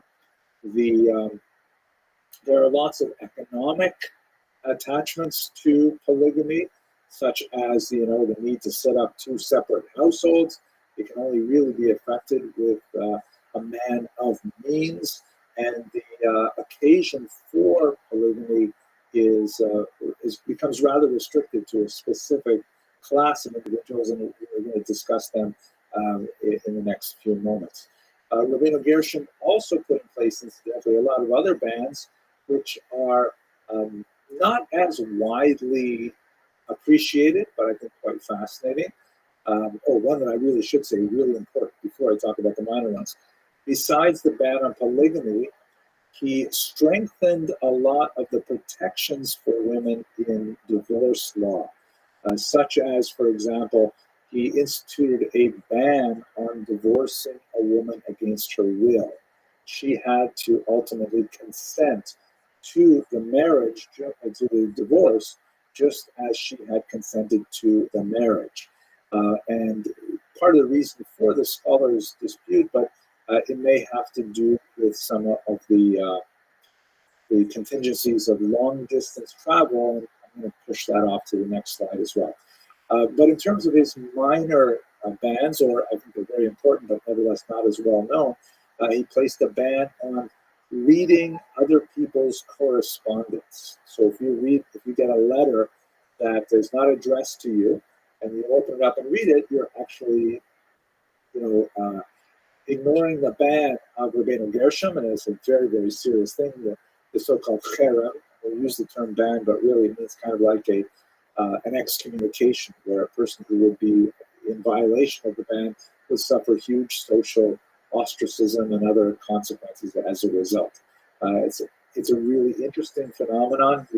The ban of Rabbeinu Gershom is widely cited nowadays with regard to electronic communications, like to what degree are texts and tweets and emails private, and is the metadata, the information on the outside of the envelope, private? Can it be used in an employment dispute? All kinds of things. Fascinating stuff. Okay, so we see there's a big shift here happening in the legal status of women, specifically with regard to marriage, that in the Ashkenazic lands, more of a trend towards the Christian norm of monogamy, and in the Muslim lands, less of a phenomenon, and also some greater stringency put in place to protect women in marriage. Let's return to that. I would like to also point out, though, that in this context, women are, overall legal status of women in traditional Jewish society is not identical to that of men. There are some areas, limited, where women have priority and preferential privilege, like, for example, when it comes to impoverishment. If a woman and her brother are both impoverished, it is incumbent upon the brother, the male, to go knocking on doors to find charity rather than his sister. This is because the Talmud recognizes the greater level of embarrassment that a woman would feel to beg than a man would. That's the traditional justification for it. But in most other areas of life, it is reasonable to say that men have a preferential advantage, or a whole host of justifications. That's beyond our discussion right now. One of those areas that is related to all the others is, of course, education. It seems it's remarkable that Jewish men in the medieval period had a very high level of literacy. Men were expected to at least be able to manage basic ritual competency in synagogue, which meant they had to be able to at least sound out the letters in the prayer book, and they should have, a rudimentary understanding of what it is they are reading. The levels of literacy that we have today in the 21st century are, of course, far higher than anyone imagined in the medieval period. But it's fair to say that men had pretty much universal literacy in at least one language. It may not be Hebrew, it may have been Yiddish or Judeo-Arabic, but they would be able to actually write and read in at least one language, and chances are they had at least some fluency in Hebrew. Hebrew was generally no longer used as the basic language of communication.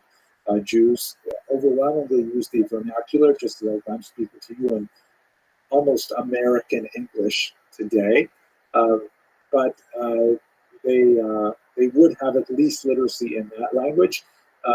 Hebrew was reserved really for the language of prayer and the language of scholarship.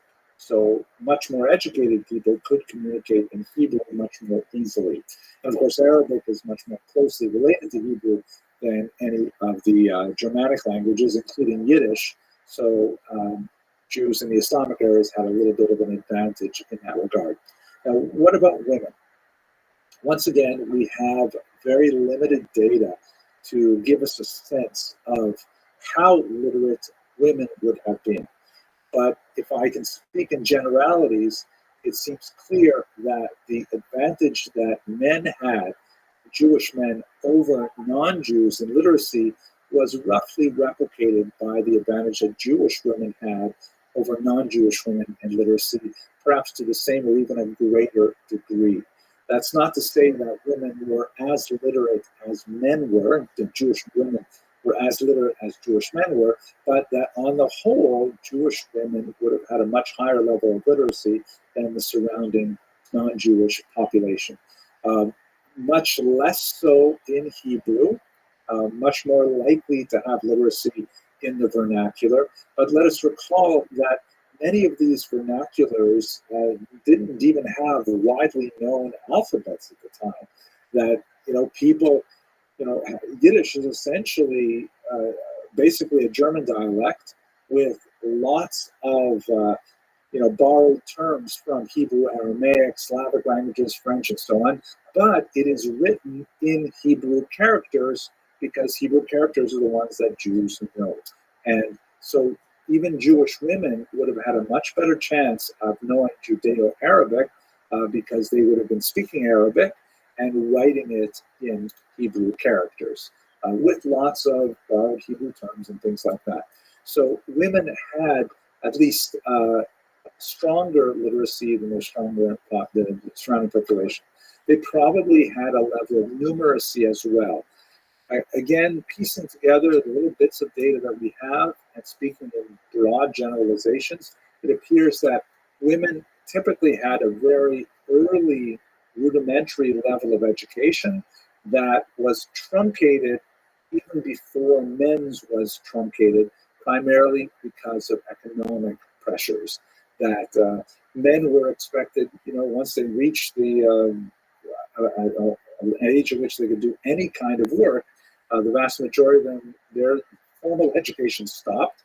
So that might be, they might have been 11, 12 years old, and then they're essentially doing work or apprenticing or something like that. And for women, that age might have been 9 or 8. So they have something, but not nearly as much.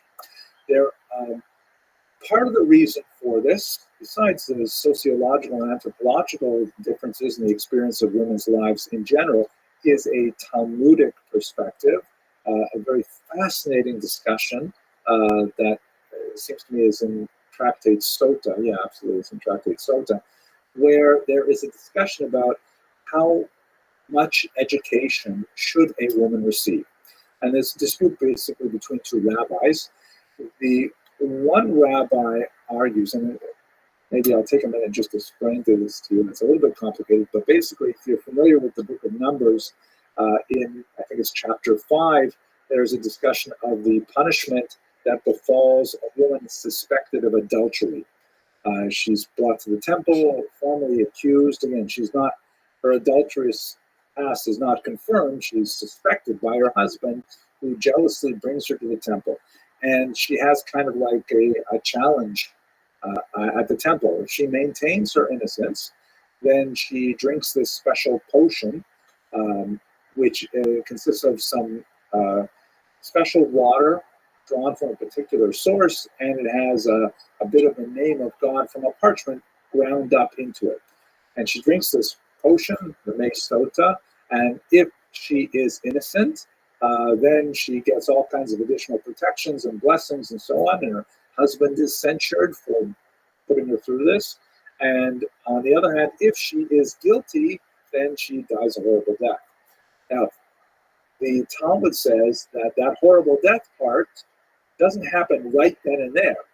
It happens after all of her merits are used up. They're expunged, as it were. So let's say, for example, she volunteered at the Sisterhood bake sale, so she would get an extra 6 months before the horrible death caught up with her. And the more good deeds that she did, the longer she would stretch out her lifespan. So one of the rabbis in the Talmud, getting back to the Tractate Sota, says, so there you go. So we should therefore teach our daughters Torah, because that will extend their lives if they're ever accused by their husbands falsely of adulterous behavior. Another rabbi says, are you crazy? You are teaching young women, kind of like an end run around the whole system. You're teaching them Torah in order to allow them to be suspected of adulterous behavior. Why are they getting in that situation at all? And the bulk of much of the Middle Ages leaned towards the second opinion, which looked with disfavor at formal education of women in Torah. That obviously had to meet certain boundaries, and the rabbi said, no, they definitely have to learn, women definitely have to learn, what they need to comport themselves as appropriate Jewish women. They need to know the laws of keeping kosher, for example, to maintain the family kitchen, and many other areas like this. But pure theoretical Torah, particularly Talmud, the bulk of rabbinic opinion shied away from it based on the second opinion in the Talmud. In the modern era, when we get to the late 19th, especially the middle of the 20th century, there's some interesting rabbinic opinions that go back and revisit that question, but obviously that's not for us today. Within this context, however, it's not like the Talmud says absolutely full stop, a woman may not learn Torah. It is one opinion among many that suggests that it's not advisable. But what that means is you have throughout medieval history and into the modern era, numerous exceptional women who, primarily because of their birth, they tend to be associated with scholarly families. I mentioned the daughters of Rashi, for example, who are privileged primarily because of the intellectual, spiritual nature of the family in which they are raised, to nevertheless achieve much greater levels of literacy and of familiarity with the tradition. We'll even see, as we get a little bit later into the medieval period, actually the early modern period, where there are women who are Roshei Yeshiva, who actually set up Talmud schools for men and teach Talmud sometimes behind the mechitza, behind the ritual barrier that separates men and women. Really amazing women that defied the norm that is more common for medieval society. But as I mentioned, these are exceptional women. The vast majority of women we don't know a lot about, and it appears that their general education level is much lower than men's are. That's not a surprising kind of thing given the overall environment, but it would be fair to say that women are probably more educated than their non-Jewish peers at this time. So that kind of gives you a quick overview of some of the important elements of the Jewish women's experience. I'd like to look a little more closely at their role in the Jewish family and explore some of those issues, like how bigamy affects Rabbi Gershom's ban and so on, and East-West differences, and especially look at divorce law.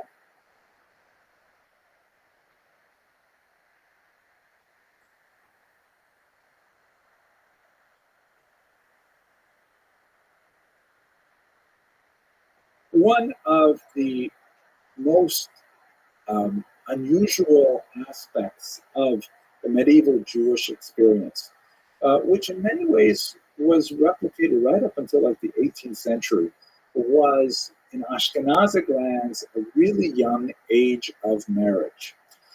According to the Talmud, a woman may not be married against her will, and that means she has to reach the age of majority, which is basically 12 years old. And that is in itself a ridiculously young age by 21st century standards, but not at all in the medieval period. It is associated, of course, with puberty and the possibility of starting a family and so on. But there is a pronounced tendency that we seem to see in Ashkenazic lands in particular to marry girls off even younger than them. Sometimes married to men who are not much older than they. In Islamic lands, sometimes quite a bit older than they. There's a lot of interesting scholarship on why this may have been the case. Part of the reason seems to be competition. But let's not forget that Ashkenazic lands in the High Middle Ages still had really small populations. We're talking about communities that might have had 40 families, 50 families, sometimes even less in some larger communities. And so seeking an appropriate marriage partner, and by appropriate, I'm talking about class and wealth and family background in general, it can be a very challenging thing. And so the competition for spouses was so intense that the age of marriage tended to drop. And by the way, it tended to drop from the limited evidence we have, it tended to drop in the higher classes more than in the lower classes. This could be because the higher classes, were more focused on the idea of finding a match of their same social class, with a desire to try and contain resources within the family. So rather than marrying a wealthy boy to a poor girl and then essentially dissipating the family wealth, marrying a wealthy boy to a wealthy girl meant that they, can consolidate their wealth, keep it within the family. Whereas less wealthy families might have actually needed the work product of the young man and the young woman a little bit longer than they could to marry them off at a younger age. It's also important to note, however, that the actual marriage ceremony in Judaism technically consists of two distinct phases. The first is what we might call betrothal or engagement, which, as the Talmud puts it, is fully binding on both parties and is completely marriage, with the exception that they do not live together. And then sometime later, you would have the actual marriage ceremony, which is celebrated under the canopy and so on. In Talmudic times, there was a gap between those two ceremonies, which was usually attributed to things like the necessity of pulling together the dowry, which is a very expensive endeavor to provide a young woman with a dowry to be able to essentially set up her home was a potentially crippling economic event for a family. On the husband's side, it was not at all the same thing. It was a much more moderate affair to give the so-called bride price, so it was not equivalent to terms. So the Talmud says that these two events were traditionally separated by time to allow families to accumulate the assets to be able to support the young couple. But there are other reasons as well that are adduced by historians. Fear of mortality, for example. Infant mortality is very high, child mortality very high in the Middle Ages, and a concern that, if we don't get them married off now, who knows what's going to be later. So a desire to use the Yiddish term chapalain, to carpe diem, take advantage of the moment. But I also want to mention that ultimately, over the course of the Middle Ages and into the early modern period, those two events, the betrothal and the actual marriage, were collapsed, and they are now customarily celebrated one immediately after the other on the same day. Because given that the betrothal constitutes actual marriage itself, even though they're not able to live together, society was aware of so many tragic situations where you have these young individuals and they're separated from their intended, and they meet someone else, and all kinds of things can happen that really are disastrous for the marriage. So it became, much more practice to put these two acts together.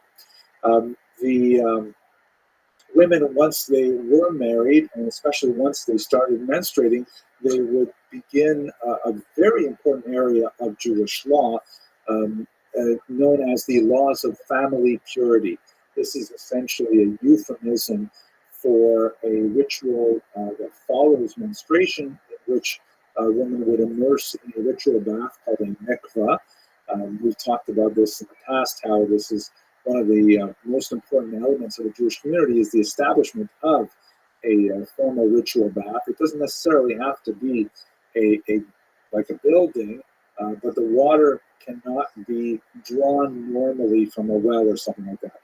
A river could be used under certain circumstances, or the ocean, or rainwater can be collected in a cistern, things like that, spring water, but it can't simply be like a bathtub sort of thing. So the presence of mikvahot is very much associated with these early communities.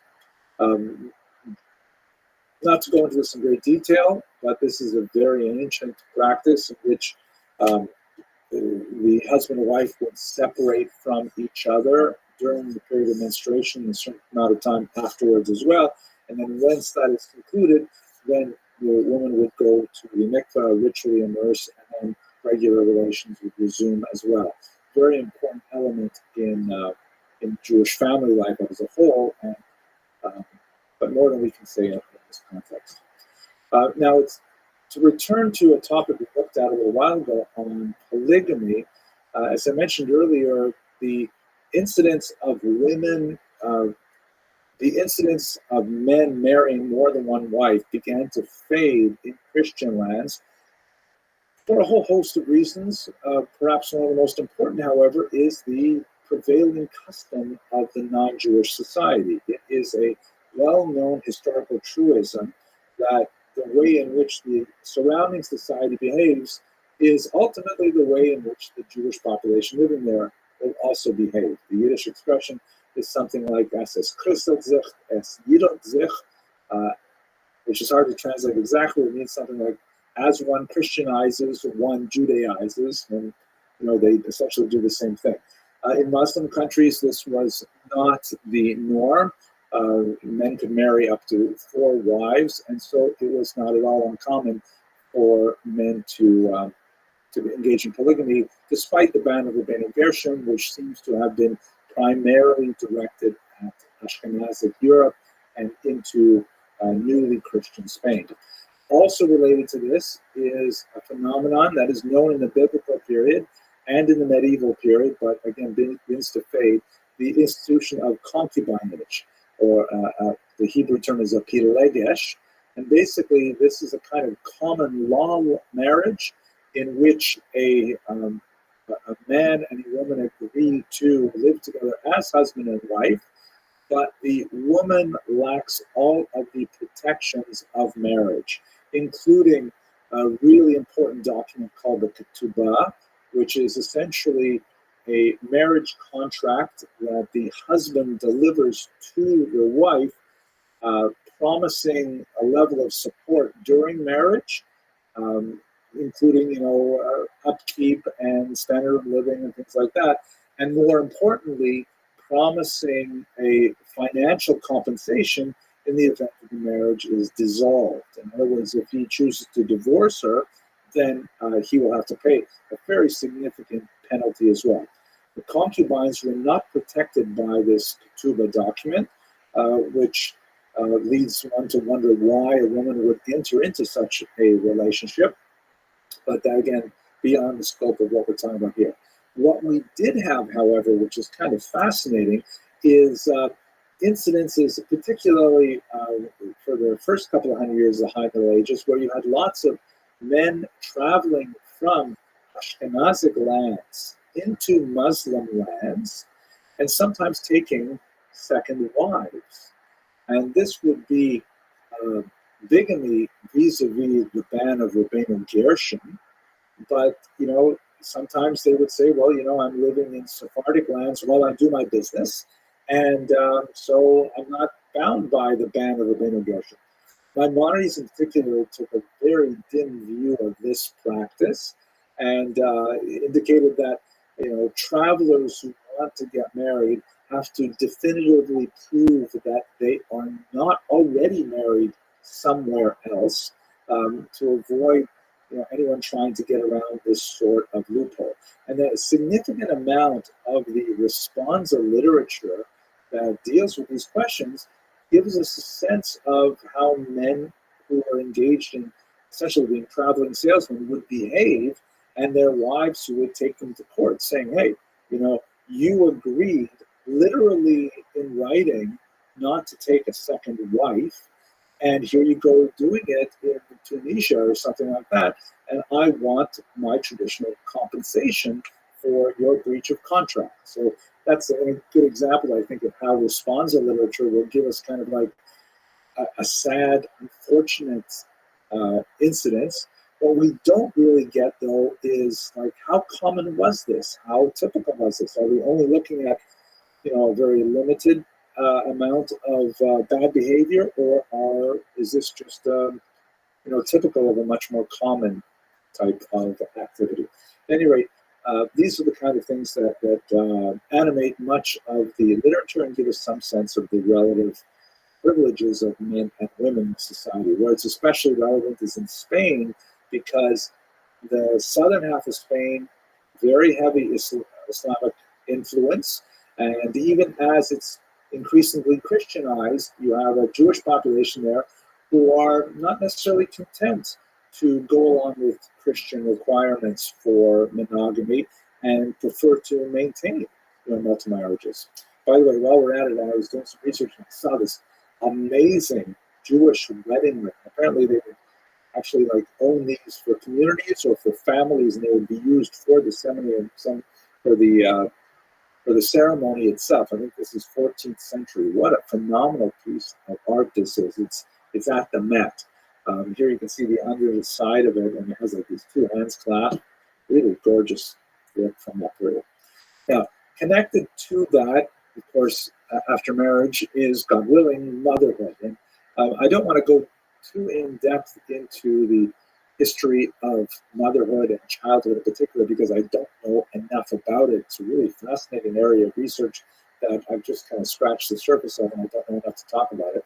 But perhaps we could talk for a second about the institution of second marriages, because one of the things that we see quite a bit of in the responsive literature is the disputes between half siblings over inheritance that frequently refer to this kind of bigamous second marriages that occur as a result of husbands traveling afar. I have to come back to that, by the way, when we talk about divorce law. Related to this is, what if a woman does not have a child and then her husband passes away? So this is a major distinction between the Ashkenazic world and the Sephardic world, primarily in the Muslim influence. According to the biblical precedent, if a man dies before his wife is able to conceive a child, then his brother is required to marry her. And when you read the context of this ritual, which is called Yibum in Hebrew, or levirate marriage in English, it is very clear from the context that the surviving brother is just basically doing the right thing. Given the environment where, in the biblical period, women rarely existed on their own unless they were in some kind of unfortunate situation, they typically lived within the shadow of their father or their husband or their adult sons. They were never kind of abandoned to their own devices. So unless they were a widow, that kind of thing. So Yibum was considered just the right thing to do. It's clear from the context there that if the surviving brother refuses to marry his sister-in-law, the wife of his divorced brother, then he has failed to live up to his responsibility and is deserving of communal disapproval. Nevertheless, the Talmud recognizes, as the Bible does, that there are times that a brother may not want to marry his sister-in-law, and so there's kind of a default secondary ritual called chalitza, which refers to the removal of the shoe. Kind of an interesting ritual in which, if he says, I really don't want to marry my sister-in-law, then she removes the shoe from his foot, and there's, again, the communal opprobrium and things like that. So here's the thing. Yibum is clearly favored as the ideal choice, but the Talmud already in the Babylonian period is going back and forth over how appropriate this is for every situation. When you get to the Ashkenazic world, it seems very clear that the rabbis want to essentially give preference to chalitza over yibum. That is, the default case is to refuse these second marriages. They should not take place. In the Sephardic world, this is not the case, and Jews living in Muslim environments frequently have husbands, brothers marrying their sister-in-law after their brothers pass away. But in Ashkenazic lands, the default setting becomes chalitza. It's interesting to note that Rashi, among others, and Rashi, by the way, as we discussed recently, seems to be really pro-woman for his time. A lot of fascinating things there that indicate how he's separate from a lot of the other thinkers of his generation. He even valorizes the woman's opinion with regard to whether she wants to marry her brother-in-law, something which is debated in the Talmud and for the most part dismissed in those social circumstances. But Rashi, thinking in the heavily Christianized environment of Northern Europe, is saying, wait a second, the wife may have a lot of problem marrying her husband, and he finds Talmudic precedent to give her the privilege of refusing chalitza, or refusing yibum and demanding chalitza instead. A lot of fascinating things to say here, but I really want to save some time for perhaps the most important element of the period, which is divorce. Divorce is an issue that continues to reverberate in Jewish society today, primarily because the biblical precedent for divorce gives the husband far more power than the wife does.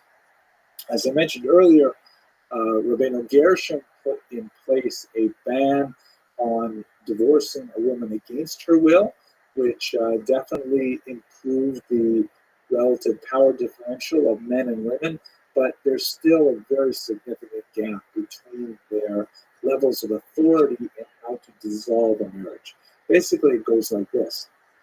The husband has the right to initiate a divorce, which then goes through procedures like Rabbi Gershom's demand that a woman consent as well. A woman, technically speaking, cannot force her husband to divorce, however. She can appeal to the court, and the court has a variety of judicial tools at its disposal to try to coax and convince and even coerce the husband into giving the divorce document, which is known as a get. Hence the sign here, you see, get refusal is abuse. But it's not an unlimited authority. It's not like the rabbis can simply say, well, this is clearly not working and we don't care what the husband thinks, we grant you a divorce. They don't have a clear-cut authority to do so. And this represents a very difficult problem because the woman who cannot get remarried is called literally a chained woman, or an aguna in Hebrew. This problem, of course, persists to the present day, and in fact, it's much worse in the 21st century. In the medieval period, the primary cause for an aguna is not a husband refusing to give the get, which, there's definitely a disincentive to doing so because he would have to pay her the monetary fee outlined in the ketubah to do so. Typically, what would happen in the medieval period is a traveling husband would go missing, and perhaps he was killed on the road by bandits, or maybe he decided to just simply leave France behind and adopt a new identity in Egypt or something like that. These cases are described in the response literature, and this left the woman in a very difficult situation because she cannot prove that she is a widow, allowing her to remarry, and she cannot prove that she is a divorcee because her husband has disappeared. In the modern era, we have this problem where men will use the granting of a get as leverage to, coerce something out of the wife, like child custody or the payment of debts or, distribution of assets differently. It's a terrible situation, really. And there's modern approaches to it, solutions to it that have varying levels of effectiveness, but not for our discussion at this point. At any rate, this is a noted problem, even in the medieval period, even though it's much smaller than we see it today. It is something which exercises the minds of the rabbis engaged in responsive literature to quite a large degree, and we still are not done with this particular situation. I'd love to speak more about this, but it takes us further afield from history and more into, rabbinic legal thought when I'm comfortable discussing. So let us just conclude, though, by thinking a little bit about women and their contribution to the family economy. There's no question that women in the medieval world worked. They worked incredibly hard, both at domestic tasks and at revenue-bearing activities. We should recall that some of the most basic tasks that we take for granted today took an incredible amount of time in the medieval period. In fact, right up until the industrial age, women's work, basically domestic tasks, was huge and overwhelming. Here's a photograph of some medieval women who are spinning thread. You see, they have the distaff is sort of like a third arm to hold the raw material, like flax or wool, and it's kind of stuck on a stick and then put into the cummerbund that they wear so it stays steady.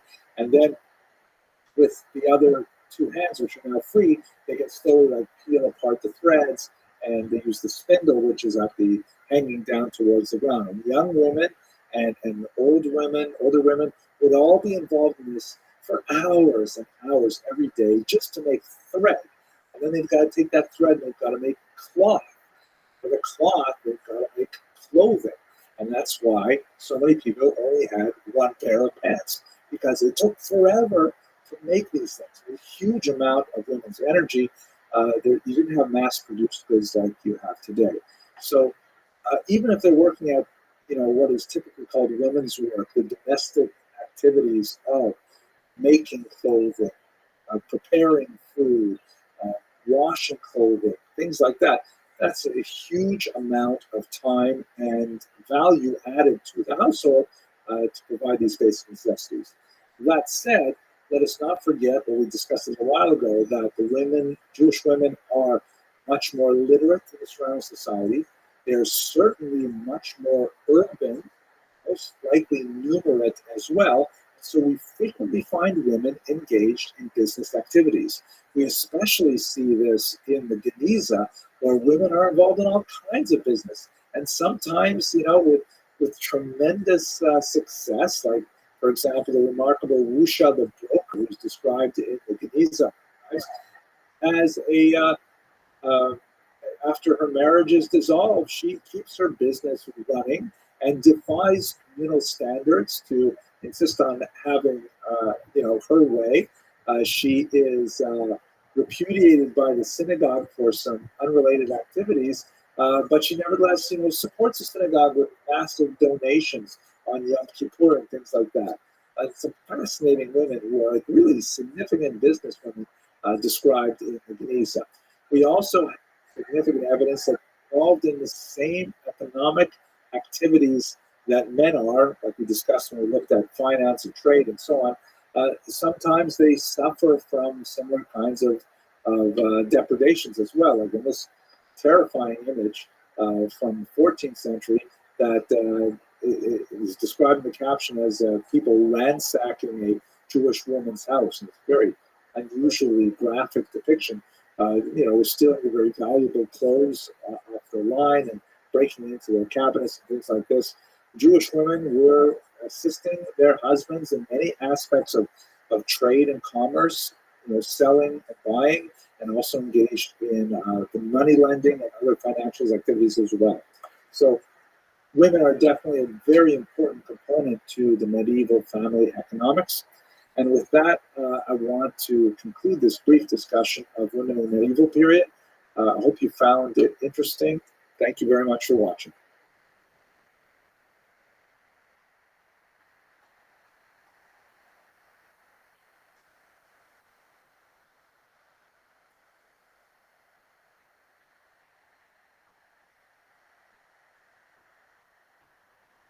We have spent a fair amount of time in the southern half of the peninsula looking at the Arab Jewish or the Muslim Jewish period of coexistence, the famous La Convivencia, right? And now we're going to look at the northern half and at the later part of the Middle Ages, specifically the 12th to the 15th century, which will unfortunately culminate in the Inquisition and the expulsion of the Jews from Spain. This is going to be kind of like the theme of medieval Jewish history for this course. It's not an uncommon place to sort of draw a line and indicate that before this event of 1492, things were one way, and then after 1492, they were rather different. And you can say the same thing in the 20th century about the Holocaust and the state of Israel. Things were certainly different before those two events, so closely related in time, and then after those two events. So that's why we're going to construct much of the next semester on the post-expulsion era. So here's a map that will give you a sense of what we're talking about. This is the Reconquista, the reconquest. You will recall that the Muslims come up from North Africa and they take over the peninsula primarily in the southern region, and they make it pretty much to the very top of the peninsula.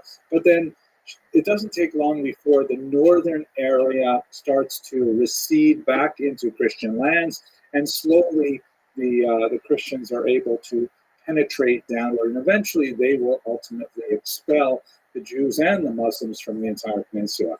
But we're going to focus on the regions of Leon, Castilla, Aragon, Navarre over the course of the next hour. Now, there's a few really interesting phenomena that are going on at this time. First, this is the era of the greatest of the Spanish court Jews. This is an institution which we'll see examples of it throughout Europe, but Spain in many ways has some of the greatest examples. Court Jews, it's hard to really translate that appropriately. It's related to the idea of being in the king's court, like a courtier is sometimes, you see that word. It's something like a lobbyist or sometimes a government official, typically associated with some kind of fiscal activity. They often don't have any specific role in the court, but they're very much part of the ruling circle, advising kings, very frequently underwriting the king's activities, and exercising a tremendous amount of power. Quite often, these courtiers are also the titular heads of the Jewish community, so chosen because they are so close to the levers of power and are able to protect the community appropriately in that way. But quite often they are heavily resented by the larger non-Jewish population, and sometimes they suffer terrible falls from grace because they're intimately associated with the king that they serve. We see this, for example, the great Don Isaac Abravanel, who of course was exiled from Portugal, and then later he would be exiled from Castile, from Spain as a whole, and spent the last few years of his life wandering around. And it's really amazing, remarkable that he accomplished so much literary material when he was in exile from these places. But he's a good example of a Spanish court Jew. And the Spanish Jewish communities in Catholic northern Spain actually had phenomenal levels of authority, partially because of the tremendous strength of their courtiers. In particular, in Castile and in Aragon, the Jewish leadership was very much involved in an institution called tax farming, which we have discussed briefly in other classes, but let us just quickly recall what we're talking about here. Tax farming is a typical medieval institution where the king is unable to actually tax every individual landowner or certainly not peasants in his kingdom.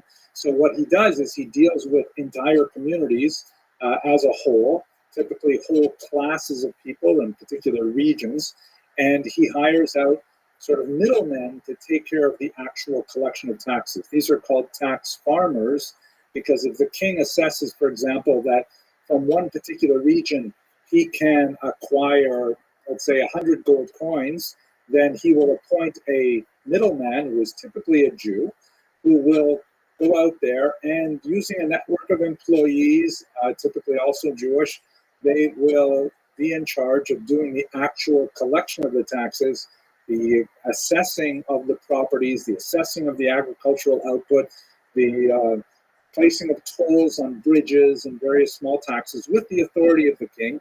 And the tax farmer will collect maybe 1,200 gold coins.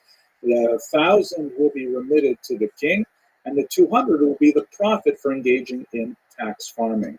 So an extremely important venture that the king values very highly, and the king is, as we shall see, tended to protect the Jewish population primarily because they were very valuable kind of way to derive funds from the population. One historian has put it as kind of like the Jews are like a sponge that the king puts on a stick and dips into the ocean of the peasantry and then draws it out, and is able to squeeze the liquid out of the sponge. And so the Jews were often placed in that position. Naturally, Jews are involved in all kinds of other activities in Spain. They are landowners. Again, there's this widespread misconception that Jews were not allowed to own land. That is something that is true in some places at times, but typically not true. Jews were able to own land. It was just not necessarily a wise thing for Jews to invest in land, because if there was an expulsion, then you lost all of your wealth. Jews were also involved in various trades and various crafts. Silversmithing and goldsmithing was very common. They often faced competition from local guilds, however, particularly in Northern Europe, and they often were not able to join monopolies in given towns. So things like tax farming and money lending tended to be the economic backbone of these Jewish communities, but not at all the exclusive source of income. But when you combine their role as powerful courtiers and as being extremely important in the collection of taxes, they actually become fairly secure, apparently, for that time and place. This meant that it was remarkable the degree to which the Jewish communities in northern Spain had autonomy over their own affairs. This is something that we have seen when we talked about Jewish communal structure, but maybe I should emphasize it a little bit more here, that typically when Jews arrived in a particular place, they were granted a charter by the ruling authorities. Sometimes this is called Magdeburgrecht or Magdeburg rights after a town in Europe. But the essential idea is the king or the nobleman in some cases would grant to the Jews of a given location, all right, you're moving in here, your community has the right to do this, to do that, things like build a wall around your community if you like, to engage in certain trades, but not necessarily in other trades. And this charter was intended as a guarantee of rights for the community. And it was basically observed until it was finally broken, typically when expulsion or revolutions or things like that. So the level of autonomy that the Jews had in northern Spain from the 1200s till the 1400s was really incredible. Jews, for example, were of course allowed to hold their own courts by Talmudic law, the Beit Din. This was not unexceptional. But in many of these Spanish communities, if there was a dispute between a Jew and a Christian, the Christian had to submit to the Jewish court, which is rather unusual. And in some exceptional cases, the king not only granted the Jews the right to administer corporal punishment, which was an effective technique of controlling populations, but also, in some rare cases, to even impose capital punishment. That's an incredible thing. The circumstances under which a community would, legally through the Beit Din impose capital punishment is very, very rare and exceptional and controversial. But nevertheless, this gives you a sense of the very high degree of autonomy that the Jews had in Catholic Spain from 1200 till about 1400. It was really it's not a golden era in the same way that the southern part of the peninsula was regarded as a golden era. You don't have quite the same kind of like cultural synthesis that you see between Arabic and Hebraic culture, but nevertheless, it was a period of tremendous power for the Jewish community and general wealth. This is especially true during the reign of James I of Aragon, shown here, who was a remarkably strong protector of the Jews, even when some of the elements of their economic might began to wane. And I'm going to explain how that happened shortly. But we'll return to James 1 in just a moment. We talk about the Barcelona disputation, which is right now. So when one of the great power struggles that tends to be revealed throughout much of the Middle Ages is the power struggle between the temporal powers, meaning the king, and the religious powers, the church, and specifically the Catholic Church. There, as we discussed when we looked at Jewish communal structure, like who really should be in charge? And philosophically, you would think maybe the religious spiritual authority should be in charge, but on the other hand, there's a lot of nasty business involved in governing. There's a lot of patronage, and nepotism, for example, is a word actually that comes from the medieval church. It means nephew, because you would promote, a pope would promote his nephew, quote unquote, even though it was actually his son. And so this is like a term that we've borrowed for contemporary parlance to speak about, administrative corruption. But the king really had the actual power, had the soldiers and so on. So the king and the church often had kind of like a seesaw relationship where when the power of the king went down, the churches went up and vice versa. And so as we see with James I of Aragon, there was a moment where he had to accede to demands of the clergy who were, very upset about the power that had been given to Jews in Spain. And so he agreed to allow a disputation to take place in Barcelona in the year 1263. Disputations would garner a tremendous amount of interest in the 13th and 14th centuries. These were kind of like big intellectual pageants where Jews were forced to participate in debates over central tenets of Judaism and, in fact, Christianity. Now, it was impossible for Jews to win these kinds of debates. They were really more like show trials that were intended to demonstrate the validity of Christianity and to encourage, sometimes coerce, Jews to convert. The Christian side was typically headed up by a Jewish convert to Christianity who had like inside knowledge of what Judaism really believed and had greater textual skills of Hebrew, possibly Aramaic, and so on. And so the Barcelona disputation was in that character. It was one of the earlier disputations. On the Christian side was I believe his name was Pablo de Cristiani, if I remember correctly, a convert to Christianity, but not an especially, well-regarded intellectual. In fact, he kind of bungled much of the Christian side of this debate. And on the other side, James I allowed the Jewish community to appoint their leader, who was, a figure of tremendous consequence, the incredible Rabbi Moshe ben Nachman, also known as Nachmanides, right? Like Maimonides is known Moses, the son of Maimon.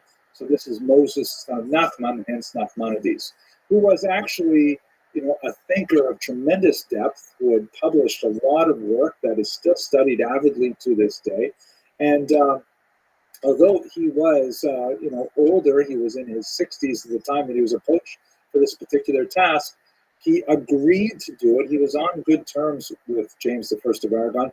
He agreed to do it on the condition that he be allowed to speak freely. This was an exception that was not granted in other disputations, but James I, who had some kind of genuine intellectual curiosity about how this would work out, granted him the right to speak freely, indicating that he would be, free to say whatever he wanted in this disputation. And so it was convened, as I mentioned, in the year 1263 over a period of some days. And we have actually, remarkably, both the Christian and the Jewish versions of the debate in print. The Christian side reported their assessment of the transcripts, and the Jewish side, by none other than Nachmanides himself, recorded the proceedings. They don't always gel together. The end result is, of course, that the The Christian side won, as would be expected, and this was a public spectacle which had, the king and queen and all kinds of important figures watching this debate. But Nachmanides really, he made very light work of his opponent. The Christian side the Catholic side was actually on its back foot right from the very beginning, because Nachmanides argued that the Jesus that the Christian side was referring to was not the same Jesus as recorded in the Christian New Testament. And so therefore, this defanged almost all of the most pointed arguments that the Christianity could bring in the discussion.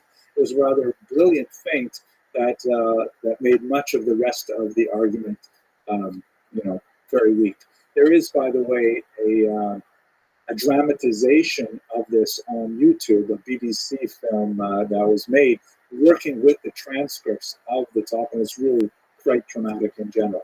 But nevertheless, at the end of this debate, even though Nachmanides officially lost, the church was very upset with how well he performed, and so James I of Aragon rewarded Nachmanides with 300 gold coins, and then said to him, "I believe you should leave Spain at this point," because essentially that's saying, "I can't protect you."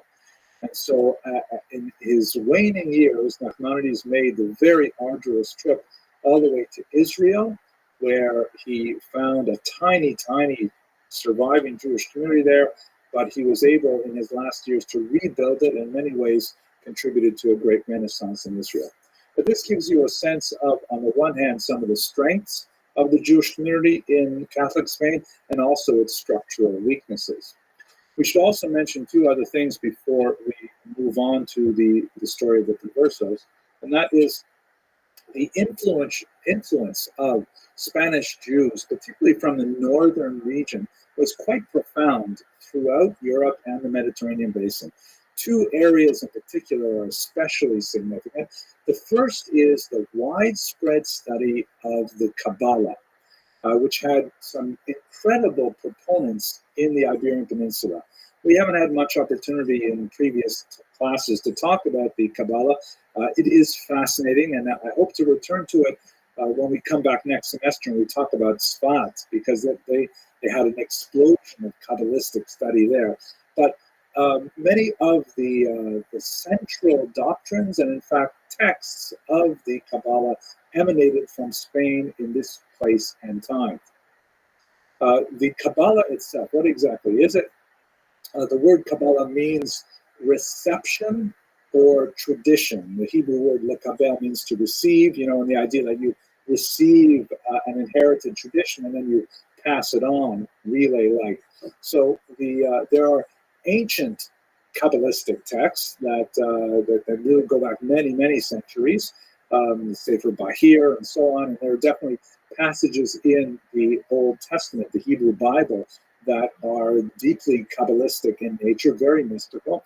But one of the most central texts of Kabbalah is believed to have originated in Spain in the 13th century, and that is the famous Zohar, or the Book of Splendor. Zahar means like to emanate and glow kind of thing.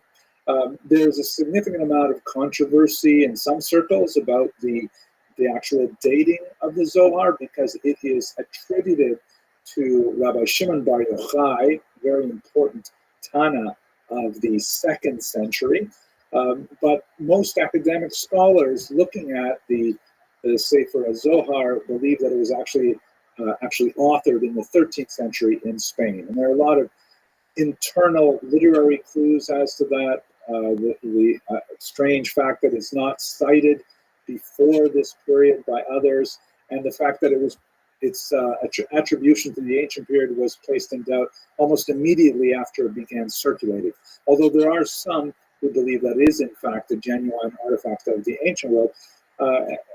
Nevertheless, regardless of where it comes from or when it is written, it is a work of great spiritual genius, phenomenal insight into Jewish mysticism, and it was deeply inspirational throughout the entire Mediterranean basin. So that was one very strong element of kind of Spanish intellectual export kind of period. Another area where the banished Jews exported from northern Spain was their tremendous skill at translations, especially in the region of Provence, which is not too far away from Spain, just a little bit up the coast, the south of France, where there was a very unusual Jewish community. We've spoken about it in different lectures. And one of the most exciting things that was happening there is a lot of Hebrew classics, or I should say, a lot of Judeo-Arabic classes, like the work of Maimonides, for example, was translated into Hebrew by people like the Ibn Tibbon family of translators. So they're bringing a lot of Arabic Jewish wisdom, or Jewish wisdom that's recorded in an Arabic language, to a Hebrew-speaking language, the Hebrew-speaking population, and really generating a lot of cultural ferment around these. Last thing, science. The coast of North Africa was filled with Arabic-speaking scientists, many of whom were Jews, and the primary conduit of all of that scientific information happened through those translators coming up into southern Europe in particular, Italy as well.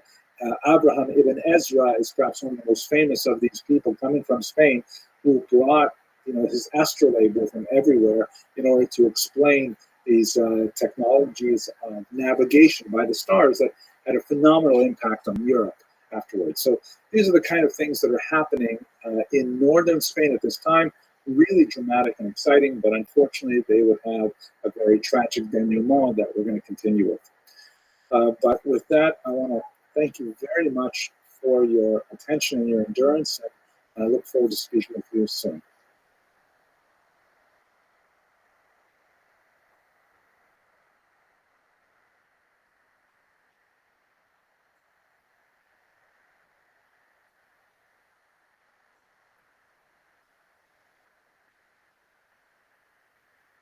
There's this couple of things that happened in the 14th century that really begin to tilt the balance negatively away from the favor of the strong Jewish communities and the tremendous power of self-government prior to the 14th century.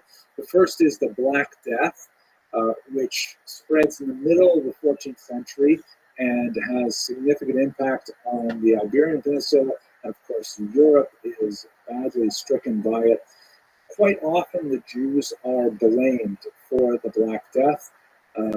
There's a widespread belief that somehow Jews have formed a pact with lepers to take their diseased body parts and then somehow make a potion and dump it in the wells of Europe to poison the aquifers of Europe and spread the plague. Of course, this is all nonsense, but nevertheless, you do have some very nasty attacks, mob uprisings, attacks on Jews, and public burnings on Jews and things like that that occur throughout Europe.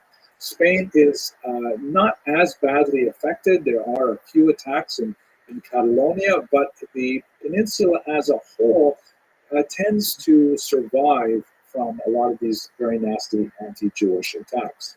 There is, however, a couple of host desecration charges that follow in its wake. You recall we spoke about this a few weeks ago, the false charge that Jews somehow need to kidnap the communion wafers used in the church and then torture them somehow. And this is an entirely baseless charge, but nevertheless, you will have these subsequent trials that somehow find the Jews guilty, and sometimes you will have like mass riots afterwards. So in Barcelona and Huesca, you do have a couple of these host desecration charges in the 14th century that result in the conviction and execution of Jews, but there's no great upheaval after that. But when King Per IV of Aragon passes away, like James I, he was actually fairly well disposed toward the Jews.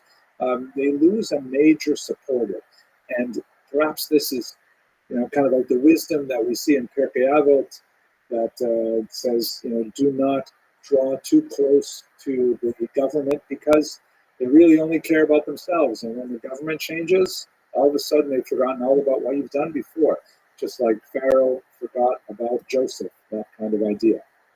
So after the passing of Per IV, there were a few major changes that affected Jewish life in Spain.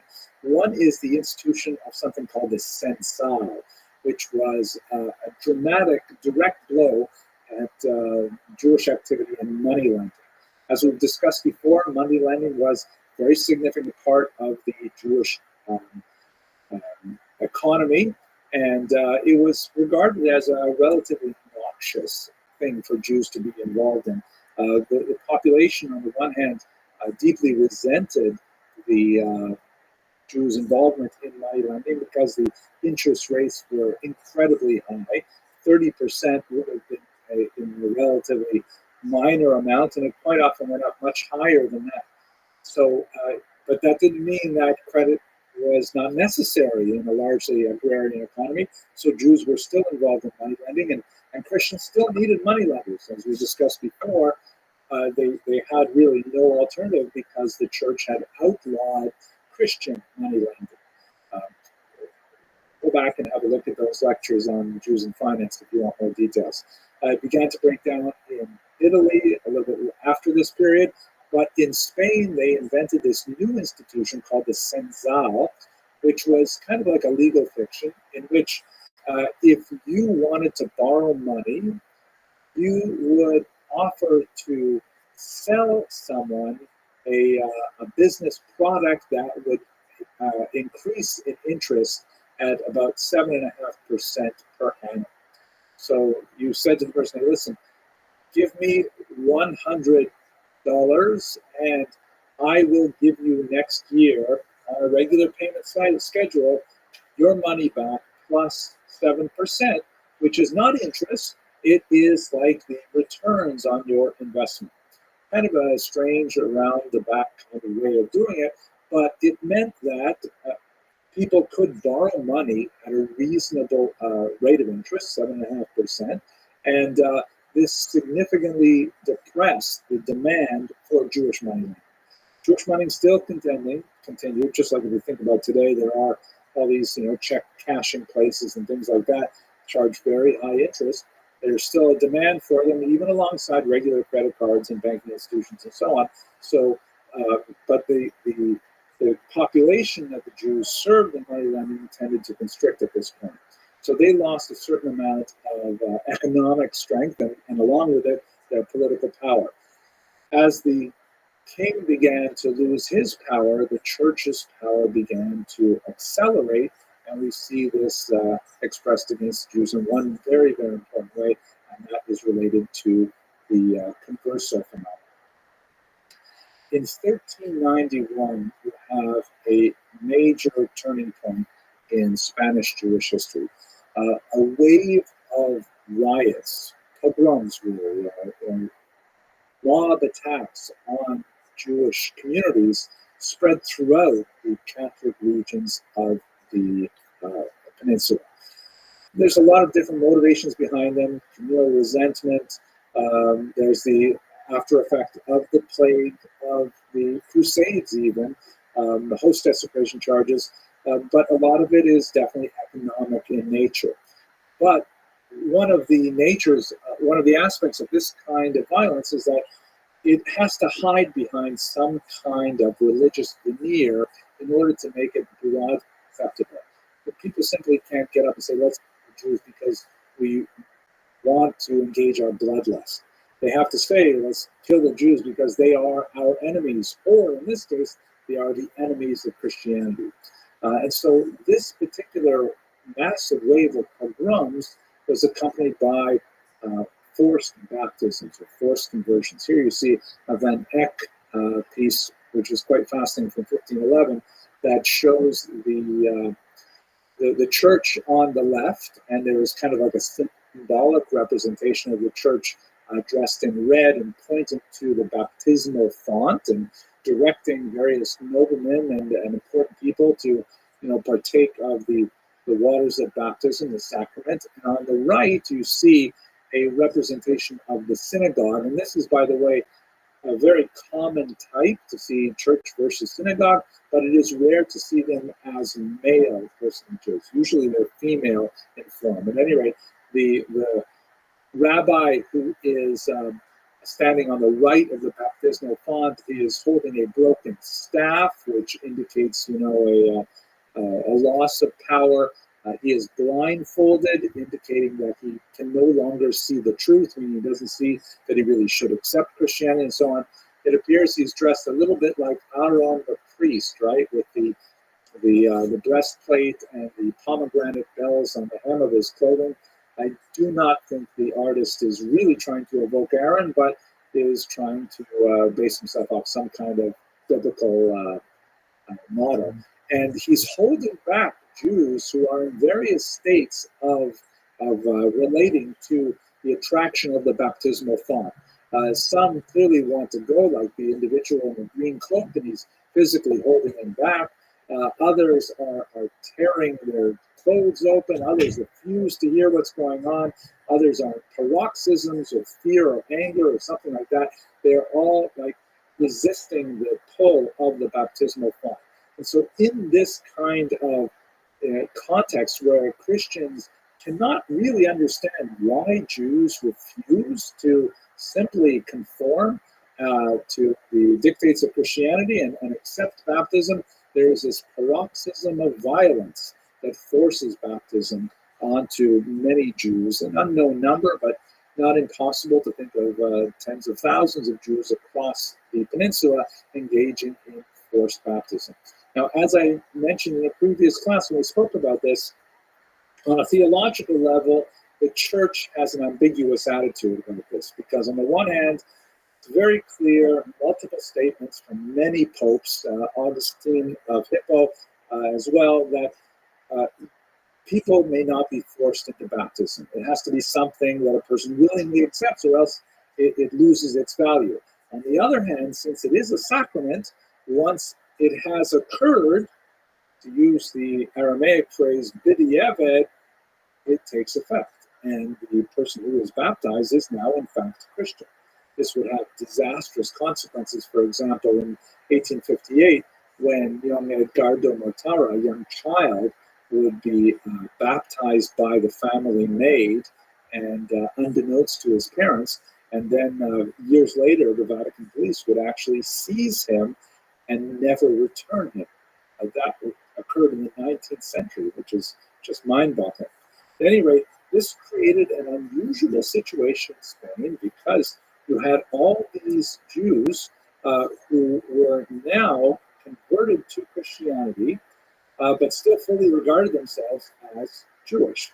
This was largely not happening in Navarre, which is a northern region, northern France, and in Portugal, which would be very important because for much of this period, Portugal was regarded as a haven for Jews.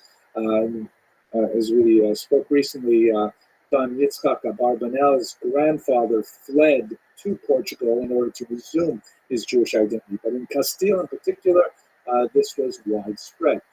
You also have at this time, besides Jews who were forcibly converted, you have Jews who are willingly converted. Sometimes very prominent Jews, like the Rabbi of Burgos, Shlomo Halevi, who converts. He becomes Pablo de Santa Maria.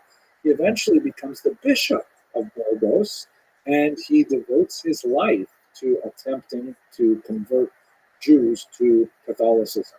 So in this kind of environment where there's forced conversions and not a big follow-up of negative consequences as a result, and you have like Jewish leaders like Shlomo Halevi converting to Christianity, there is an increasing feeling of despair, like, where is our God? Where is Mashiach? Shouldn't he be here now? Shouldn't the Messiah be here now?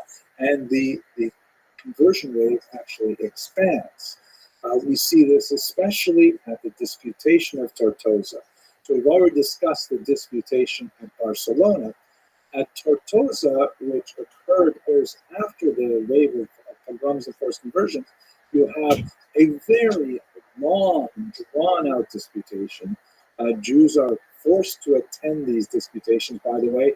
They're forced to attend sermons in their synagogues delivered by Jewish converts to Catholicism. berating them for their refusal to abandon Judaism. And in this kind of environment, you have a significant number of Jews who simply say, why try it anymore? Why should we maintain our Jewish identity? Let us simply convert and move on. There's so many advantages to converting, we'll discuss in a moment, that makes it much harder to remain Jewish under these circumstances. And this is actually something that is quite distinct from 1391. In 1391, you have this massive indigestible mass of Jews who are now finding themselves Christian. But after 1413 at Tortosa, you have a lot more Jews who are saying, you know what, I'm just going to go along with this because I see that there are a lot of social avenues open to me with conversion. And you know what, if God just stands by while all this is happening, maybe the Christians are right. So there is a very different kind of character of the 1391 converts and the converts after the Tortosa disputation, which lets us know that the so-called Marrano population, the term Marrano, by the way, is a derogatory term, it means swine. More appropriate term is converso, meaning someone who has converted. There's a whole spectrum of belief. There are true believers on one end who are, completely Christian in every way and wish to totally jettison their Jewish background. And on the other hand, there are stubborn Jews who resent the false conversion that they've been forced to undergo and wish to resume their Jewish identity as soon as possible. It's a large spectrum of belief, and it will have consequences later on. But what this means is, as we shall discuss momentarily, now we have essentially two classes of people. You have these conversos and their children, and soon their grandchildren as well, who are kind of like Jews with Christian driver's licenses. And they can go anywhere they want, study at universities, take any kind of job they want, advance in all areas of culture. And they're viewed with suspicion and hostility by so-called old Christians who are saying, hey, wait a second, this is not what we expected, especially for those Jews who were not even pretending to really be Christians, who were still associated with Jews, still eating kosher food and so on. And so you begin to have a backlash growing. One of those aspects is a discrimination that is more or less racial in nature. This is a rather new phenomenon for Europe. It has some unusual and uncanny comparisons even to, welcome. But the first example of this is the so-called limpieza de sangre, or purity of the blood, cleanliness of the blood, a legal statute first passed in Toledo in 1449, and we will have many more examples of this afterwards, that discriminate based on bloodline, based on lineage. And there is a distinction made between those Catholics who have no known Jewish background and those Catholics who do come from Jewish background. That's what I'd like to turn to next. But with that, I want to thank you very much for your attention and your endurance, and I look forward to speaking with you soon.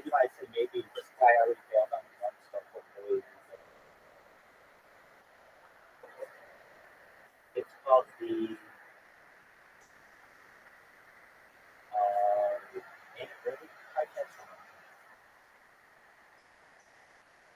After 1391, after 1414, with the end of the Tortosa disputation, it's like a pastor for people who wonder why wearing a diaper and then come in here and ask about it. Nothing else works. Yeah, I'm in so many different discords that it's like they can't hear me, but they can see me, and they'd be like, "Why is a grown man wearing a diaper? What the fuck is this about?" And it makes you want to click on my Facebook. Why are you wearing a diaper? And I'm like, "Oh, excellent, I got you here." It made you ask me about it.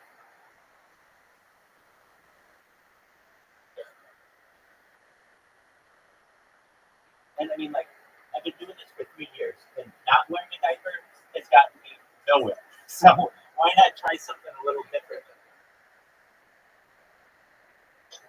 But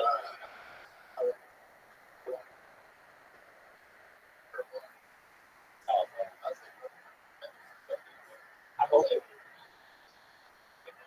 I hope so. I hope so. So why not? I'll tell you Why? because I think 2025 maybe we'll look back 2025, 25, and essentially not exactly realization started the very big attention company. That could be. That could be the best. That's how we are working. I want to say, since you got the stock,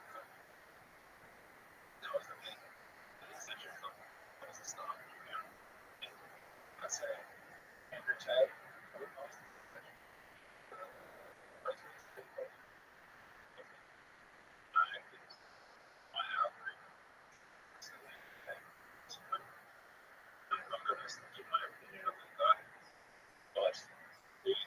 successful I don't know. I don't know why that guy's successful. because he lost the attention of the company. Okay. So did Mr. Beast actually. So did Mr. Beast. Probably more so. That could be. Yeah. It would be a lot easier. Yeah.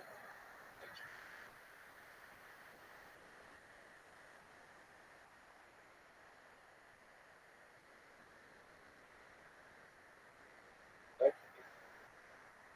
I would agree with that.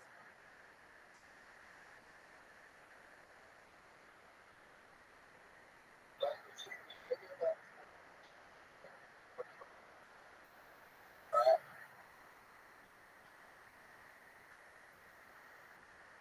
maybe on protecting because like 2024 comes on the golf. She stands out as the girl best for the year. I agree. Right? But you back to 2020. Yo, I was surprised a couple of big people started looking around too low. Now it's not it's a lot harder with them. Yeah, but people like push the gun, make sure that it's not just people look well. Now it's my turn, baby. So my opinion for every 5 years, get an opportunity not just one person stands out, but you have more people stand out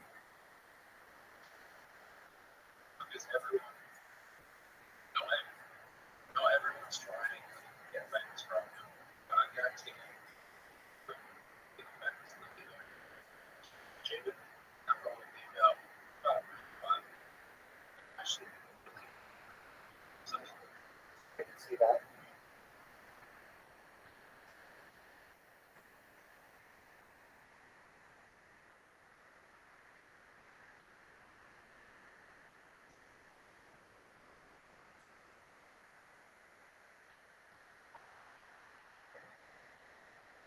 You want to play? Yeah, sure.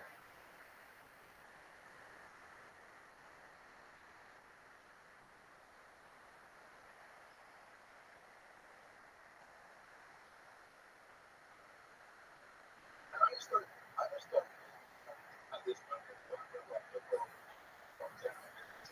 because I have a good time. I think it's right now, right? People are always looking for new content.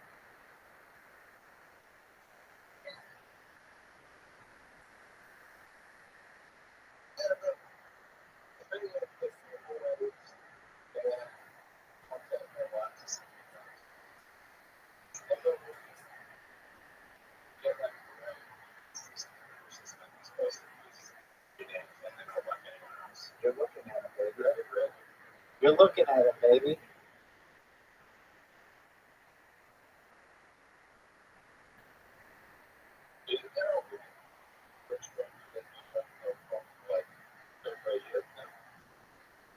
Yeah, but Twitch doesn't record.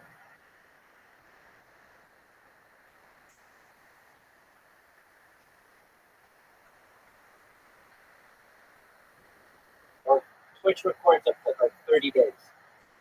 She doesn't have that much content online. And she hasn't been doing it as long as I have. She's been doing it only like 2.5 years. Something like that. And none of her shit's recorded. All my shit's recorded.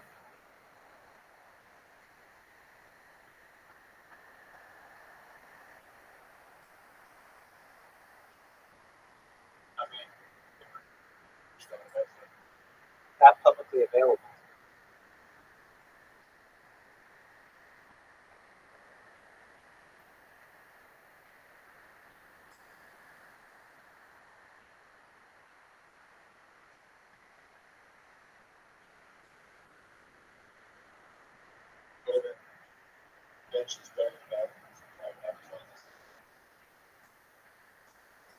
You say Twitch is very available for private advertising? What a good show.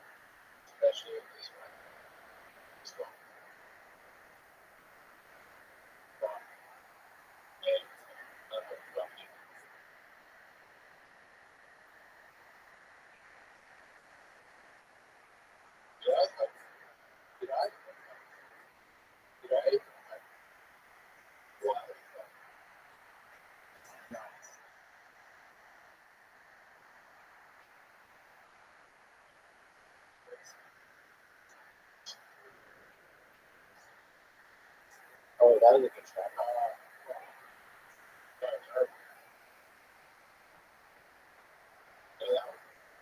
What do you mean? That was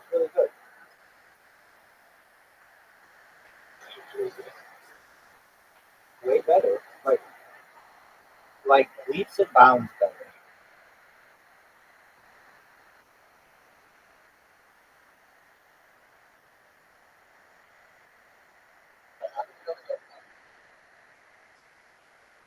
Because it's just 1 versus 1. Where's the thing? Oh, what? What the fuck? Oh, you can make it one shot.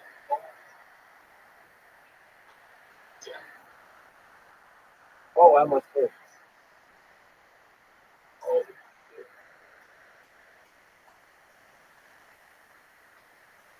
I'm gonna make it.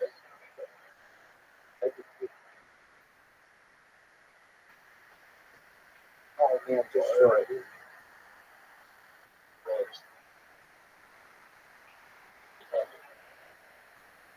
Yep. You can't lose. Oh, we never put this one out.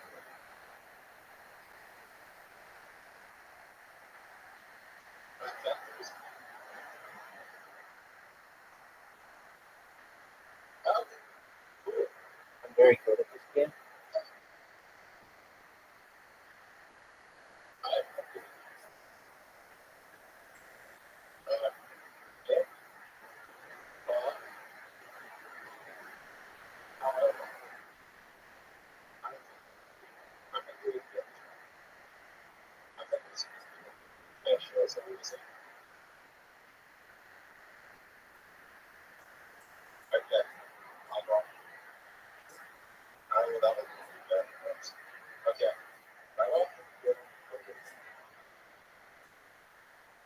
Watch this one. Keep going. Keep going.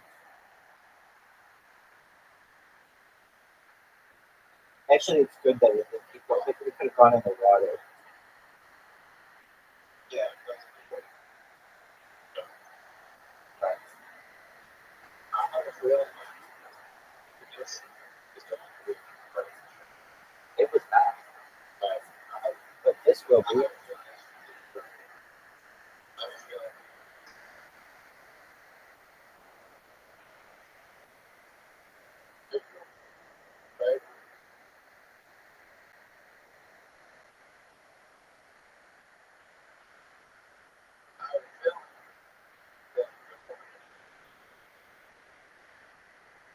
I really did great, Rothschild. You're done.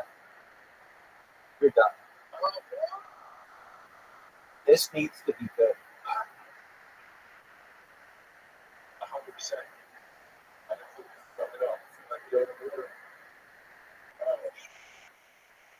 Dude, I don't think I can fucking score on this one. Right, because that thing's in the way.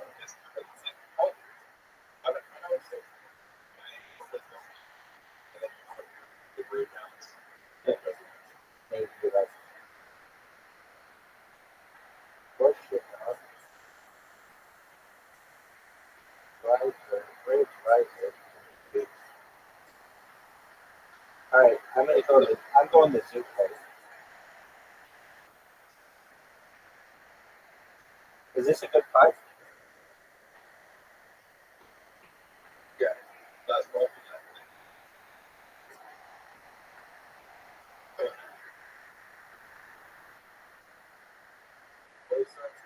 yes.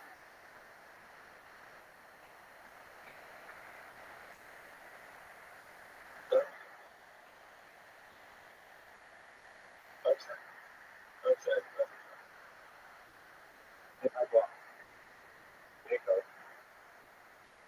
Oh, water bomb. That was a real best. It was shit. You like this? Wow, we are.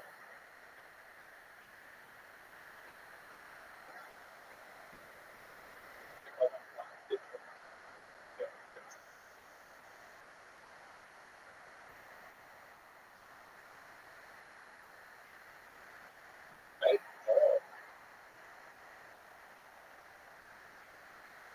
Yeah, with massive.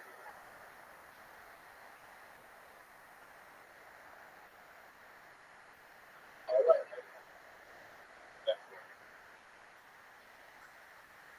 I don't know. Too far, too hard. Nope, nope. That might do it. That'll do it. That's good. Nope. Oh, yeah, good shot.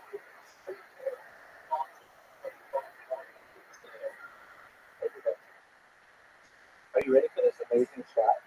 Just a really beautiful arch. Look at the arch.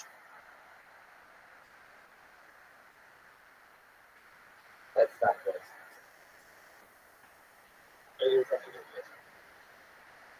Oh yeah, do your way. I love this. Right in the water. Watch this arch. Just a beautiful arch.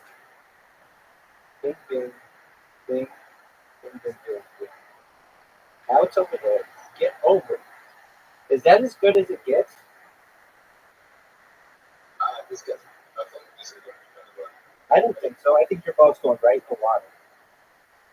Your ball is for sure going in the water. Without a doubt. Without a doubt. Yep, water. Love it. Why that? How do you like this shot? God. Oh no. Oh no. Oh no.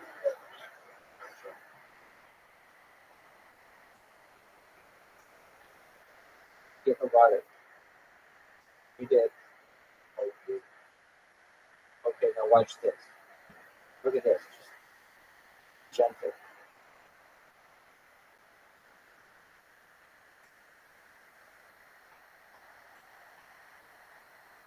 Let's see your shot. You think that's a good shot? Another water shot. Oh, it's nice. Is it possible for you to swim on the water?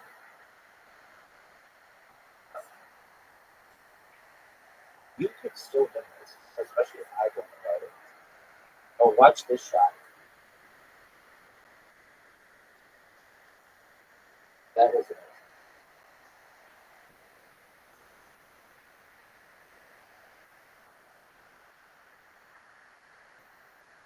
Look at this shot. I just missed it. Terrible. Put it in the water.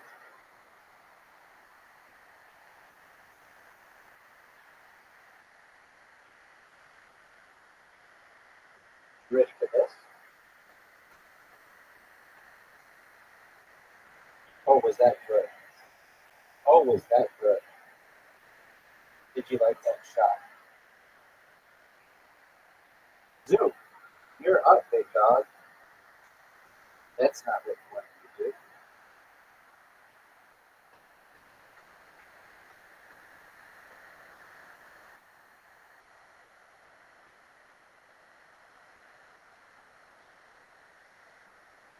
You like this shot?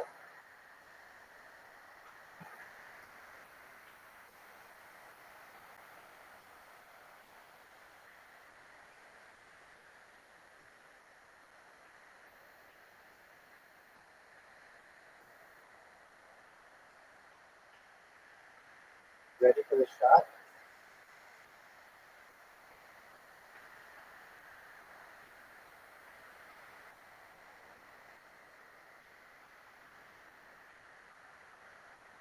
Oh, that was really nice.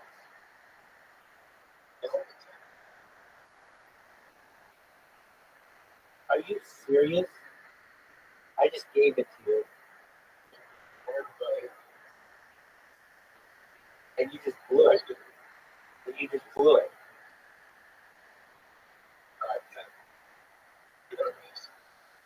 You're gonna.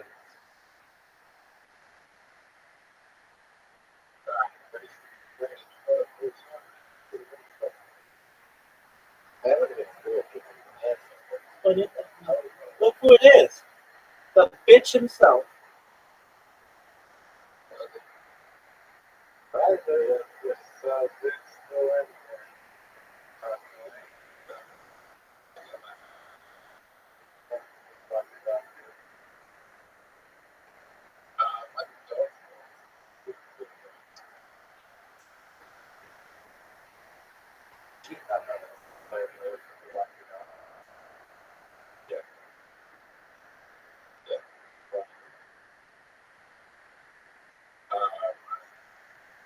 Just boy them hasta that.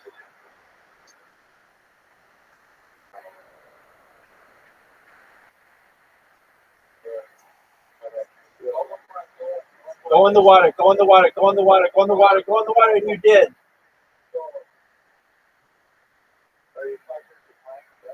Fuck yeah. I called for you. Dude, I just. Do it again. Do it again. Dude, that was amazing.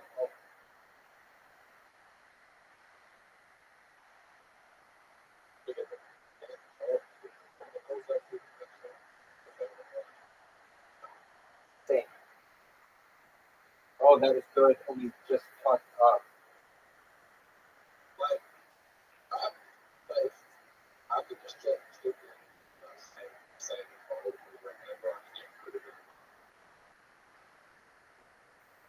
Let's.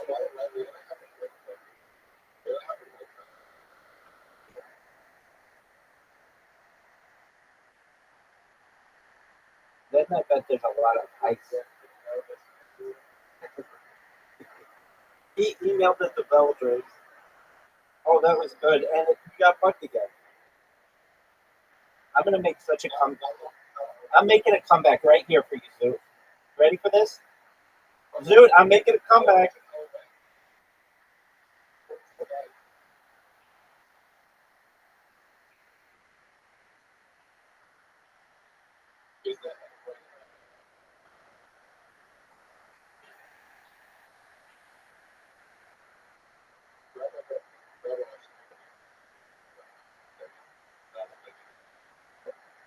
Full four.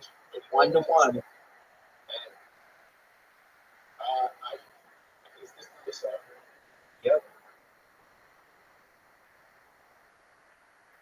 just something to I faked you out though.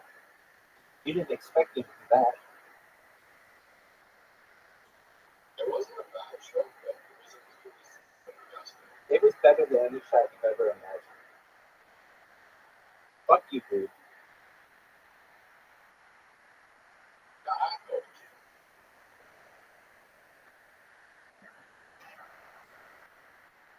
Yeah, before. Yes, I did.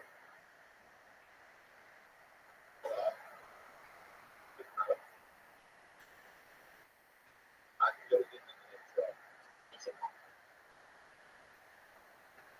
Yeah. Oh wow, I almost just fucking made it. And you have to hit my ball to go in. Hit my ball in. Bullshit. It's like,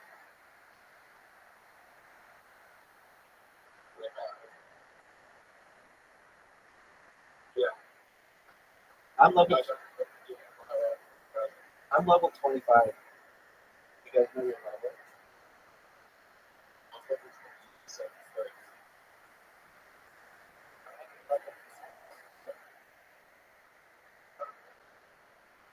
Because you probably don't play as much as we do. It's just your Bluetooth more.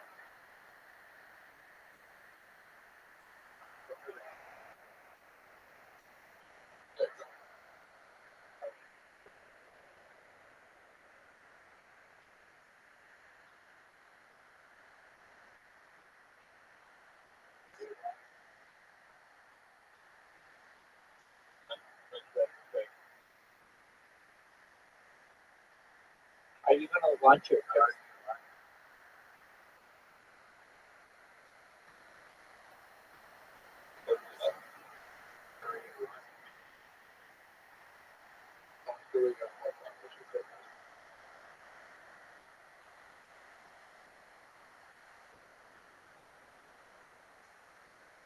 Oh, that is a really good shot, Riser. I'm gonna go after this then try. Look how beautiful this fucking shot is, folks. Get the fuck out of Then it. I'm gonna try. Then I'm gonna try and get it. There you go, dude. Dude knows what's up. Hit my ball. Hit some of this shit. Hit the fucking zombie. Oh, you're gonna help me. No, you're not.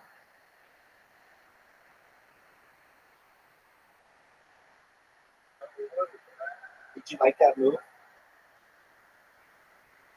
Dude, even Sue making moves on you. Fucking you up, put you behind already. No, that's bullshit. You ready for me to make this, boys?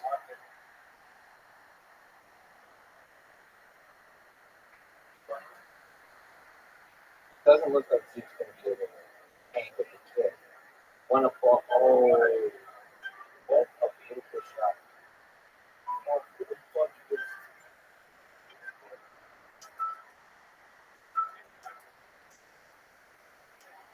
you're on? You're like in Discord.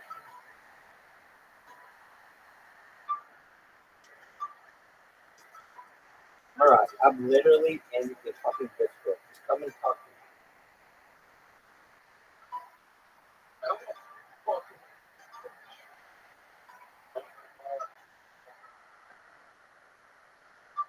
Hit his ball. Oh, perfect. Block it. That's good. Right, so that was good. Right, so that was very good.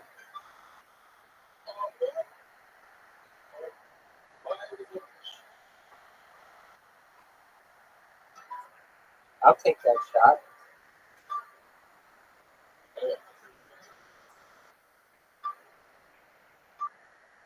What a great shot. Riser. Riser, that's a good shot.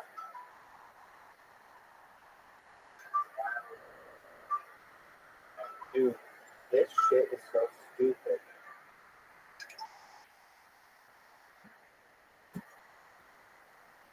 Oh, I didn't even mean to hit it. I didn't even mean to hit it.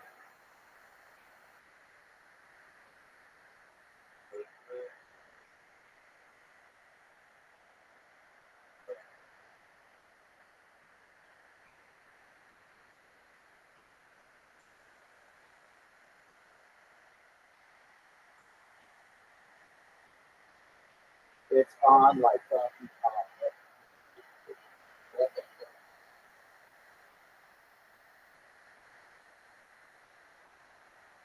Riser, I have a shortcut. Yeah, bro. You just did it. That's really good. That was good.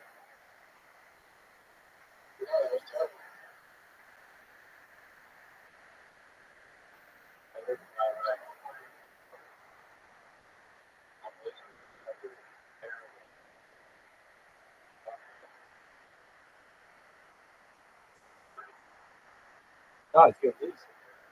Dog, you are losing. Dog, you are losing. Dog, you are losing.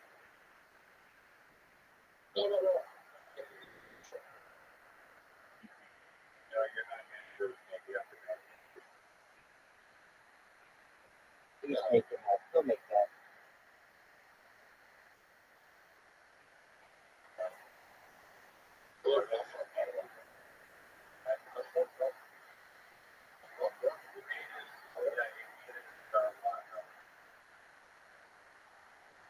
Fucking close.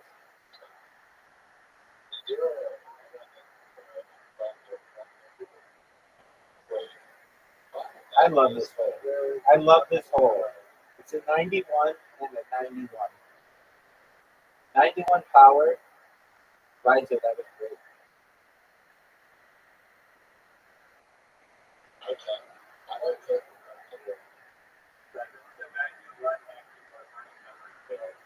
Exactly.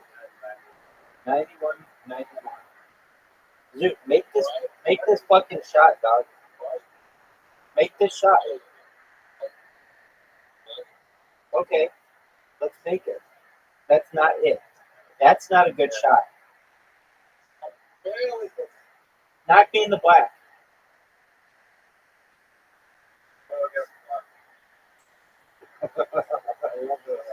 I fucking love that. That was amazing.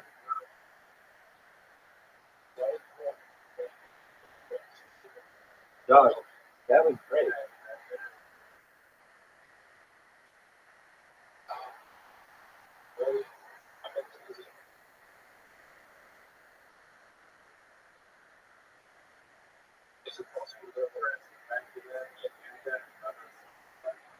Do it.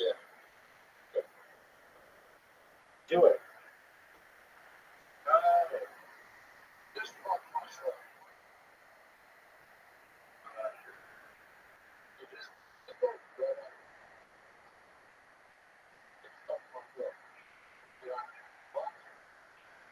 No fucking way.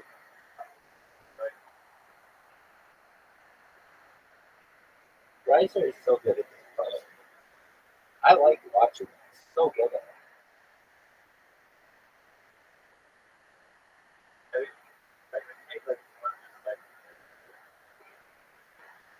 Wow, what's up your own head?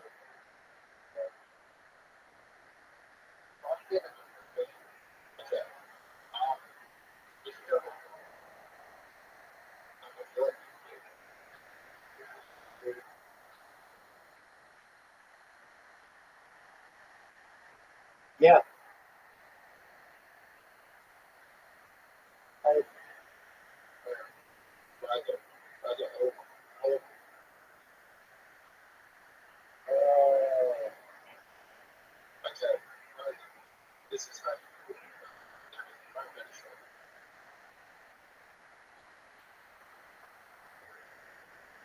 that fucking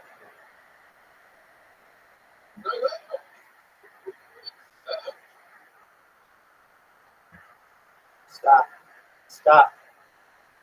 That was good.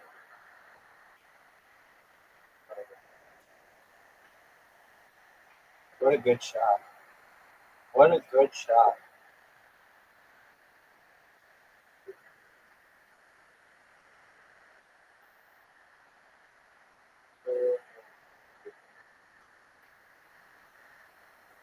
That was amazing.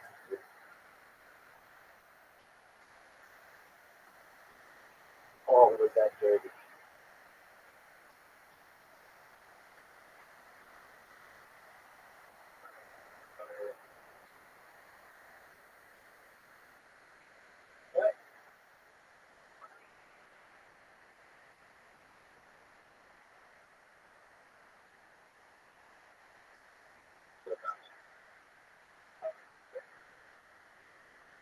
This is bad.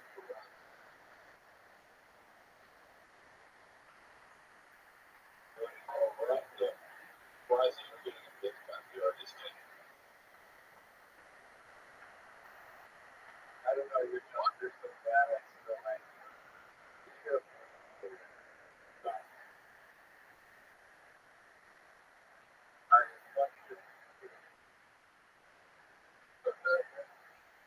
I'm not sure it was terrible. But I don't think you want that. The guy felt like was the incredibly strong, incredibly good.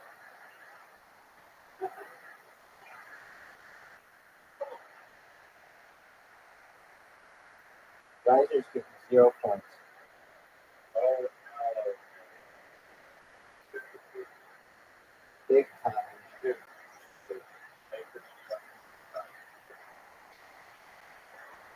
that was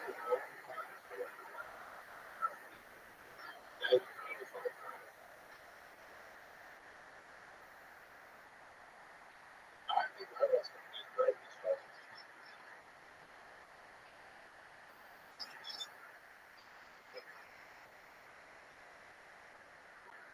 But I think he was a good game.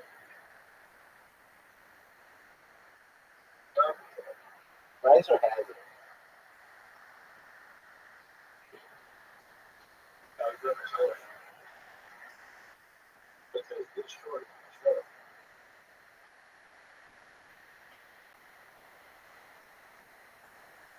And let's go.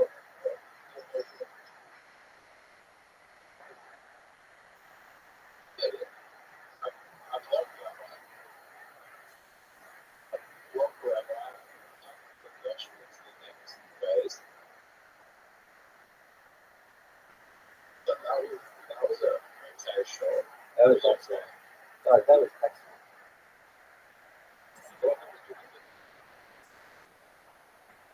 Yes, it was. Now watch me bounce it. Yeah, Rabbi was going to make that. I'll take it. Rabbi sure was that. Thank you.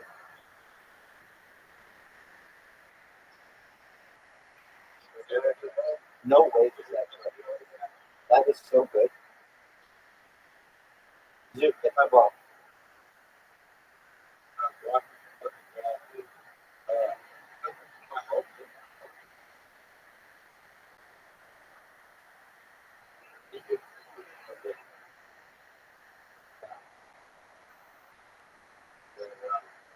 I fucked you.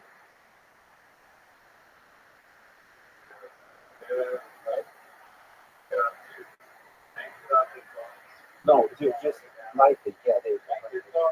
Lightly, lightly, lightly, lightly. Light. There you go. There you go. Perfect. No, no, no. He's gonna miss it. He's gonna miss it. Make it. Oh my god. He took out all the obstacles and just literally makes it.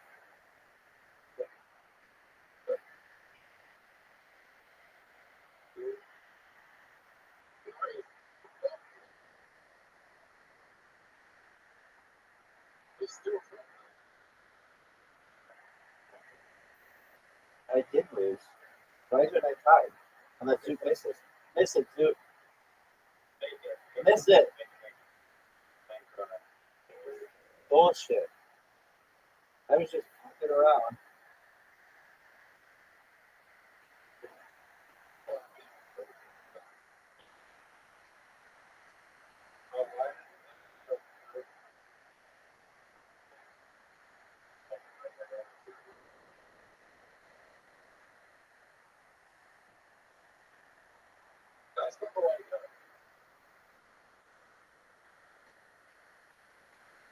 There are two holes. Dogs, there are two holes. There are two holes. No, there are not.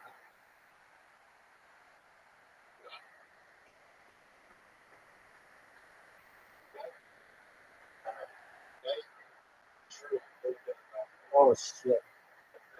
What a nice help. What a nice help. Exactly what you want to do. That's okay. There's all kinds of shit for you to play with that. Dude, hit the ball.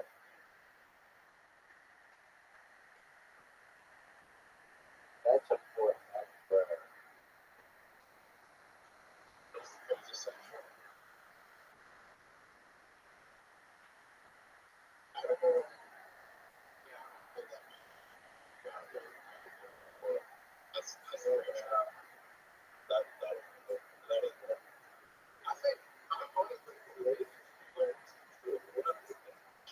I agree. Dude, blast it. Blast it.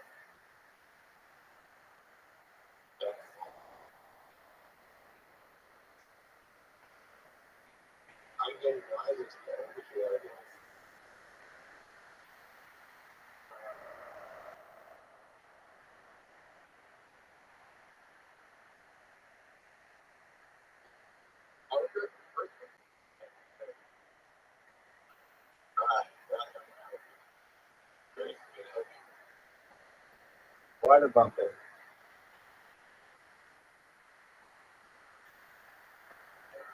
He did.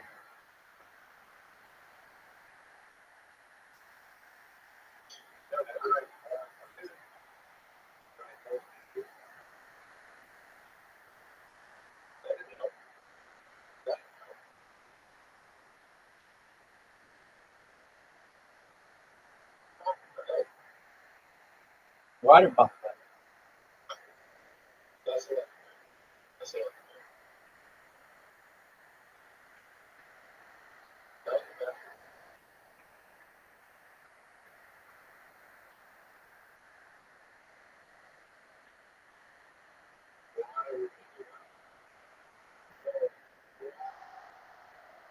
Water bumper.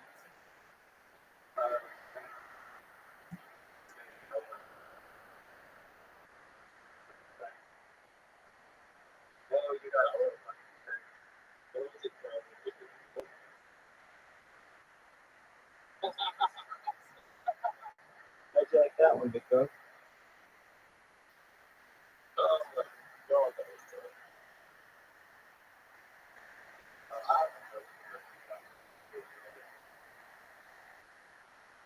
Don't worry, my ball is going to be such a shitty shot for you people, for dog, for everybody. How do you like the location? Now somebody hit it. Dude, hit it. Oh, Dude had a perfect shot. Perfect shot.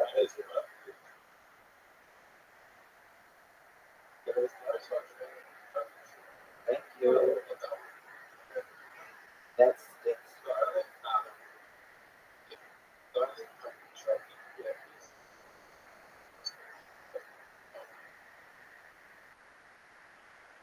You ready for this?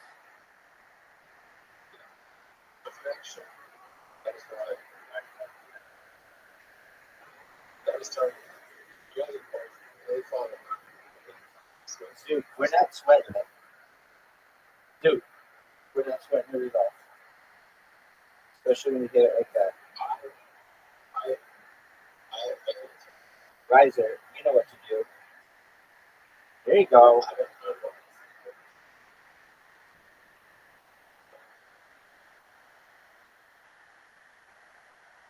watch this movie.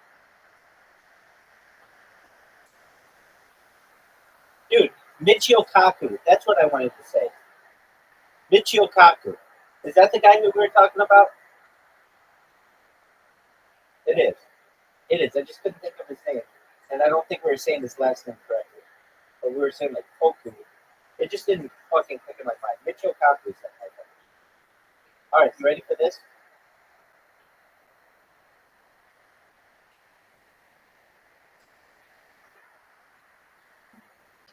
Zoot. Fuck him up. Fuck him up, Zoot. Zoot's gonna miss.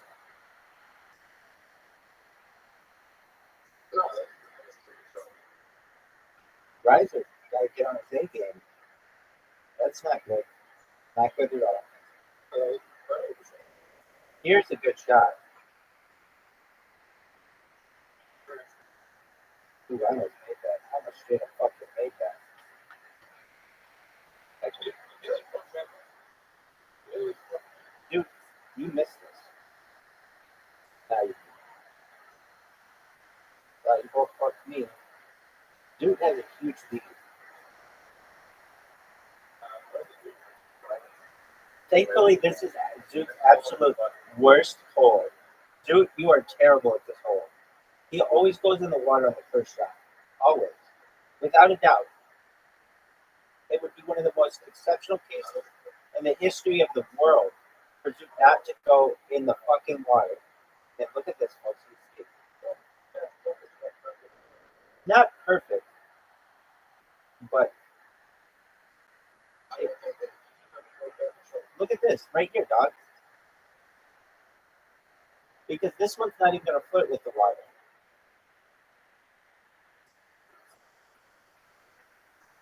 Perfect. Even better than yours. It was. Let's see it. Yep. No way.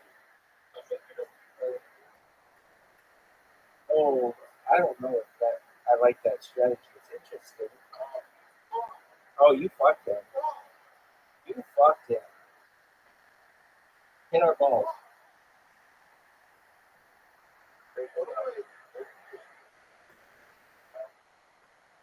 Oh, you fucked him.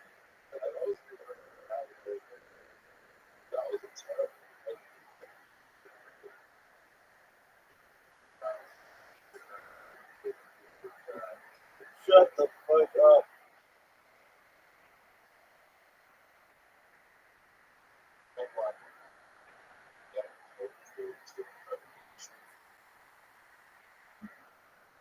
Put it in the water.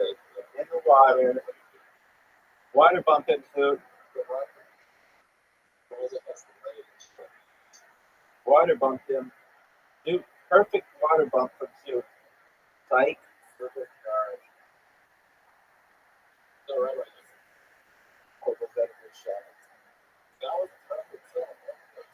Thank you. Thank you.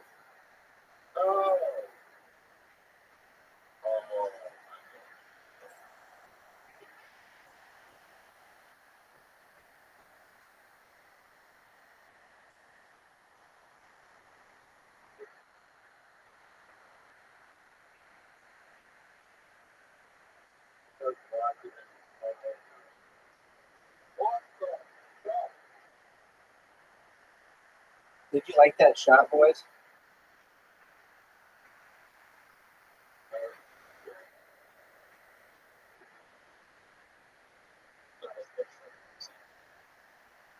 Don't let Duke score.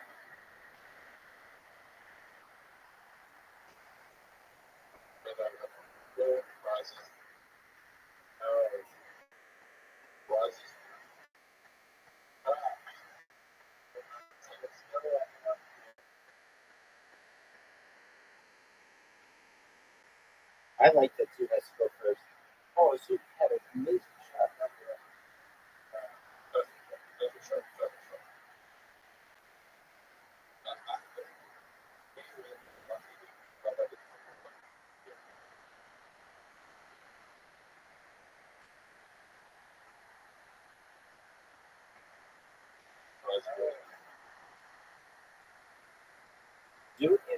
ball way too hard, it's going to bounce back out. Bounce back out. Not what you want to do here, dude. I don't know why you did that. This is what you want to do.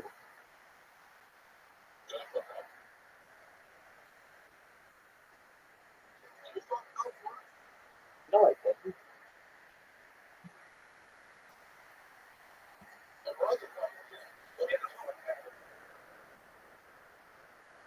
Take my ball.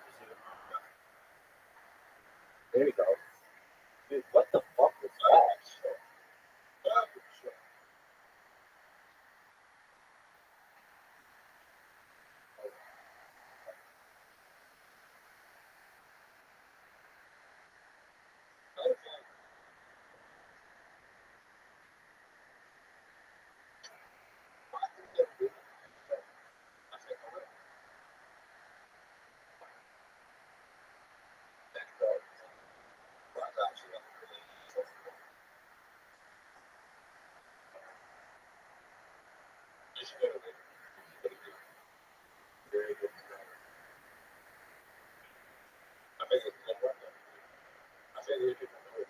That was almost the right.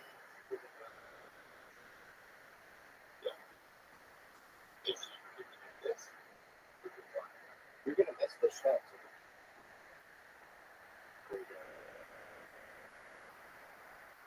Is it possible?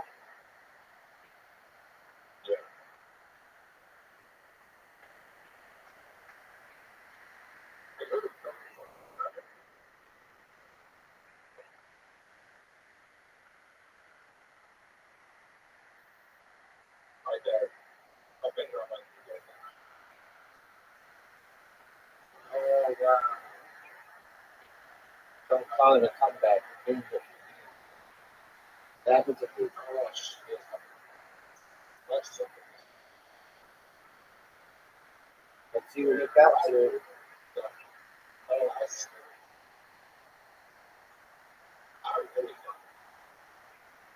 Oh, is that a good shot? That is amazing.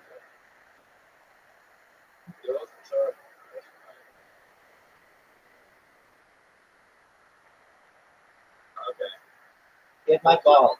Hit my ball, Riser. Riser, hit my ball.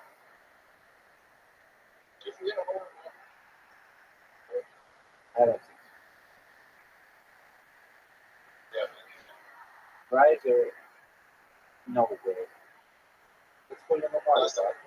Water. Oh, it's going that way. Still water.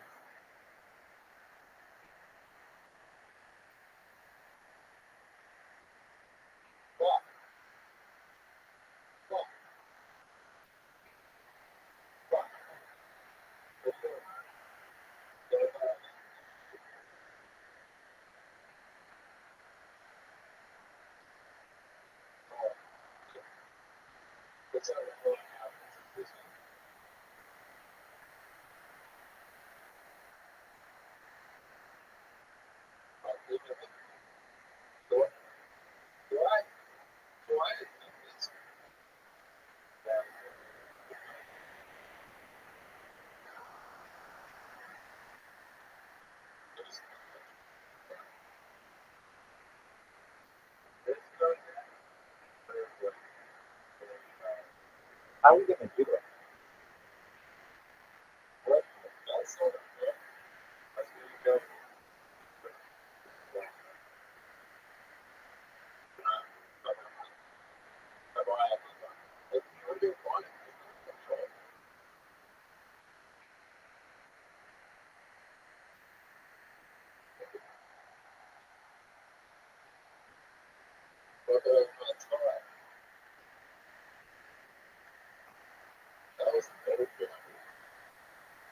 Dude. No, okay.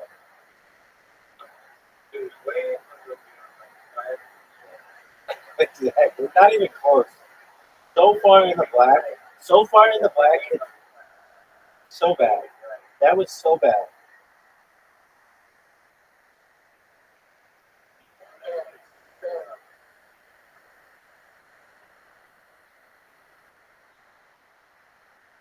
Riser. too high. No. Dude, that's the shot. Right? Perfect. Oh, what a miss.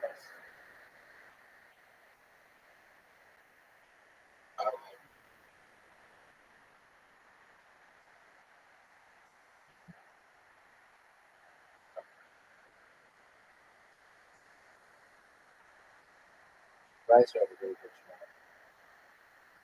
Get it through. Dude is so missed. Missed me by so much. Big shot for Riser here. Big shot. That's a miss. That's a miss. Dude, you want to put it in the swirly rainbow pipe.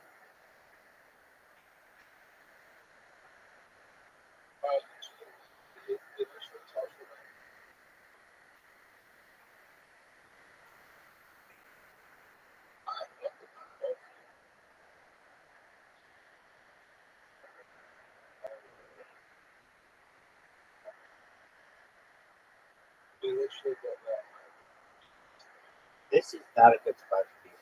Like, no mix.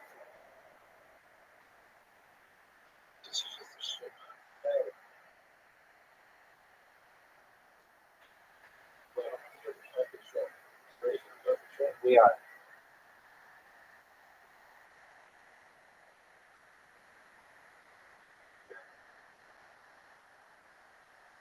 Not what I want. Not what I want. You know, just gonna hit it straight. Gonna hit it straight. Water. Hit my ball.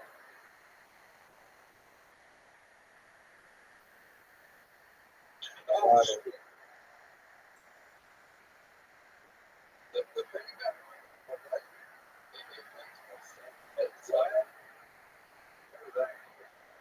You like that?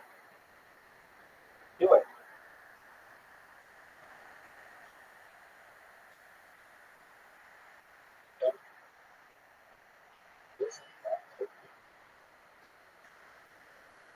That's a little neat. Are you fucking me?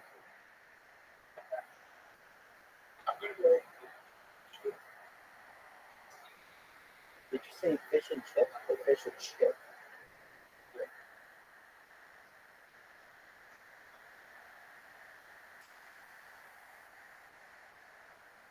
I thought Riser or Dude, I thought it always had two holes.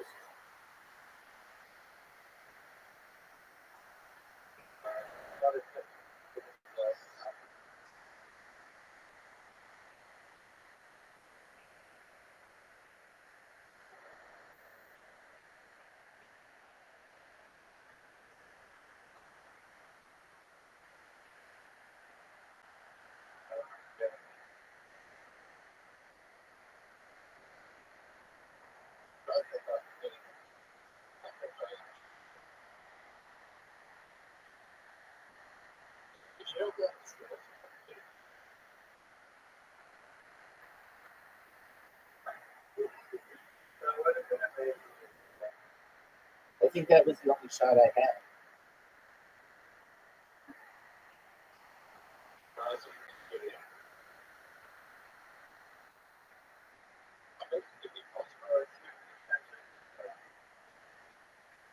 He's got that skeleton.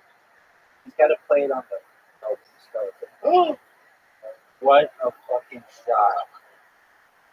What a fucking shot!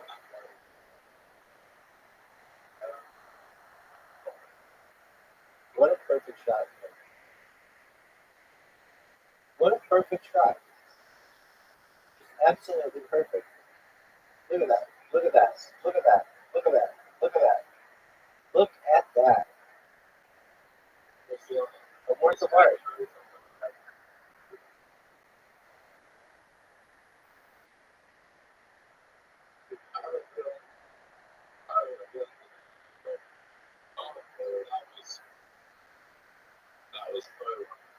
Dude, that was good. No, that was Bryce, are you ready? In the water. What? what? How did you escape the water? You don't deserve to escape the water on that.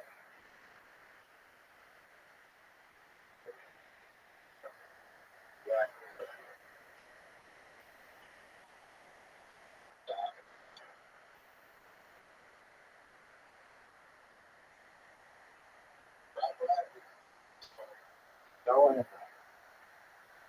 Oh, that's incredible. What? Those guys never Yeah, but I did this special shot. Go with that shot for that.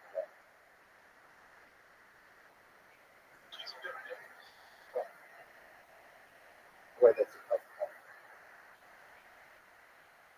It is a tough one. No, that's perfect. I fucked him up. I have one for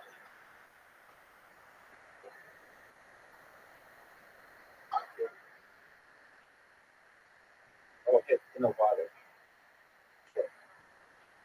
Now this is a putt. Beautiful putt.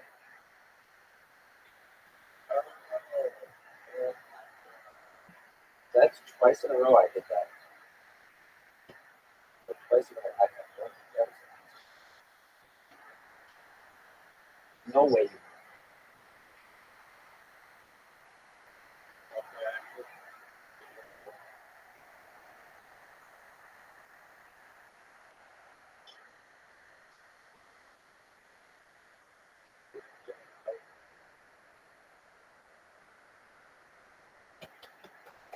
Good job, Riser. All right, I love this.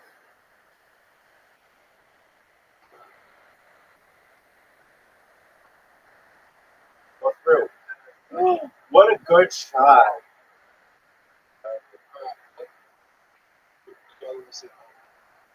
There's no way you can do that. Like, you could try to do what I did.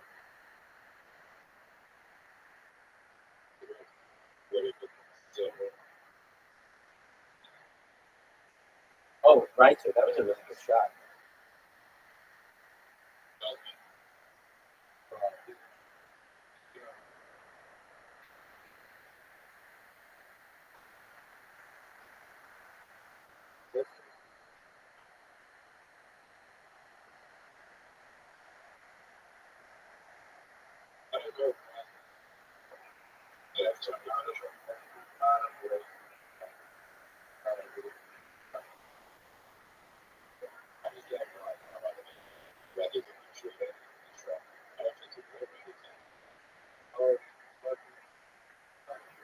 I got a 3 on this hole. That's got to be pretty good. I don't know if it's a record, but I think you can too, but the holes have to be positioned perfect.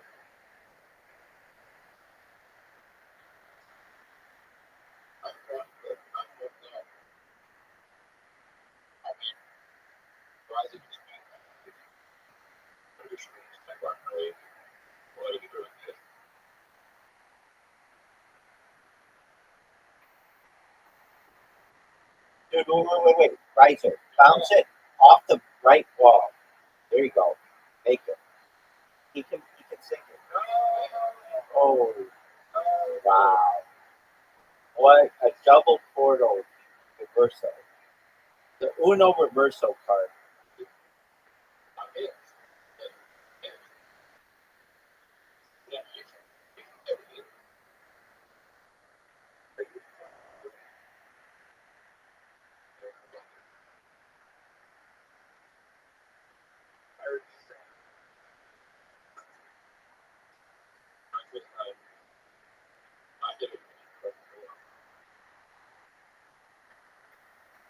I can't lose.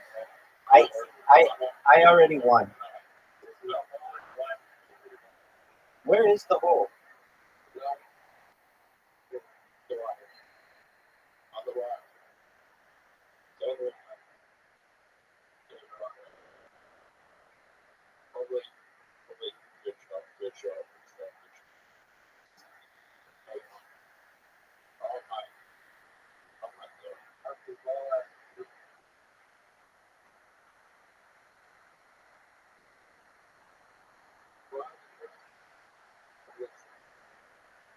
than one.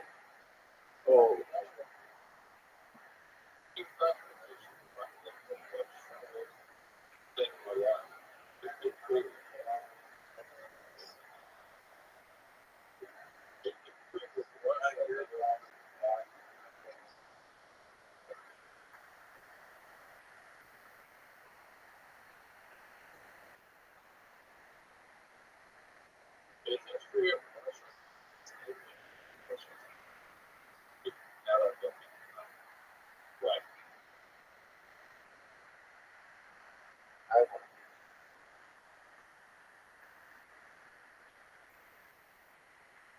all right. Well, I might have to do a podcast in like 5 minutes, so we'll see how long this one goes.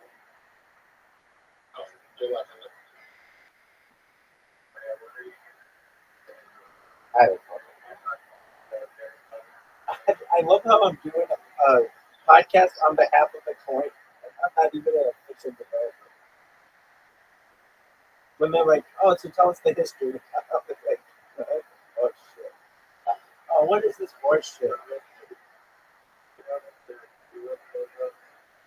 No, what's that?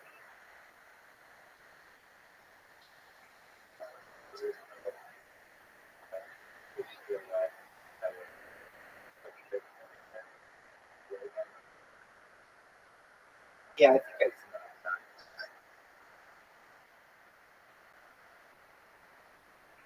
Oh, dude, what is it? Oh, but it's your second shot. Look how amazing this shot is. When I start telling people in the future about how amazing the shot is, people will be like, Rabbi, we know. Because you gave us a time machine that we could see how amazing it would be.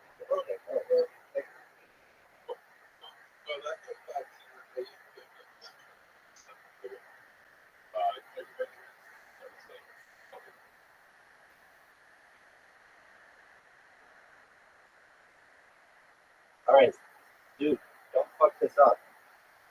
It seems like we just played this hole.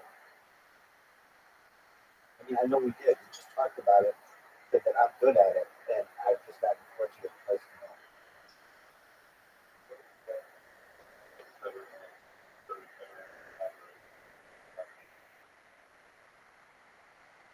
What did you think of my shot, dude?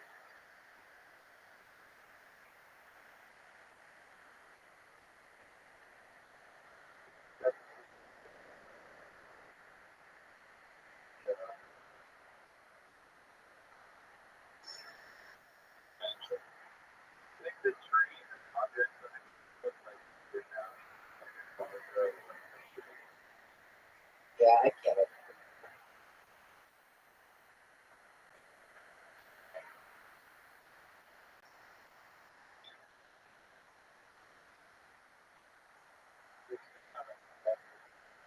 Dude, plastic.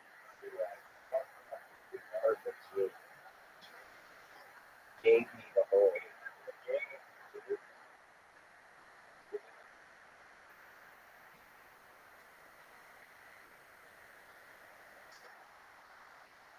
What a shot, Riser. Riser, that was beautiful.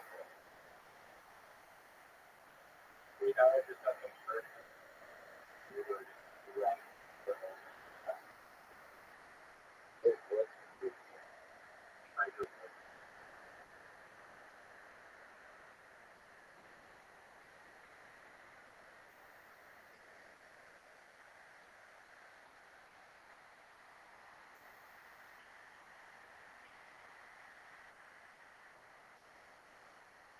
Water, worse.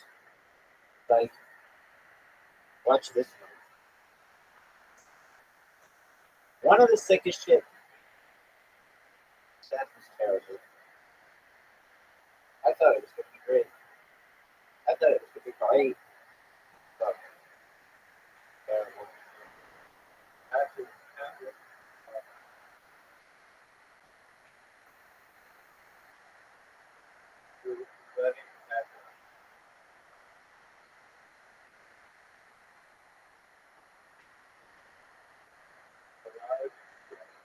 Why wouldn't I?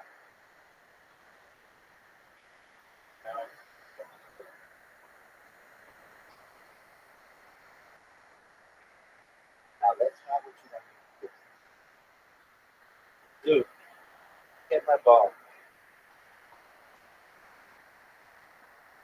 Yeah, like that.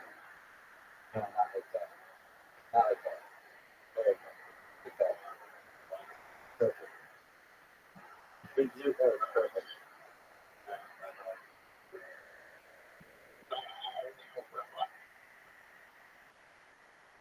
Rabbi,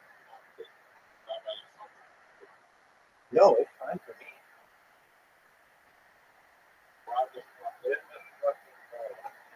That was good. That was really good. Hit my ball. Dude, hit it.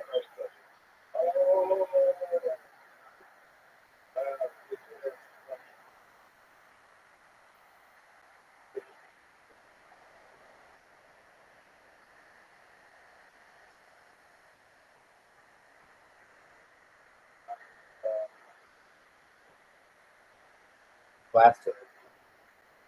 Blast it.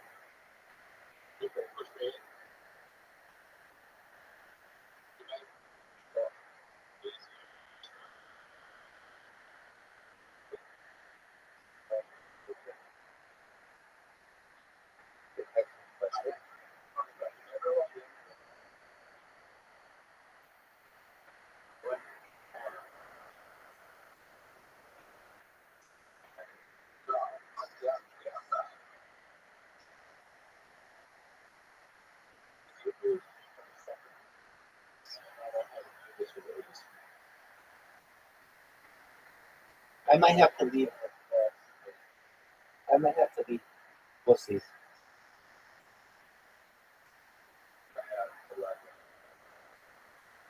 That was terrible.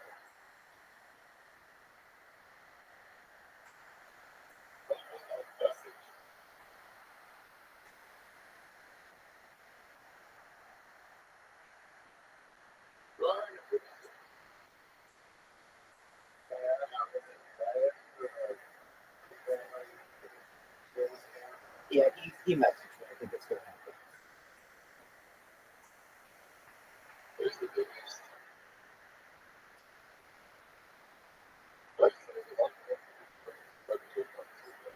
I'll have to probably send that. Or I don't know. I spoke with some Australian guys. They're pretty good.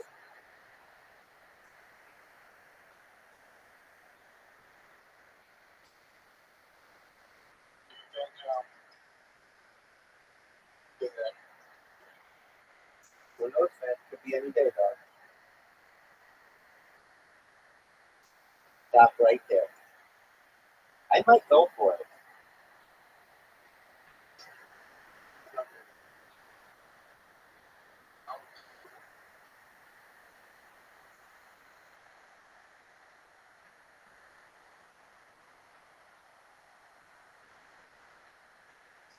so you're right.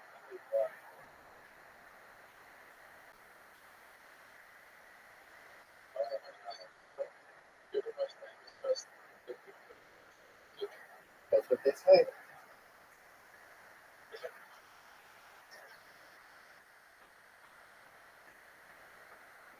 Riser. That would be amazing. How many straight is this Average what? Day, week, year? What? Which one? Probably 1,000. Perhaps. I mean, not 1,000 unique. Probably like the top ones, 10 or 20 times each. Yep.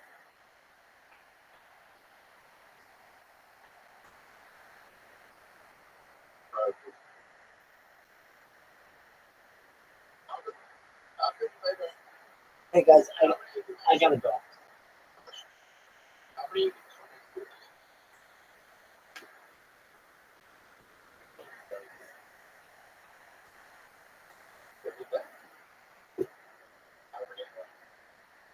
Right.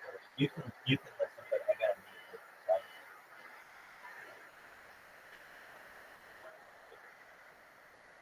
Hey, if you'll listen, I keep it going.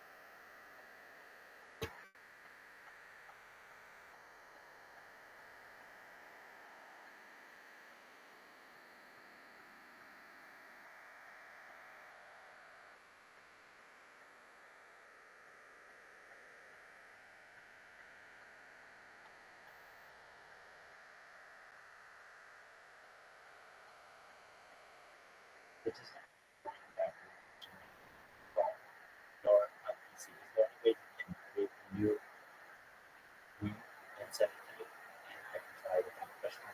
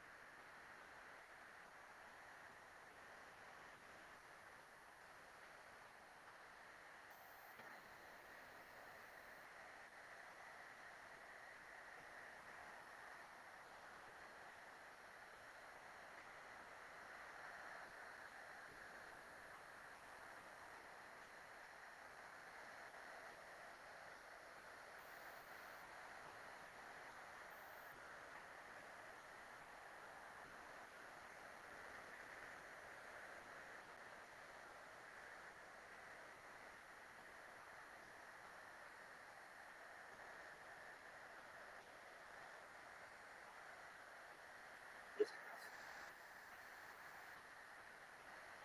The computer keyboard switch.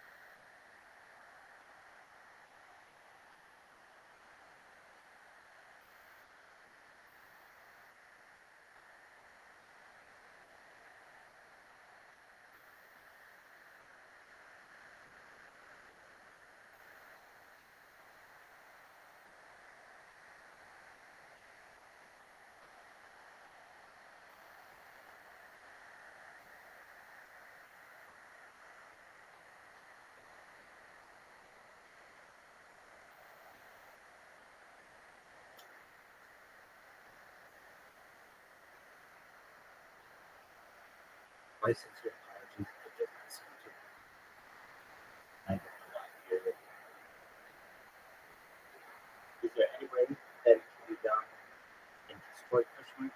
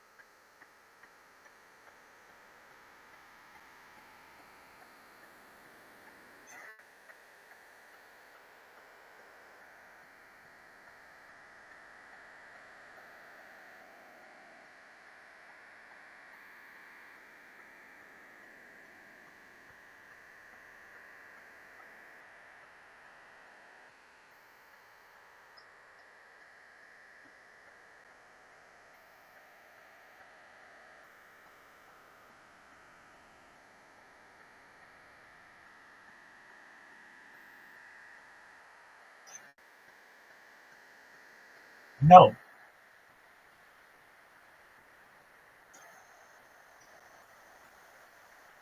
I'm busy right now, my man. Go ahead and help you.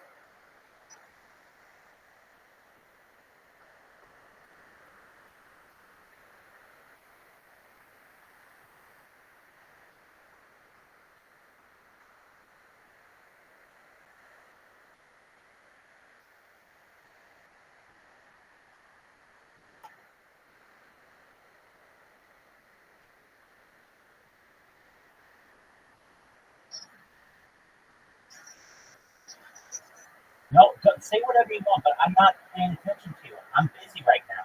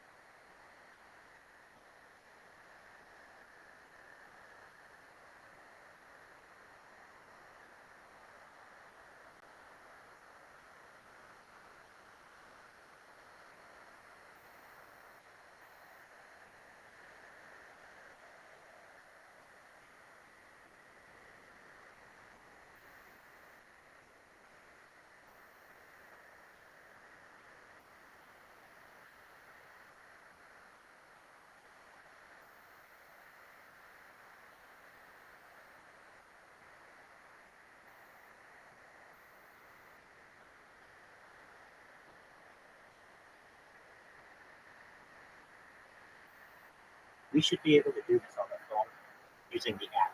It's not that hard. If you run a podcast, you should be able to figure this out for your best. Get it so that I can use it on my phone.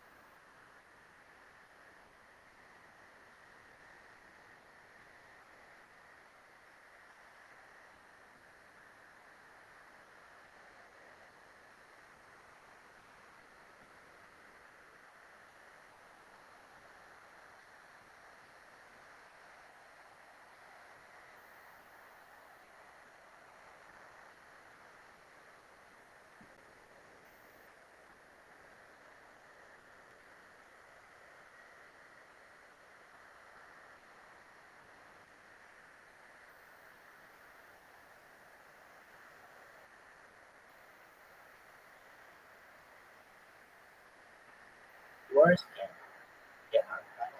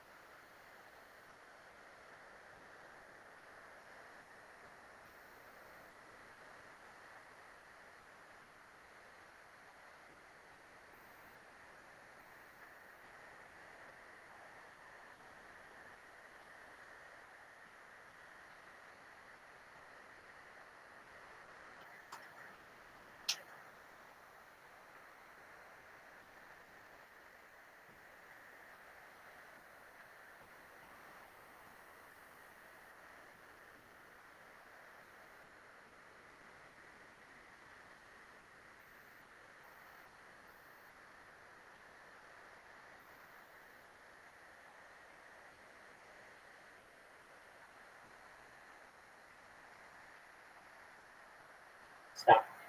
Any podcast worth its value can do this on a phone. We're done.